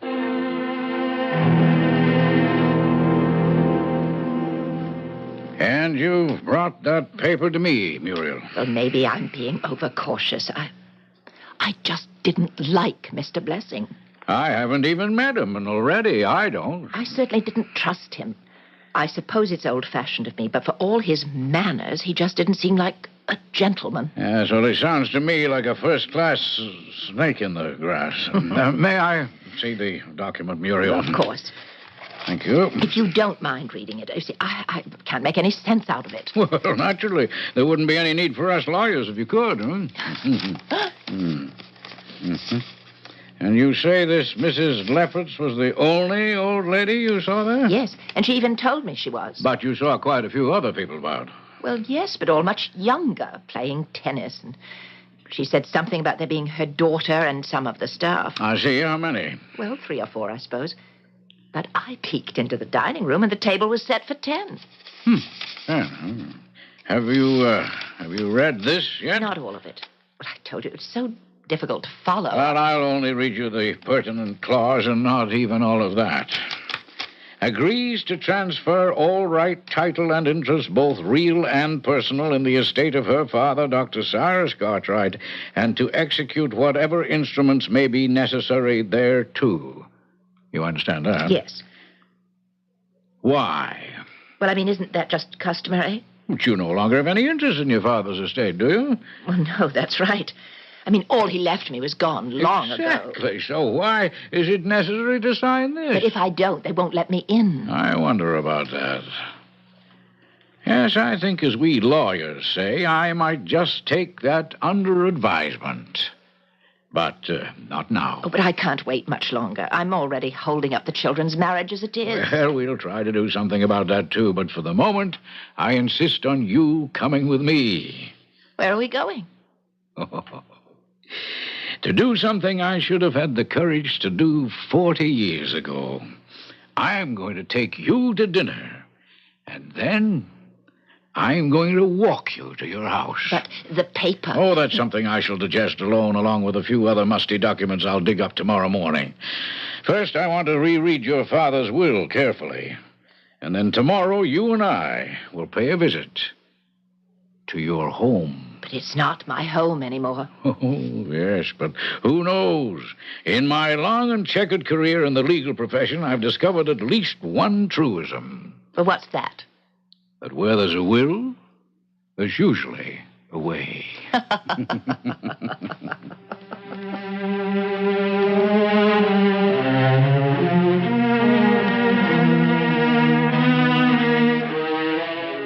But the will didn't seem to be the answer. There was no doubt of its validity.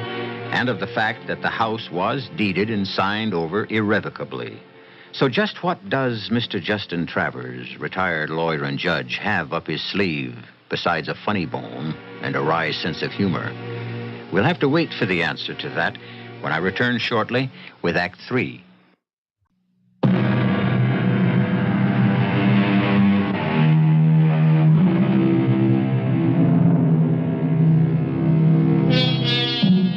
As it transpires, Judge Justin Travers has a little more up his sleeve than perhaps even he totally bargained for. Because once he returned from the courthouse and the probate records to spruce up for his afternoon appointment with Muriel Parks, that mysterious visitor he had been awaiting the night before paid his second call. And this time, instead of sending his friend Dr. Ridgely away before the arrival, the judge is constrained to call him to share the appointment. Well, Charles. Just take another deep breath. Now, take some of this. Hold it under your tongue.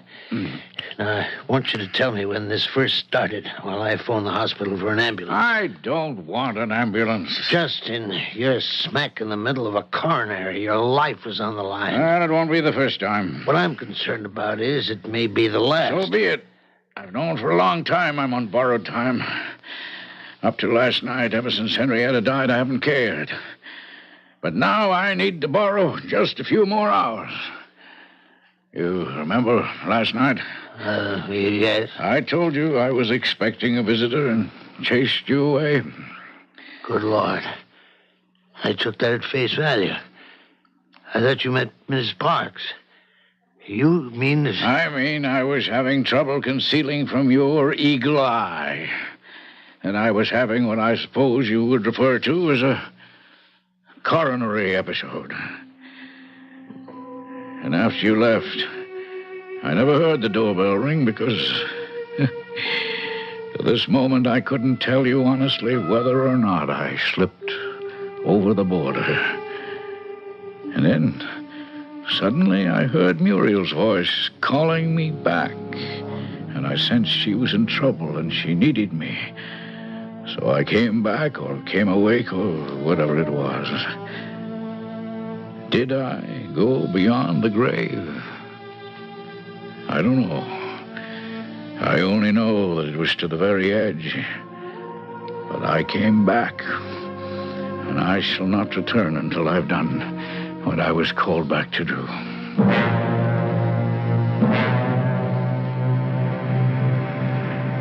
Well, there it is, Justin. Home for aged gentlewomen. Yes. Well, the circumstances may be singular, but at least the sign is in the plural. It was so kind of you to come. Uh-huh. The gate is open. Shall we go in? After you, my dear. Thank you.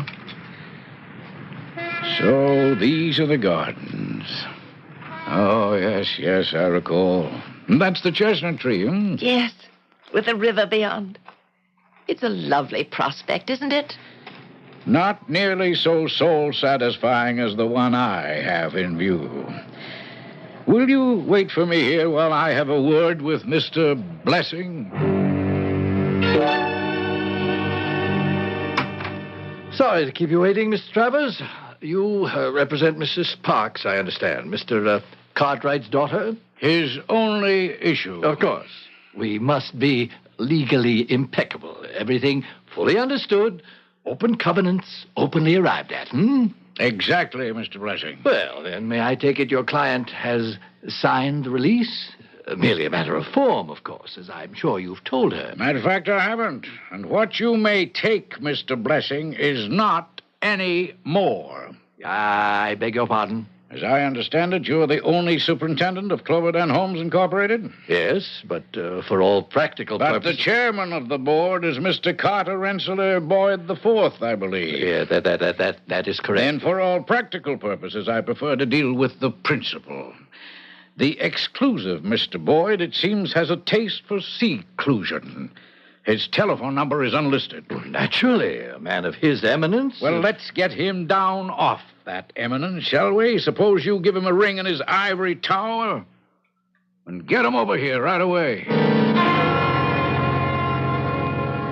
I'm sorry to have to intrude on your privacy, Mr. Boyd. Well, of course, Plessy, it's most inconvenient. Stop it. Travers, Justin Travers? That's right, sir. The judge? What does he want with... put him on. Mr. Boyd will speak with you now. Thank you. Mr. Boyd? Hello there. Is that Justin Travers, judge that was? Guilty as charged. Well, bless my soul. I met you once or twice somewhere, didn't I? Yes, we have met, and we're about to do so immediately again. How's that? No, not now. Just, Mr. Boyd, you are the chairman of the board for Cloverton Homes for Aged Gentlewomen, are you not? Well, yes, have been for 12 years. Then I advise you to come immediately to the home at Sutton Place.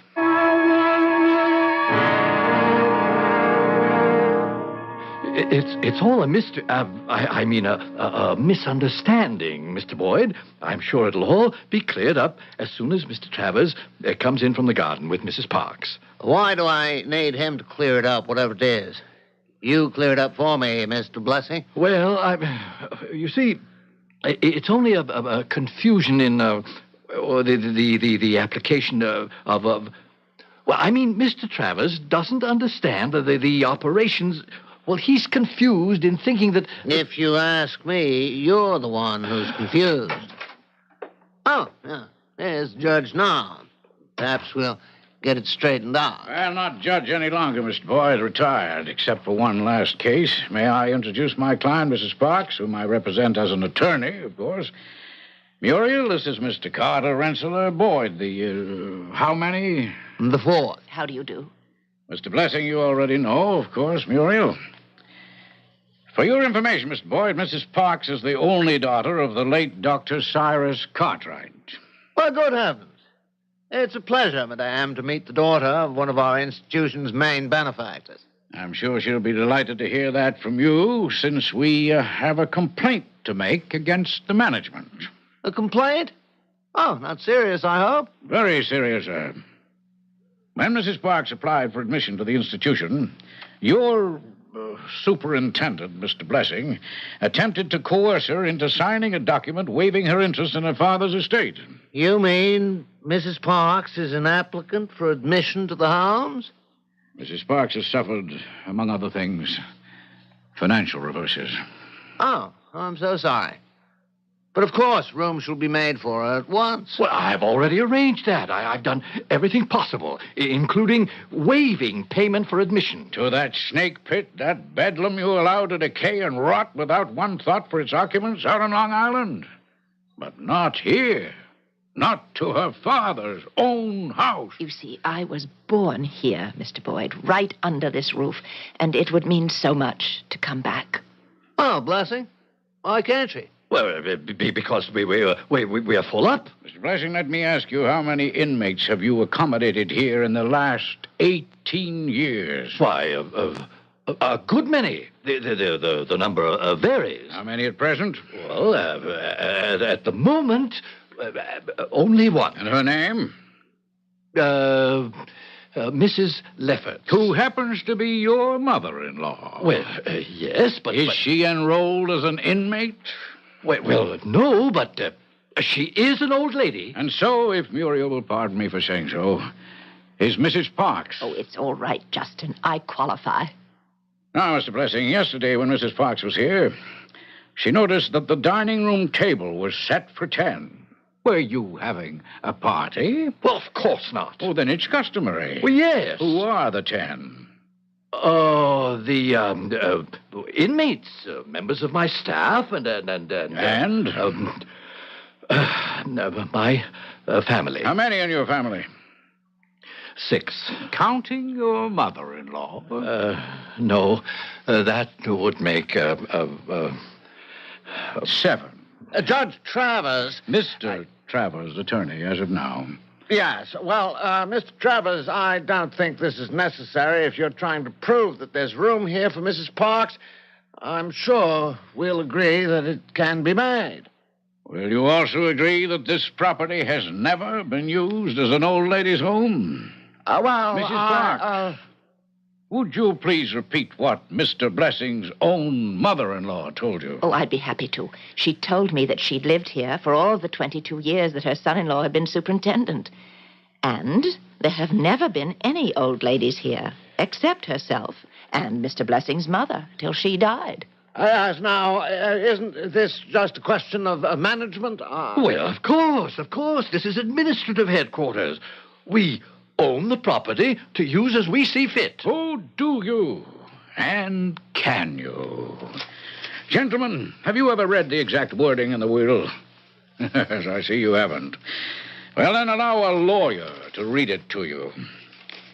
To the Cloverton Home for Aged Gentlewomen Incorporated, I give the sum of $25,000, together with my home and furnishings in Sutton Place, provided that these premises and their appurtenances shall be used for an old lady's home. Otherwise, said house and furnishings shall become part of my residuary estate. Well, what about it? Simply that my client, Mrs. Parks, née Cartwright, happens to be the residuary legatee of her father's estate. And since your corporation has never satisfied the terms of the will, this house legally reverts to her. Good Lord. Is this true, Judge Travis? Well, if you want my opinion, I can assure you that it is, as your own lawyers will tell you. That won't be necessary. Blessing, you're fired. What? But where will I go? Are you going to put me out of my home? Your home. Mr. Blessing, this is Mrs. Park's home, de facto and de jure. The rest of us are only trespassers.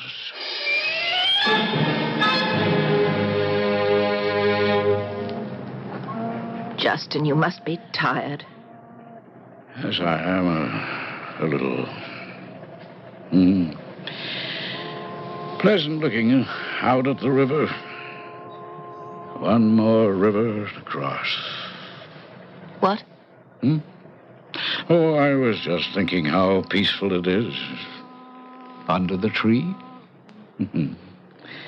How happy I am for you, Muriel. Yes. But I've been thinking, I don't think Mr. Boyd should resign as he plans to. I'm not that old yet. I'm strong and healthy. I don't want to spoil my father's wishes. So why can't the corporation keep the property, turn it into a real old lady's home, and let me run it as resident manager?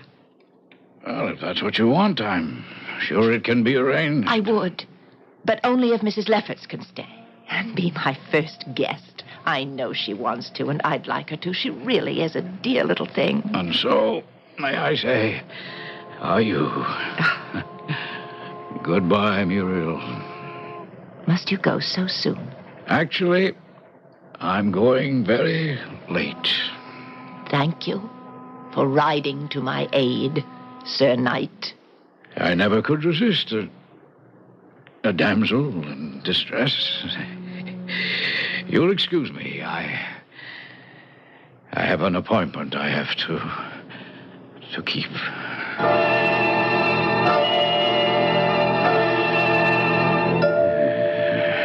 Justin, hold on.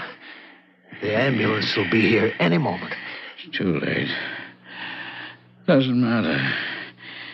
I'd rather die here in my old wing chair. Well, I'm not going to let you. You can't stop it, Charles. You know, I really died last night. But I had to see Muriel safe. Now my old chariot can spread its wings. That's my transport now. Justin. It's all right, Charles. All right. Muriel's found her home. And now I'm going back to Henny. And mine.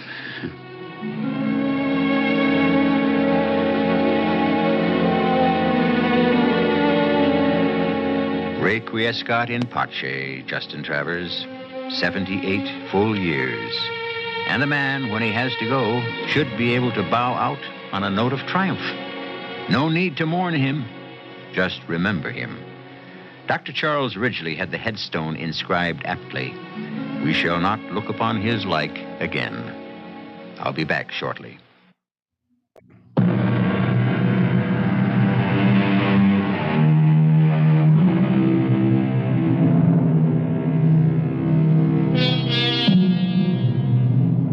A sad, sweet, and haunting story when all is done. And one question always lingers in my mind. Would Justin Travers' obituary have appeared a few days earlier in the paper if Muriel Parks had not come back into his life? For certainly the visitor he expected that first night was the one he was there to greet the following one. Well, it's an idle speculation because, of course, we'll never know. Our cast included Marion Seldes, Ian Martin, Robert Dryden, Ken Harvey, and Bryna Rayburn. The entire production was under the direction of Hyman Brown. Radio Mystery Theater was sponsored in part by Anheuser-Busch Incorporated, brewers of Budweiser. This is E.G. Marshall inviting you to return to our Mystery Theater for another adventure in the macabre. Until next time, pleasant dreams.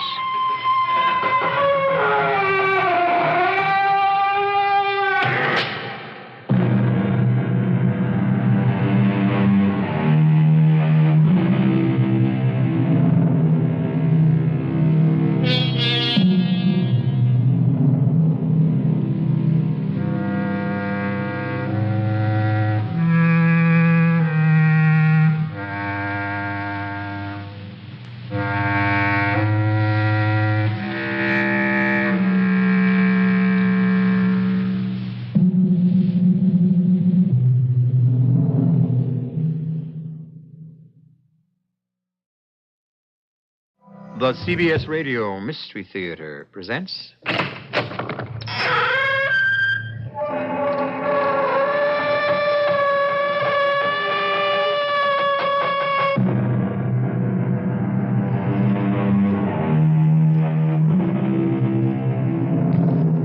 Come in. Welcome. I'm E.G. Marshall. I have a frightening and moving story for you about a man caught up in a web of suspicion and accused of unprovoked murder. From this beginning, point builds upon point until he is almost overwhelmed with prejudice and hatred, and the life he knew and believed in is distorted and made ugly. Many years ago, Kipling said in a poem that east was east and west was west, and that they would never meet. Our story concerns a similar situation that is very much with us today. Then how do you explain it, Gil? I can't. I saw a gun, Rita. I did see a gun. Okay. But maybe there wasn't any gun, and you only thought he was aiming at you. It was dark. Leave the explanations for my defense lawyer. You're going to be tried? But they couldn't. Yeah, but they can, Rita. A black cop kills a white kid. How does that sound?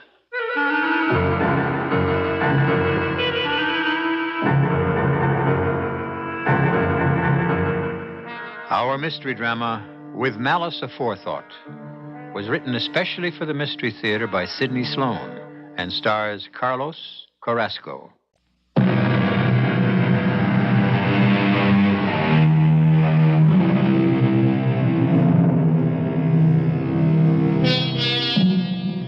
When Sergeant Gilmore Roby climbed into the unmarked car assigned to the narco squad that night, he had nothing on his mind that troubled him. All the way out to the bust, he sat quietly in the car. Oh, of course, there was danger. There always was during a bust. But after nearly 10 years on the force and 100 incidents a year, danger became routine. You knew it was there. You were prepared. You did your job. After all this time, you tried not to get up a sweat. You just couldn't and do your job right. And Gil Roby tried to do his best every time. That's what was expected of him. That's what he was paid for. And then it happened.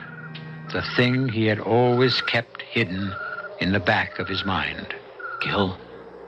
Yeah? You see anything? No. Nothing's moving. Just been talking to the captain. He says they're in there. They're working in there. Windows look dark. No lights. Painted over, probably. Smoke coming out the chimney. Smell it? Yeah. There's no mistaking that smell. Wood fire. That's right. Nothing suspicious. Looks like a peaceful old suburban house. What's the plan? On a signal, the usual. He'll blink his flash 3 times. You take the back door, I'm taking the front. They'll cover us and keep the sides under control. You're taking the front door, Kip? Yeah. Captain assigned it that way? No, I did. All he said was you and Roby take the front door and the back. The front is the tougher spot. Why you? Front or back? You gonna give me an argument? They're both lousy. Look, Kip, I don't Now, shut up. That's a signal. Get moving. Now, wait till you hear me. Then move in like gangbusters. Open up! Open up, police! You are surrounded! Come out with your hands behind your neck! Stop! Stop! Gil! Gil, are you all right? Oh, good. There you are. Well, we got everything. All tied up in front. We bagged them all. Not all. Take a look. Yeah, you got him. Right through the head.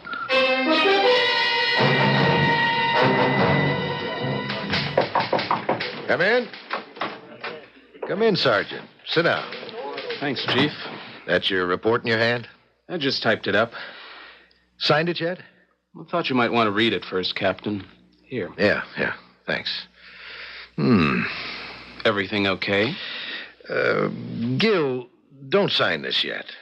Why? Who's the lawyer for the police welfare organization now? Why, Hendrickson. You know that, sir. Yeah, I thought he'd retired. Well, before you sign any statement, better talk it over with Pete Hendrickson. I don't get it, Chief. The kid was dead on arrival. It isn't good. Yeah, I know. Look, in 10 years as a cop, I never killed a man before. The kid had a pistol pointed right at me. He saw me in the light from the doorway when he came out. I yelled at him to stop. I saw his gun turn in my direction, and then He didn't put up his hands after you called to him and identified yourself as a police officer? No, not then. But he put up his hands? After I shot him. His hands went flying up. Then he just crumpled forward into the high grass. About the gun, you're sure you saw him point a gun at you? As big as a cannon. Gil, I'm going to have to ask you for your badge and your gun. I'm being suspended? Yeah, Gil. I don't get it. A suspected pusher pulls a gun on me. I defend myself by shooting him. That's the big question, Gil. The dead kid didn't have a gun on him. But he did. He did. The whole area was cordoned off and searched. They went over it with a fine-tooth comb. No gun. No gun.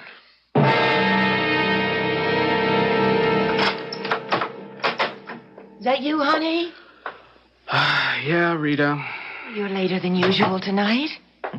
Poker game at the precinct house? Rita, please go back to bed. Go to bed. Are you crazy? I'm starving. The doctor said my appetite would improve when I got into my 5th month. He wasn't even beginning to state the facts. I'm collapsing. What's the matter, Gil? Rita, I killed a man tonight. Oh, Gil. Oh, Gil, honey. Oh, my darling. Oh, And I'm in real trouble. trouble. What do you mean, trouble? You didn't just go out and knock somebody off for kicks. It was duty, wasn't it? Yeah, at least that's what I thought. That's the way it started. I don't get you. What are you talking about? Take a look at the paper. I just picked it up at the newsstand. First edition. Trigger Happy Cop. Dead kid. Oh, what? It's a damn scandal sheet. What do they mean, kid? 19, Rita. He was just a kid. Well, he's 19. Lots of young kids are rotten, stealing, crooked, pushing dope. What did he do? As far as we know, he didn't do anything. No record, nothing on him. He was suspected of being a pusher. but there was nothing on him to prove it. Nothing on him but a gun. I know you, Gil. You wouldn't take a pot shot at a man without some kind of, Provocation? Yeah, provocation. He must have pulled a gun on you. They say he didn't. Who says? I saw a gun in his hand, pointed at me, but it was never found. Well, they didn't look hard enough. They looked all right. Then somebody hid it or took it away or... No. Police were there. No one got near the place until it had been completely gone over. Then how do you explain it? I can't. I saw a gun. Okay. So maybe there wasn't any, and you thought he was aiming at you, and it was dark. I'll leave that defense for my lawyer. Lawyer? You're going to be tried? I don't know. But they couldn't, Gil. Yeah, they can. A black cop kills a white kid. How does that sound, Rita?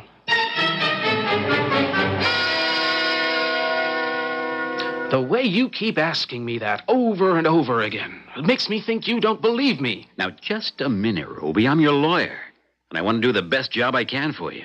But if you keep fighting me... I told you the way it happened. He was coming out the door with that gun pointed at me. Still hanging on to that, huh? That's the truth. Don't you want the truth? Sure, but... No buts. That's the truth. And it just dissolved into thin air. Huh? I don't know. Look, you know there was a gun, and I believe you, but do you think a jury is going to believe you? Jury? Well, I thought you said... The DA spoke to me this afternoon in my office. He's going after an indictment. He's not happy about it. Nobody's happy about it. But the papers are talking about a cover-up. If they don't make a big try to punish you, the whole political machine at City Hall will be in hot water. The lid'll blow off. So, I'm going to have to take the rap to keep the lid on. I wouldn't put it quite that way. What other way is there? You did knock off that kid. Yeah, that's all I've heard. Over and over again. A lot of hate mail coming in on you. And it isn't all from whites. Well, what can I do? Stop trying to fight this thing. And start listening to people who know more about the law and public opinion than you do. Meaning you? Yeah, me. The commissioner, the mayor, the DA. Go on.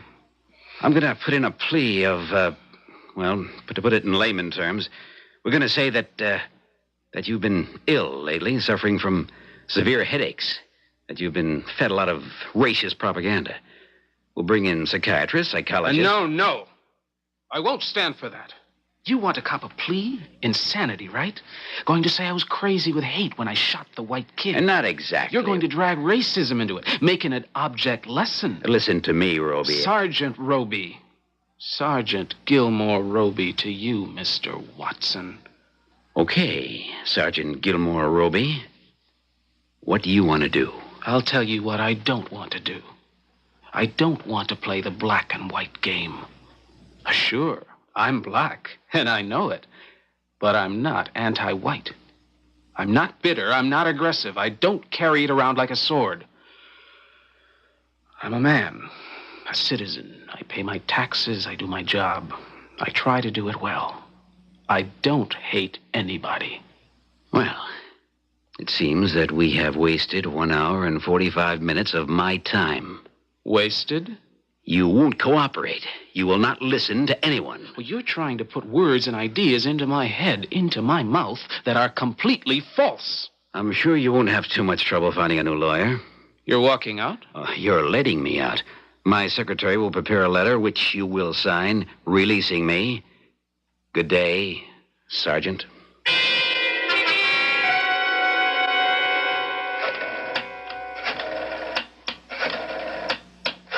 Who are you calling, Gil?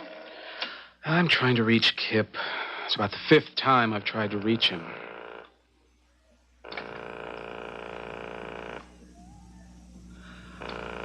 I guess he's not in. Well, he's married, isn't he? Isn't she ever home? I don't know. You met his wife, Rita. Oh, yeah. Doris, isn't it? Once on that boat ride picnic 2 years ago. She was very nice. You, too, had a long talk. Yeah, and that was the end of it.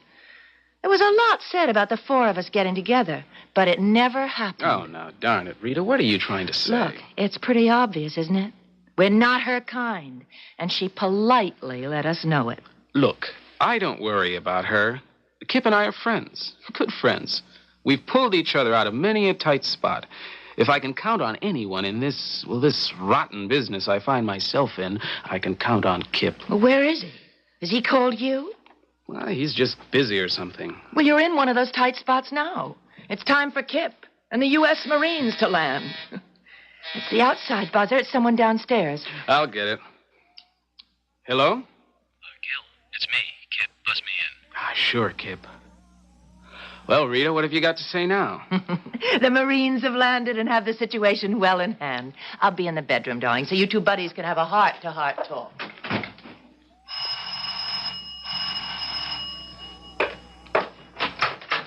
Hiya, Gil. Kip, am I glad to see you. Come on in, come on. Want a beer or coffee? No, I just had lunch. Well, sit. No, I can only stay a minute, Gil. I got to be on duty in 45 minutes, you know? Yeah. How quickly you forget when you ain't punching the clock. I've been trying to reach you all week. Yeah, I got your messages at the bureau. Called your apartment several times, too. Yeah, my wife told me you called. Yeah? Gil, I shouldn't be here, see? I was told I wasn't to see you or speak to you. Why the hell not? Because I'm going to be a witness on the other side. Kip, not you. Look, I said no to the DA when he called me in and questioned me. It was all about the gun. Did I see it in the kid's hand? I said, no, I didn't. It was the truth, Gil. I had to tell the truth. Yeah? I said I didn't want to get on the stand against you. He said he was going to call me up anyway, and I'd have to testify. I can't do you any harm, Gil. I mean, by testifying. No more than has been done already. Well, anyway, I went out to the place, the site of the trouble. I went out on my own. I spent 3 hours going over all the area. Nothing? Nothing, not even a water pistol. Look, Gil, if you say there was a gun in his hand, I believe you. I've never known you to take an easy way out of anything. I've never known you to lie. But you could be mistaken. Just believe me when I say that I'll do my very best for you.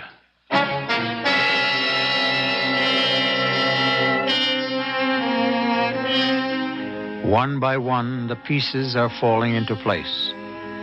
What once had seemed like a few small stones now had grown into a great high wall, shutting out the sun.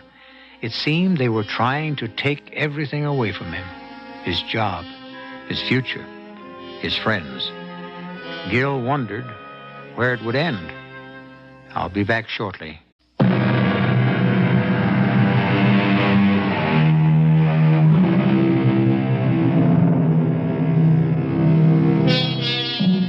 Three days of silence passed. Gil was so depressed, he didn't leave the apartment. Rita brought him the newspapers, which did very little to alleviate the gloom. Then a call came from his superior officer, the head of his division. He was to meet him on a street corner. Sergeant Roby. Yes, Captain. Get in, Roby. This is a no parking, no standing zone. Want me to get a ticket? No, sir. Just drive through the park, Harry. Sergeant Roby and I are having a little conference. Did I keep you waiting long? No, sir. Let's drop the formality, Gil. Sure. The reason I wanted to talk to you this way is, well, it wouldn't look right. You're coming to my office while the grand jury is mulling over your case. How was it in front of the grand jury? Rough? I was as nervous as a cat. Well, if the grand jury votes to indict, you're in for the fight of your life. If you lose, it'll mean your job, pension rights, the works. It might even mean a jail sentence if you get a bad break with the jury. It's getting bigger and bigger. Yeah. I'm so down. I wish I could just quit and run away from it. Don't ever dream of quitting or running. They'd have nailed you to the door. Now, you've got to have a good defense. Who's your lawyer? I understand you're letting Watson go. He's already gone. Just stayed with me through the grand jury hearings. Good. I never did like that political hack.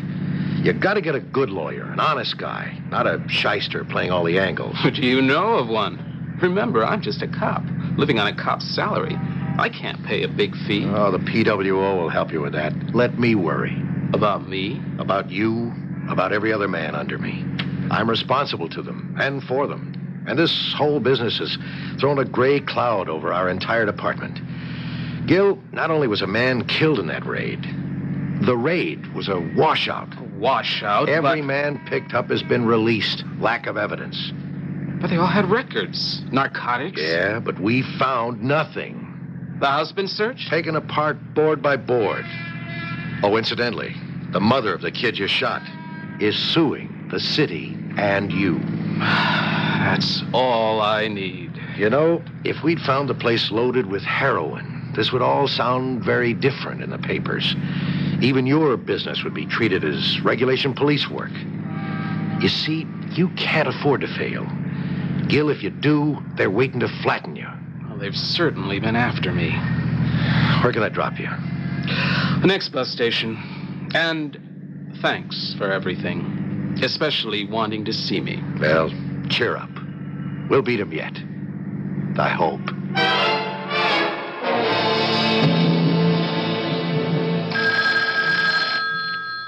I'll get it. Hello? What? Oh, how can you? Oh, you dirty rat.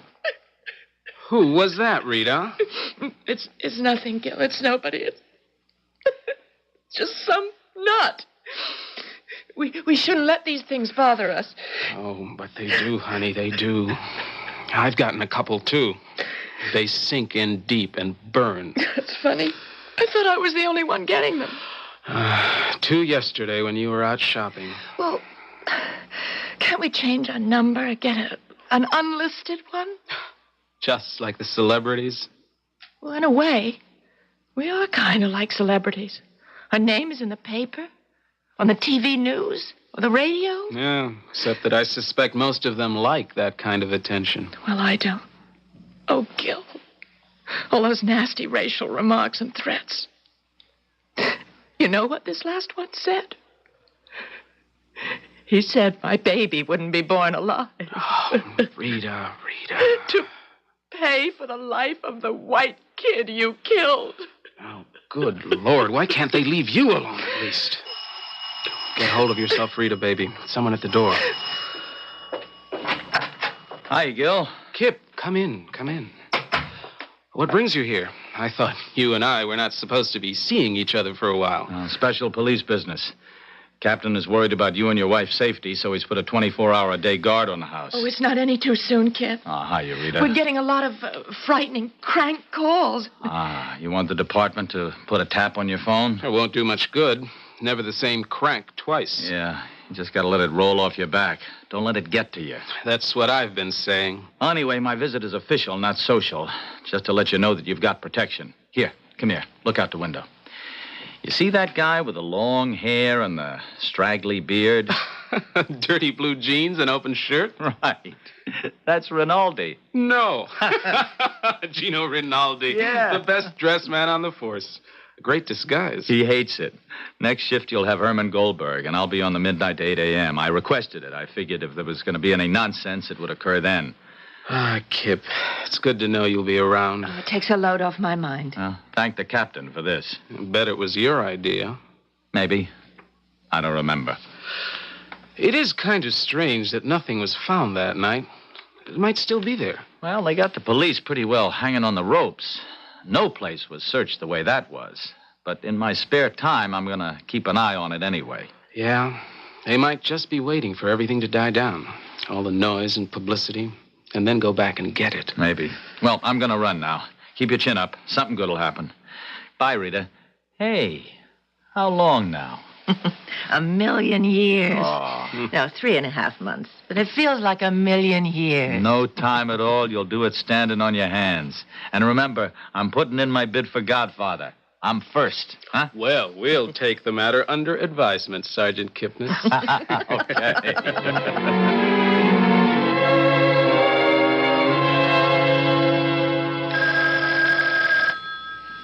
Okay. Gil, wake up, the phone. What? It's the phone, Gil. Can't you hear it? Yeah. What time is it? 2:10. You think it's one of those crank calls? Oh, I hope they're not starting them at night now. There's one way to find out. I'm coming. Calling at this hour. Hello? Sergeant Gilmore Roby? Speaking. Sorry to disturb you at this hour, Sergeant. What do you want? I want to help you. What is this, some kind of joke? This a crank call? Well, just forget it. You've had your fun. Some darn fool waking us up at this hour of the night. Okay, go on. Let's have it. I'm afraid there's some misunderstanding, Sergeant Roby. I'm serious when I say I want to help you. Yeah? And you are definitely in need of a friend. Well, go on. Let's hear what you have to say. I can't say it over the phone, Sergeant, for obvious reasons. Well, the phone is not tapped, if that's your obvious reasons. I'm happy to know that. But I still would prefer a face-to-face meeting. Why? One can speak more openly, more to the point. Suppose I won't bite. As a matter of fact, I haven't even smelled the bait yet. 50,000 in small bills. That sound tempting? That's the bait, huh? Well, what's the hook? I'm prepared to discuss that in complete detail. When? In 30 minutes. But it's almost 3 a.m. Look, before I rush into anything... You are on the hook right now, Sergeant. It's my intention to get you off of it. How? Meet me in 30 minutes at the corner of Quentin Street and 4th. I think you know the neighborhood. I walked that beat for 2 years. Then you know there's a public phone on the corner, southeast corner. Yeah? You will receive further instructions in a call to you on that phone. You are not to tell anyone where you're going. You will be watched. Agreed? Agreed. 30 minutes. Take a cab. 30 minutes. What's going on, Gil? I'm going out, Rita. Out? To meet a guy. I don't get it. At this hour? Who? No time to explain. Now, look. Kip is on duty guarding this house. Get to him. Tell him that I am going to be at Quentin and 4th in about 29 minutes from now. Tell him to follow and be careful. I'll leave a message for him in the telephone booth on the southeast corner.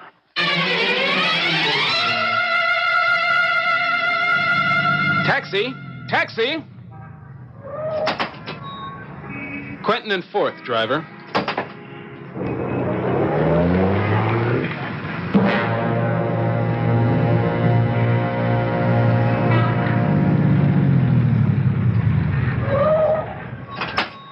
Keep the change.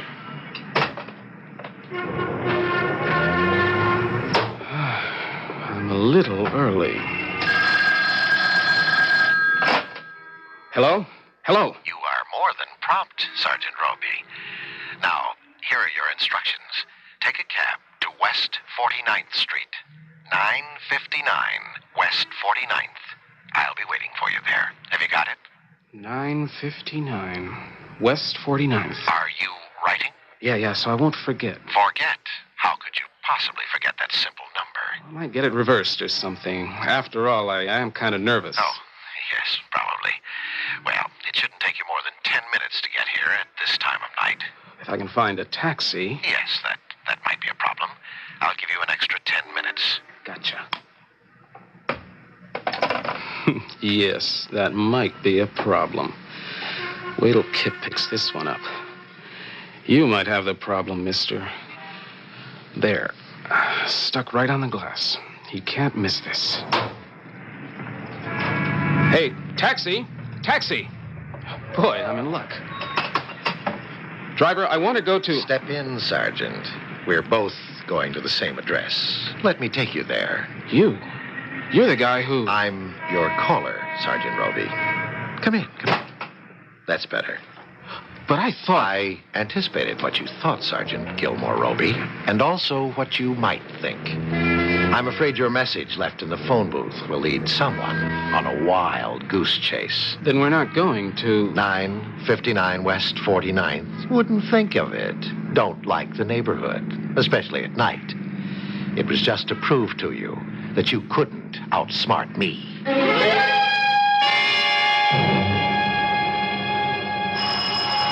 Coming, just a minute. Oh, for goodness sake, Gil, get your finger off the bell, will you? Did you forget your key? Kip, Hi. where's Gil? Rita, can I come in? Sure. What's the matter, Kip? Where's Gil? I don't know. I went to the phone booth at Quentin and 4th, and just as I got there, I saw Gil hail a cab and get in. I went into the booth and found his message for me stuck on the glass. All it said was 959 West 49th Street. Well, that must have been the address he got over the phone. Right. So I called headquarters and alerted them. Told them to send a couple of cars to that address and cover the area. I commandeered a private car, and the guy drove me there. I was there in less than 10 minutes after I got Gil's message. Place was surrounded. And? Well, 959 West 49th is an empty lot. The building was torn down over a year ago. But I don't follow you. Why would Gil give you the wrong address? Because he didn't know it was a phony. We've been outfoxed.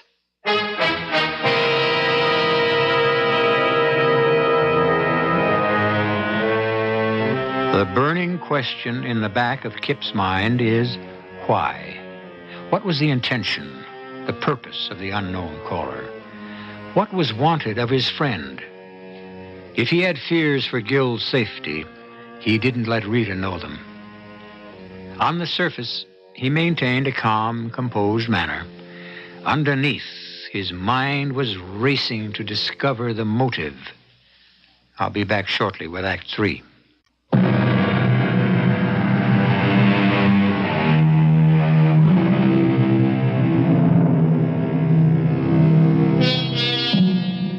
After leaving Gil's apartment, Kip went directly to headquarters and spilled out all he knew to the captain. When he had finished, he looked up to see his superior's face crimson with anger. It was the first time he had seen this usually mild-mannered man lose his temper. I'm holding you responsible, Kipnis. What are we, a one-man operation here? What right do you have to go off... Please, sir. May I explain? I've heard your explanation. You took off on your own and messed up the... I didn't have time to ask for help. Gil had... Sergeant Roby got this call from an unknown source. He told his wife to get to me with the info that he was going to Quentin and 4th to a telephone booth on the southeast corner. There he must have received a call that directed him to 959 West 49th. Now, he left me that information stuck to the window of the booth. That's where you went wrong. If you'd called in for help immediately. Well, as soon as I got his message in the telephone booth, I said immediately. When Mrs. Roby gave you the first information. We could have had the area under surveillance before Roby even got there. Yes, sir. You say you saw the cab pulling away. Anyone else in the cab besides Roby? Well, I can't be sure. It was dark out. I thought at the time, however, that there was more than one man in the passenger seats. This is all going to look very bad. For Sergeant Roby, sir? Yeah, for him, for us, too. The grand jury voted to indict. There's a warrant out for his arrest. Oh. We were supposed to pick him up today. This'll compound matters, make him a fugitive. What do we do now? I got a pickup call out for Roby. If he can be found. I'm worried about him. So am I. Look, isn't it possible, sir, that this is all kind of a smokescreen to block out the real objective? What objective? Well, we didn't get anything in that raid. Except trouble. That's right, sir. But we did know that cute little suburban house with the white picket fence and the rose bushes was the distribution center for most of the heroin in this part of the country. That's right. We've been watching it for weeks. Well, what happened to it all? We couldn't find even a used glassine bag. Go on. I believe it's still there. Where, Sergeant? Where? Yeah. The question is, where? After the going over we gave that place, what's left to search? I'm going along in your hunch, Kipnis. That's your assignment from now on. The house. Okay. What about Sergeant Roby? Well, he's my first consideration. I'm working on that myself. I don't get it. You say you want to help me? What's in it for you? Isn't there an old saying about looking a gift horse in the mouth? Don't question it. 50 big ones and a private plane to take me over the border. Brazil, Sergeant. The United States and Brazil have no extradition treaty. They couldn't get you back to stand trial. I still don't see what you have to gain by all this generosity. We want you out, alive or dead. We need the excitement and furor your disappearance will cause. I see. Which do you prefer? Well, that's an easy question. What do you want me to do? Get your wife on the phone. You were to tell her this.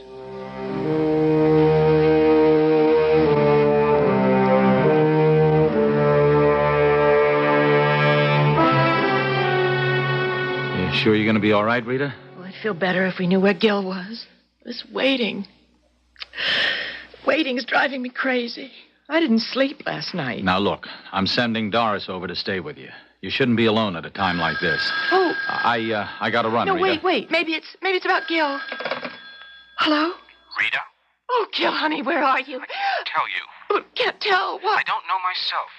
Now listen carefully to what I'm going to say. Gil, I've been so worried about you. Rita, listen to me. This is important. Please listen carefully.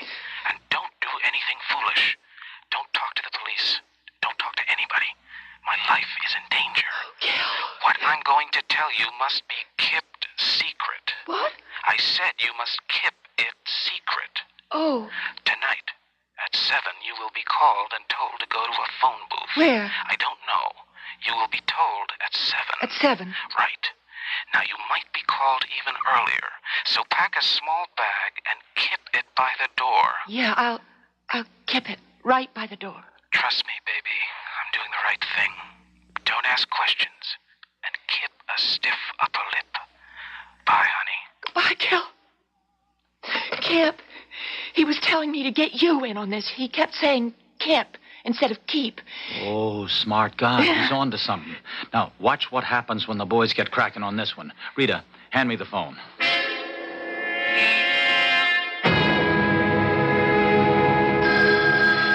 That's a call. Kip! Just be calm, Rita. Answer the phone. We'll be listening. Keep him on as long as possible. We may be able to trace it. Pick up the phone. Hello? This is the call you've been expecting, Mrs. Roby. What? Oh, could you speak louder? I can't hear you. Listen carefully. I won't repeat. Leave the lights on in your apartment. Take your suitcase. You will not be coming back. Go to 20th and 3rd. There is a phone booth there. Wait, okay. Could you repeat that? No, I will not repeat. Have you got that, or shall I ring off? No, I've got it. Be there in 20 minutes. Wait there for a call. Oh, wait, He's hung up. We recorded the call, Rita, but we didn't have enough time to trace it. Technician thinks it was from a public phone. Oh, what do I do now? Just as he says. Go to 23rd Street and... 20th and 3rd, Kip. Oh, good girl, Rita. You're calmer than I am. Now, look. There's a taxi waiting to pick you up, driven by a cop, so you won't feel deserted. The order has gone out to a special squad who already have the information. They'll be all around when you get there. As soon as you get the directions over the phone, pass them along to a cop who will identify himself. Rita, good luck.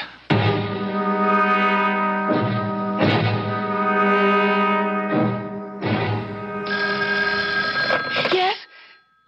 Hello? Just wanted to tell you, Mrs. Roby, we're wise to your little game with the police. You'd better go shopping tomorrow for something black. No, please. Oh, please come back on the phone. Oh, help me.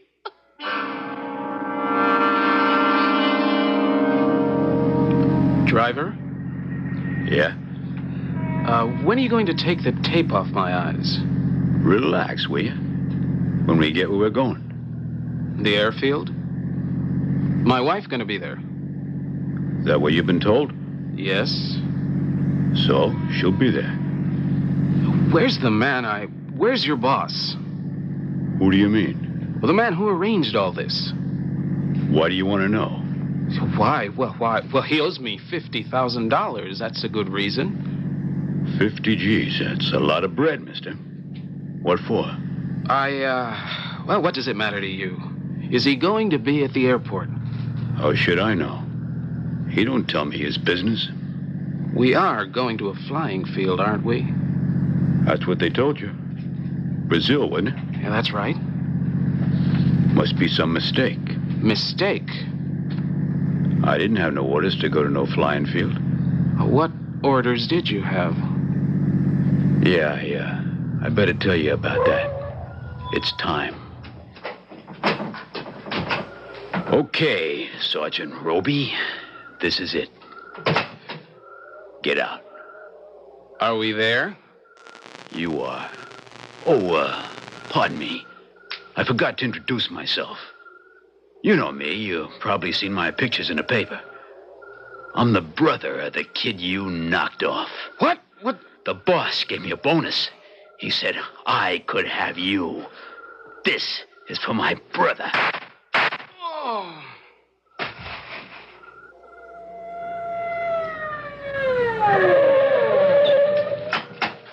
There's a body on the ground. It's Gil. Oh, Lord, he's been shot. Hey, give me a hand with him, will you? We gotta get him to a hospital.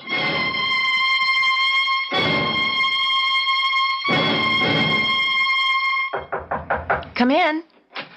Oh, Kip, come in, come in. Well, how's the patient? Hiya, Kip. Hey, is that you under all those bandages? He was a lousy shot. Second try hit me in the chest. He was aiming at the head. Well, you sure had me worried when we picked you up. I don't get it at all. How did you know where to find me? A tip. An anonymous tip. And guess who Mr. Anonymous was? That guy who kidnapped me? Right. Emil Dorcas, a biggie in the dope business. Diversionary tactics to send us off on something while the big job was being done. Your kidnapping. The business with Rita. Big job. The dope. It was there all the time. In the well. See? We never thought of that. The phony well in the back? Yeah, that cute little phony well behind that cute little suburban house, behind that cute little white picket fence. Over $2 million worth of white powder poison at the bottom of it. And we took that house apart board by board. It was right out there, almost in plain sight. Yeah, but you see, they couldn't come and get it. I was hanging around, and when I wasn't there, I got Phil Markham to watch. They had to get you away. Right. That's why they made the big bid to you. Oh, I suppose they wanted to get you for shooting Rick Kranzer, but that, Rick Kranzner's big brother nearly got me. And we got him. We got them all. And I heard one of them is turning state's evidence. There's something missing. The police were alerted on the tip about me running away. How did they know that the dope was being picked up? The lady next door. Simple as that. Bless her heart, a terrible snoop.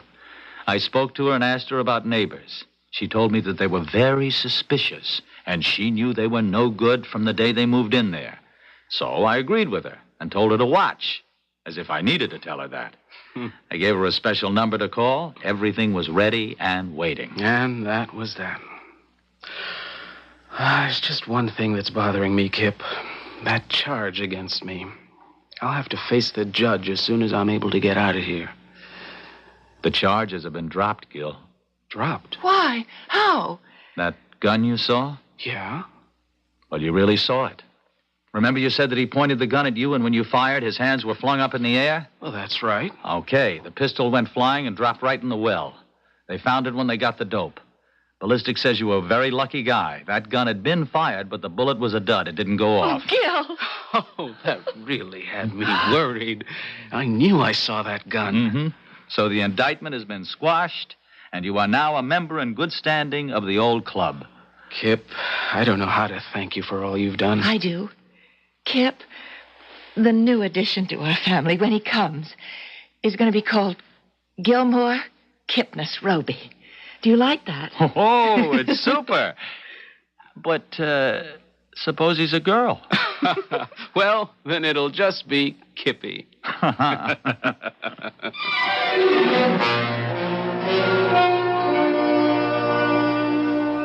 Long time ago, Kipling wrote, "East is east, and west is west, and never the twain shall meet, till earth and sky stand presently at God's great judgment seat." Well, perhaps times have changed since that poem was written. Perhaps today we all can like and understand one another, despite the difference in creed, color, and birth. Gil Roby and his very good friend Kip had found that possible. I'll be back in a moment.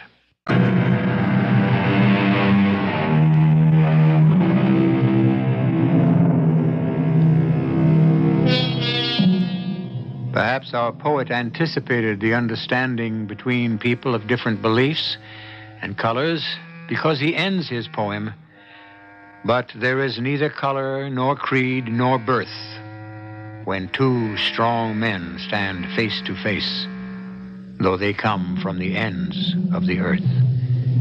Our cast included Carlos Carrasco, William Redfield, Marion Seldes, Len Gotchman, and Robert Maxwell.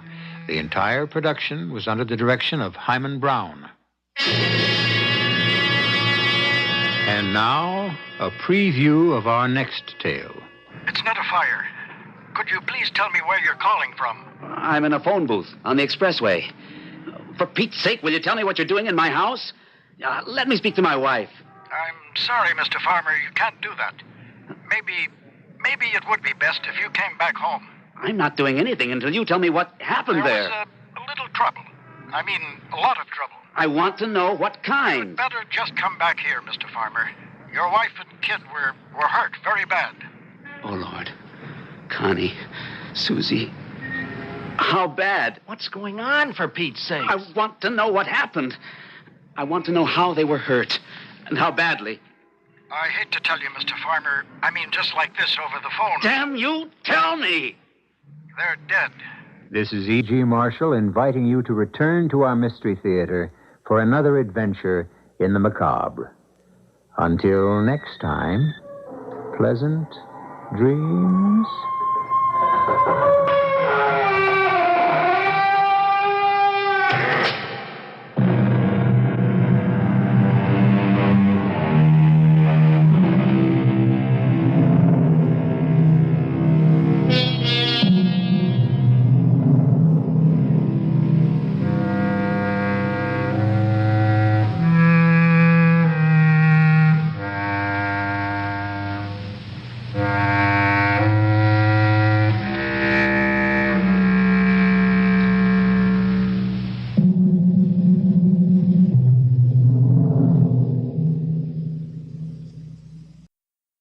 The CBS Radio Mystery Theater presents...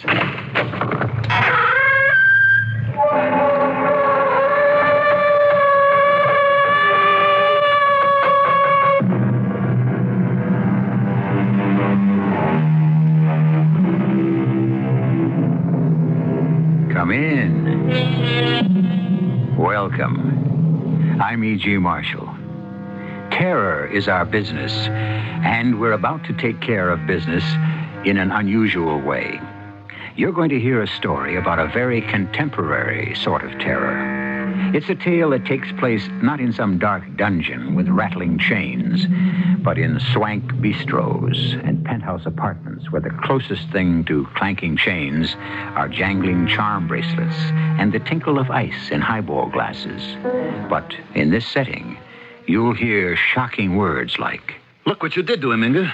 Look at his eye, how swollen it is, all black and swollen. Corey, let go of me. You're hurting my arm. You shouldn't have done it, Inga. Now you'll have to kiss it. What? I'm sorry, Inga. Kiss his eye. You hurt it, now you have to kiss it. Corey!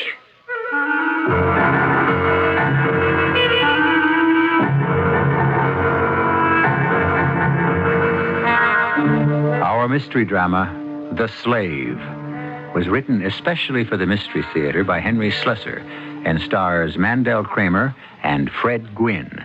It is sponsored in part by Buick Motor Division and Anheuser-Busch Incorporated, Brewers of Budweiser. I'll be back shortly with Act One.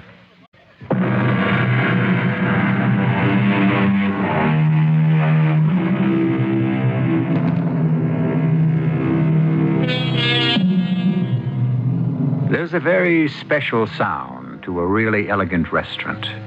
An orchestration of noise composed of good china, fine crystal and silver, murmuring waiters, and chattering patrons. We're in the Windward Restaurant on East 55th Street in Manhattan. And as soon as your eyes become accustomed to the dim light, you'll see a very handsome couple in a booth. The man's name is Corey. The woman is named Inger. If you were able to overhear their conversation, you might gather that tonight may be a very special occasion for both of them. It's kind of hard to believe that it's only a matter of weeks. What is? Since we first met. Does it seem longer to you? Now, that's what I call a trick question. If I say it seems long, you'll think all the newness has gone out of it. If I say it seems short... All right. I withdraw the question. No, I'm willing to answer it, Inga. Inga, it seems like I've known you all my life. But what's more important... Well, go on. That's one of those sentences that demand finishing. Well, I've never spoken these words before. I never wanted to. As a matter of fact, Corey, what is it? Oh, nothing. Nothing. Well, you were staring at something. I just thought I saw someone I knew, that's all. Blonde or brunette? Not a woman, a man. Guy I know. All right, so you saw someone you know. I could have sworn he was out of town. Is that the one? Where? That man crossing the room.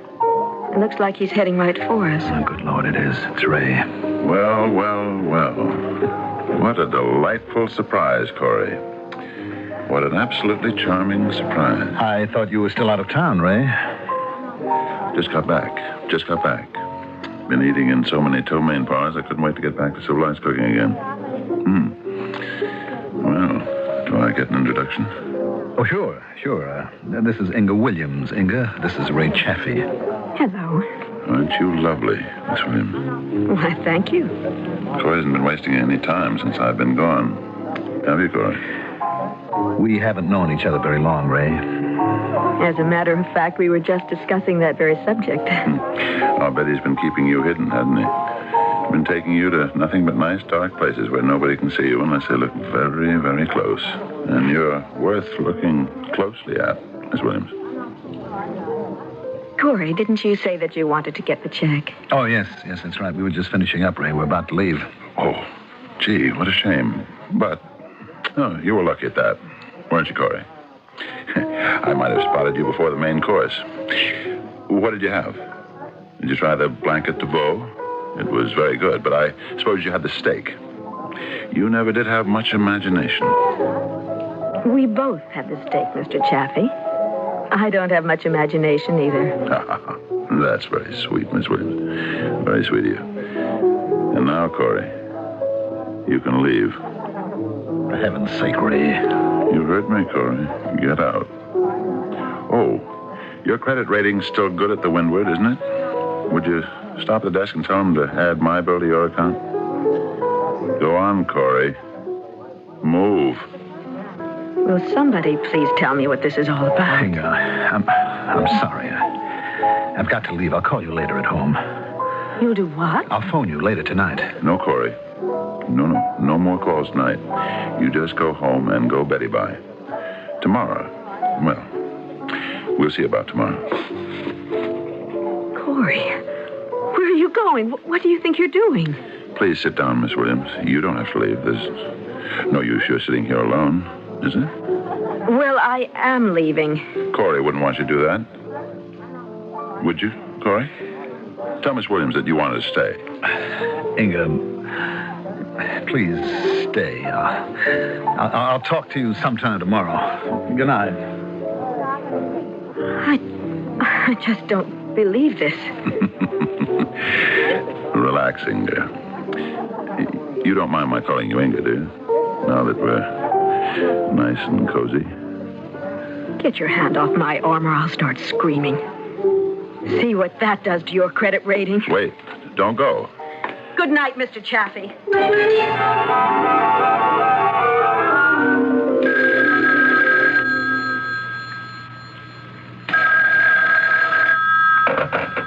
Hello. Inga, it's Corey.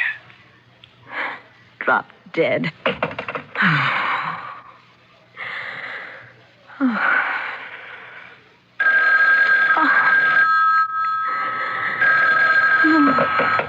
please don't hang up. Please listen to me. It's very important. You can listen to me instead. I have never, repeat, never been treated that way by any man. I've never been so humiliated. If you'll listen to me, maybe you'll understand what happened. Don't you even want to know? Yes, I do want to know. I want to know very much. I don't blame you for being angry. Look, I can't tell you all about it just yet, but I will, I promise. I didn't know Chaffee would be there. I didn't even know he was in town. I've been rid of him for 6 weeks. His company sent him on a sales trip. Corey, it's 8 o'clock in the morning. Last night was a very bad joke, but I am not awake enough to listen to any apology. Inga, will you have lunch with me? No. Please, I have to see you. It's important to me. Well, I don't feel like it. We still have some unfinished business from last night. Oh, all right. I'm too sleepy to argue.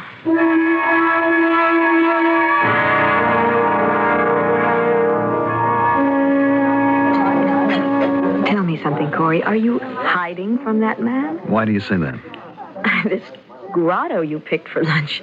It looks like a place frequented only by Portuguese leather tanners or something.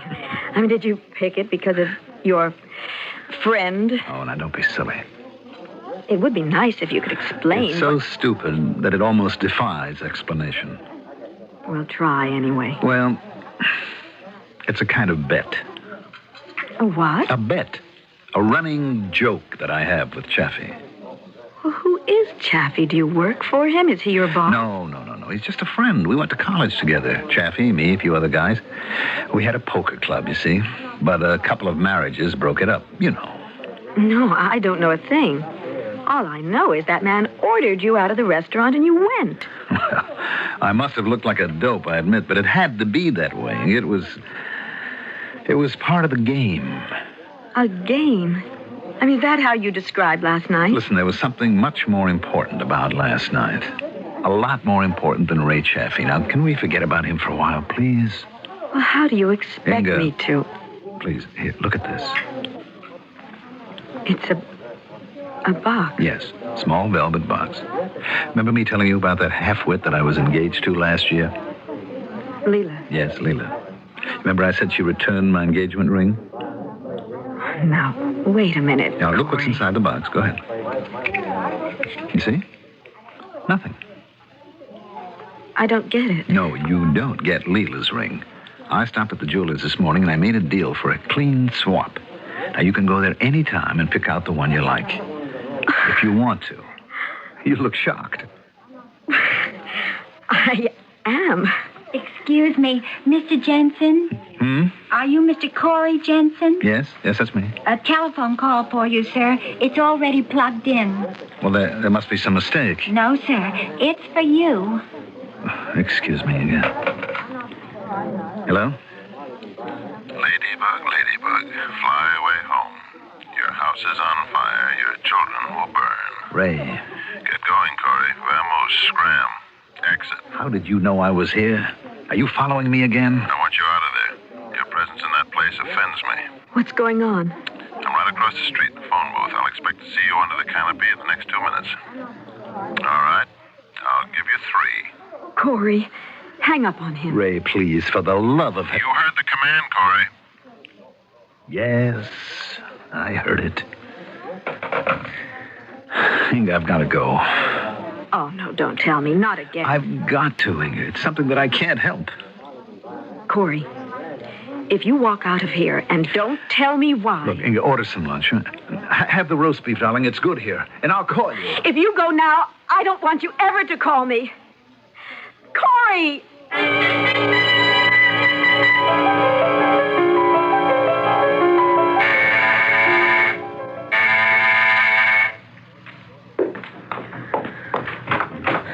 Go ahead, slam the door in my face. I really should do exactly that. And I wouldn't blame you. On the other hand, if you let me in, I'll tell you the whole story. I wanted to tell you the whole thing before, but I couldn't. That was part of the deal. I had to get Ray's approval. So I went to him this afternoon and he okayed it. Well, how nice of Ray. He even liked the idea of your knowing. I'm his slave, Inga.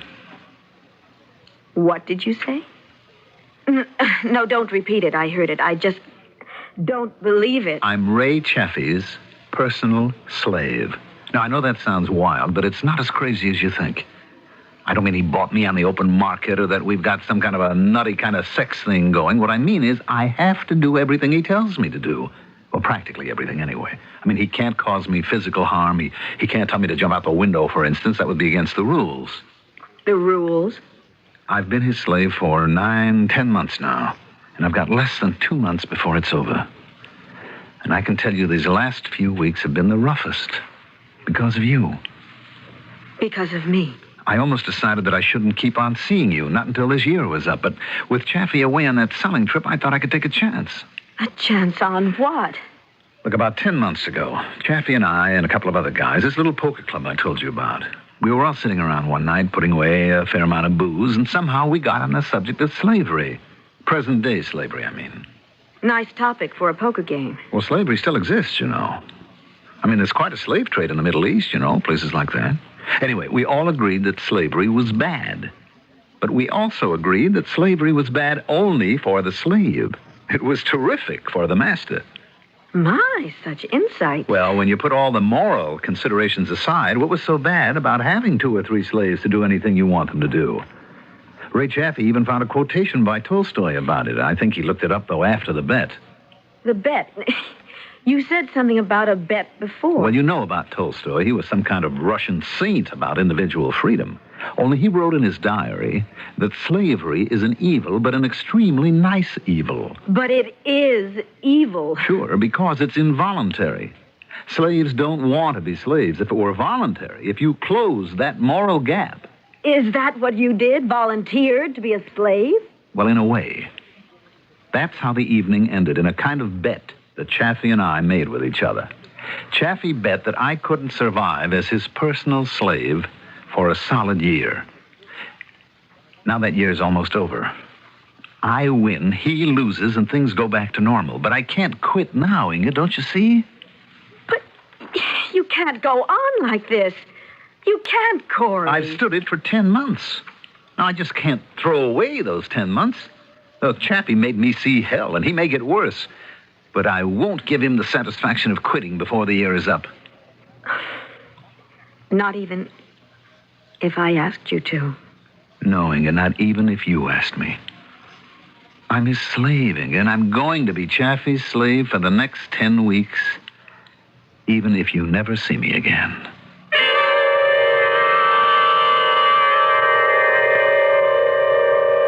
Well, who would have thought that slavery was still alive, right in the heart of New York City? We've heard of wage slaves, love slaves, and other varieties, but Corey Jensen seems to be the genuine article. The question is, will Ray Chaffee want him to survive the next 10 weeks of slavery? What will he do to make him change his mind?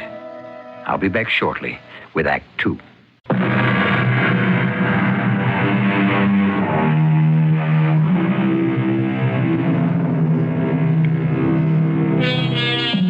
Corey Jensen, a modern young bachelor, has just shocked his girlfriend, Inger, by revealing himself in an ancient condition, the condition of servitude. Inger Williams is having a lot of trouble handling this information, but perhaps Corey can make her understand. It didn't start out too badly. Chaffee wasn't used to having a slave. At first, he asked me to do things. He was polite. He used the word please, and all his commands were petty, like running errands, going to the library, finding him taxis. It was easy. And then he changed? Well, he couldn't ask me to do anything that would endanger my health or cost me my job or involve money or anything like that. But he could humiliate you. He could do that. Nothing that would get me picked up by the police. But anything else, I would have to do them or I wouldn't be his slave, would I? A slave gives unquestioned obedience. That's the heart and soul of it, the inability to refuse the master's orders. But it took Chaffee a long time, almost half a year, to find the joy in it. The joy? Yes. There is a joy in it, Inga. Almost an ecstasy. It's more than the convenience of someone doing your bidding. It's power. More direct, more satisfying than any other kind. The raw, immediate power of one human being over another. You know what I think? I think you're children, 2 stupid kids who ought to be spanked. Anyway, after 6 months, his commands started getting tougher and more frequent.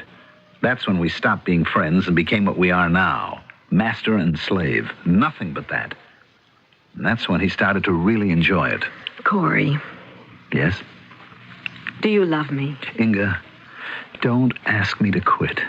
Please. It's not possible. Do you think those restaurant things were bad? There have been worse. I've done every kind of dirty job for Chappie. I've been his valet, his butler, his cleaning woman. He's broken me up with every girl I've dated. He even tried to take them over. He even told one of them what I was to him. I thought the ground rules... They only apply to me, not to him. The master doesn't have to keep secrets. Only the slave. And he told this half-wit girl... Leela? Yes. And maybe Chaffee did me a favor there, but I won't forget the way he walked in on us. And told her that you were his slave? He told her and he proved it. Made me crawl in front of her. And that half-wit laughed. She thought it was funny. Hilarious. She asked Chaffee for a piece of the action. She wanted to play, too. And for the rest of the night, I was her slave as well, because that's part of the bargain. If you've got one master, you're the slave of the whole human race. Oh, Corey, how could you? I would have smashed his face. Sure, slaves revolt. That's part of the fun. But I had too much invested. Oh, no. Who would be calling me this late? I don't know. Should I answer it? Do you think it might be him? Well, he knows I'm here. All right. Hello? Hello, baby. How are you? Is that little boy crying his heart out to you? Hello, Mr. Chaffee. I'm delighted you called. Delighted. It gives me a chance to tell you what I think of you. Save it. Let me talk to Corey. Not until you hear me first. Sweetie, you bug me and I bug him, Dig. Corey, you better take it. Hello? Did you tell her yet? Yes, I told her the whole thing. About the bet. You said I could. That's not what I'm talking about. You know what I mean. No, I haven't told her. Do it then. Right now. Let me hear you do it. All right. Inga, Yes? Ray wants me to leave now, but he doesn't want you to be lonely. He says he'll be glad to come up here and keep you company. He says, Go on, Corey. He says he knows a way to keep you warm and happy. Corey. Inga, I'd appreciate it if you would. I can't force you, but I'd look on it as a real favor if you'd let Ray come up now. Corey, get out of here. Get out of here right now.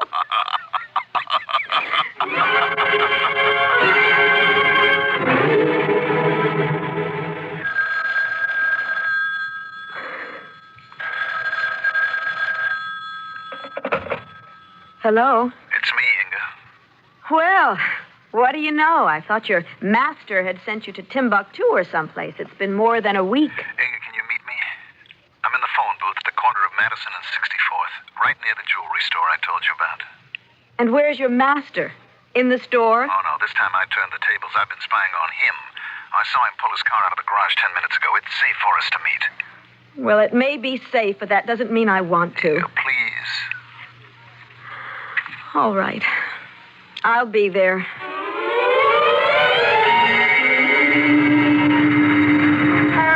Nine more weeks, Inga. That's all. Just 9 weeks, and it'll be over. Now, here's what I figured out. I won't see you again until then. I won't even try. But it's so unfair. It's the only way. I'll tell him we've broken up. Then he'll leave you alone after that, unless you've met someone else in the meantime. Oh, you fool. Do you think that I want someone else? Darling, let's go to that jewelry store. Let's go right now. Maybe if you have that ring on your finger, it'll make a difference. Oh, Corey. It's just so beautiful. I can't stop looking at it. I can't stop looking at you looking at it. Oh, look at the way it catches the light from the street lamp. It's catching the light from your eyes. Oh, Corey. I love you so much. I love you too, darling. Uh-oh. What is it? A car in front of your apartment house. Is it his? Yes. I better go. Please, don't. He might be waiting in the lobby or upstairs in the hall. I'm afraid of him, Corey. You don't have to be, darling. He doesn't have any hold over you. If he starts anything, tell him you'll call the police. If he threatens me, tell him you don't give a damn, that we've broken up. It's all so horrible. I'll call you later, darling. Good evening, Miss Williams. I wonder if you've seen our friend. No, I haven't seen your friend. And I don't want to see him. Ah, then maybe you're in the market for a new friend. Good night, Mr. Chaffee. Don't go yet, Miss Williams. Please. Tell me where you're keeping the laddie. I know you two are still together. Where is he? Hiding under your bed? All right, why don't you come inside and see for yourself? There's something that I want to ask you anyway. Well, no, that's a very kind offer. You don't have to search the place. You can take my word for it. Corey isn't here. I'm perfectly willing to believe you. Then are you perfectly willing to do something else? What's that? I want you to call off this bet that you have with Corey. Really? You want me to free the slave? Issue an emancipation proclamation? Yes. He's had enough of the joke, and I think you have, too. You know something? You're right. What? It's become a burden. Not just to poor old Corey, but to me. It's a job having a slave, you know that? It's a responsibility. Like inheriting a lot of money. You're driven to do something about it all the time. Mr. Chaffee, I'm willing to make you a deal. I beg your pardon. Now, you're scared silly that you're going to lose this bet, aren't you? Do I look worried? You know that Corey is determined to make it through the year. I mean, he's only got 9 weeks left, and you can't dream up things horrible enough to make him quit. But I've got a claim on Corey, too.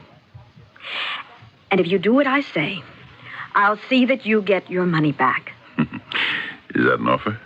If you call this thing off right now, I promise you will get back every cent that Corey wins. My, you really believe you can twist the laddie around your finger? Why is that? Because I've got this around my finger. Well, don't tell me. You're engaged. That's right. Isn't that nice? I never thought old Corey would finally break down and marry the girl. Must be a reason, Miss Williams. You must really have something. I have Corey. And I swear to you, you won't lose a thing if you call off this nonsense. Money, money, money. You really think that's all I care about? Why not try another form of persuasion? Stay away from me. I'd certainly like to know what it is about you that Corey finds so irresistible. Let go of me. Be nice, darling. Be nice to the master. I can promise you the master is superior to the slave. Let go of me. Strong little girl, aren't you? If you don't let go, Ow! I warned you. That ring. You cut my eye. Get out of here. My eye. You could have blinded me, you stupid woman. You better go have it taken care of, Mr. Chaffee. And you'd better go right now.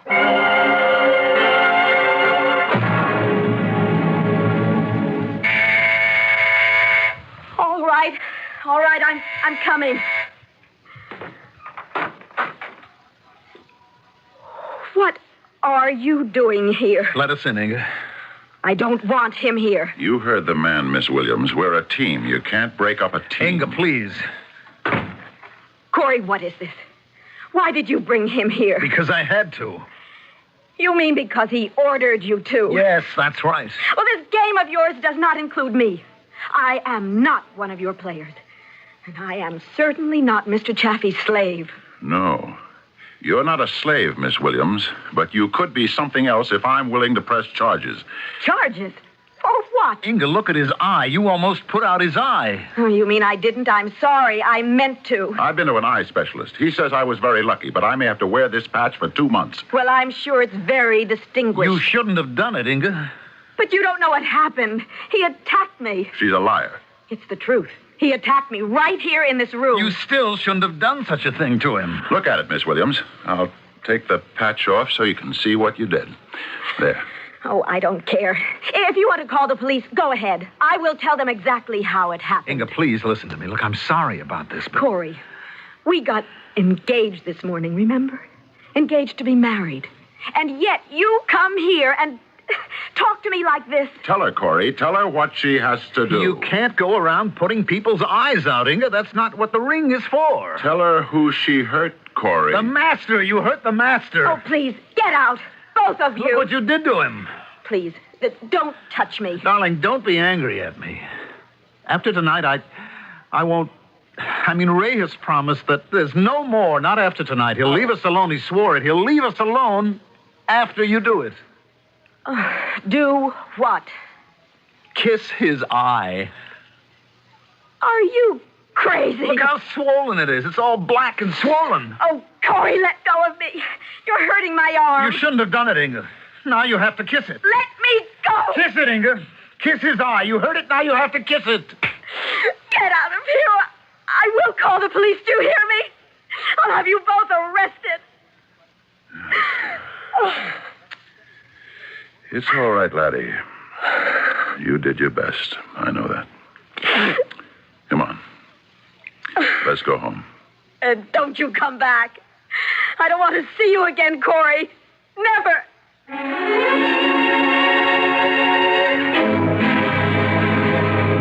They say one of the most destructive forces in romance is a triangle. But the triangle responsible for this romantic disaster is unusual indeed. One girl, one slave, one master. But are Corey Jensen and Inga Williams really finished? Will love find a way despite the chains of slavery? I'll be back shortly with Act 3.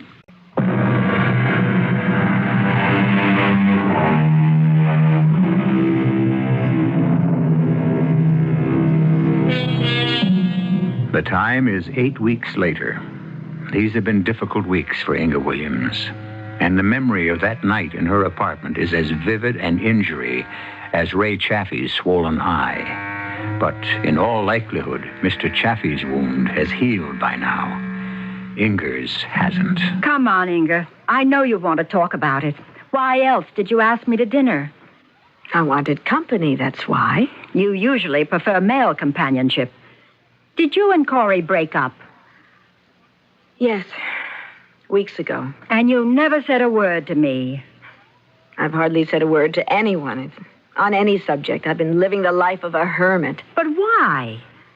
I mean, was it really rough? Did he throw you over for some other woman? No, not another woman. We just decided to call it quits. If you think that's enough of an explanation. I doubt that you'll believe the real explanation. He's somebody's slave, Sylvia. What? He made a bet with a friend of his that he could stand being his personal slave for 1 whole year. Go through all the humiliation of it, of jumping through hoops for him, obeying every order, no matter how crazy or embarrassing.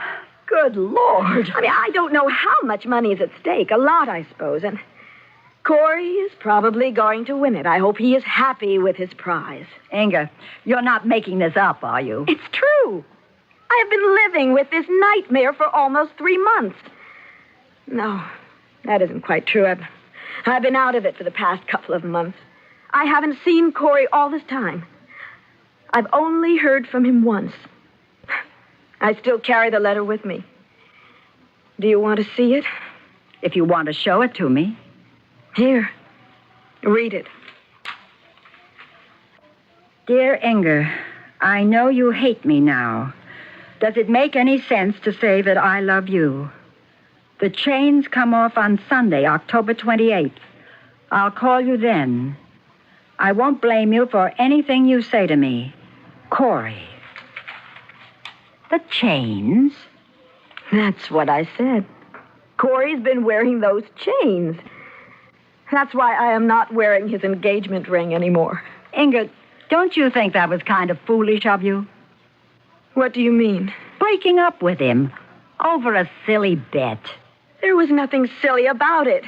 It was the most disgusting thing I've ever witnessed. You've no idea how horrible it was. All right, so Corey's still a college boy at heart. But he's really cute, Inga. And he's a bachelor. And he earns good money. Yeah, he'll earn even more money on October 28th, but I don't care. October 28th? That's tomorrow. Yes. Then the whole thing will be over. What's to stop you two from getting back together again? I can't, Sylvia. Believe me. After what's happened, it would be impossible. But why? I mean, don't you like him anymore? Were you in love with a guy or weren't you? Yes. I was in love with him. And you still are. I can tell you're still crazy about him. Forget it, Sylvia, please. You haven't forgotten him, obviously. I have. I try not to think of Corey at all. Honey, can I ask you just one question? What? Why did you ask me to dinner? Well, why not? I mean, why choose tonight? Is it because of tomorrow? Because Corey is going to phone you tomorrow? I've no idea if he's going to call. His master may have sent him to Africa by now. He's going to call you. He said so in his letter. Well, that was written weeks ago. You want to know what to do when he does call. You want somebody to tell you what to do. No, Sylvia, I've already made up my mind about it. You want someone like me to tell you not to be stupid, to tell you that men like Corey Jensen don't grow on trees. Well, listen carefully, honey. Men like Corey Jensen don't grow on trees.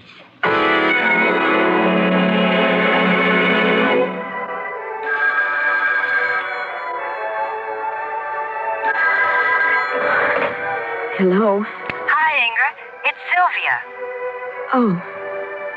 Hold on a sec. I want to shut off the radio. Hi, Sylvia. How are you? I'm fine. How are you? All right. Oh, that doesn't sound so good. I told you I'm fine. He hasn't called, has he? No, he hasn't. It's almost 3 according to my watch. It's closer to 3:30. I just don't understand it. He said he'd call. Sylvia, I told you that I wasn't going to hold my breath. I mean, nothing Corey Jensen says can be taken seriously. I mean, you can't believe a slave. But he's not a slave anymore. Today's the 28th, isn't it? Yes. Emancipation Day, right? Who knows? Maybe Mr. Chaffee extended the contract. Do you know what I'd do if I were you? I'd call him. Oh, absolutely not. You're crazy if you don't. You're throwing away your whole future, that's what you're doing. And if you really want my advice, you'll phone Corey the second I hang up, which is right now. Oh, well. 3, 4, 6, 1, 1, 2.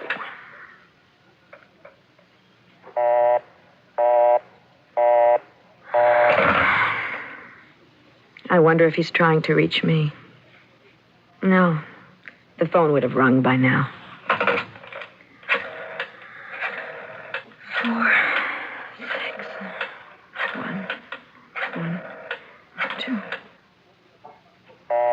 Oh, damn.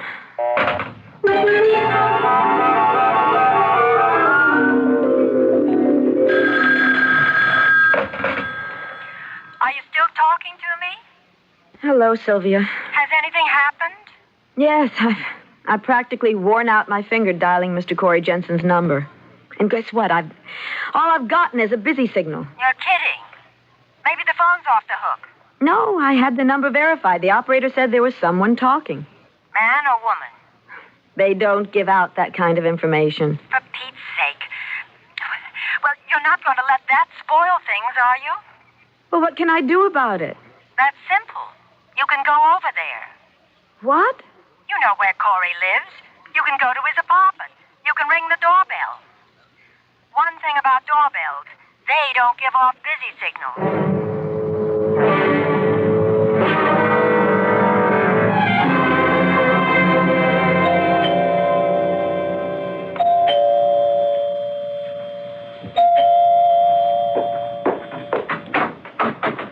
Inga. Hello, Corey. I'm sorry to surprise you this way. No, it's okay. It's okay. It's just that I'm on the phone right now. Come in. I just feel like an idiot coming over here, but you did say that you would call me today. Yes, I was going to call you. I was going to call you just as soon as I got some things straightened out. Look, I've been on the phone for hours. I know you have. Please, darling, I can't talk just now. I have to get back to the phone. Go ahead. Don't mind me. Oh, thanks. Hello, are you still there? Damn it, they hung up. Look, I'll have to call them back. Why don't you fix yourself a drink or something? Corey, if you'd rather I left, I will. No, I don't want you to leave. I didn't come over here expecting a big hug and a kiss, Corey. I still have your ring, you know, and I had to find out what you wanted me to do with it. Angus, sit down. Please wait while I make this call. Corey, what is it? You don't look well. Inga, please. It's just that I haven't had a chance to shave today. I know I look a mess, but... Oh, hello. Hello, is this Martha? Martha, it's Corey. Look, this is only a long shot, but have you seen Ray? Well, no, I don't mean anything by that. I just wanted to know if... No, don't bother. If you don't know where Ray is, he sure as hell won't. No, I can't talk now. I'm running late. Goodbye, Martha. Corey, you said one phone call. I didn't say that. Look, if you haven't got 1 minute between phone calls for me, maybe I'd better leave. You don't understand. I'm trying to find him. He's not at his apartment. Even his maid doesn't know where he is. Who? Your master? Ray? He's gone, Inga. I think he may be running away. You mean because of the bet? Because you won it? Yeah. Hello? Yes, I'm Mr. Jensen. I placed the call. Good. Hello, Mr. Valdez. Yes. Yes, it's urgent that I locate Mr. Chaffee. Well, look, I think he's taking a Panagra flight today, but I don't know which one. It's a matter of life or death. It's a member of his family, very ill. I know it's against the rules, but... Yes, just one moment while I pick up a pencil here. Okay, let me have it. Flight 33, leaving at 6:30. Thank you. No, a message at the airport won't do it. He might think it was a mistake. I can get there on time if I leave right away. Thank you very much. It's true. He's cheating me. Did you hear that? He got himself an assignment in South America. South America? You remember that selling trip Ray went on? Well, it was a lie. He was in South America. I got it out of his secretary. He was setting up a job down there, preparing his line of retreat in case he lost the bet. Did he lose that much money? Look, Inga, I've got to go. I've got to get to the airport. But that's insane, Corey. I mean, giving up everything he has because of a stupid bet? Please don't hold me up. But why is he so desperate? Corey, how much money was involved? Who said it was money? But you bet Ray Chaffee. You told me about the bet that you two had. Yes, there was a bet, but I never mentioned money. That was your conclusion. But it wasn't what you're thinking. It was more like a swap. What? A swap, a bargain, an exchange. Oh, good Lord. Oh, now you really think I'm sick, don't you? Well, think what you want. Only I'm telling you this, Inga, he's not getting away with it. He's had his year, and now I get mine. A year? You mean he is your slave now for a year? That's right. Chaffee's going to pay his debt. He made me pay, now it's his turn. Now I've got the hoop and the whip, and he's going to jump. Oh, Corey, don't do this. Let him go. You can't do to him what he did to you. It's too awful. It isn't human. Stop it, Inga. It's a long drive to the airport, and I want to beat the traffic. Corey, do you still want to marry me? You know I do. But how could I while you're doing such a thing? I couldn't stand another year like this. But it wouldn't be the same this time, don't you see? This time he's the slave. I'm the master. That wouldn't make any difference.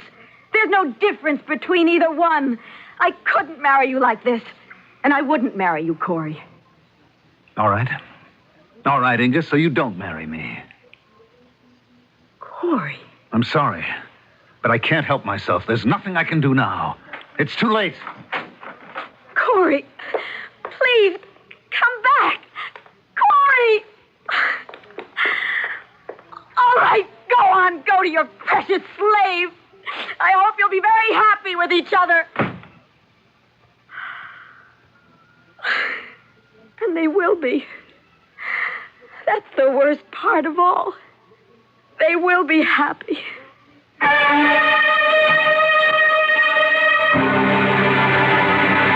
Yes, Inga Williams was right. Slavery makes slaves of the masters, too. That's why the system never worked so many years ago. But for Corey Jensen and Ray Chaffee, the system goes on. And they're welcome to it. I'll be back in a moment.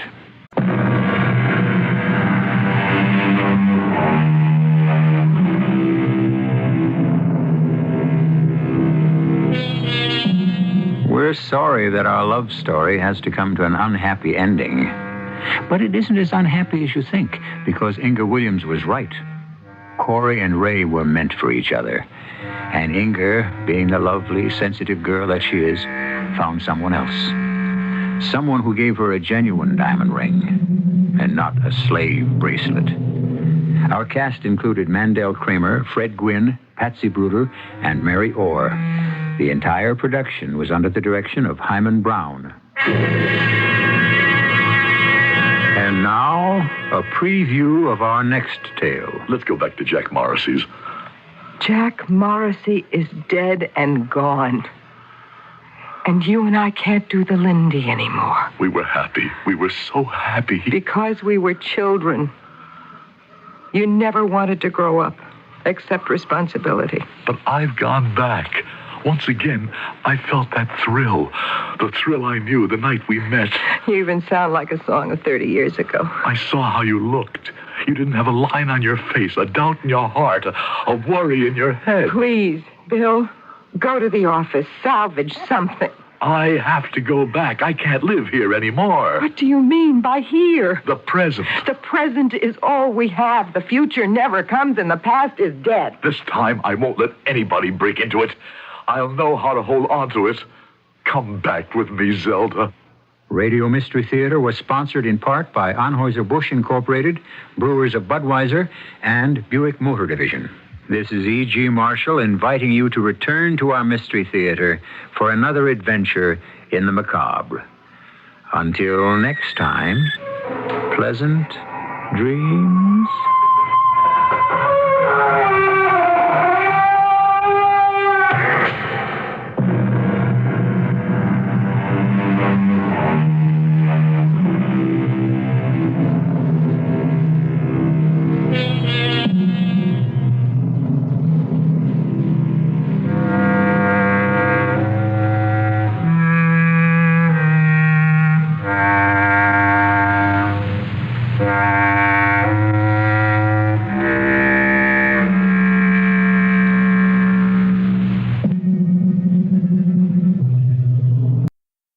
The CBS Radio Mystery Theater presents...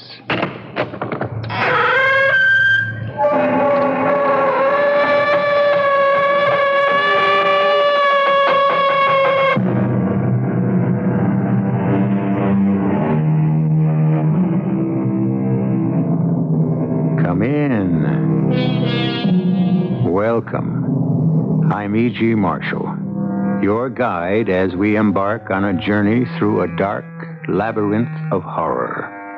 But do not be afraid. I will be with you every terrifying minute. Together we will probe a ghostly shroud of mystery that thus far has concealed a horrible murder. I assure you, you will be in no danger. All that you see and hear takes place in your imagination. You cannot lose your life. You can only lose your mind. This pendant. I've seen it before. These ancient Egyptian symbols, the cat's eye. It belongs to Dr. Kadar. Are you sure? Yeah, positive. He was wearing it when I met him at Inspector Warren's house. I remember looking into it, feeling strange, somewhat hypnotized. Well, stop staring at it, Lieutenant. I can't. I feel controlled by a sort of supernatural presence. Look. Huh? That strange form, there, beside the open grave. I don't see anything. It's moving toward the crypt. We've got to follow it. There's something there.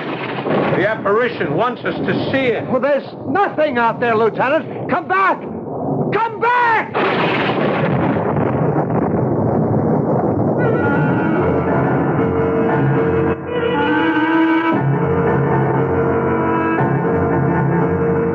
Our mystery drama, Brain Drain, was written especially for the Radio Mystery Theater by Ralph Goodman and stars Paul Hecht. It is sponsored in part by True Value Hardware Stores and Buick Motor Division. I'll be back shortly with Act One.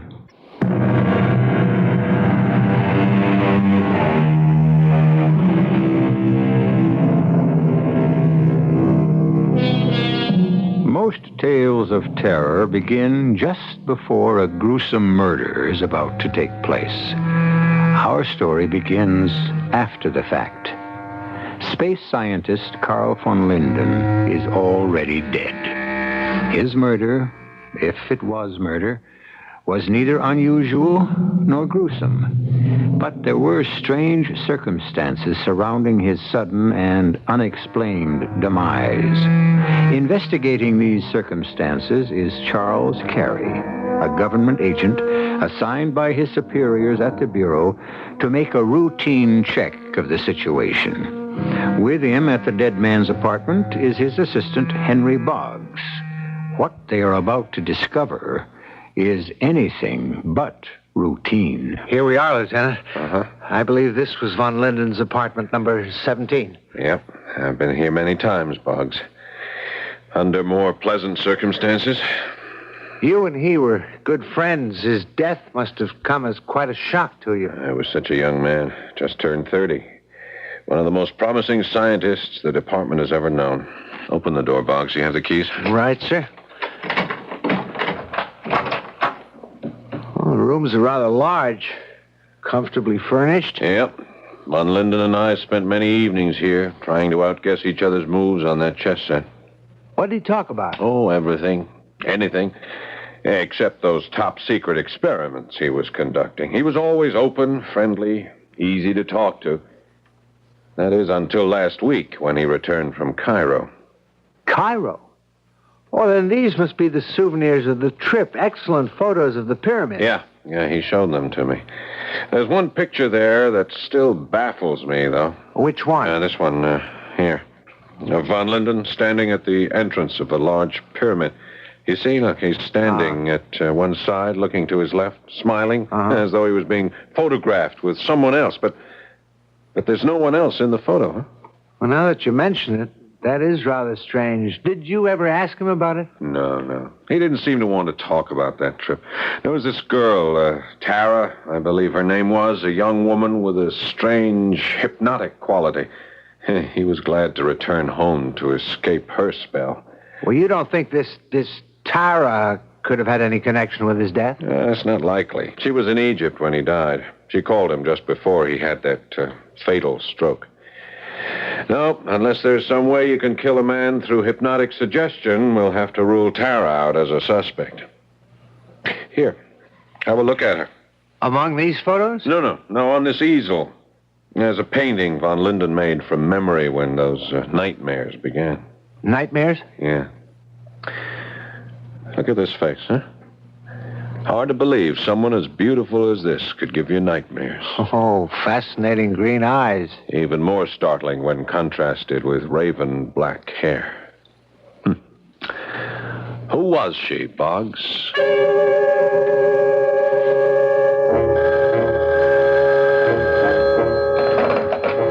Inspector Warren. The Pentagon call? Yes, I'll take it now. Hello. Yes, General. I know. Carl von Linden was an extremely gifted scientist. No, I'm completely satisfied that the death was the result of perfectly natural causes. Yes, come in. What you've heard, General, are just rumors. Yes, I see. Well, the Bureau will make that decision. Goodbye. Meddling old fool. Oh, I'm sorry, Lieutenant Carey. Oh, that's all right, Inspector. No, I'm sorry, but I'm here to give you as much trouble as the General. Oh, about what? The death of Carl von Linden. Oh, look, Carey, I know von Linden was a close friend of yours. But there's no mystery here. I've been going over your file. You've done an amazing job for the Bureau, and we're grateful. Inspector. I've also noticed you hadn't had a day off since last November. Are you suggesting I take a vacation? Oh, there's nothing unusual here. Many men in their prime overwork, buckle up under accumulated pressure, keel over quite suddenly, as your friend von Linden did. Inspector, I saw a young man in perfect physical health keel over, as you say, but it wasn't from overwork or accumulated pressure. Harry. I think I understand. Someone somewhere in this Bureau has decided that an investigation might produce results that could be damaging. The decision to close this case was mine alone. Now, why don't you start that vacation I've suggested? If you say so, sir. Good. And why not start by coming to my home tonight? I'm giving a small dinner to introduce a young lady I've been seeing. Someone I'm rather serious about. Well, if you don't mind, I'd... Oh, you have a date? Fine, bring her. I'm sure Tara would love to meet her. Tara? Well, you've heard me mention her before. No, I mean, yeah, I guess so. There'd be no other reason the name would sound familiar to me. Yes. Well, then you will be there. 8 o'clock? Yes, Inspector. Yeah, I'll be there.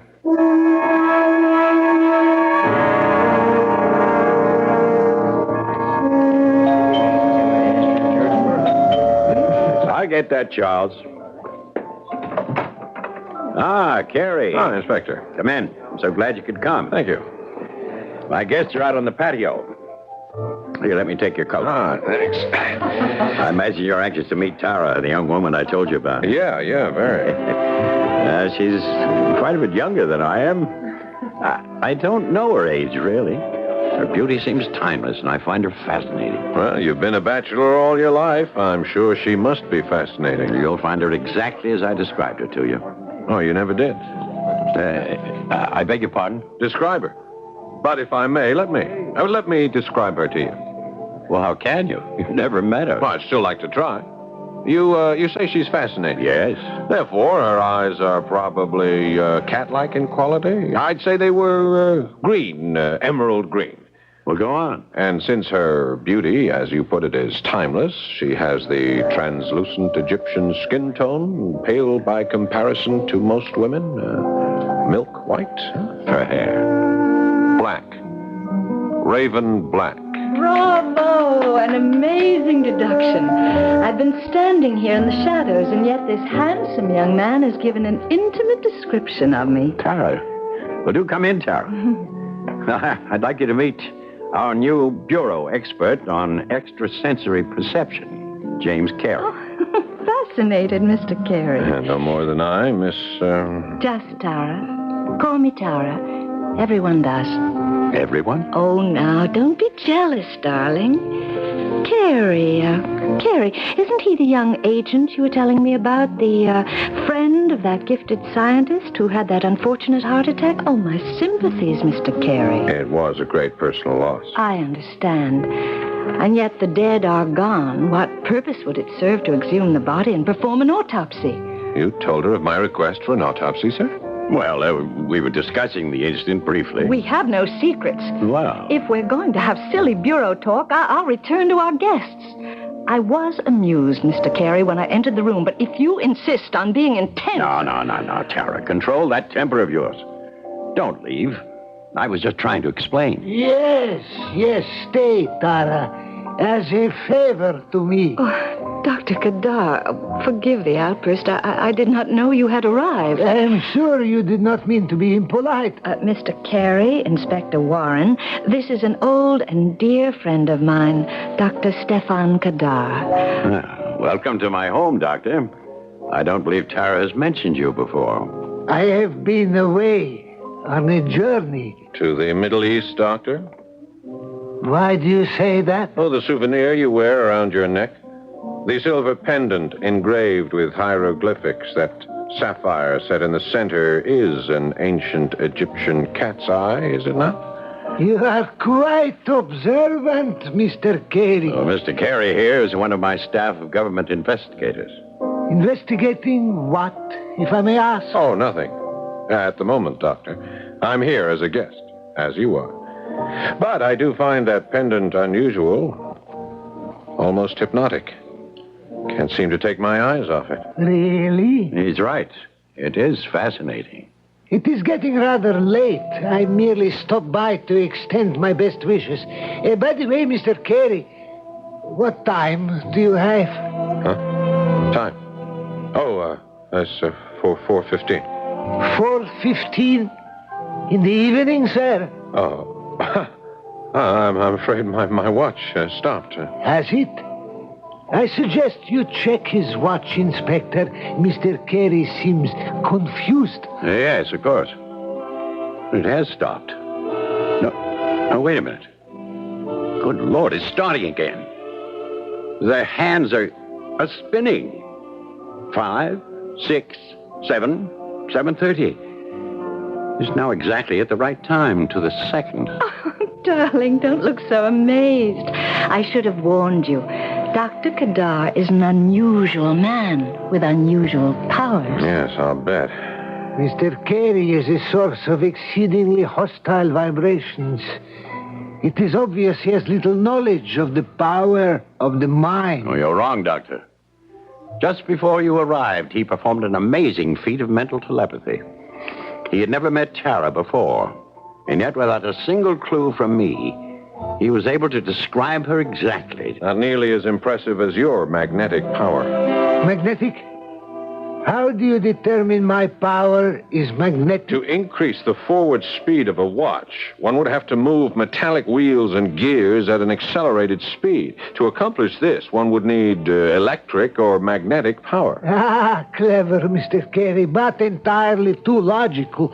How would you say this is done? I have no idea. Have you, Carey? No, I don't. Well, forgive my little prank. Tara, my child, you have my blessing. Thank you, Kadar. I knew you would approve. And now I must bid you good night. Allow me to see you to the door, Doctor. Carey, escort Tara to the patio. I'll join you both there later. Yes, sir. Well, they're gone. And now? Now, Mr. Carey? Aren't you going to suggest a walk in the garden? You amaze me, Mr. Carey. You are not only a master of extrasensory perception, but a mind reader as well. If we leave by that door, we won't be seen. Coming? I'm not sure. Afraid? Of what I can see, hear, and touch? No. Take my hand. It is real, is it not? Alive, warm. Who are you, Tara? Did my friend Carl von Linden ever truly know? I know of no Carl von Linden. There is a painting in his apartment, a portrait of a face he has seen many times in a dream. Surely not me. Perhaps not. But one thing I do know for sure, the death of von Linden was an unnatural occurrence. I promise you his murder will not go unpunished. And those who have done the devil's bidding will spend an eternity in hell.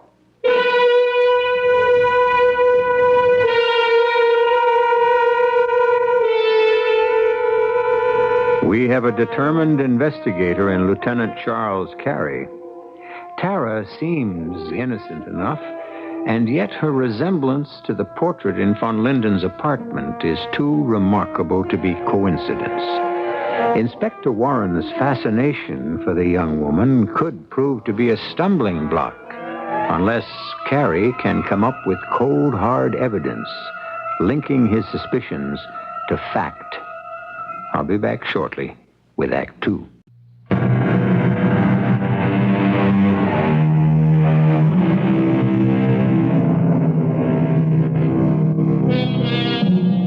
Three days have passed since the untimely death of gifted space scientist Carl von Linden.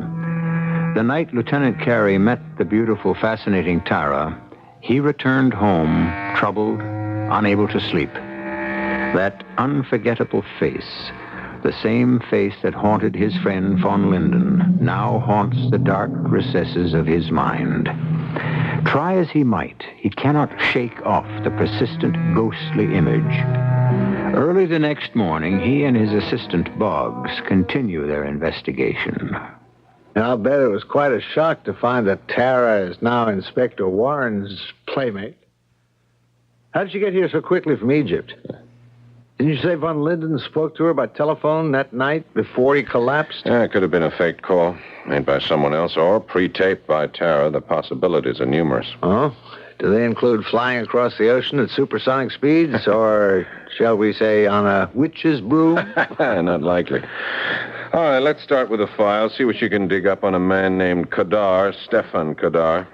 Who's he? A man I met at the party. Calls himself Dr. Kadar. Tall, wiry, high cheekbones, white hair. An older man? How old would you say? Sure, he looked ancient, and yet he moved like a young athlete in his early 20s. You think he's mixed up in von Linden's death? I have a feeling there's a connection.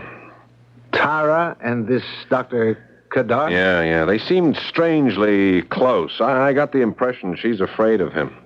I'm going to stop off at Inspector Warren's office, make one last attempt to get his okay for that autopsy. That would help. I'll see what you can find on Kadar.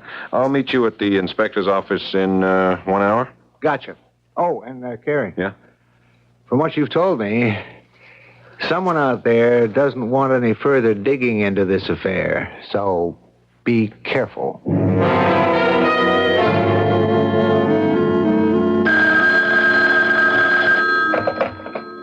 Inspector Warren speaking. Oh, it's you, darling. No, you're not interrupting anything. Lieutenant Carey? No. As far as I know, he's on vacation. Those were my orders. The Von Linden case has been officially closed. Why are you so concerned, darling? A conflict between me and Carey? No. He and I are still good friends. It's just that he has a personal interest in this one. And he can be stubborn. Darling, don't worry. I won't upset myself and I won't overwork. Darling, someone's at the door. Yes. See you tomorrow night. Goodbye. Boggs, what are you doing here? Looking for Lieutenant Carey, sir. Isn't he here? Here? No, he's on vacation. Oh, yes, that. Well, he's still disturbed about the Von Linden matter. He said he'd stop by to see you again about that autopsy. He was headed over here an hour ago. Well, that's strange. You're sure he was coming here, Boggs? Positive.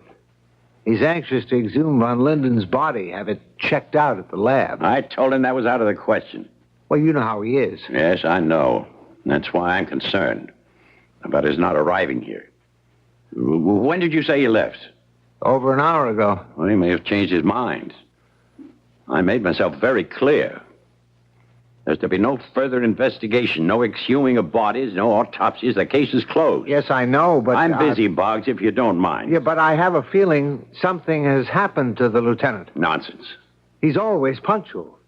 And he distinctly said I was to meet him here in an hour. For what purpose? I don't know. But he was definite about his instructions. And I tell you, he hasn't been here. No, I don't want any more about Lieutenant Carey or about the death of Von Linden. The investigation is over and the case is closed. The inspector is right, Boggs. Carey. Where have you been, Lieutenant? Walking. Reconsidering. The case. No need. No need for further investigation. I have been mistaken. Well, I'm glad to see you finally come to your senses, Carey. Come to his senses, sir. Look at him. He's lost all sense of time or reality. Look at his eyes. Empty, glazed. Lieutenant Carey has been drugged.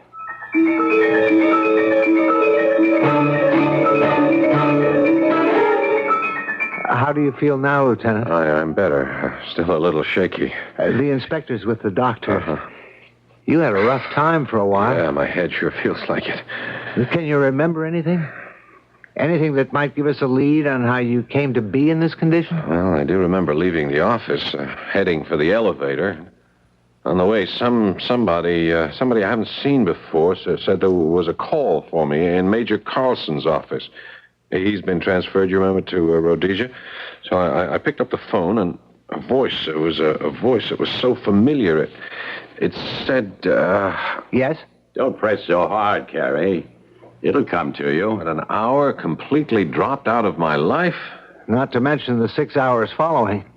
What did the doctor say, Inspector? He'll be all right. There's no official conclusion on what actually happened to him. The lab reports all look normal. Normal. All because we're checking out a death that the Bureau refuses to classify as a murder case. Perhaps I have been a bit stubborn about this. At first, things did look normal. But now, I just don't know. You can find out. How? Okay, that autopsy.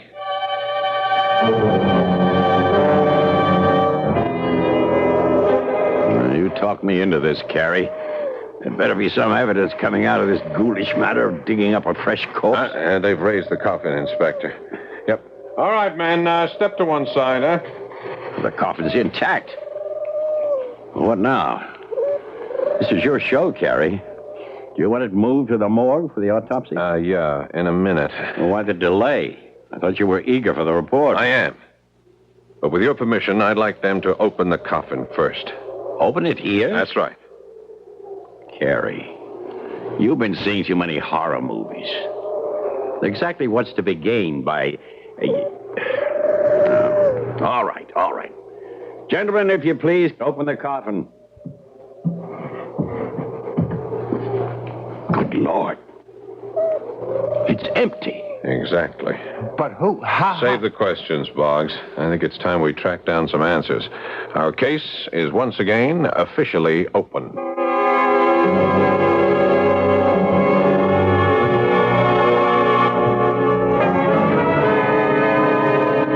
After 2 days of digging into the files, we don't seem to be any further along than we were before. Nothing on Kadar? Not a thing. The man just doesn't exist. Well, perhaps he doesn't. What? Strange creatures, Kadar and Tara. One seems able to travel at the speed of light, be in two places at once, here in Egypt, and the other, Dr. Kadar, untraceable. Vanishes into thin air after making a mysterious appearance at the inspector's house.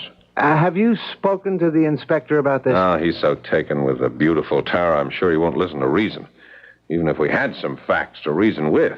Well, what exactly do we have? Well, Carl von Linden met with foul play, or else his body would not have been removed from that coffin. Jack? And a theory, only a theory, mind you, but the murder of von Linden is part of a pattern.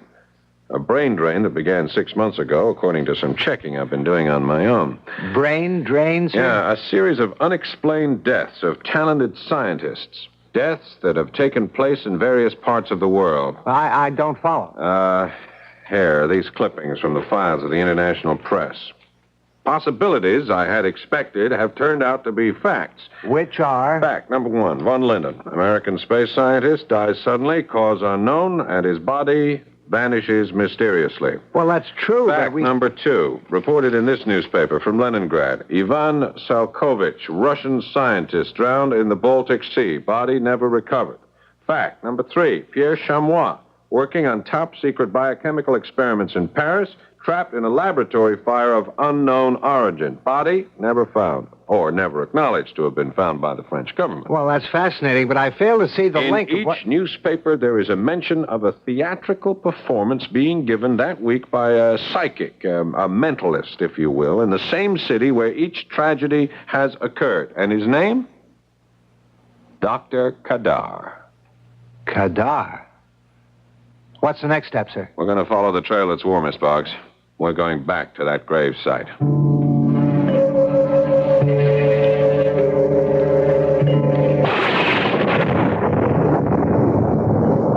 There's the entrance to the graveyard, sir. Yeah. Right up ahead. You got your flashlight? Yeah. Storm is brewing. It's getting dark. I have it right here, sir. I'll move on ahead. Just follow me. Right. Can you see all right? Yeah, I'm fine. $5. I wish I could say the same. Graveyards are not exactly to my taste. Keep your eyes peeled for that gravesite. Yeah. I believe it's up ahead, just to your left, huh? Just beyond that large crypt? Yeah, the gravesite should be directly ahead now. Here it is, sir. Yeah, there it is. There's the open grave. Well, nothing seems to be changed. What's that? The door, sir. To that large crypt. Oh, yeah. It's loose on its hinges, swinging in the wind. Boy, it startled me for a moment. Hey, hold the light on the ground here. Huh? What's this? Huh? What? A silver pendant. It was half buried here in the soft earth. Hey, I've seen that before. Those ancient Egyptian symbols. The cat's eye. It belongs to Dr. Kadar. Are you sure? Positive. He was wearing it when I met him. I remember looking into it, feeling strange, somewhat hypnotized. Yeah, it does seem to have that quality. Turn away, Lieutenant. I can't, Boggs. I feel controlled by a sort of supernatural presence. Look. That strange ectoplasmic form. There, alongside the open grave. Well, I don't see anything, sir. It's moving towards the crypt. We gotta follow it, Boggs. There's something there, something the apparition wants us to see. There's nothing there. Come back, Lieutenant. Come back!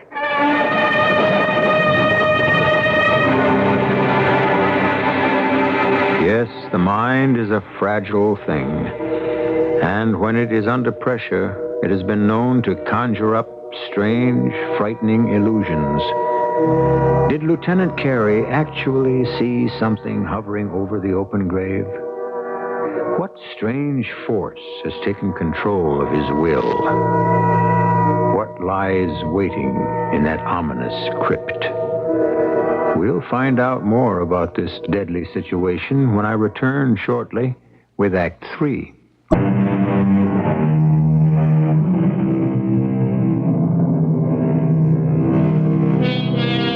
Lieutenant Carey's murder investigation has succeeded only too well. It now looks like it may also succeed in adding the names of both Carey and Boggs to the list of unfortunate souls who have suddenly vanished. The sound you hear is a bubbling brown liquid from which emanates a shower of multicolored sparks. Giant electric coils slither up toward a mirrored ceiling, which is about to reflect an unspeakable evil.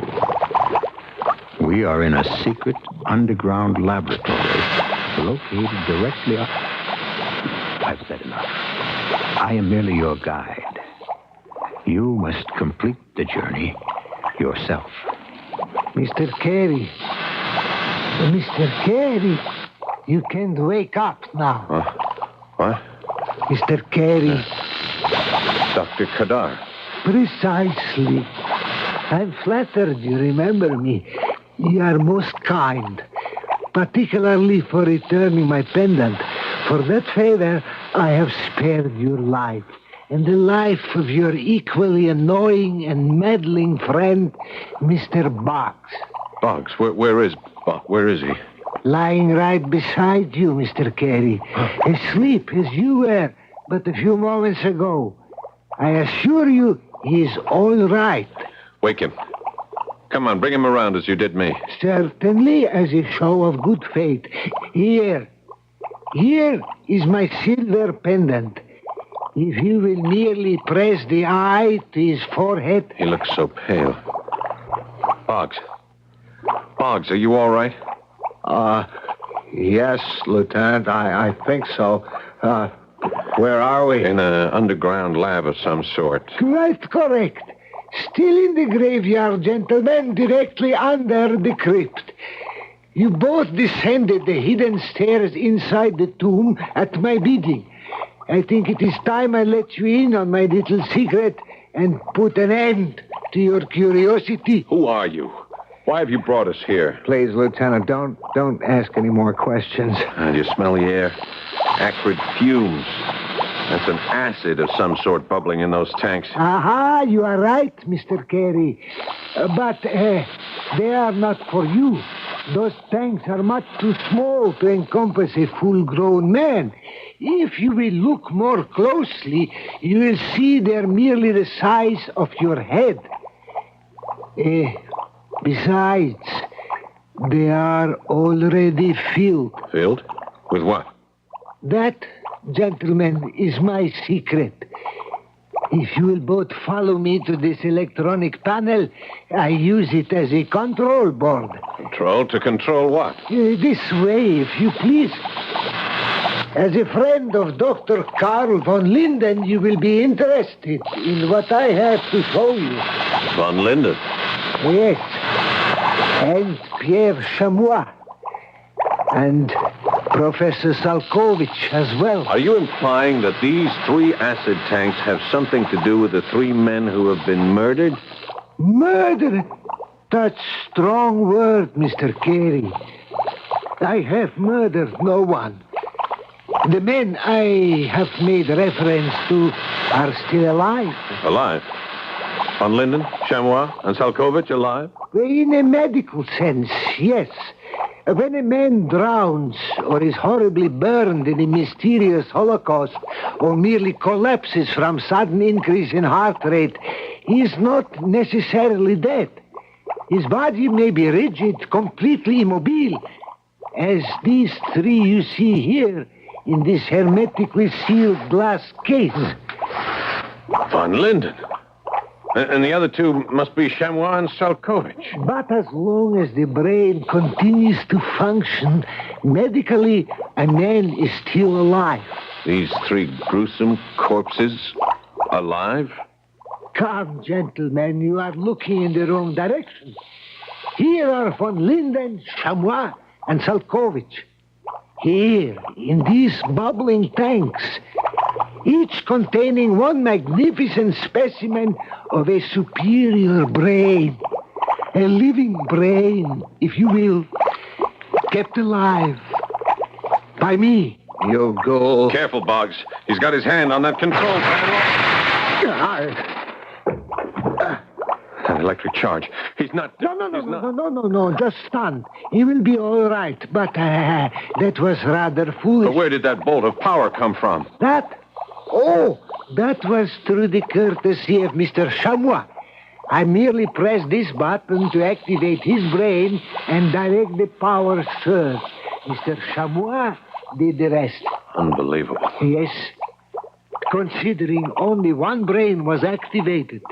Imagine, if you will, the deadly destruction that would ensue if all three were activated at once. What hit me? Brainwave, Boggs, from one of those tanks, the one containing the brain of Mr. Chamois. I suggest you do not try anything foolish. I do not wish to harm you, gentlemen. As I told you, I am not a murderer, merely a man of science devoted to organic and biochemical experiments. Yeah, you mean like the one you conducted in France? The explosive gas, one that causes laboratories to go up in flames? One of my minor efforts. Actually, it's a refinement of the ancient Egyptian fire. The container need not be cumbersome. A small lead-encased perfume vial set to go off at the precise moment. Yeah, we already know the way it worked on Professor Chamois. The poor fool. He was too in love with my beautiful Tara. Her perfume spray left in his coat pocket. Tara has been most helpful. She has brought me 3 magnificent specimens. But brains without bodies? I have no need for bodies, Mr. Carey. I have accomplished my objective. Superior brain power. A living, thinking power. Celebrating at my command. It is I who control them. And with them, I now have the power to build or destroy. As I wish it. When I wish it, where I wish it. I will admit that little experiment you just demonstrated was impressive. For a minor achievement. Minor achievement? Oh, come now. I've seen more exciting electrical displays at our own local Museum of Science and Industry. Haven't you, Boggs? Yeah, sure. Much more exciting, sir. See, you're testing me, are you, Mr. Carey? Trying to discover just what sort of power I have under my control. If it is excitement you want, gentlemen, I will be most happy to oblige with a little help from my friends. Professor Salkovich. A shower of white-hot sparks, if you please, blocking the door in case our visitors decide to make hasty exit in the middle of the show. Good Lord. Will you look at that? Keep back, Boggs. Now you, Dr. Von Linden, a needle-sharp laser beam, blue liquid fire, separating our 2 guests. Hold them prisoner, each to his own side of the room. Watch it, Boggs. Gee, that was too close for comfort. And now, once again, I call on you, my good Chamois. Repeat your fast performance. Strike Mr. Boggs with a kinetic bolt of current. This time, increasing the power to killing equation. No, wait. Stop. You've proven your point. Dr. Kadar, we've seen enough. I hear you, Mr. Carey. And so it seems of Salkovich, Chamois, and Von Linden. The electrical display, as you put it, is over. I must admit, that was really something. Thank you. It has not been easy to develop this violence. These men are peaceful by nature. At times they resist and are not easy to control. You mean you shock them? That's how you control them? With embedded, heated electrodes. They have no love for me, my 3 professors, but they obey. And soon I will have more corpses, more brains. And that's where Tara comes in. Yes, most beautiful child. But like most beautiful women, she has an insatiable need for power. Which you provide. But why has she bestowed her gifts on Inspector Warren, huh? Inspector Warren was not chosen for his brain, but for his social contacts in your space program. He has had his uses. Had his? At this very moment, Tara is placing a small vial in his coat pocket. The incendiary charge is set to go off at midnight, when she's safely out of range of the deadly Egyptian fire. And the newspapers will report another unfortunate accident. Exactly. It is just past 11:30. You're not thinking of anything heroic right now, are you, Mr. Carey? No. No, I was thinking about your 3 captive professors, how they must hate you. Hate me? Yeah, well, they must know what you have done to them, how you torture them, and for what purpose. What if they were to make a concerted effort to fight back? How much damage do you think they could do? Huh? The thought is too fearful to contemplate. But what if they try, Doctor, and succeed in wresting control from you? It's impossible. I am in full control. Well, then there is no harm in my urging them on, is there? Carl, do you hear me? Join forces with your tortured colleague. Combine your mental powers. Rid yourselves of this madman once and for all. Stop! You are confusing No, them. I don't think so, Doctor. I think they know exactly what they are doing. The beam! The laser beam! No. Von Linden! Stop! Hey, turning that missile beam towards me! Yes, that's it, Carl. One surge of power. Destroy it all, and you're free. The fire! It's blinding! The vials, sir. They're all exploding. Run for it, Boggs. Run for it, or we'll never get out of here alive.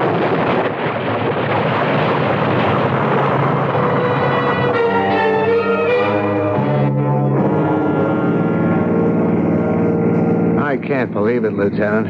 That chamber of horrors, it was like a nightmare. Keep your eyes on the road, Boggs. It's getting close to midnight. Yeah. There's the house up ahead. Quick, pull into the driveway. Yes, sir. And there's Tara, just coming out on the porch. We made it. Yeah. Inspector Warren is with her. Okay, turn your lights off. We'll move in slowly. Right, sir. It isn't likely that hidden vial will go off while she's still with her. Well, I wouldn't bet on it. A madman like the late Dr. Kadar was capable of anything. Okay, stay in the shadows. You've really been a delightful guest, darling. But really, you mustn't stay any longer. I can never bear to leave you. But it's almost midnight. I'd love for you to stay, but... Would you, Tara? Carrie. And Boggs. What are you two doing here? I'll explain in a minute, Inspector. Give me your coat. My coat? Yeah, that won't be necessary. I found what I want here in your pocket. Tara's perfume vial. You're mistaken, Mr. Carey. That vial is not mine. Oh, but it is, darling. I recognize the scent. Please, step back. What are you doing? I'm going to throw this vial as far as I can across the highway into that open field. Good Lord. What was in that? The heat. It's suffocating. What chemical could cause that explosion? We'll never know, sir. We'll never know.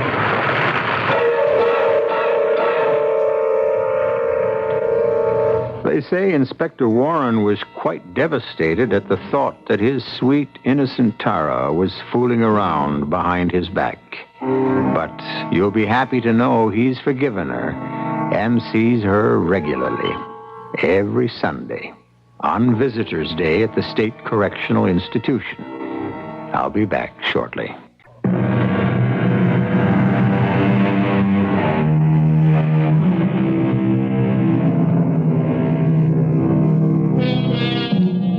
Most crime stories have a message. Ours do not. They are offered as pure entertainment. But for those who insist on a message, we offer you a choice of two. For the good guys, we have a word of caution. When it comes to a romantic liaison with a beautiful woman, look before you leap. It could be a matter of love or death. And to the bad guys, a word of advice from Oscar Wilde, who warns, murder is always a mistake. One should never do anything one cannot discuss after dinner. Our cast included Paul Hecht, Robert Dryden, Stotts Cotsworth, and Carol Teitel. The entire production was under the direction of Hyman Brown. And now, a preview of our next tale. No, as far as Will's concerned, I can't know anything about all this, Lester. And what do you gain by pretending you're just as dumb as he is? Well, in the first place, he's not dumb. In the second place, it's a good way to build a happy marriage. Well, I don't know what I can do, Martha. Well, you tell Joe B. this, for me. Tell him the very next time he sneaks into the house to switch those turtles, I might just be waiting there with a 12-gauge. Now, Martha, there's no need to I might just be a scared and nervous lady alone in the house, frightened by what I think is a prowler. I could be so frightened out of my wits, I might just shoot first. Now, Martha, you're only looking for trouble. Now, just think, if I kill him by mistake, the joke, finally, would be on him, wouldn't it? Radio Mystery Theater was sponsored in part by Carrier Air Conditioning. This is E.G. Marshall inviting you to return to our Mystery Theater for another adventure in the macabre. Until next time, pleasant dreams.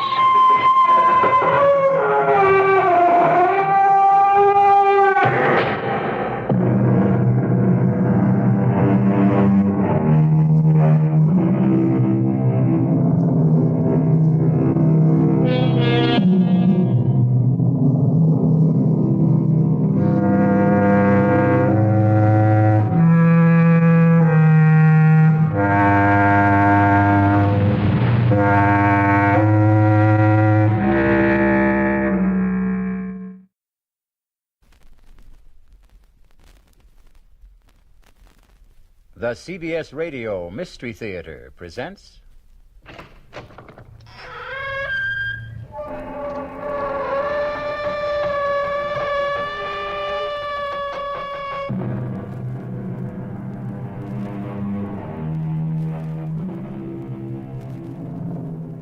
Come in. Welcome. I'm E.G. Marshall. Welcome to the terrifying world of your imagination. Vampire.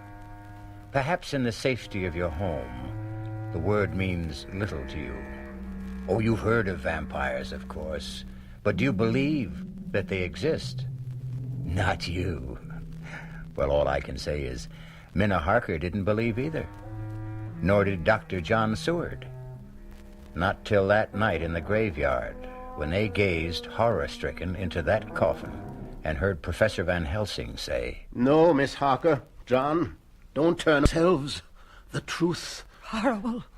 It's horrible. What? Van Helsing, what can be done? A stake must be driven into the body, straight through the heart, and then the head cut off. Oh. Can you bring yourself to do that, Van Helsing? That is not the question, John. The question is, can you?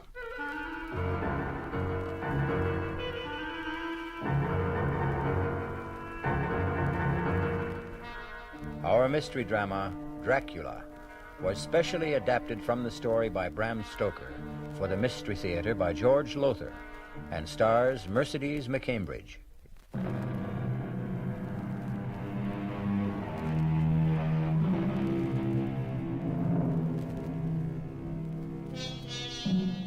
Horror, in its purest form, lies ahead for us. I would be remiss if I didn't warn you that if your nerves are not strong, it might be better for you not to listen. No, really now, be warned, because as Minna Harker tells us in the diary she kept, there awaits you an experience so loathsome, so horrifying, that I can hardly bring myself to write of it. If I'd known what lay ahead for me when I went to visit my dearest and closest friend, Lucy Westenra, at Hillingham, I could not have brought myself to go, much as I loved her. Looking back now, I realize I had plenty of warning, but I paid no attention. For example, as I drove to the Westenra estate through that lonely, isolated country and heard the wolves howling in the distance, it occurred to me that it was strange to hear wolves in this part of the country. As strange as the huge bat that flew alongside my car. I mentioned this to John, Dr. John Seward, Lucy's fiancé, as we sat having a drink in the living room. It's strange, Minna. I've seen that bat myself. The thing must have a wingspread of at least 4 feet. I haven't the faintest idea where it came from, or the wolves either. Even Lucy's letters seemed kind of strange to me, John. What is the matter with her? Oh, I don't know. I'm completely baffled. I've had 2 other doctors look at her, colleagues of mine, and they can't figure it out. I'm desperate, Minna. I'm so desperate I've called in my old friend and teacher, Professor Van Helsing. Van Helsing? Yes, he's one of the finest diagnosticians in the world, John. Yes, he'll be here from Amsterdam in a day or 2. Amsterdam, Holland? Yeah. All the way from Oh, John, you must be desperate. Lucy is dying, Minna. I'll do anything I can to save her. We must find a way to stop her from losing blood. Losing blood? Well, it's this constant loss of blood that's killing her. Transfusions help for a time, but only a short time, and each transfusion is less effective. John, when can I see her? Oh, she's sleeping now. Her mother's with her, watching her. We take turns. As soon as Mrs. Westenra lets us know she's awake... Oh, listen, those wolves, they're at it again. John, hasn't anyone looked into this wolf thing? How they suddenly come to be in this part of the country? Well, according to the paper, the town police have looked into it. Well, that's peculiar, too. What? Well, they haven't been able to spot one single wolf. Oh, excuse me, we have a visitor. Oh, come in, Count, come in. Thank you, Doctor. I'm on my way to town. I have a dinner engagement, and I thought I would stop to ask after Miss Westenra. Oh, she's no better, I'm afraid. Oh, I'm sorry to hear that. Can you stay for a drink? Well, I'd like you to meet a friend of Lucy's who'll be staying with us for a while. Oh, in that case, of course. Minna, this is Count Dracula, our new neighbor, Count Miss Minna Harker. How do you do? How do you do? Count Dracula? Yes, but do not hold it against me, Miss Harker. I cannot help being of the blood royal. Well, why don't you two get acquainted while I go up and see if Lucy's awake yet? I shall do my best to entertain this charming young lady. I won't be a minute. You're a long way from home, Count. A very long way, Miss Harker. May I ask what brought you here? Business. Business? Good heavens, what kind of business could you have in this part of the country? I mean, it's so isolated. True, it does present difficulties, but I like living in the country. Oh, you must. Oh, forgive me, I'm forgetting my manners. Would you like a drink? Thank you. Scotch or bourbon? Is there perhaps some wine? Red wine? Now, let me see. I'm not very familiar with the supply here. Here we are. There's a bottle of Burgundy. That glass of that will be... Oh. Miss Harker, what's wrong? What is it? It's the bottle. I'm afraid it slipped. It slipped, that's all. Oh, I'm afraid I cut my hand. No, don't, Count. Don't be upset. It's only a slight cut, see? No. Lucy's awake and we can... Count, what's wrong? Minna, your hand. I must leave at once, Doctor. Sorry, I cannot stay. Something I just remembered. No, it's all right. I will see myself now. What in the world? But, Count... Minna, what happened? Minna? I dropped the bottle of wine and cut my hand. Yes, I see you did, but... I dropped the bottle because I couldn't see him in the mirror. Couldn't see? What mirror? This mirror over the table.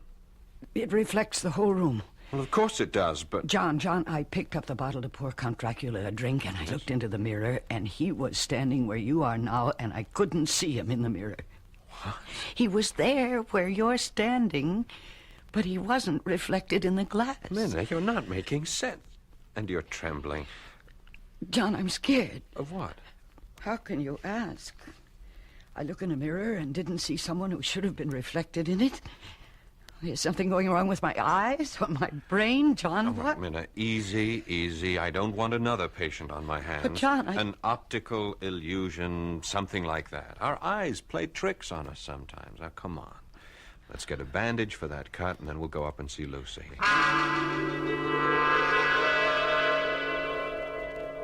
I believe, John. It must have been. It had to be a trick my eyes had played. What else? Well, we got a bandage for the cut on my hand, and then John took me to Lucy's room. I can't find words to describe the shock I felt when I saw her. She was white as new-fallen snow, and so thin, she almost seemed transparent. She's dying. That was my first thought. She's dying, and nothing can save her. And I know she read the thoughts in my face. I could see the sudden fear in her eyes. I am dying, Minna. Oh, you mustn't even think that, Lucy. You do. I? It was in your face when you looked at me. I read your thoughts. She's dying, you thought. And nothing can save her. I am. And nothing can save me. Oh, John can save you. And he will. He hasn't so far. Oh, you mustn't despair, Lucy. Despair, Minna? I don't have the strength to despair. You better go now, Minna. Go? Lucy, dear, I haven't seen you in nearly a year. We haven't even started to tell each other everything that's happened. Later. Not now. I'm tired. I want to sleep.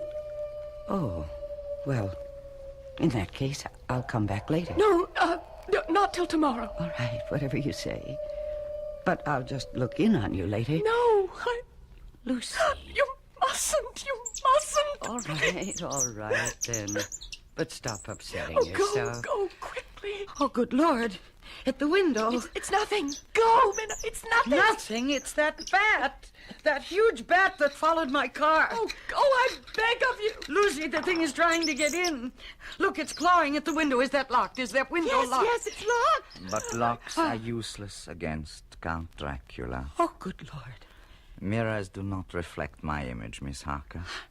Nor do locks keep me out. You were that bat. As the wolves you hear are not wolves, but like myself, vampires. Vampires? The dead, who live by night. The dead undead. No, this can't be happening. It's a dream. It's a nightmare. That's what it will seem like when you wake up. Huh? Yes, you're going to sleep now. And yet not sleep. You will remember all you see and hear, but when you waken, it will seem like a dream. A dream you'll tell no one, not even Professor Van Helsing, because you will not want to look foolish. You'll be ashamed to tell it for fear he will think you a silly young woman. Enough. Sleep.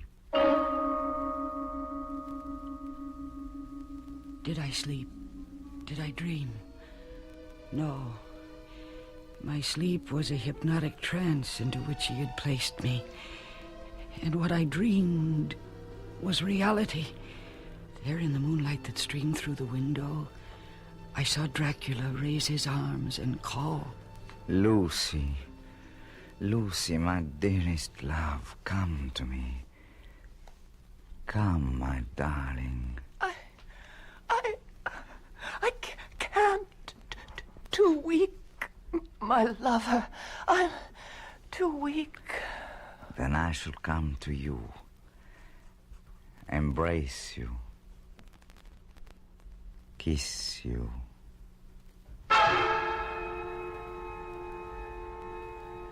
And now the strangest thing of all happened to me.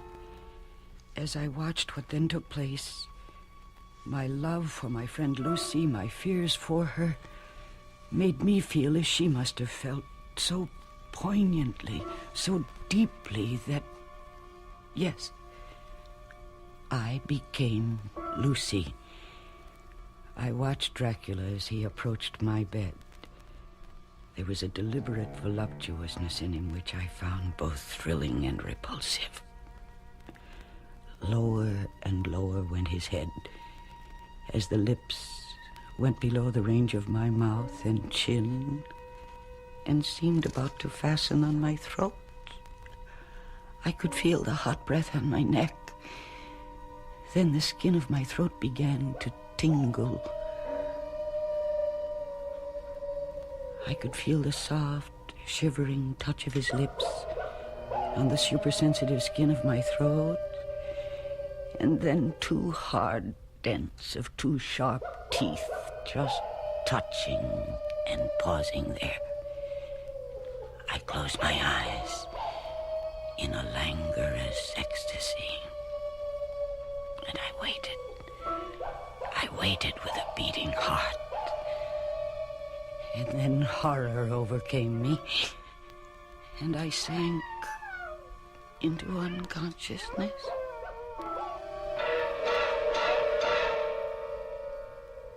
I promised you horror. Have I kept my promise? Here then, another promise, another warning. I promise that the horror you have just experienced is nothing compared to what is to. Think twice before you return with me shortly with Act 2.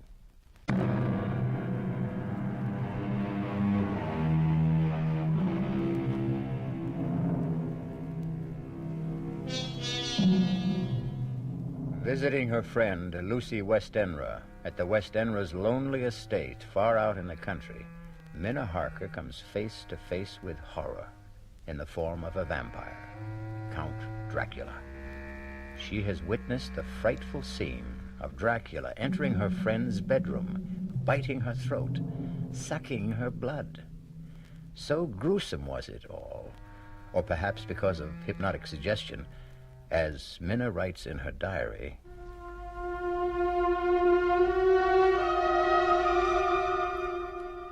I thought it must have been a dream, a nightmare, for nothing so vile and revolting could be real. But though I tried during the next day or two to persuade myself it was only a dream, there were signs, warnings all about me that told me I was lying to myself. There was the nightly howling of the wolves, the screeching of that huge bat around the house, and yes, the scarf that Lucy kept wrapped round her throat. It's such a hot afternoon. How can you bear to wear that scarf around your throat? Hot? I feel cold. But, Lucy, you're perspiring. Your forehead is damp. All I want to do is sleep. I'm so tired. I'm so deathly tired. I'll leave you for a while, then. I'll look in on you later to make sure you're all right. Oh. Sleep well. Minna? Yes, dear? If I'm asleep when you come back, promise me you won't remove this scarf from around my throat. Very well. You won't even touch it. Promise? I promise.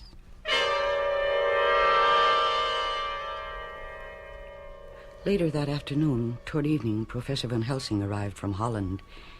When John introduced me to him, he stared at me suddenly and hard, his eyes boring into me from behind his thick-lensed glasses. You are frightened, Miss Harker?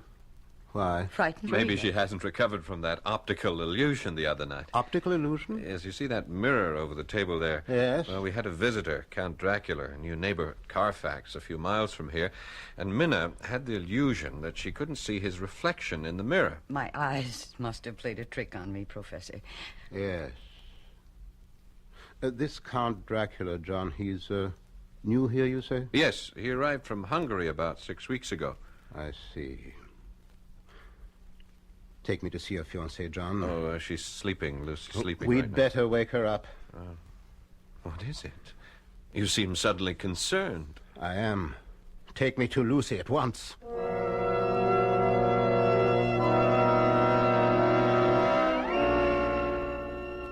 Wake her, John. All right. Gently. Very gently. Lucy? Lucy, dear. Come on, wake up. Here. Let me. Pulse weak, very weak. Eyes? Oh, she's not asleep. She's in a coma. What is her blood type? Oh. So is mine. Prepare for a transfusion, John. I will be the donor. And hurry, man, hurry. Yes, of course. Meanwhile, I shall have a look under this scarf. No, she didn't want the scarf removed. I'm sure she didn't, Miss Harker, but we're going to remove it. Aha. As I thought. What is it? Yes, Professor, what? Look. Look. There are two little holes. Wounds. As if she'd been bitten by a large snake. No, not a snake. Well, what then? What? We must be quick with the transfusion, very quick. And pray God, both of you, that I have not arrived too late.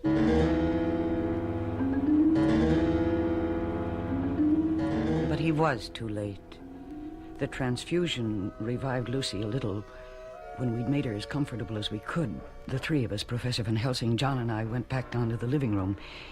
And it was here that Professor Van Helsing told us the truth. A truth that made John Seward cry out. Vampire? You say we are dealing with a vampire? Professor, have you gone out of your mind? My dear John, I don't blame you. Blame me? I should hope not. You ask me to believe me, a doctor, a man of medical science? Science? There's more to this world than science. But, Professor, a vampire? I can't believe that there's a vampire. I tell you that witches exist, that warlocks exist, that vampires exist, and we are dealing with one here. But if what you say is true... It is. Ask her. Ask Miss Harker.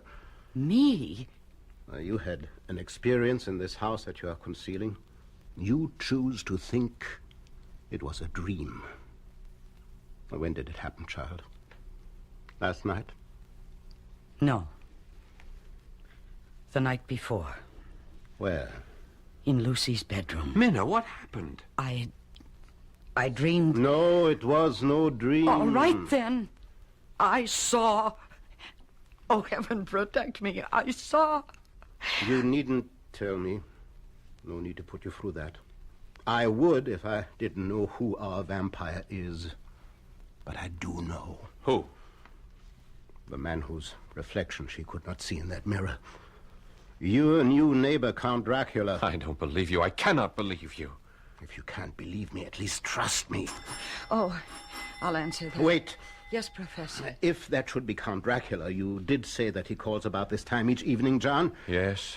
Say nothing, do nothing to give away the fact that we are onto him. Oh, this is nonsense, sheer do nonsense. as I tell you. You may answer the door now, Miss Harker. Yes. Good evening, Miss Harker. Count Dracula? Come in. And how is Miss Westenra today? Not too well, I'm afraid. She had to have another transfusion. Oh, I'm sorry to hear that, John. Very sorry to hear that. Thank you, Count. I do not believe I have met this gentleman. Oh, I'm sorry. No, you haven't. Let me present my old friend and teacher, Professor Abraham Van Helsing. Professor, this is Count Dracula. How do you do, Professor? How do you do, Count? I wished only to inquire about your fiancée, John. I'm sorry indeed to hear she is no better. If there is anything I can do... Thank you. Meeting you, Professor, has been a pleasure. Good night. Oh, Count. Yes? Mrs. Westenra keeps asking me to do this, and I keep forgetting. There is a custom in the Westenra family to ask visitors to sign the visitor's book. Ah, charming old world custom, John. It's right here. If you'll just wait a second, I'll get it, and then you can sign it. Is something wrong? It is a Bible. Well, yes. Why do you back away from me?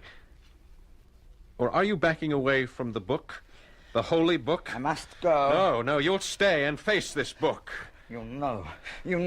John, you fool. You shouldn't have done this. I had to have proof. I will make you pay for this. You shall pay. Oh, no.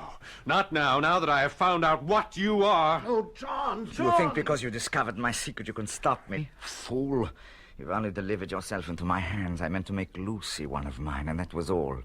But now you shall become mine, and you... Not I. Yes, and you. No, I beg you. I shall have you all, but first...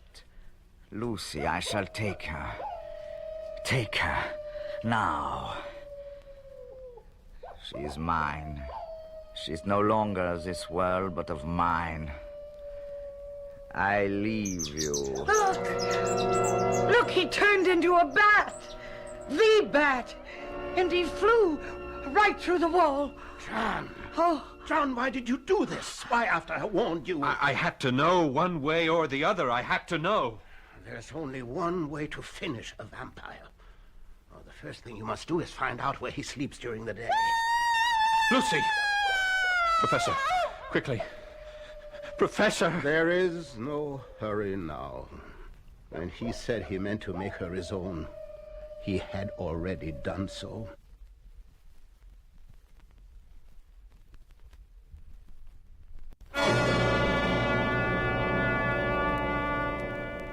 It was true.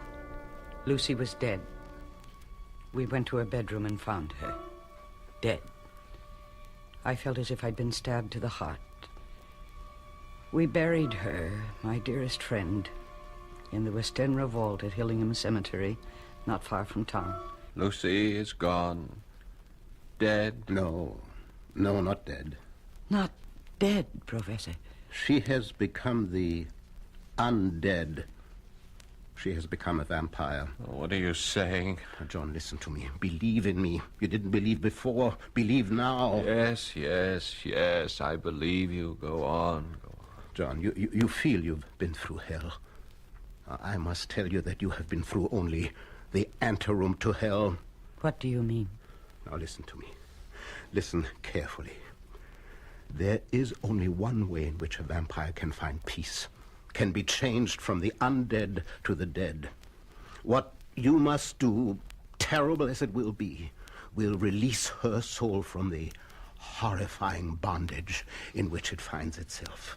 Her soul and Dracula's. Dracula's? Do you think a vampire wants to be a vampire? Oh, no. A vampire's soul is chained, pinioned, held mercilessly to this earth by Satan himself. And we who believe in God, are the only ones who can free them. It is our duty to destroy them. Well, then let's destroy them. We shall, if you have the nerve to do what must be done. I have the nerve. Professor, you frighten me. I mean to, in order to prepare you. But no matter how well I prepare you, when it comes to doing what must be done, your sanity could snap like that. So first I will ask you both to take as much time as you need to think, to ask yourselves, how much do you really love Lucy Westenra? And be sure, be positive beyond all doubt that your love for her is greater than the hell that lies ahead for you and you this very night.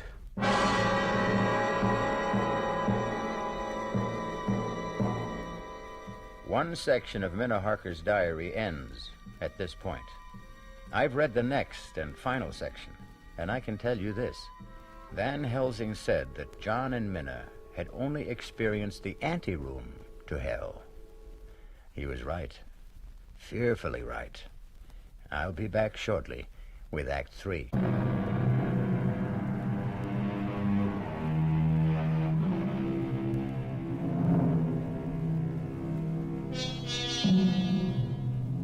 We come now to that final section of Minna Harker's diary.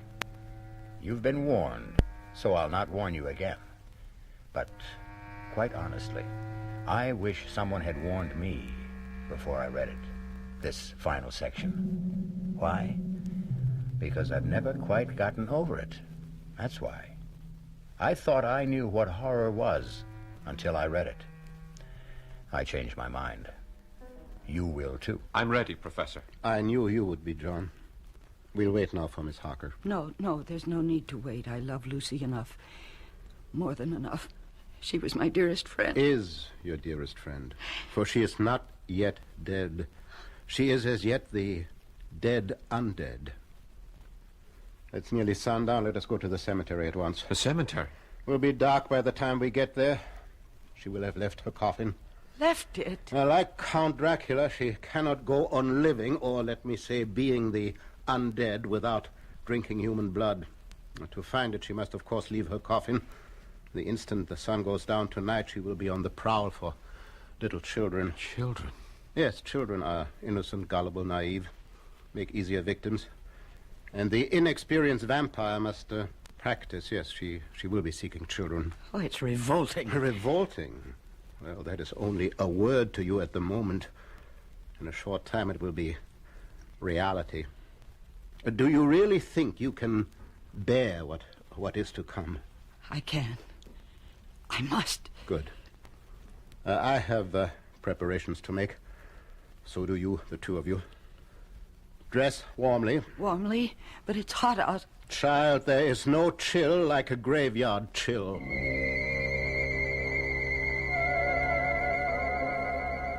We drove to Hillingham Cemetery in John's car. I'd never been in a cemetery at night. How many people have? I found it a very unsettling experience, to say the least.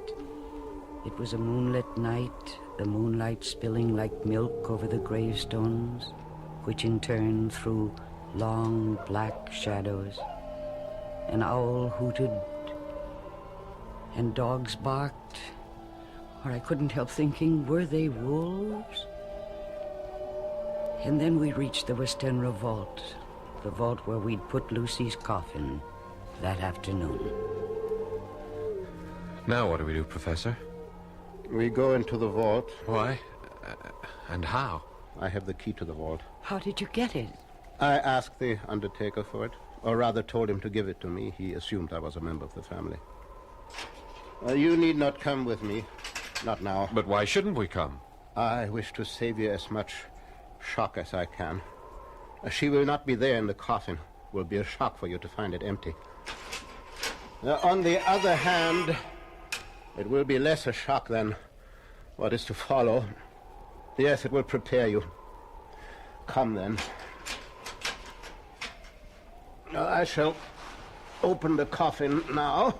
If she isn't in it, how could she have got out? I could tell you, but it is better that you see for yourself later.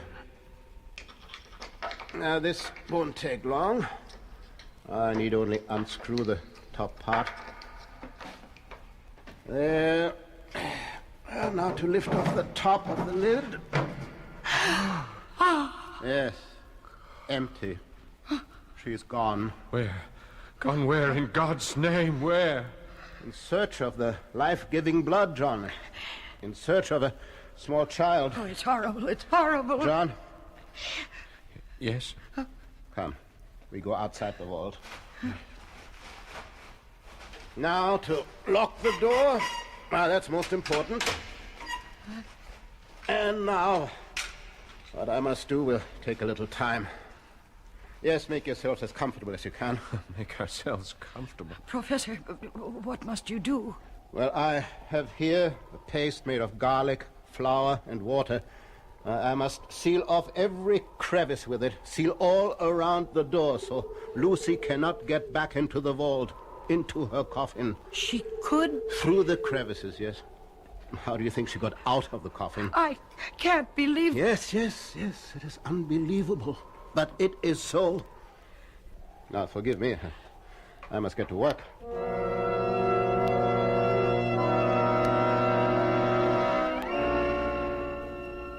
I can't express in words how fresh and clean the night air seemed when we came out of the tomb.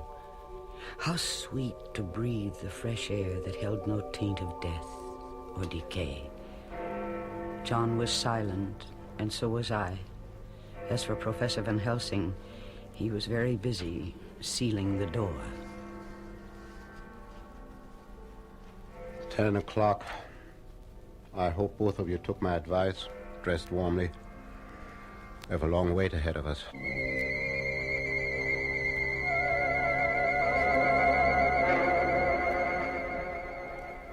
How much longer, Professor? I'm chilled to the bone. Everything depends on how long it takes her to find a small child. Nearly 2 o'clock. Has been gone several hours.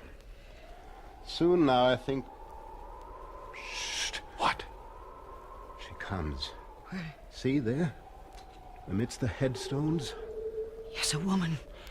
Dressed in white. Lucy. Shh. Make no move, no noise. You see, she is carrying something in her arms. A child. I feel sick. Control yourself. Ah, there. Yes, she's coming toward the vault. See, she draws back. The mixture I used repels her. Why are we doing this? Why are you keeping her out of the vault, her coffin? Because I hope... Yes. Yes, she is leaving, hurrying away from among the headstones. Come, we must follow. Follow where? To Dracula, I hope. Unless I'm mistaken, she's going to him for help. Hurry. We must keep her in sight. No, wait. What is it? She is heading for that tomb. Dracula must be there. Good. Now watch. See, now she's putting the child down on the ground. And now... Where is she? She's vanished. She simply slipped into the tomb through the crevice around the door. Oh, wait here. Yes. What's he doing? He's picking up the child, I think. Yes. See, he's coming back now. Here, Miss Harker. You take the child. Keep it warm. Oh, this poor thing. Poor little thing. Look, it doesn't move. It doesn't make a sound. It's lifeless. No, only in a trance. It will recover. But remember, when I ask you to do what must be done, remember that we have saved not only this child, but God knows how many others. I'll remember. Good.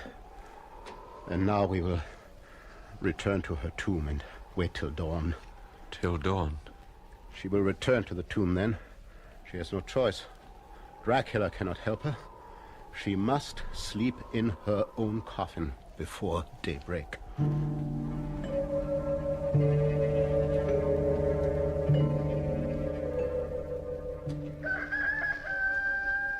How do you feel, Miss Harker? I'm all right, thank you.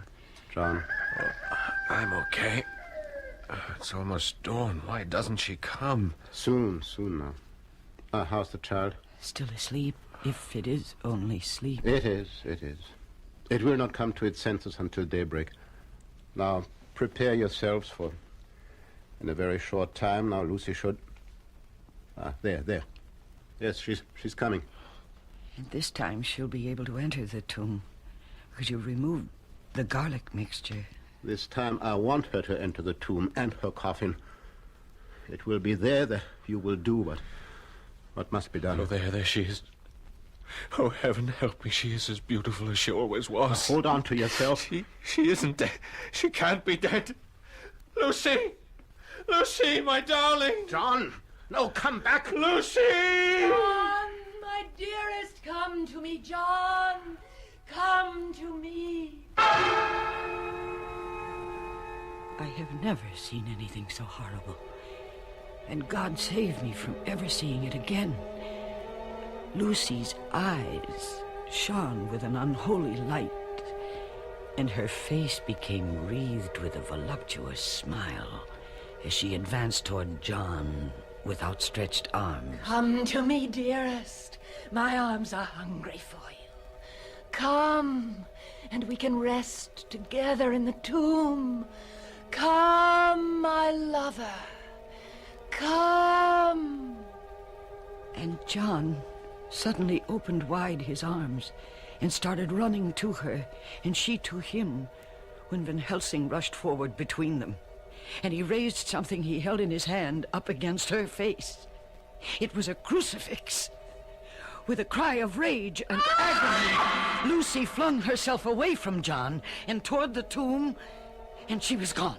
John, are you all right? The Lord help me. The Lord help me. And he shall. Come, into the tomb. It's time.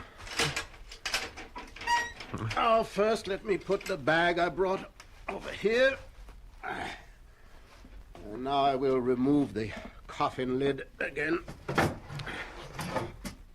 Professor, is this really Lucy's body or some kind of demon in her shape? Oh, she's hideous. Yes.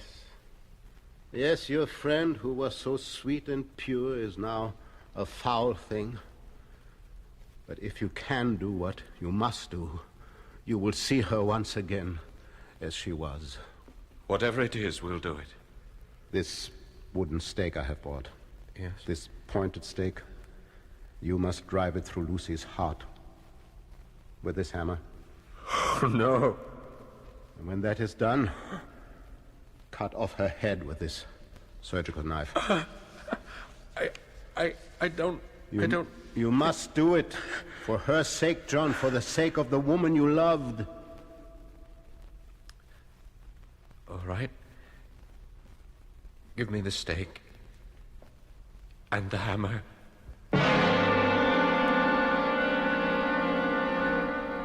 John took the stake in his left hand, the hammer in his right. I saw him tremble as he placed the point of the stake over Lucy's heart, saw the point dig into her white flesh, and then I could see him gather all his strength, all his self-control. He raised the hammer high above his head and looked at Van Helsing. Yes. Now!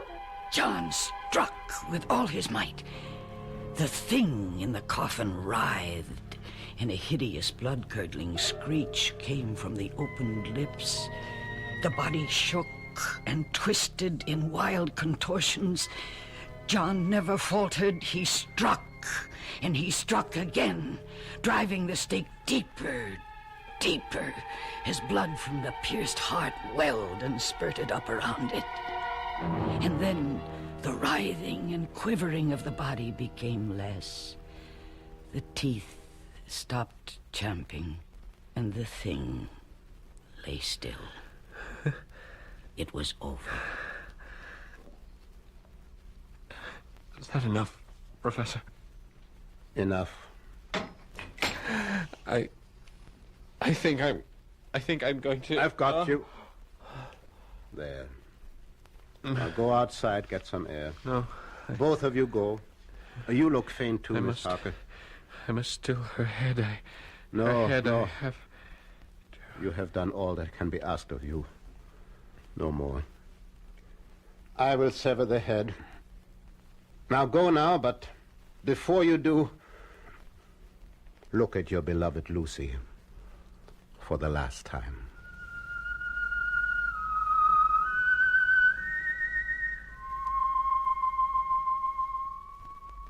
There, in the coffin, lay no longer the foul thing we dreaded, but Lucy, as we had seen her in life, her face as beautiful and pure as it had been then.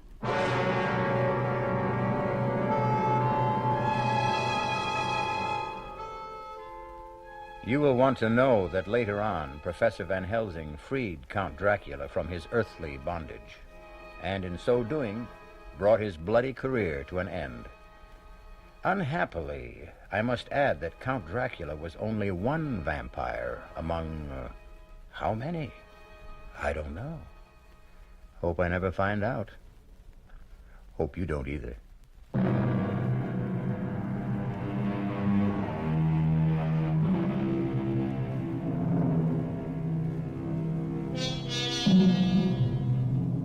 I've been asked, do vampires really exist? No one will deny that strange, bizarre, and, yes, gruesome things happen in this world which no one can explain. As Professor Van Helsing himself said, what science cannot prove, science claims does not exist. Well, anyhow, I play it safe. Use plenty of garlic. I'm afraid it keeps my friends at a distance as well as vampires. But then, you can't have everything. Our cast included Mercedes McCambridge, Paul Hecht, Stefan Schnabel, Michael Wager, and Marion Seldes. The entire production was under the direction of Hyman Brown. This is E.G. Marshall inviting you to return to our Mystery Theater for another adventure in the macabre. Until next time, pleasant dreams.